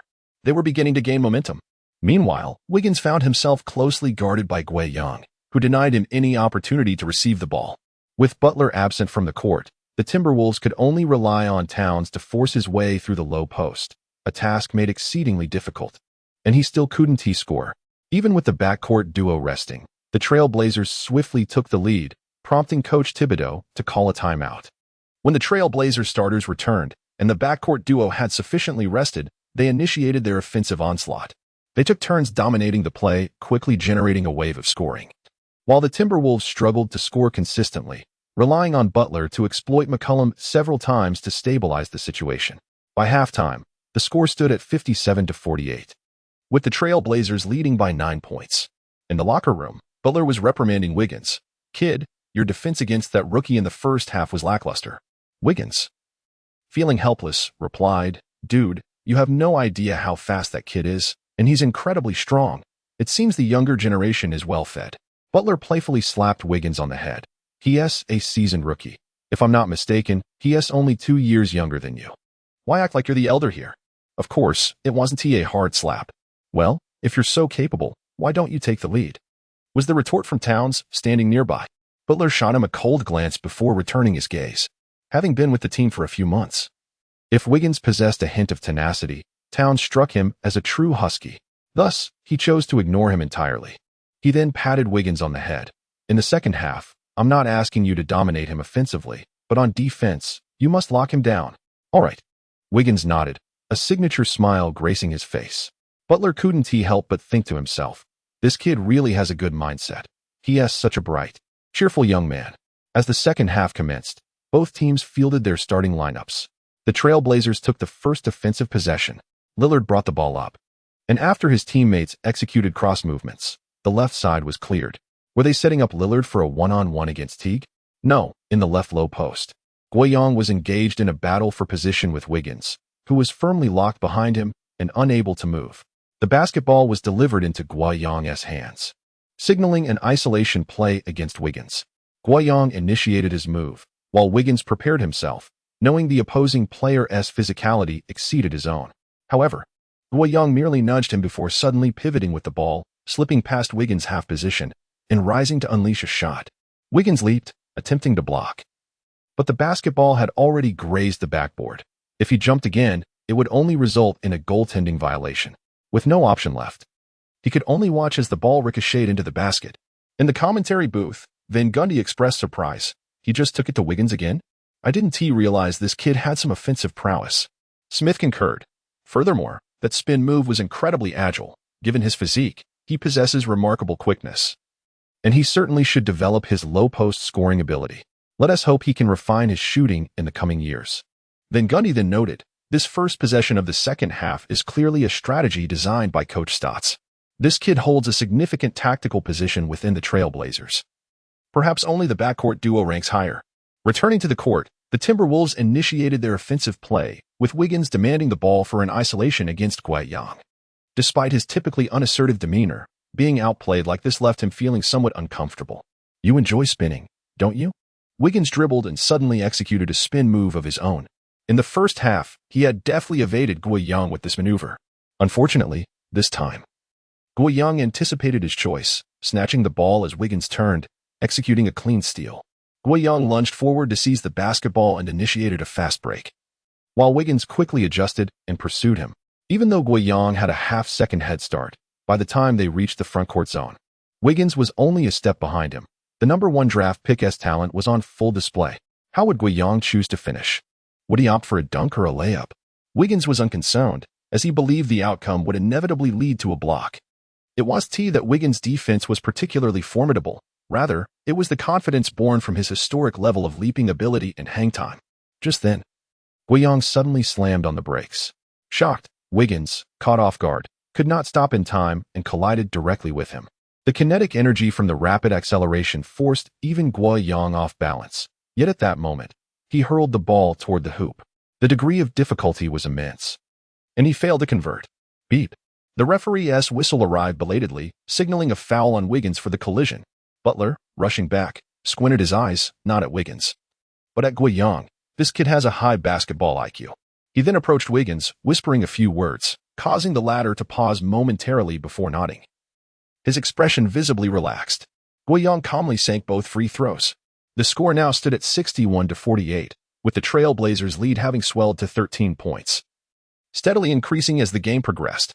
Once again, Butler stepped up, driving fiercely towards the basket and passing to the trailing Gibson, who soared for a thunderous dunk, stabilizing the Timberwolves' position. In the commentary booth, Van Gundy remarked, the Timberwolves' offense has shown little improvement compared to the first half. It is still Butler carrying the team. Wait, am I seeing this correctly? Butler is defending Guiyang? Beside him, Smith widened his eyes slightly. Is this part of Coach Thibodeau's strategy? Throughout this game, Butler has not even defended Lillard one-on-one, leaving that task to Teague, presumably to conserve energy for offense. And now, he is tasked with guarding the rookie? Remember, this is Butler, a 3-time all-defensive second-team selection. Surely, the Trailblazers would not allow Guiyang to isolate again. Oh? Guiyang is still posting up on the left block, just like before, trying to exploit a low-post matchup? Before Van Gundy could finish his thought, he witnessed Lillard delivering the ball inside. Guiyang received it smoothly, entering yet another one-on-one situation. Not only the two commentators, but even Guiyang himself had not anticipated this. Initially startled by Butler's defense, he prepared to move off the ball, but Lillard gestured him to settle into the low post. Upon receiving the ball, Guiyang felt a wave of calm wash over him, the earlier tension dissipating. Why worry? Just play. Guiyang did not rush to make his move. He first backed down to gauge Butler's defensive intensity, standing at 2.01 meters and weighing 104 kilograms. Butler's physicality was formidable. However, when Guiyang finally exerted his strength, Butler found it somewhat challenging to hold his ground, retreating less than he had against Wiggins earlier. Could this kid possibly have a background in football? Such strength. Butler felt a flicker of surprise, yet a cold smirk crept onto his lips, recognizing that Guiyang's ball protection was lacking. In the next instant, he struck with surgical precision, swiping the ball away, striking Guo Yang's thigh and sending it out of bounds. Timberwolves ball. Did you see that clearly, kid? Butler didn't even glance at Guo Yang, instead directing his gaze toward Wiggins, emphasizing that defense required not only physicality but also intelligence. He tapped his temple, and Wiggins nodded vigorously, having gleaned some wisdom from that exchange. Not far off, Towns scoffed dismissively. What a show-off. As for Guo Yang, he squinted slightly, contemplating his next move. In the subsequent offensive possession for the Timberwolves, Butler held the ball at the top of the arc, finding the defender before him amusing. Kid, you seem quite defiant. Indeed, the player tasked with guarding him was Guo Yang. Ignoring Butler's taunts, Guo Yang remained steadfast, and Butler refrained from further chatter, flashing a crooked smile. Everyone anticipated a one-on-one confrontation, including Guo Yang, who closed in for defense, ready to unleash his utmost intensity. However, Butler beckoned, and Gibson immediately came over to set a screen. What the heck? The star's illegitimate child is playing dirty. Guo Yang attempted to navigate around the screen, but Gibson stood firm like a wall, effectively blocking him. Only then did Butler accelerate, slipping past Guo Yang and rising up over the help defense of Aminu to sink a mid-range jumper. Did you see? Offense requires intellect too. After scoring, Butler glanced at Wiggins, thinking, that kid wants to defend me? Let him guard thin air. Guo Yang couldn't help but twitch his lips. While he was unsure if Wiggins had learned anything, he certainly absorbed a lesson from this sequence of offense and defense. At that moment, Lillard approached and patted him on the shoulder, saying, do not fear. You two have a leader. Lillard's tone was icy, his gaze piercing, directed precisely at Butler. The score now stood at 61-52, narrowing back to single digits. In the Trail Blazers' offensive possession, Lillard, ball in hand, executed a pick-and-roll to shake off Teague. Just as he found a sliver of shooting space, Wiggins arrived for the defensive challenge. Undeterred, he swiftly moved sideways and launched a difficult step-back three-pointer. Boom. It pierced the net. Meanwhile, Butler found his rhythm, using a screen to penetrate, bulldozing towards the basket like a dynamite stick, scoring despite Nurkic's defense. Turning back, Lillard faced Teague one-on-one, slicing into the paint, while Butler decisively abandoned his position to help against Guo Yang, who was lurking in the right corner. Lillard came to a sudden stop, feigning a shot, but Butler discerned the ruse and refrained from jumping. However, he caught a glimpse of the smirk at the corner of Lillard's mouth, which momentarily flashed with pride. In an instant, the number 0 player flicked his wrist, distributing the ball to the right side. Oh no. Butler realized the impending danger and rushed back to defend. Indeed, Guo Yang had already surged in, catching the ball and leaping. Gritting his teeth, Butler followed suit, attempting to block the shot. The reaction was remarkably swift. Butler's right hand nearly intercepted the basketball, but ultimately fell short by mere centimeters, brushing past and striking Guo Yang's face, to be precise, his eye. Guo Yang experienced a moment of darkness before instinctively slamming the ball into the hoop with sheer force. The referee's whistle pierced the air, signaling a foul on Butler. Guo Yang had executed an impressive alley-oop with an additional free throw opportunity. Oh, our rookie's dunk was nothing short of spectacular. Surely, this moment is destined for the highlight reel of the day, right? What of the formidable defender Butler? He has merely become a backdrop for Guo Yang's brilliance. Regardless of anything else, this young man possesses a fearless spirit. With such tenacity, he is bound to carve out a place for himself in the league.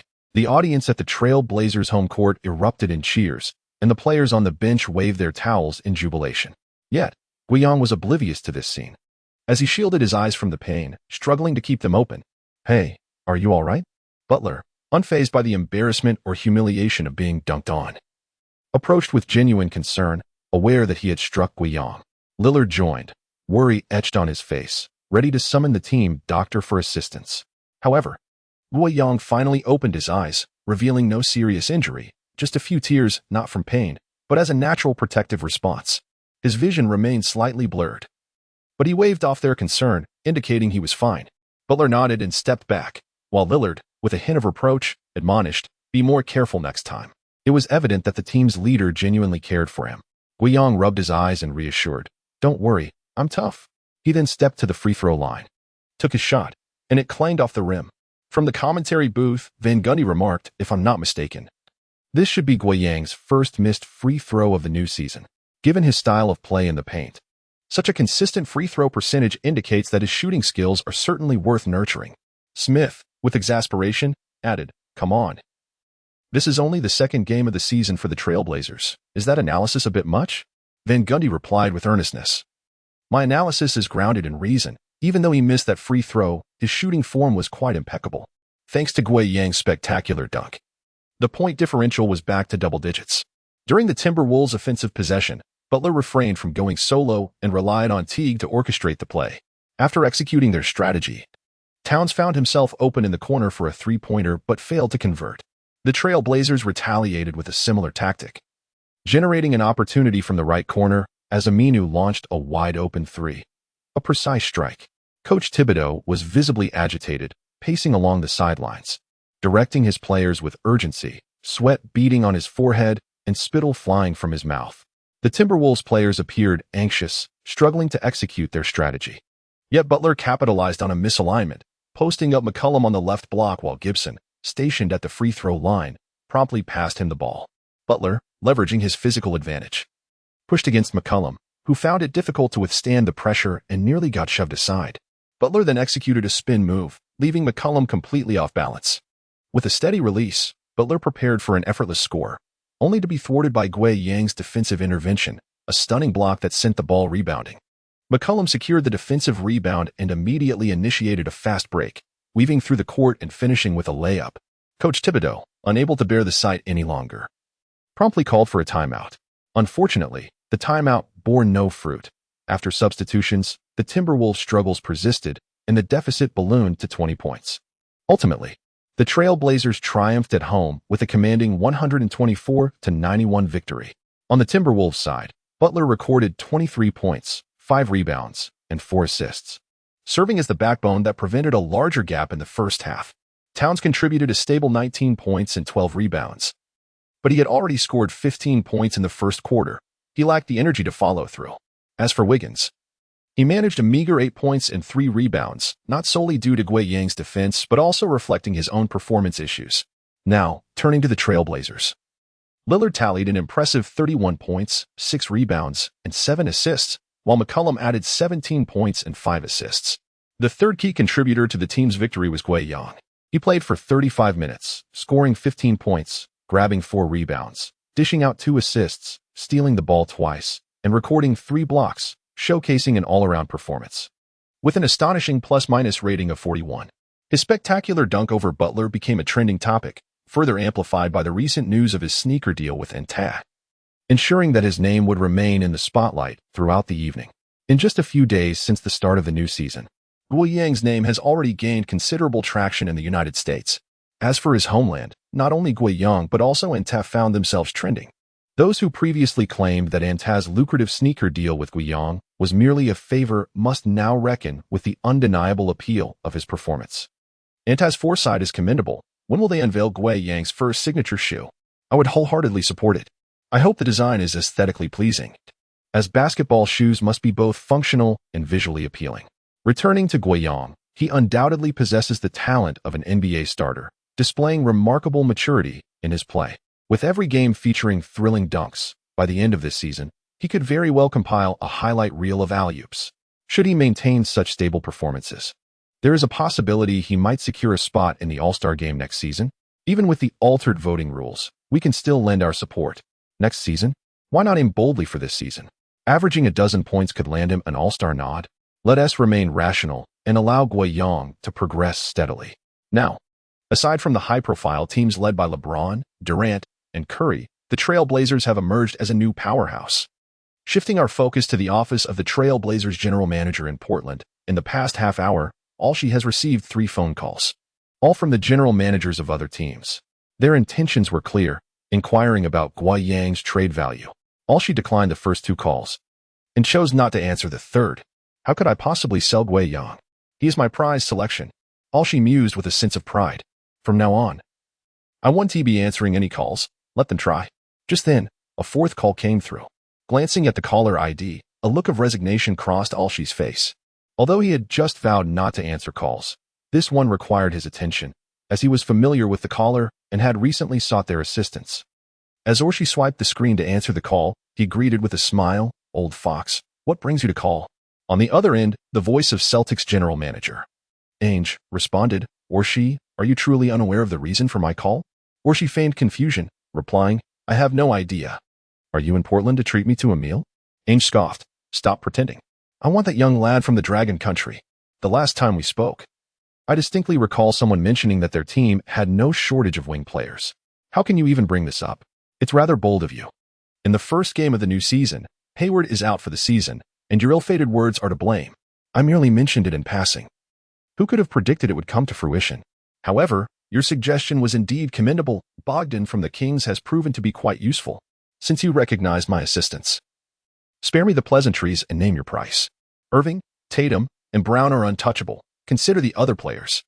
Ainge had no intention of engaging in idle chatter with Orshi and pressed on with the main topic. Orshi remained silent, his expression darkening. Ainge continued without awaiting his response.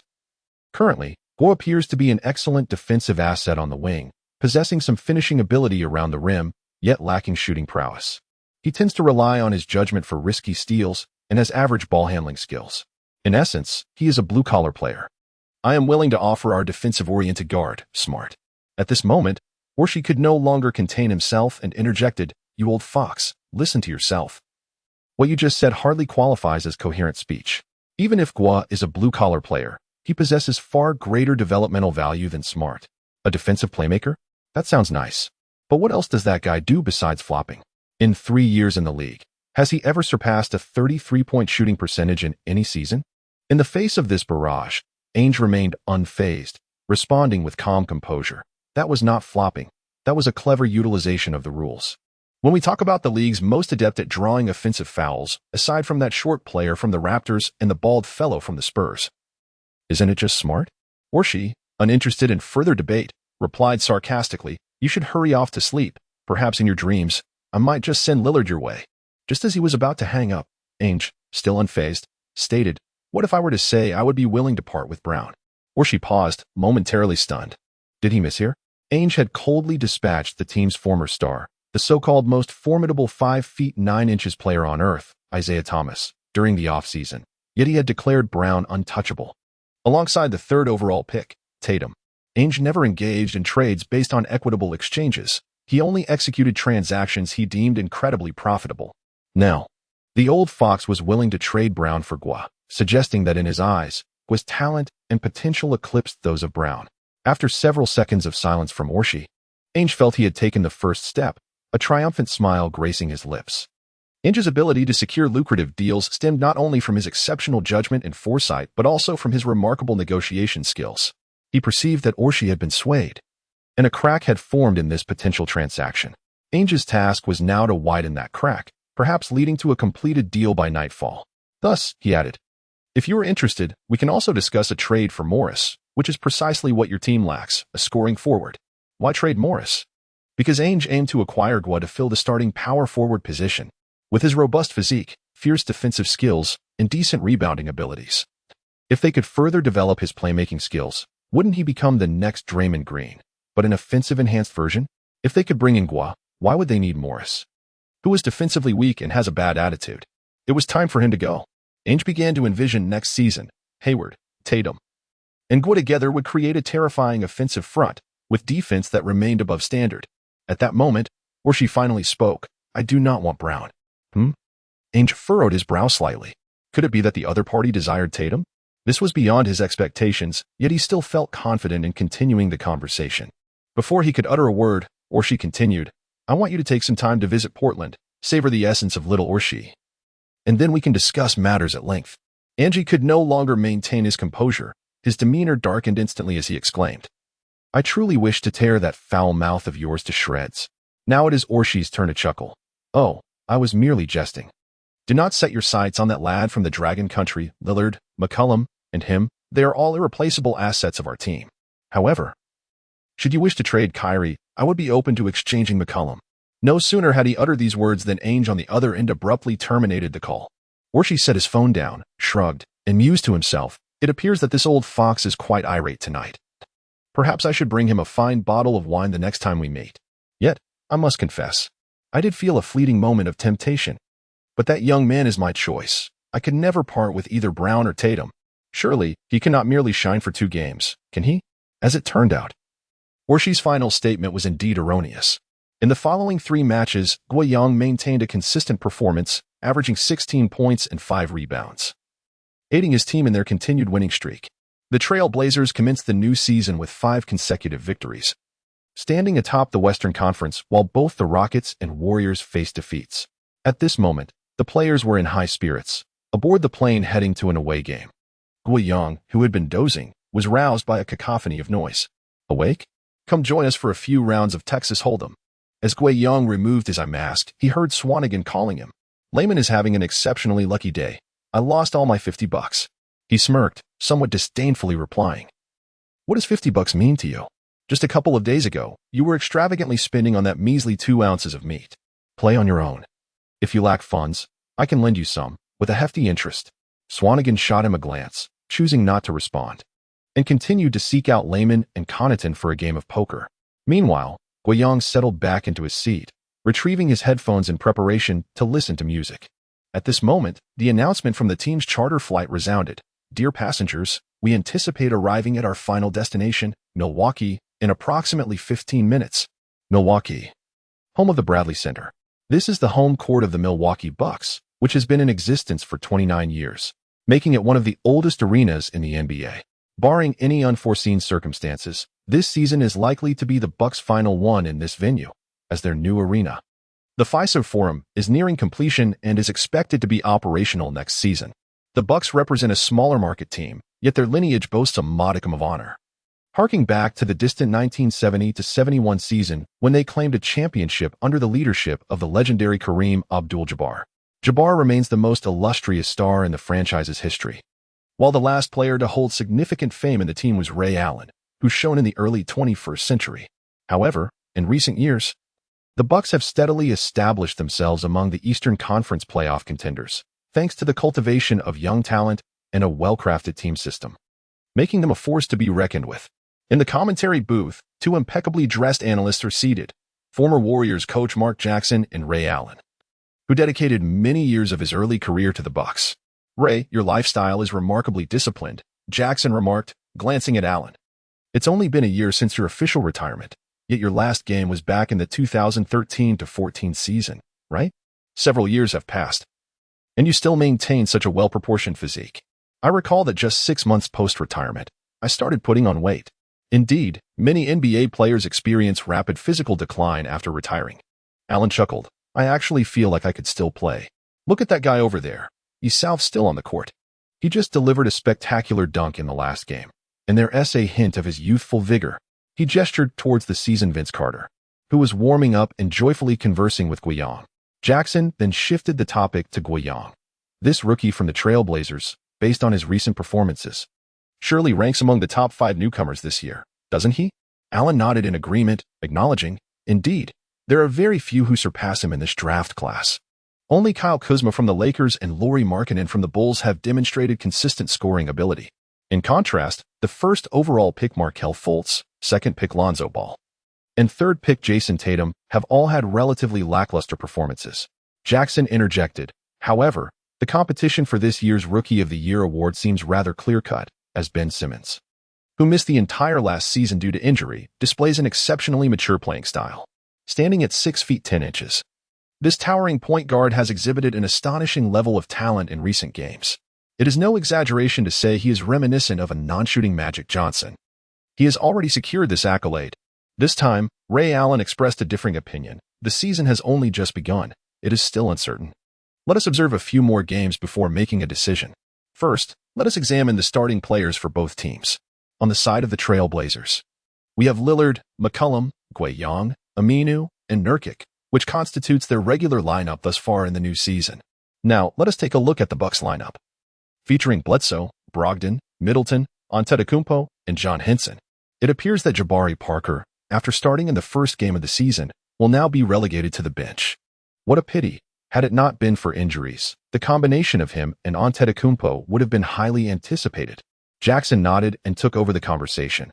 "The game is about to commence. Let us see if the Bucks can defend their home court, as the Trail Blazers will surely strive to challenge their 6-game winning streak." As our gaze shifts to the court, the referee tosses the ball high into the air. Henson, utilizing his remarkable wingspan, leaps to seize possession, and Bledsoe advances with the ball. At the arc, facing Lillard's defense, Bledsoe executes a swift change of direction and drives aggressively. Once nicknamed Lil James, he is among the most physically formidable guards in the entire league, and he overpowers Lillard. Bledsoe penetrates the paint and releases a shot, which effortlessly finds the net. In this scene, Lillard and Nurkic executed a classic pick-and-roll, creating an opportunity for a three-pointer, but it failed to find the net. Giannis, securing the defensive rebound, initiated a swift drive down the court, showcasing his remarkable agility and strength. He surged past the three-point line, evading defenders with long strides, and, just a step inside the free throw line, launched himself into the air, delivering a thunderous one-handed dunk to conclude the play. With his towering legs, elongated arms, robust physique, and astonishing athletic prowess, the commentators were astounded. Mark Jackson remarked on the previous 2 seasons, stating that Coach Kidd's decision to position him as a point guard had greatly enhanced his ball handling skills, enabling him to execute such individual fast breaks frequently. Ray Allen offered a more tempered assessment, suggesting that perhaps Giannis's shooting still required refinement, noting his sub-33-point shooting this season and a decline in free throw accuracy. If I return to coaching, Jackson mused, I would be eager to guide this Greek phenomenon. To which Allen chuckled, you might want to hope Kidd gets dismissed first. Unbeknownst to them, Kidd would indeed be released from the Bucks just months later, a tale for another time, unrelated to their discussion. On the court, the Trail Blazers struggled offensively, providing yet another opportunity for a fast break for the Bucks. Last season's Rookie of the Year, Brogdon, positioned himself at the right arc, received the pass, and effortlessly sank a trailing three-pointer. Within the first minute, the Bucks surged to a 7-0 lead. Assistant coach Vanderpool couldn't help but express concern, suggesting a timeout might be prudent. Coach Stotts waved him off, asserting it was too early for a pause and expressing confidence in their ability to adjust. As the new season's 5-game winning streak bolstered his composure, Coach Stotts remained calm in his seat. At that moment, Giannis made a sudden steal from McCollum's pass and quickly set up an assist. Bledsoe, receiving the ball on a fast break, faced an uncontested opportunity.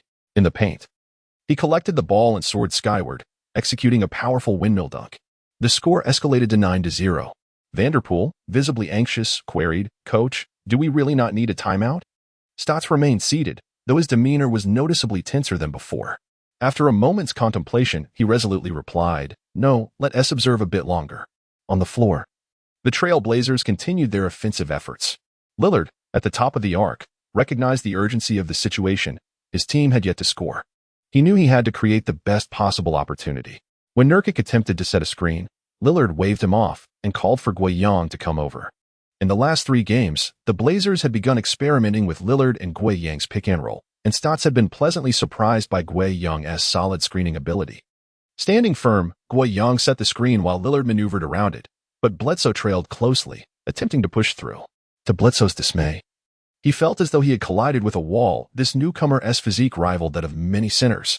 Fortunately, Middleton quickly provided support, preventing Lillard from penetrating the lane. At that moment, Gueye executed a swift cut inside, and before Bledsoe could react, he was left only with Gueye's retreating figure. Lillard, seizing the moment, swiftly passed the ball into the paint. Gueye, maintaining his momentum, leaped toward the basket, releasing a deft shot over the defending Henson. The ball narrowly evaded the lengthy arms of the defender, kissing the glass before falling through the hoop. The Trail Blazers had finally scored. In the commentary booth, Jackson remarked, Who would have thought it would be this rookie to break the deadlock? Allen nodded in agreement, praising Gueye's finishing ability near the rim. He appeared to be on the verge of being blocked, yet from the angle of the bank shot, it seemed he deliberately adjusted his release. It was quite a soft touch. Jackson continued, however, beyond their offensive struggles, the Blazers' defense hasn't found its rhythm either. Look at this. Middleton faced minimal resistance against CJ's shot. It's clear the backcourt duo lacks defensive prowess. With the score at 11-2, the Bucks led by 9 points. And the Trail Blazers needed to respond to avoid calling a timeout. Would Lillard revert to the same pick-and-roll with Gueye? But then, Giannis intercepted the ball. His intentions were glaringly evident. On the court, Giannis charged forward, with only Lillard, the player who had just committed the turnover, standing in his way. Approaching the free throw line, Giannis initiated a forceful drive, sending Lillard flying, leaving the Trail Blazers' defense wide open for Giannis to wreak havoc on the rim. He collected the ball and took off, poised for another one-handed dunk. Yet, as he soared, a figure emerged behind him. Gueye had sprinted in, delivering a resounding block that sent the ball flying out of bounds. What just happened? Giannis's dunk had been thwarted? The rookie, initially thought to be out of reach, had capitalized on Lillard's brief delay. Giannis, caught off guard, had allowed this moment to transpire. As the slow-motion replay unveiled the scene, the audience gasped at Guiyang's Yang's astonishing vertical leap. Meanwhile, Giannis squinted at Guiyang Yang, flaring his nostrils in disdain. It wasn't the embarrassment of being thwarted in front of the home crowd that irked him. Rather, it was the indignity of being blocked by this rookie that diminished his stature. Last season, Giannis had earned accolades as the most improved player and was selected as an all-star starter, along with spots on both the second-team All-NBA and second-team All-Defensive. From these individual honors, he had ascended to the ranks of the league's top 10 stars. Yet, he yearned for more. His sights were set on the MVP award and a championship title, and he had heard whispers that this rookie was particularly adept at defending. Giannis twisted his neck slightly and then retracted his gaze. He signaled to Middleton, who was poised to inbound the ball, and the latter immediately grasped his intent. Soon, the Bucks initiated their offensive play, directing the ball to Giannis at the right arc's apex. After delivering the pass, Middleton swiftly moved to position himself, ready to set a screen. Aminu was momentarily obstructed and gestured to his teammates to switch defensive assignments, with Guiyang stepping in to take over the coverage. Meanwhile, Middleton hurriedly disengaged from the screen and shifted to the weak side, while the other teammates spread out. In the commentary booth, Jackson expressed his surprise, exclaiming, "Oh, is Giannis planning to take on Guiyang one-on-one?" Although the latter is a rookie, he undoubtedly ranks as the Trail Blazers' most capable defensive forward. This may not be a prudent choice. Ray Allen, however, seemed intrigued, noting, "It appears Giannis is still unsettled by that recent block. They say he has the potential to become the league's face in the future. Let us see how he fares in this isolation play." Giannis began to dribble, shifting directions to penetrate. Guiyang's defensive footwork was indeed commendable, and it would prove quite challenging for Giannis to bypass him solely through ball handling. As the scene unfolded on the court, Giannis executed another dramatic change of direction, yet still found himself unable to elude Guiyang. With the shot clock dwindling to 7 seconds, Giannis remained composed, half-turning to create space with his body, signaling his intent to forge a path forward. The formidable body of this Gila monster possesses an astonishing capacity for resistance, and coupled with his towering height and expansive wingspan, he invariably manages to deposit the ball into the hoop whenever he penetrates the restricted area. However, his aggressive advance encounters an unexpected obstacle. Guiyang's lower body is firmly rooted to the floor, akin to a tree, preventing him from forcing his way through and leaving him ensnared at the edge of the paint. Blast it! How can this kid be so fiercely resilient? At this moment, Giannis furrowed his brow. He glanced at the timer, realizing time was running out, and had no choice but to execute a difficult turnaround jump shot, which missed completely. Although Henson managed to secure the rebound underneath the basket, the 24-second shot clock had expired, resulting in a backcourt violation for the Trail Blazers. To ascend to the status of a superstar, one must hone their shooting skills. From the commentary booth, Ray Allen shook his head slightly, remarking that had it been Anthony in that one-on-one situation, he would have effortlessly concluded with a turnaround jumper. Jackson chimed in playfully, "Anthony, you say?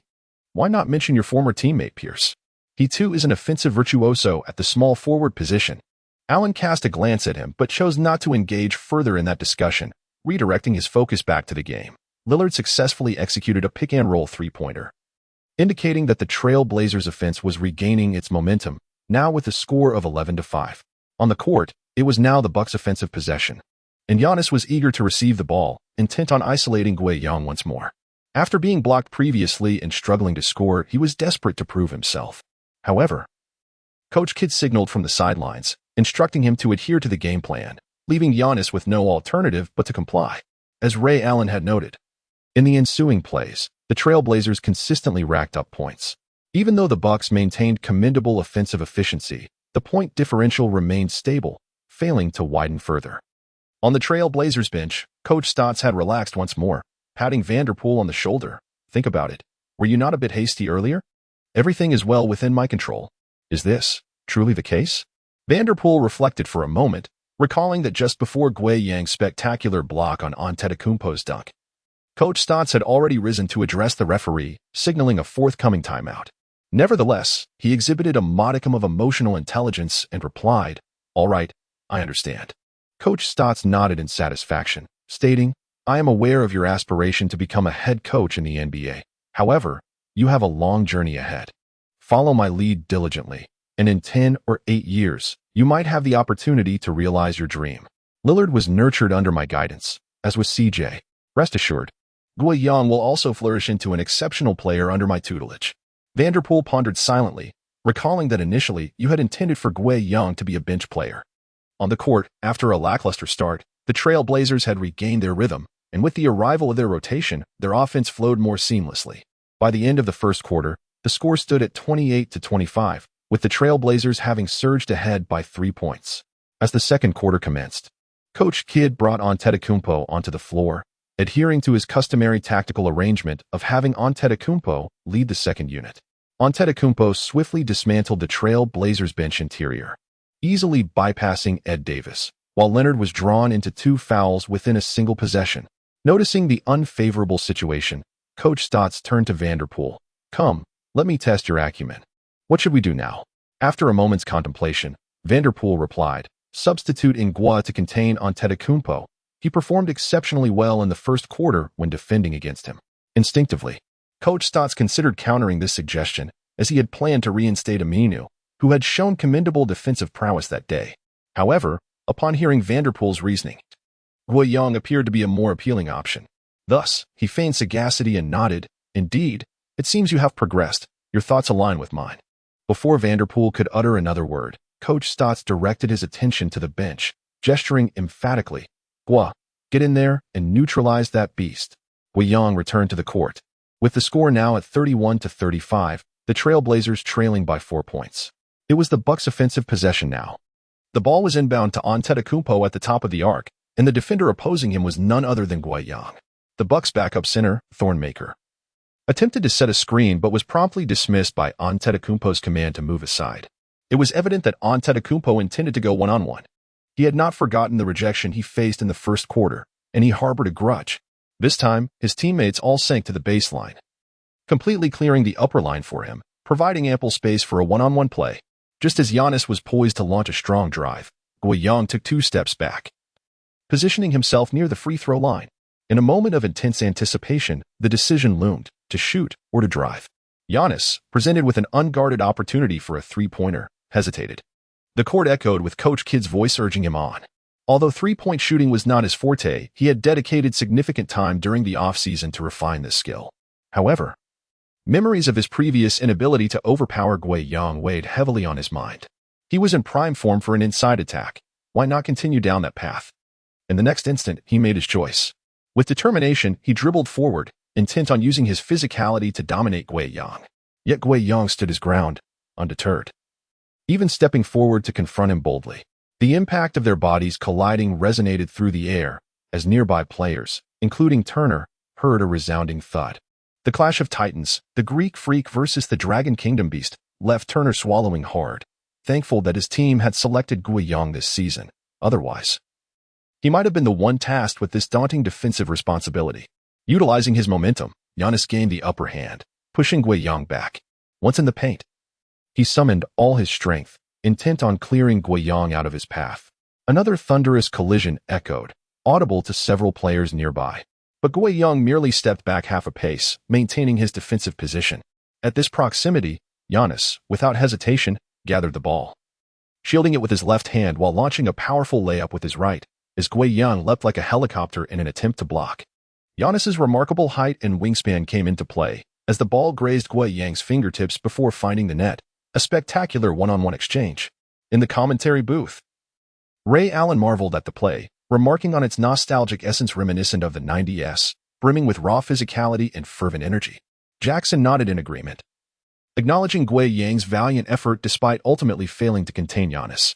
The focus shifted to the Blazers' next move. What would they do? To everyone's surprise, Guiyang raised his hand, signaling for the ball, indicating his intention to take on Giannis one-on-one. As the ball was passed to him, Guiyang held it firmly at the top of the arc. Giannis, with a derisive glare, couldn't suppress a scoff. A rookie, known primarily for his defensive prowess and finishing at the rim, dared to challenge him? Mimicking Guiyang's earlier defensive stance, Giannis began to retreat, taking 3 steps back, even placing 1 foot inside the paint. If not for the 3-second rule, he would have comfortably stationed himself in the key, waiting for an opportunity. "Didn't you just give me the green light to shoot?"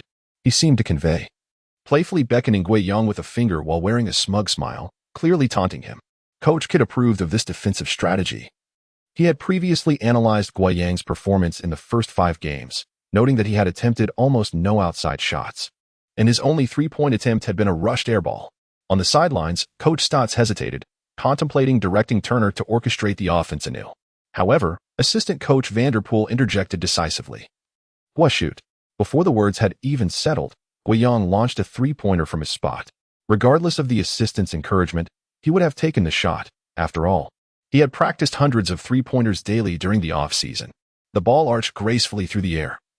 Swishing through the net, Guiyang had just scored his first 3-pointer in the NBA, instantly elevating his career 3-point shooting percentage from 0 to 50. "What?" exclaimed Jackson in disbelief. "Does this kid even have a 3-point range? Surely, that's just luck." Meanwhile, Ray Allen sat up straight, observing Guiyang's shooting form, which was impressively sound, and noted the confidence with which he released the ball. His gaze towards Guiyang now held a spark of interest, a stark contrast to his earlier dismissiveness of the less skilled players. Back on the court, Giannis widened his eyes, glancing from Guiyang to Coach Kidd, who appeared equally bewildered. "This kid can shoot threes. Really? Why has T. Stotts implemented any 3-point plays for him?" He instinctively looked towards the Blazers bench and saw Coach Stotts wearing a look of surprise as well. It seemed that Guiyang's success could indeed be attributed to luck. Stotts could not possibly be putting on an act. Thus, Coach Kidd gave Giannis a reassuring nod, signaling that all was well and urging him to maintain his defensive posture. Giannis nodded, feeling a renewed sense of confidence. As the Bucks initiated their offense, Giannis held the ball at the top of the arc, while Guiyang mirrored his earlier defensive stance, retreating to the free throw line. Reflecting on Guiyang's recent success, Giannis seized the moment, pulling up for a 3-pointer of his own. Yet, this time, the result was markedly different. His shot clanged off the rim. Davis collected the defensive rebound, passing to Turner, who initiated a fast break, delivering a long pass to a sprinting Connaughton, who completed a contested layup. The score now stood at 36-37, with the Blazers trailing by a mere point. "Execute the play." Coach Kidd clapped his hands, reminding Giannis not to get lost in isolation plays. Giannis acknowledged the instruction with a nod. The Bucks executed a remarkable display of teamwork as the 2014 second overall pick, Parker, drove towards the basket, yet unfortunately, his layup was slightly off, causing the ball to rim out. The Trail Blazers commenced their offensive play, with Guiyang once again handling the ball at the top of the arc. Giannis, undeterred, continued to grant him ample space. However, his physique was quite honest, as he hesitated to position himself within the key, remaining near the free throw line. Regardless of fortune, Guiyang had just successfully sunk a 3-pointer. And Guiyang? He merely cast a glance at Giannis before resolutely launching another 3-point attempt. Giannis feigned a reach, but then turned back towards the paint, convinced that Guiyang could not possibly make another shot. The trajectory of the ball appeared remarkably straight, yet it struck the front rim and ricocheted out. Meek, Snell, and Antetokounmpo stood resolutely in the paint, with the Bucks boasting 3 players dedicated solely to safeguarding the rebound. However, the rebounding maestro Davis soared amidst the crowd. Fully aware of the difficulty in securing the ball, he deftly flicked it away with a mere touch. In the low post on the left, Turner seized the ball, casting a fleeting glance at a teammate making a cut, and immediately redirected the play. The recipient was none other than Guiyang, who charged into the paint like a bundle of dynamite. If Antetokounmpo resembled a colossal, transforming robot barreling forward, Guiyang embodied a flying heavy-duty truck. With a single step from the free throw line, he launched into the air, crashing into the hastily rotating Antetokounmpo, while simultaneously using his left hand to shield against the leaping block attempt by Meek. Despite teetering slightly off balance, he unleashed a powerful one-handed slam into the basket. "Oh hell." Mark Jackson leapt from his seat, his face alight with excitement and disbelief. Did he just dunk over 2 defenders? And was that a thunderous, one-handed axe slam? Meanwhile, Ray Allen clutched his head, his brow furrowed in astonishment, nodding vigorously in response. This is not merely sorrow, it is a profound shock. It was not until 2 full seconds had elapsed that he finally spoke. "Gua has secured the best dunk of the season, mark my words." Ray Allen's voice trembled with excitement, despite having spent 18 long seasons in the NBA. The visual impact of that dunk was simply staggering, utterly terrifying. At this moment, the noise in the Bucks' home arena had significantly diminished. Everyone instinctively lifted their heads to gaze at the big screen, eagerly awaiting the replay of that dunk. As the footage appeared, their expressions synchronized almost perfectly, eyes wide and mouths agape in astonishment. My heavens, how on earth can this kid soar so high? Not only did he dunk over Giannis, but he also posterized Myers Leonard? One cannot deny the sheer brilliance of that play. Giannis, my apologies. You truly were an unfortunate backdrop this time, and this dunk is undoubtedly a contender for the season's top 10. I hope to see this young prodigy from the Dragon Kingdom in this year's dunk contest. Let the venerable Vince Carter from their team mentor him. Victory will be assured. Even though the majority of the crowd were Bucks fans, they were still left utterly stunned by that play. Meanwhile, on the court, Davis and Turner were retreating while exchanging excited high-fives with Guiyang. As for the substitutes on the sidelines, there was no need to mention Swanigan and Laymonth. Even McCollum was vigorously waving a towel, and Lillard was clapping enthusiastically. However, the opponents were decidedly subdued.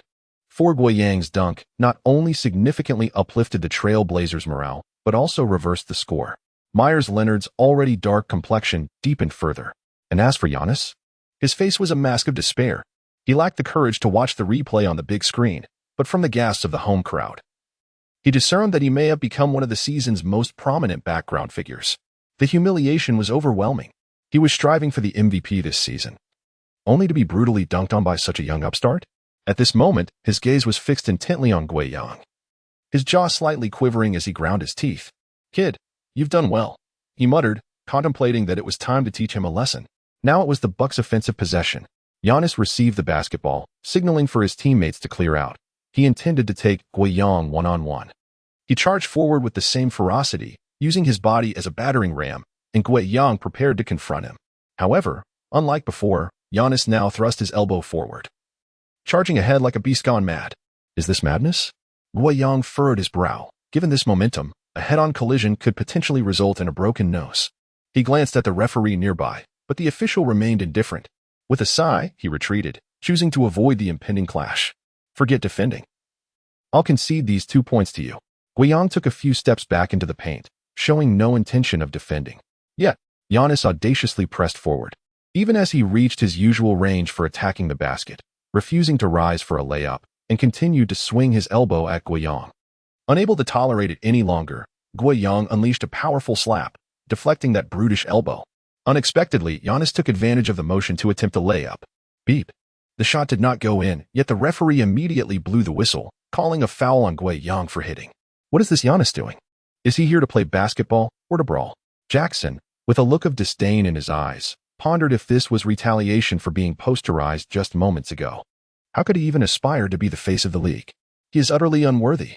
Ray Allen maintained an objective perspective, noting that the home court officiating was indeed excessive. Had that young player from Longwood not ducked, he might have suffered a facial fracture. The focus returned to the court, where Giannis, brimming with arrogance, cast a glance at Guiyang. In response, Guiyang stared back, unwavering and unblinking. What an intimidating gaze this young man possesses. Giannis quickly averted his eyes and stepped up to the free throw line, preparing to take 2 shots. The referee handed him the ball. Giannis dribbled a few times, then meticulously rubbed the ball in his hands as if to wipe away every drop of sweat before finally directing his gaze towards the hoop, aiming carefully. He released the ball, and it swished through the net. Meanwhile, Guiyang narrowed his eyes slightly, as if recalling something. After successfully making the first free throw, Giannis shot a glance at Guiyang before receiving the basketball, readying himself for the second attempt. He took his time, seemingly dawdling. Just as he was about to shoot, Guiyang suddenly raised his hand. Referee, he is exceeding the time limit. Giannis was momentarily taken aback. Exceeding the time limit? What does that mean?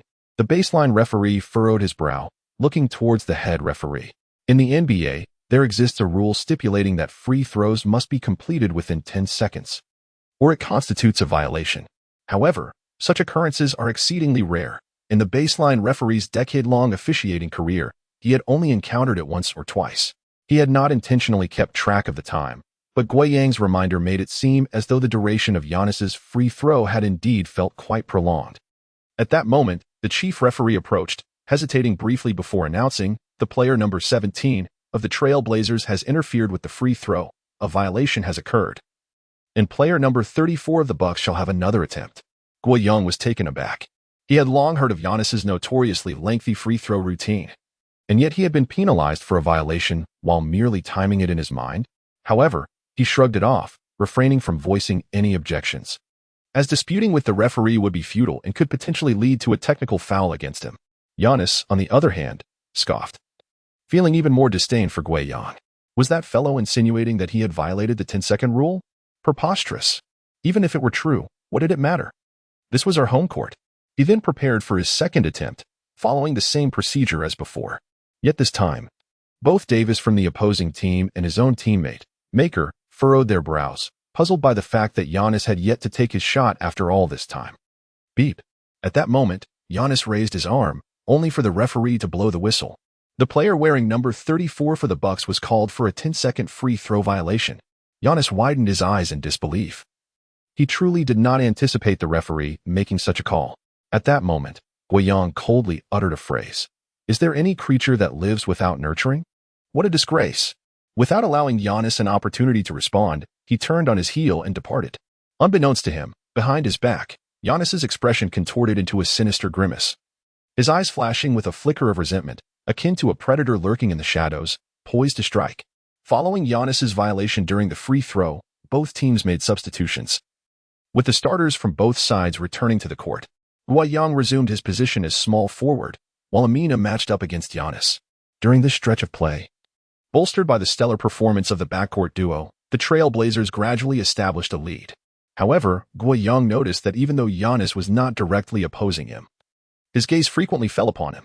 Whenever Guiyang glanced over, Giannis would swiftly avert his eyes, giving Guiyang the impression of someone lurking furtively. Was it merely a reprimand that had ignited such lingering animosity? Guiyang chuckled inwardly, dismissing the notion entirely. Before long, with just over 3 minutes remaining in the second quarter, the score stood at 56-49, the Trailblazers inexplicably holding a 7-point advantage. On the sidelines, Coach Stotts nodded in satisfaction. Although Aminu was primarily tasked with guarding Giannis during this period, Guiyang's assistance had been exemplary, significantly contributing to the team's defensive efficiency this season. Assistant coach Vanderpool glanced at him in astonishment. It was the first time he had heard such commendation for Guiyang from Coach Stotts. Vanderpool nodded in agreement, stating, to establish a comprehensive defensive system for the team. This young man must be at its core. Shifting back to the court, during the Bucks' previous offensive possession, Giannis attempted to drive into the paint, but was met with Guiyang's formidable help defense. His pass was disrupted, ultimately resulting in a turnover as the ball sailed out of bounds, granting the Trailblazers possession. Assistant coach Vanderpool inquired, Coach, should we substitute Gua? He has played a considerable amount in the second quarter. Stotts waved his hand dismissively. He young. A few more minutes won't hurt. How do you think Lillard excelled under my guidance? During his rookie season, he averaged the highest playing time in the team at 38.6 minutes. Didn't you just label him as the defensive linchpin? Let him finish out the remaining moments of the first half. Vanderpool remained silent. Now it was the Trailblazers' turn to attack, with Lillard at the top of the arc, poised to initiate a pick-and-roll. The Bucks demonstrated remarkable effort on the defensive end this time, thwarting the Trailblazers' strategies. Nurkic held the ball at the high post on the left side, while Henson on the opposite side brazenly allowed him to shoot, remaining unconcerned at the free throw line. At this moment, it was Guiyang's deft off-ball movement that enabled him to elude Middleton, slicing into the paint from the right corner.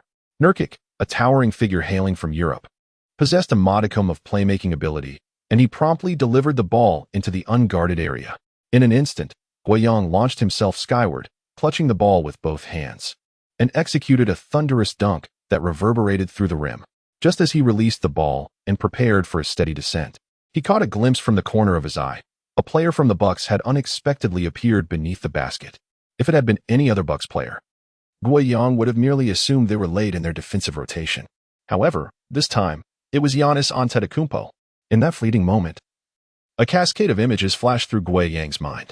Whenever opposing players ventured forth, be it beyond the three-point line or within the paint, the moment Giannis extended his lengthy limbs, those players invariably found themselves crumpled on the floor in agony. Kyrie Irving of the Nets, Kristaps Porzingis of the Knicks, John Collins of the Hawks, Anthony Davis of the Lakers, DeMar DeRozan of the Bulls, Jeff Green, Trae Young. The list of players who had fallen victim to his indiscriminate foot entanglements was countless. Even his former teammate Jabari Parker, upon becoming an adversary, had suffered at Giannis's hands.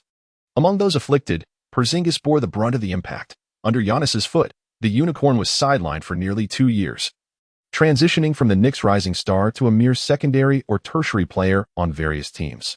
The most pivotal moment in the playoffs, however, was undoubtedly when Giannis's foot collided with Irving's, a gesture that could be exaggerated to the point of claiming it nearly secured a championship, fracturing the Nets trio in the process.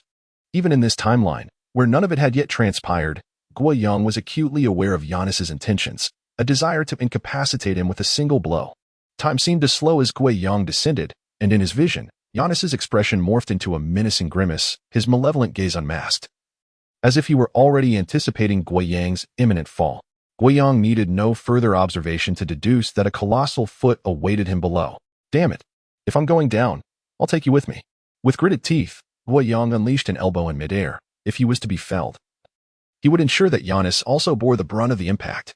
Guoyang felt as though his elbow had shattered something upon contact, and before he could ponder further, the next moment he crashed to the ground, taking Giannis down with him.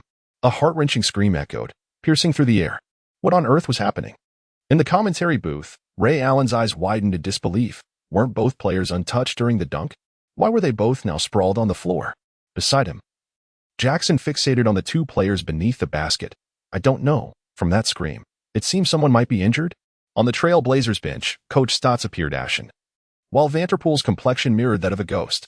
They had witnessed clearly from their vantage point that as Guoyang soared for the dunk, Giannis had already entered the paint, showing no inclination to contest the shot, even seemingly obstructing the recovering Henson with his body. At that moment, they wondered if Giannis was merely avoiding a foul.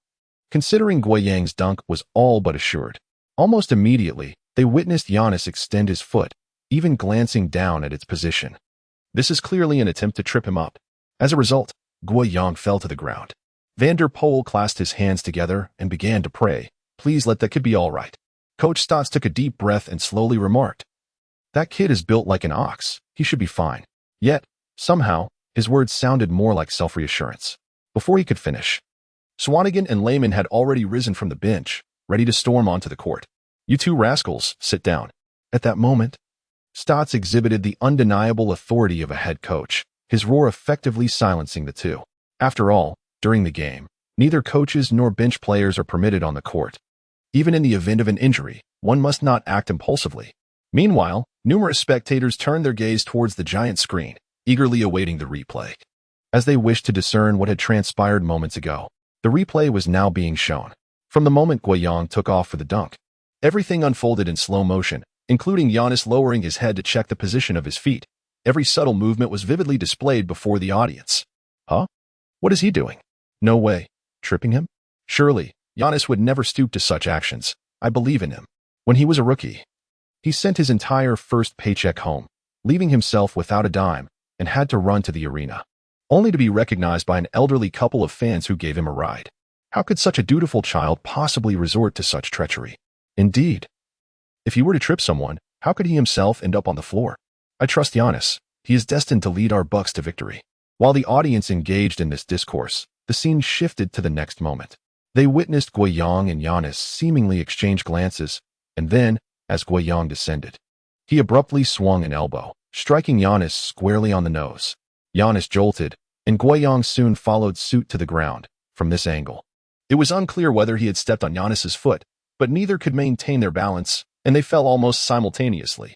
Upon viewing this replay, commentator Jackson furrowed his brow. Giannis's action does not appear to fall within the realm of basketball. It's hard to assess.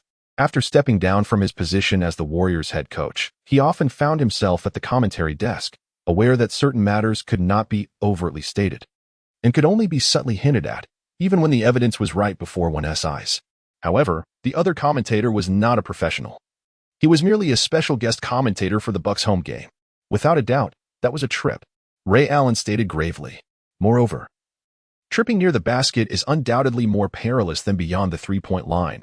It can lead to severe injuries such as torn ACLs or ruptured Achilles tendons. These can devastate a basketball player's career. Even in the mildest cases, it can result in an ankle sprain.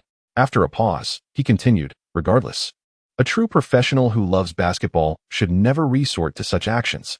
That kid from Longwa has only played 5 NBA games. Ray Allen sighed deeply. Meanwhile, on the court, players from both teams had gathered around, and before they could comprehend the situation, they noticed spots of blood on the floor. The tardy referees finally halted the game, and both teams' medical staff rushed onto the scene. A scream pierced the air, and it was only then that everyone realized it was Giannis's voice. As for Guiyang, he slowly sat up from the ground. Though his brow was furrowed, he did not appear to be in pain. Lillard and McCollum quickly extended their hands to help him up. At that moment, Guiyang twisted his right ankle and then briskly walked back to the bench, not casting a glance at Giannis still lying on the floor. Witnessing this scene, the fans were left in shock, the commentary team bewildered, and even the Trailblazers coaching staff and bench were momentarily at a loss, with the team's medical staff unsure whether to remain on the court. What are you all waiting for? Hurry back and check on him. Coach Stotts was the first to regain his composure, a look of joy spreading across his face. He then turned to the bench. What are you all standing around for? Sit down. Guiyang was already being attended to by the team's medical staff in the second row of the bench, surrounded by several individuals examining him. At this moment, Coach Stotts gently patted Vanderpool on the shoulder and asked, "Why do you still have such a grim expression? Didn't I tell you earlier that this kid is built strong?" Vanderpool nodded, wiping the sweat that had already formed on his forehead. Glancing over at Guiyang's side, several teammates, including Swanigan and Lehman, were gathered around him, expressing their concern. Returning to the court, Giannis had been helped to his feet by his teammates, his nose bleeding and his nasal bridge clearly crooked. There was no doubt about it. He had likely sustained a fracture. Just as he prepared to take a step, a sharp pain shot through his right knee, causing him to stumble. If not for Middleton's quick reflexes, Giannis would have surely fallen again. He pondered the source of the pain in his knee, suspecting it was from the impact when he had fallen earlier. Why? Why did it have to be this way? Supported by Middleton, Giannis's expression contorted in agony. How had that kid managed to evade injury? He clenched his teeth, the sound echoing in the air, prompting Middleton to cast a concerned glance at him. Noticing the gaze of his teammate, Giannis took a deep breath, forcing himself to regain control over his expression. He limped back to the bench, just as Coach Kidd approached him. With a gentle pat on his shoulder, Kidd whispered, "Wasn't that action a bit excessive?" Giannis's eyes widened in disbelief. He never expected the head coach would address him in such a manner. Kidd said no more, merely suggesting, "All right. Let us head to the locker room for an examination." As Kidd turned to leave, Giannis suddenly exclaimed, "Were you not the same way in your youth?" Giannis was not wrong. During Kidd's playing days, he too had engaged in his fair share of questionable maneuvers. Kidd's expression turned cold as he shot a glance at Giannis, quickly immersing himself in the upcoming tactical arrangements. Meanwhile, Giannis was assisted by staff members, limping toward the locker room for a preliminary check. Before exiting the court, he cast a look toward the Trailblazers bench, only to find Guiyang staring back at him, pointing to his own nose, a clear implication of retribution. "Damn it," Giannis roared in frustration, feeling helplessly enraged as his figure vanished into the players' tunnel. The game did not resume, as the three referees huddled around the technical table, reviewing the footage of the incident. It was evident they were deliberating additional penalties. In the commentary booth, Jackson remarked, "It seems the young player from Longwood will face repercussions for his malicious foul." The tripping was hard to judge, but the elbow was undeniably intentional. Beside him, Ray Allen scoffed, "Even if that kid gets ejected, I would support him. If he had the presence of mind to throw that elbow, his career might have been ruined. But I must say, his reflexes were remarkably quick on the court." The head referee was prepared to announce the decision. Player number 17 from the Trailblazers has committed a level 2 flagrant foul and is hereby ejected from the game. The Bucks' home crowd erupted in cheers. The referee's keen judgment was commendable. Such a dirty move from the rookie deserved expulsion. Was he here to play basketball or to brawl? I believe expulsion is insufficient. He should face a suspension as well. Yet amidst the cheers, a small murmur emerged. If we're discussing foul play, wasn't Giannis's tripping action even more egregious? On the Trailblazers bench, Guiyang's teammates exchanged glances filled with surprise and confusion. Guiyang, however, displayed no emotion, rising to enter the players' tunnel. Unfazed by the boos from the crowd, his expression indicating indifference. Assistant coach Vanderpool vented his frustration. Isn't this officiating a bit too biased? Meanwhile, Coach Stotts displayed his characteristic composure, striding directly in front of the head referee, pointing an accusatory finger and passionately declaring, "Why is Gua being ejected while Giannis escapes unscathed? Are you even capable of officiating this game?"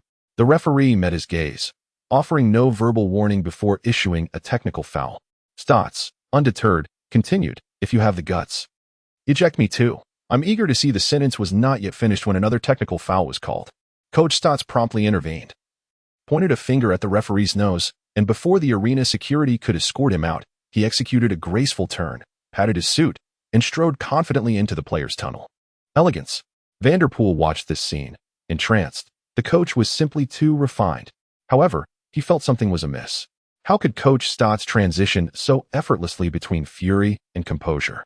And upon his exit, was there a smile gracing his lips? After pondering this, Vanderpool couldn't help but mutter, could it be that he wishes to take a break and leave the coaching duties to me for the remainder of the game? With no time to dwell further, he realized that since Coach Stotts had been ejected, the responsibility now rested upon his shoulders. Thus, Vanderpool picked up the tactical board and began orchestrating the game plan for the remainder of the match.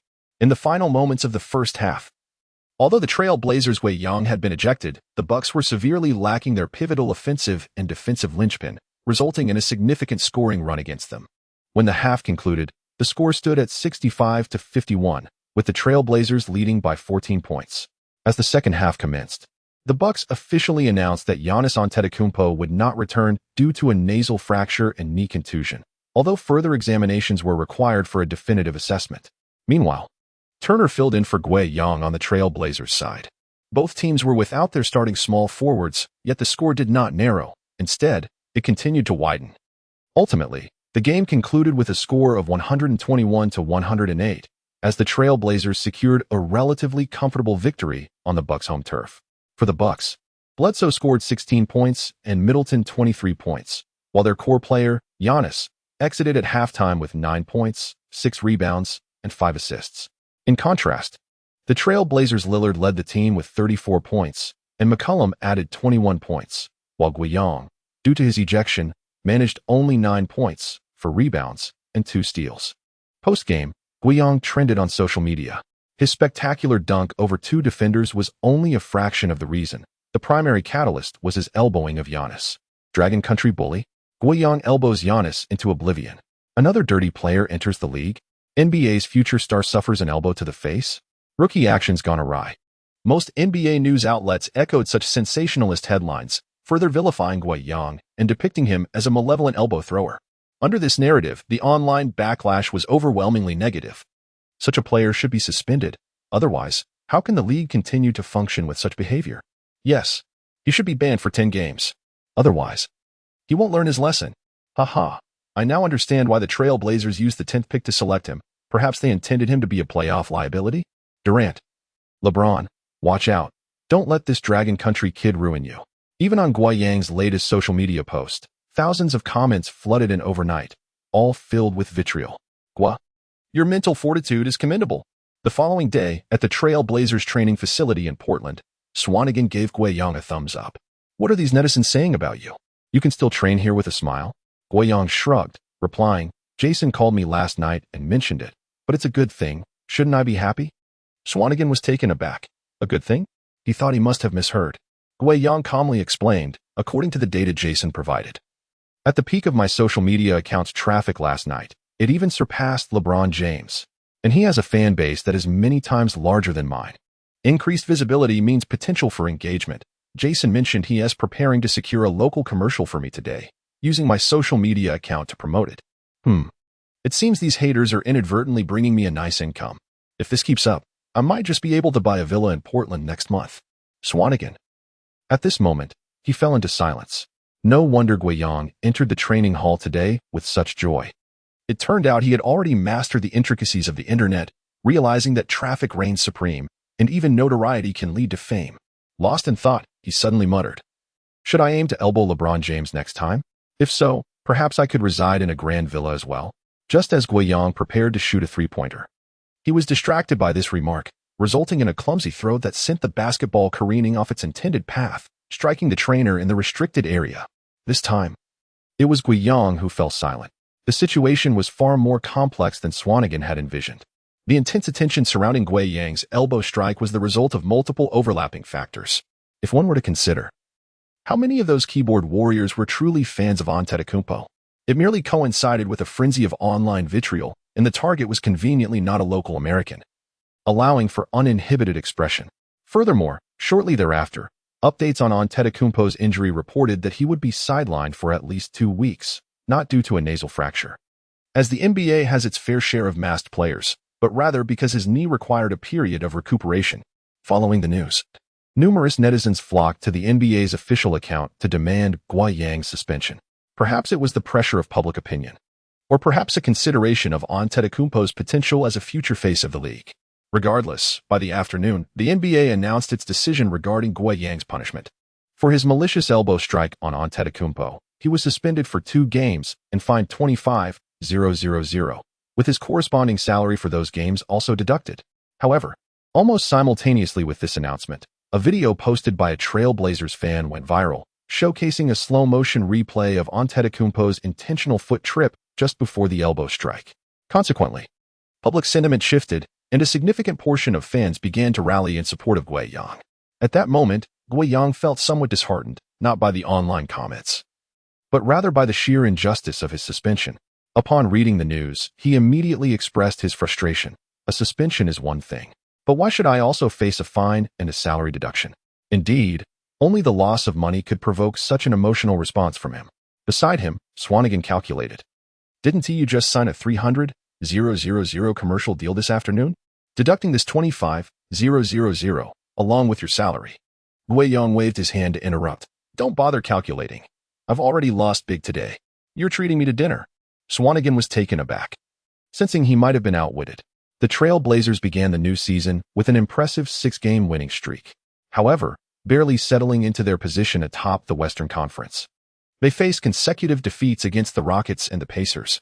The former had traded for Paul during the offseason, emerging as a championship-caliber team this season. Thus, a loss was understandable, especially as the Blazers had a chance to reverse the game in the fourth quarter but failed to capitalize. The Pacers, with their formidable lineup featuring Bogdanović, Oladipo, Turner, and Sabonis, executed fluid offensive plays and solid defense, decisively defeating the Blazers on their home court. Nevertheless, these 2 losses did not significantly dampen the Trailblazers' morale. Rather, they allowed some players, who had grown complacent from their winning streak, to regain their focus. It became apparent that Guoyang, despite having played only a few NBA games, had become an indispensable member of the team. I always said that kid is our most suitable starting small forward. On the eve of their next game, during a routine management meeting, Coach Stotts asserted, I will elevate his tactical role, making him a focal point of our strategy. He might just be the Draymond Green that Lillard needs. General Manager Alshi shot him a glance, thinking to himself that not long ago, Stotts had expressed quite the opposite sentiment. Just a few days prior, when they had traded Harkless, he had been subtly critical of Alshi. Nonetheless, Alshi chose not to dwell on the past and merely disagreed with Stotts' assessment. He gently tapped the table and remarked, Indeed, we can allow Guo some offensive responsibilities, but he is not akin to that brutish Draymond Green. His finishing ability under the basket is exquisite. In terms of scoring efficiency, he rivals Capella of the Rockets. We should explore more pick-and-roll combinations between Lillard and him. Perhaps he is the diminutive version of Stoudemire. Hearing their conversation, Van der Poel, sitting in the corner, muttered quietly, Draymond Green? Stoudemire? Neither resembles him. Guo is simply himself. The following day, after serving his 2-game suspension, Guoyang returned to the court. Their opponent was the Magic, a team of modest standing, with their most notable player being Aaron Gordon, famed for his spectacular dunks in the 2016 dunk contest alongside Zach LaVine. Apart from him, perhaps Nikola Vucevic could be mentioned. As for their starting small forward, it was the inspirational Barber-turned player, Jonathan Simmons, who made his mark with the Spurs. In this match, within less than 5 minutes, the game was already out of hand. The Magic dominated inside, while other positions were almost entirely overwhelmed. On the Blazers side, the backcourt duo performed flawlessly. Even Guoyang, known for his defensive prowess, managed to score against Simmons several times. Ultimately, they secured a comfortable victory. After Guoyang's return, the Blazers did not continue their winning streak, but maintained a commendable record of more wins than losses. Time swiftly passed to early December, and the Blazers faced yet another away game. At the Chesapeake Energy Arena, home of the Oklahoma City Thunder, this venue, while not regarded as a renowned fortress, had gained some notoriety over the past 7 to 8 years due to the Thunder's consistent excellence. The Thunder, originally the Seattle Supersonics, had a storied past. But since their transformation, they had achieved significant milestones, including reaching the NBA Finals during the Big Three era and later, the dynamic duo phase. Last year, after Kevin Durant's move to the Warriors, the underestimated Russell Westbrook delivered an MVP-caliber season, averaging a triple-double and leading his team to the playoffs, only to be swept by the Warriors in a gentleman's sweep. However, this summer, the Thunder assembled a formidable roster, featuring the triple-double powerhouse Westbrook, the offensive virtuoso Anthony, and the classic background player Paul George. This season, their objective is unequivocal: to vanquish the Warriors and seize the championship. On the court at this moment, both teams' players are warming up. Youngster, today's match will not be an easy endeavor. Nurkic glanced over to the opposing half and then directed his gaze towards Guiyang. Whether it's George or Anthony, they are not on the same tier as the small forward you previously faced. Their offensive one-on-one skills are exceptionally comprehensive. As Guiyang dribbled the ball, he retorted, "One is prone to errors, and the other has aged. What is there to fear?" Upon hearing his words, Nurkic merely smiled, for he could discern no ease on Guiyang's face, only a grave expression. Indeed, Guiyang had been jesting. Beneath the surface, a hint of tension lingered. The reputations of the two adversaries across the court loomed large. At that moment, Lillard approached and gently patted Guiyang's head, saying, "Gua, you must defend well in this match. You may very well be the key to victory." Guiyang nodded in response. "I will give it my all." Soon, the warm-up concluded, and both teams returned to their respective benches. It was now time for the player introductions. In the Ford Center, the arena lights dimmed, and all eyes were drawn to the illuminated court. Amidst the passionate introduction by the Thunder's DJ, players such as Jeremy Grant, Raymond Felton, Andre Roberson, and Steven Adams made their entrance one by one. Before long, only 3 players remained to be introduced. Next up was the newest addition to the Thunder, who arrived just before the start of the season yet is already a perennial all-star in the league: Carmelo Anthony. As the DJ's voice faded, Anthony stepped onto the court, his demeanor serious and exuding an aura of quiet authority, prompting cheers from the fans. He exchanged high-fives with his teammates before taking center stage. Now making his entrance is the player wearing number 13, whose graceful dunks have long been a stunning spectacle in the league. His name is Paul George. George made his entrance with a relaxed demeanor, despite joining the Thunder only this season. His remarkable performances in the early games have already won over many fans in Oklahoma City, who could not help but cheer and applaud for him. Following the eruption of cheers, the voice of the DJ resonated once more. "All right, the final player to take the stage, I believe, requires no introduction. You may unleash your voices to the fullest and proclaim his name, which is." As the voice of the DJ resonated through the arena, the audience, in unison, chanted a singular name: Westbrook, Westbrook, Westbrook. Amidst the fervent and almost frenzied cries, the illustrious player made his entrance onto the court, his face adorned with a radiant smile. He enthusiastically exchanged high-fives with his teammates before raising his hands and waving them, reciprocating the fervor of the home crowd. The clamor persisted for quite some time before the arena gradually regained a semblance of tranquility. Westbrook's influence at home is truly formidable, isn't it?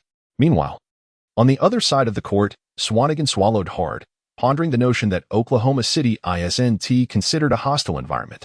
Connaughton explained, "Indeed, it isn't. It's the fervor of the fans for Westbrook that creates such an atmosphere." Guiyang remained silent, his gaze fixed on Westbrook. The Thunder's number 0 radiated confidence, exuding an air of fearlessness. Guiyang mused inwardly, "Is this the pinnacle of Westbrook? The triple-double powerhouse, the Ninja Turtle." Westbrook possesses many monikers among the fans of Longwa, symbolizing their admiration for him. However, concurrently, numerous fans have criticized Westbrook for playing without thought, merely shooting bricks and chasing statistics. Nonetheless, Guiyang holds a deep appreciation for this number 0 point guard. The fervor with which Westbrook plays, his unbridled passion, is indeed singular in the entire league. Presently, Westbrook remains the king of Oklahoma City, a top-tier star in the league, yet in merely 2 seasons, he will become notorious as a high-salaried vagabond, especially following his move to the Lakers, when a deluge of criticism will ensue. As if the Lakers' poor performance during that time is solely his fault. The Westbrook seated on the bench at Staples Center bore a dim light in his eyes, even exhibiting a sense of confusion. Thankfully, not long after, he re-emerged with a radiant smile on his face from the same bench in the same arena. The Trailblazers' starting lineup: Lillard, McCollum, Guiyang, Aminu, Nurkic. The Thunder's starting lineup: Westbrook, Roberson, George, Anthony, Adams. After a cordial handshake between both teams, the referee tossed the ball into the air, signaling the official commencement of the match. Adams tipped the ball to Westbrook, who brought it up court. The Thunder's number 0 faced off against the Trail Blazers number 0, a clash of two elite Western Conference point guards. However, Westbrook had no intention of going solo, as Adams was already setting a screen for him. If Lillard and Nurkic's pick-and-roll primarily relied on Lillard's remarkable ability to navigate screens, then Westbrook and Adams' pick-and-roll was a seamless partnership. Westbrook utilized the screen to shake off his defender, accelerating with a burst of speed, ascending toward the basket. Before the defense could recover, he soared through the air, delivering a powerful one-handed dunk into the hoop. This is Westbrook. In the commentary booth, today's guest commentator, Kenny Smith, remarked, since the start of the new season, his numbers have dipped due to reduced ball possession, but judging by his on-court performance, his form remains fiery. Charles Barkley nodded in agreement. However, George has also been in fine form this season, with Westbrook on the offensive end. He can contribute more on defense. Yet he abruptly shifted his tone. The rookie opposite him is also known for his defensive prowess. While I'm optimistic about him, I must concede that today he is likely to be schooled by George. Returning to the court, the Trail Blazers initiated their offense, with Lillard charging toward the paint, drawing defenders before passing to Aminu in the left corner. Aminu's three-point attempt presented a decent opportunity, but failed to find the mark. Underneath, Adams held his ground, and Westbrook surged in to secure the defensive rebound. He quickly pushed the tempo for a fast break, a whirlwind of energy. Westbrook carried the ball down the court, attacking the basket before executing an aerial pass to Roberson, who finished effortlessly. Then, the Trail Blazers attempted an offensive play, with McCollum holding the ball for a strategy, only to be stifled by Roberson's suffocating defense, leading to George snatching the ball away.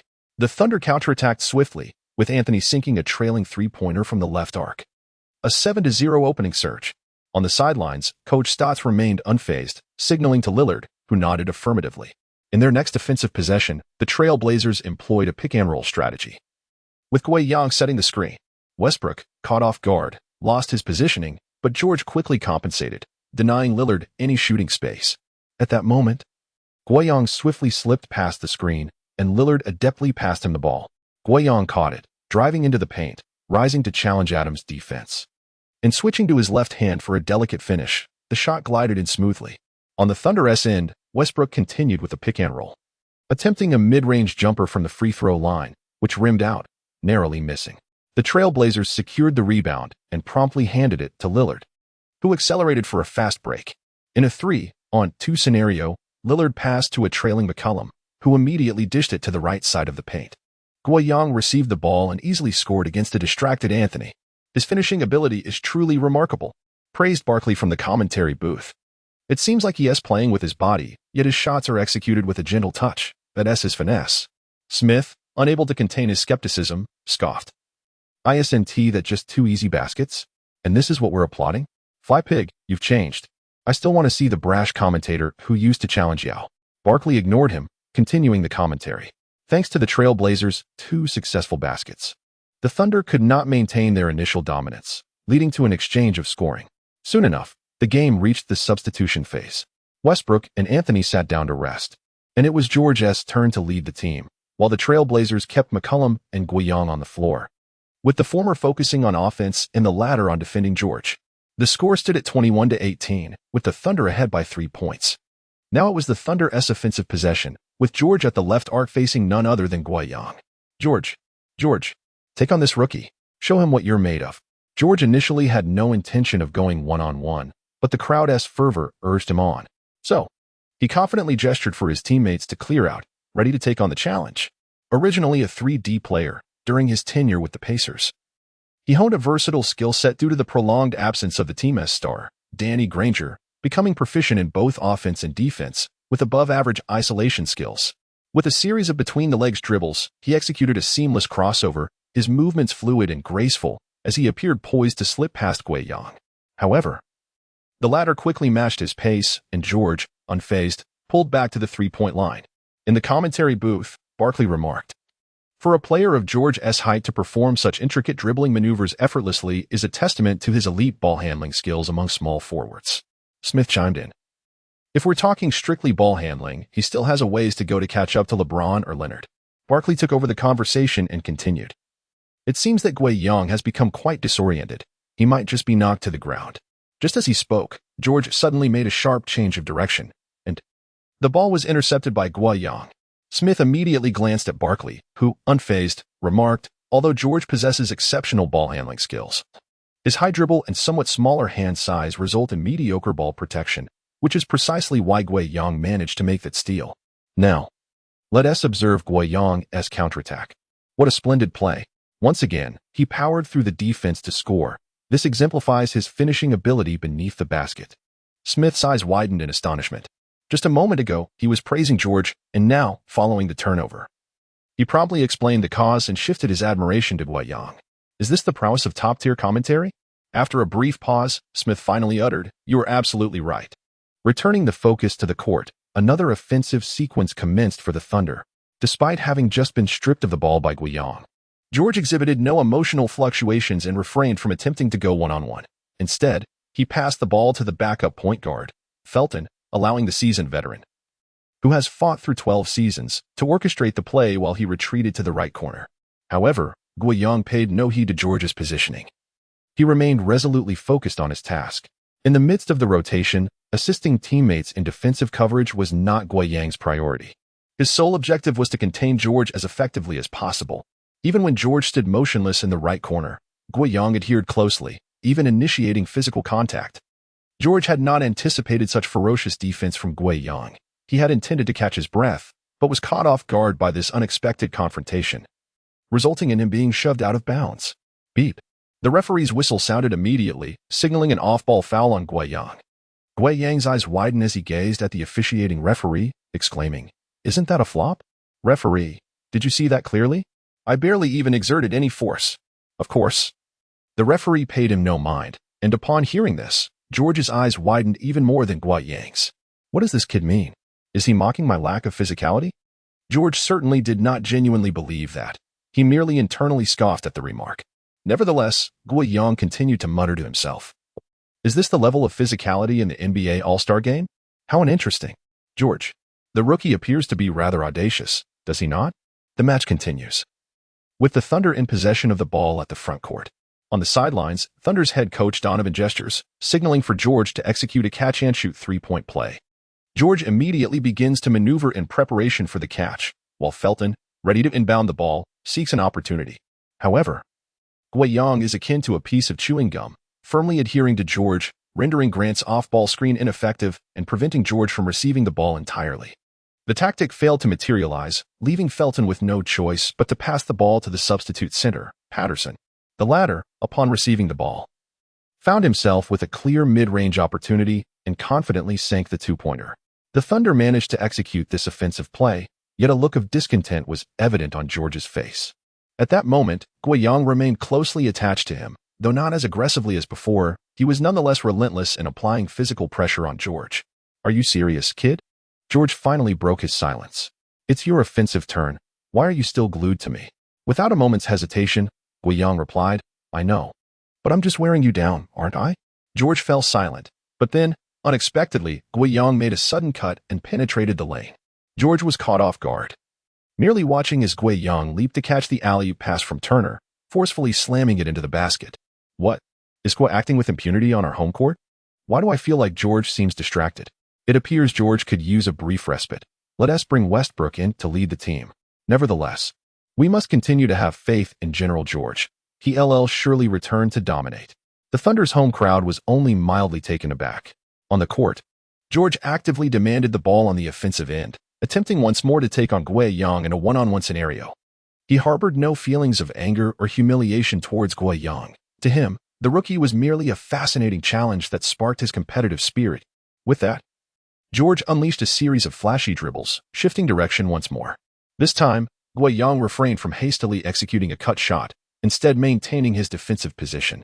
However, George abruptly pulled back, stepping away to unleash a soaring three-pointer. The ball finds its way precisely into the net. George cast a glance at Guiyang and remarked, "Rookie, your defensive prowess is indeed remarkable, but to contain me? Perhaps in 3 to 5 years." Guiyang remained silent. Yet a flicker of unusual emotion crossed his gaze. Turning back, the Trailblazers launched their offense.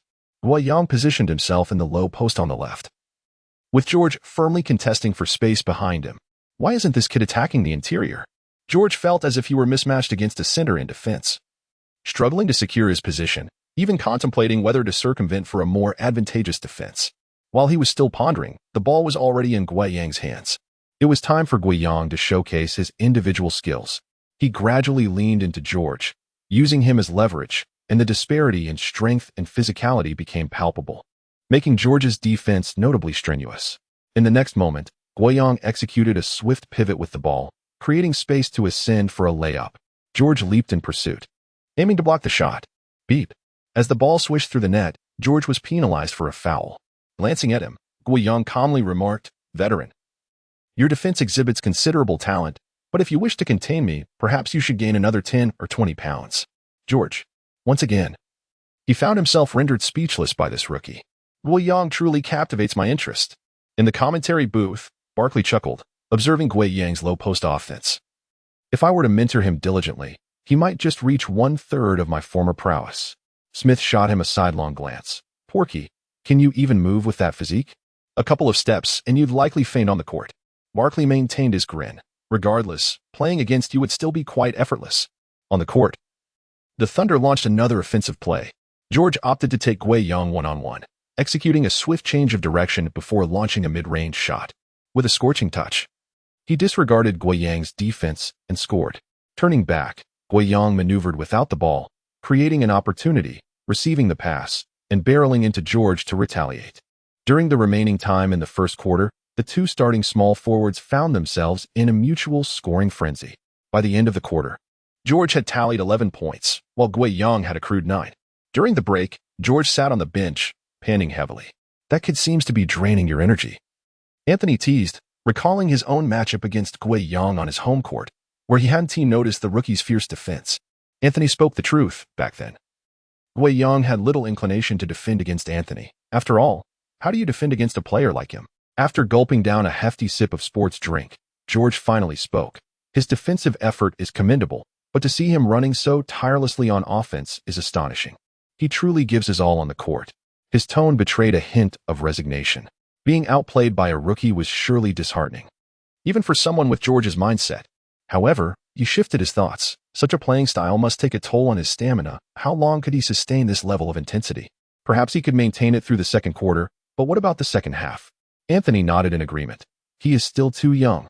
Both understood the necessity of conserving energy on the court, for the few minutes spent off the court, even during halftime, provided limited recovery time.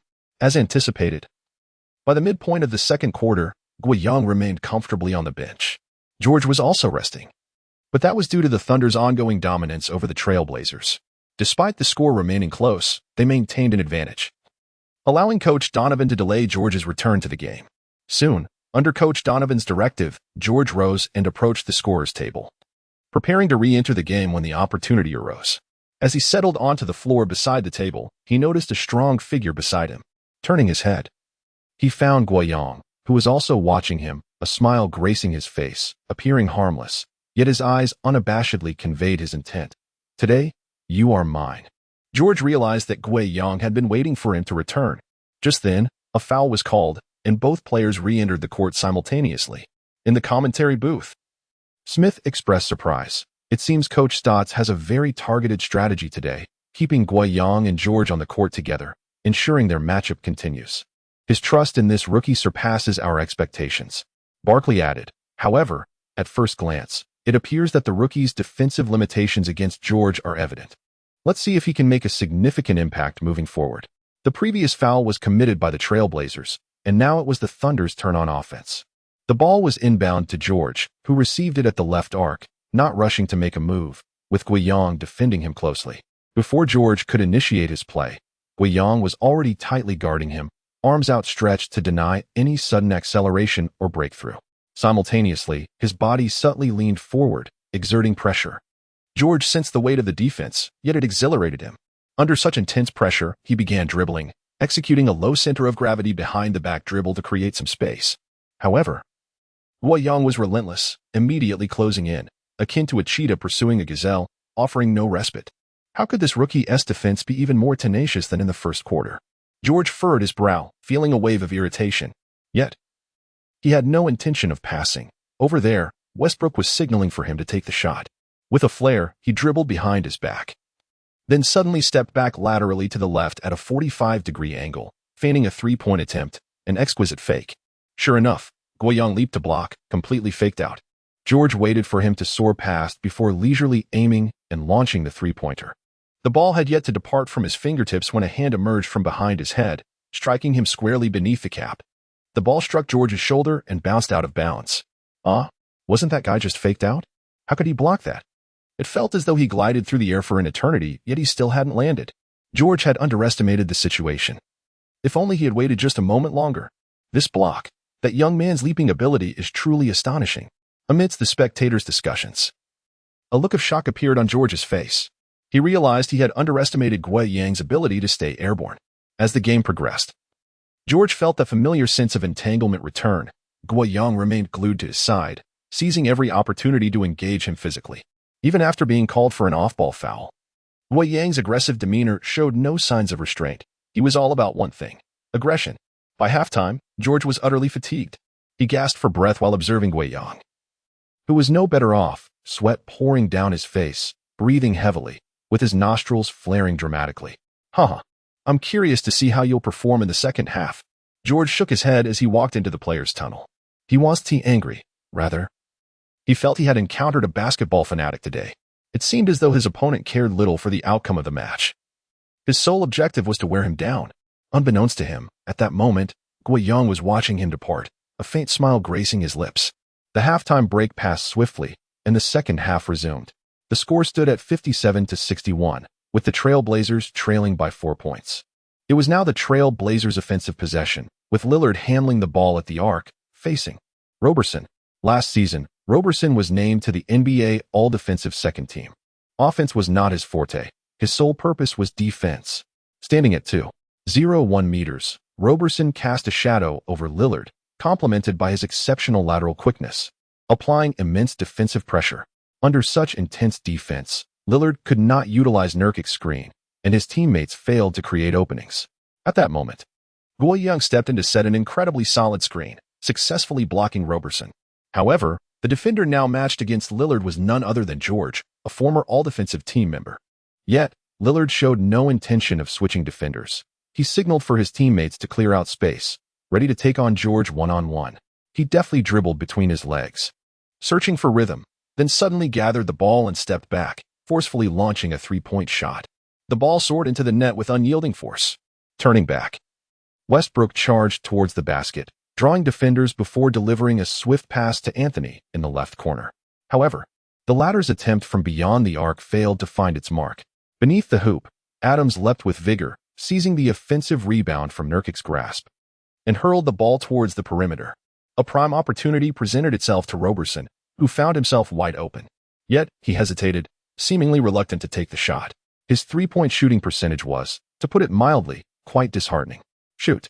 With the encouragement of the team's leader, Westbrook, and the evident intent of McCollum, who remained distant in defense, Roberson finally steeled himself and launched a three-pointer. The trajectory of the ball seemed to miss, striking the front rim with a straight shot. Yet, it was Adams who valiantly secured the offensive rebound. He promptly passed to Westbrook, positioned near the free throw line. Westbrook, in a fluid motion, elevated for a mid-range jumper, executing his signature zombie shot to net 2 points. Meanwhile, Lillard found his rhythm, dribbling forward to unleash a trailing three-pointer, piercing the net with chilling precision. In the commentary booth, Smith marveled at the previous play. Adams' ability to secure offensive rebounds is truly formidable, as he completely dominated Nurkic in a one-on-one battle beneath the basket. Barkley, unfazed, remarked, "One can only say that Nurkic is indeed a soft player. Adams is merely average." In our era, grabbing rebounds was far from easy. Smith chose not to engage with his comment and shifted the topic. Earlier, the Thunder attacked 3 consecutive times. Why didn't we see George involved? As he spoke, his gaze scanned the court in search of George. Upon spotting him, a slight twitch appeared at the corner of his mouth. Barkley followed his line of sight and burst into laughter. Is that how that kid defends George? Isn't that a tad exaggerated? At this moment, the Thunder were on the offensive, with everyone still advancing towards the front court. Westbrook was dribbling slowly while George had yet to cross half court. However, Guoyang closely trailed George, not fully adhering to him, but each time George attempted to make a move, Guoyang would immediately provide resistance. By the time all 8 players had positioned themselves in the front court, Young was still entangled with George in the backcourt. From the commentary booth, one could even discern the grim expression on George's face. Smith clicked his tongue. This defensive style is truly unscrupulous. Barkley chuckled, adding, one can clearly see that Yang's defensive awareness and footwork are commendable. Otherwise, he would have been easily left behind by George's movements.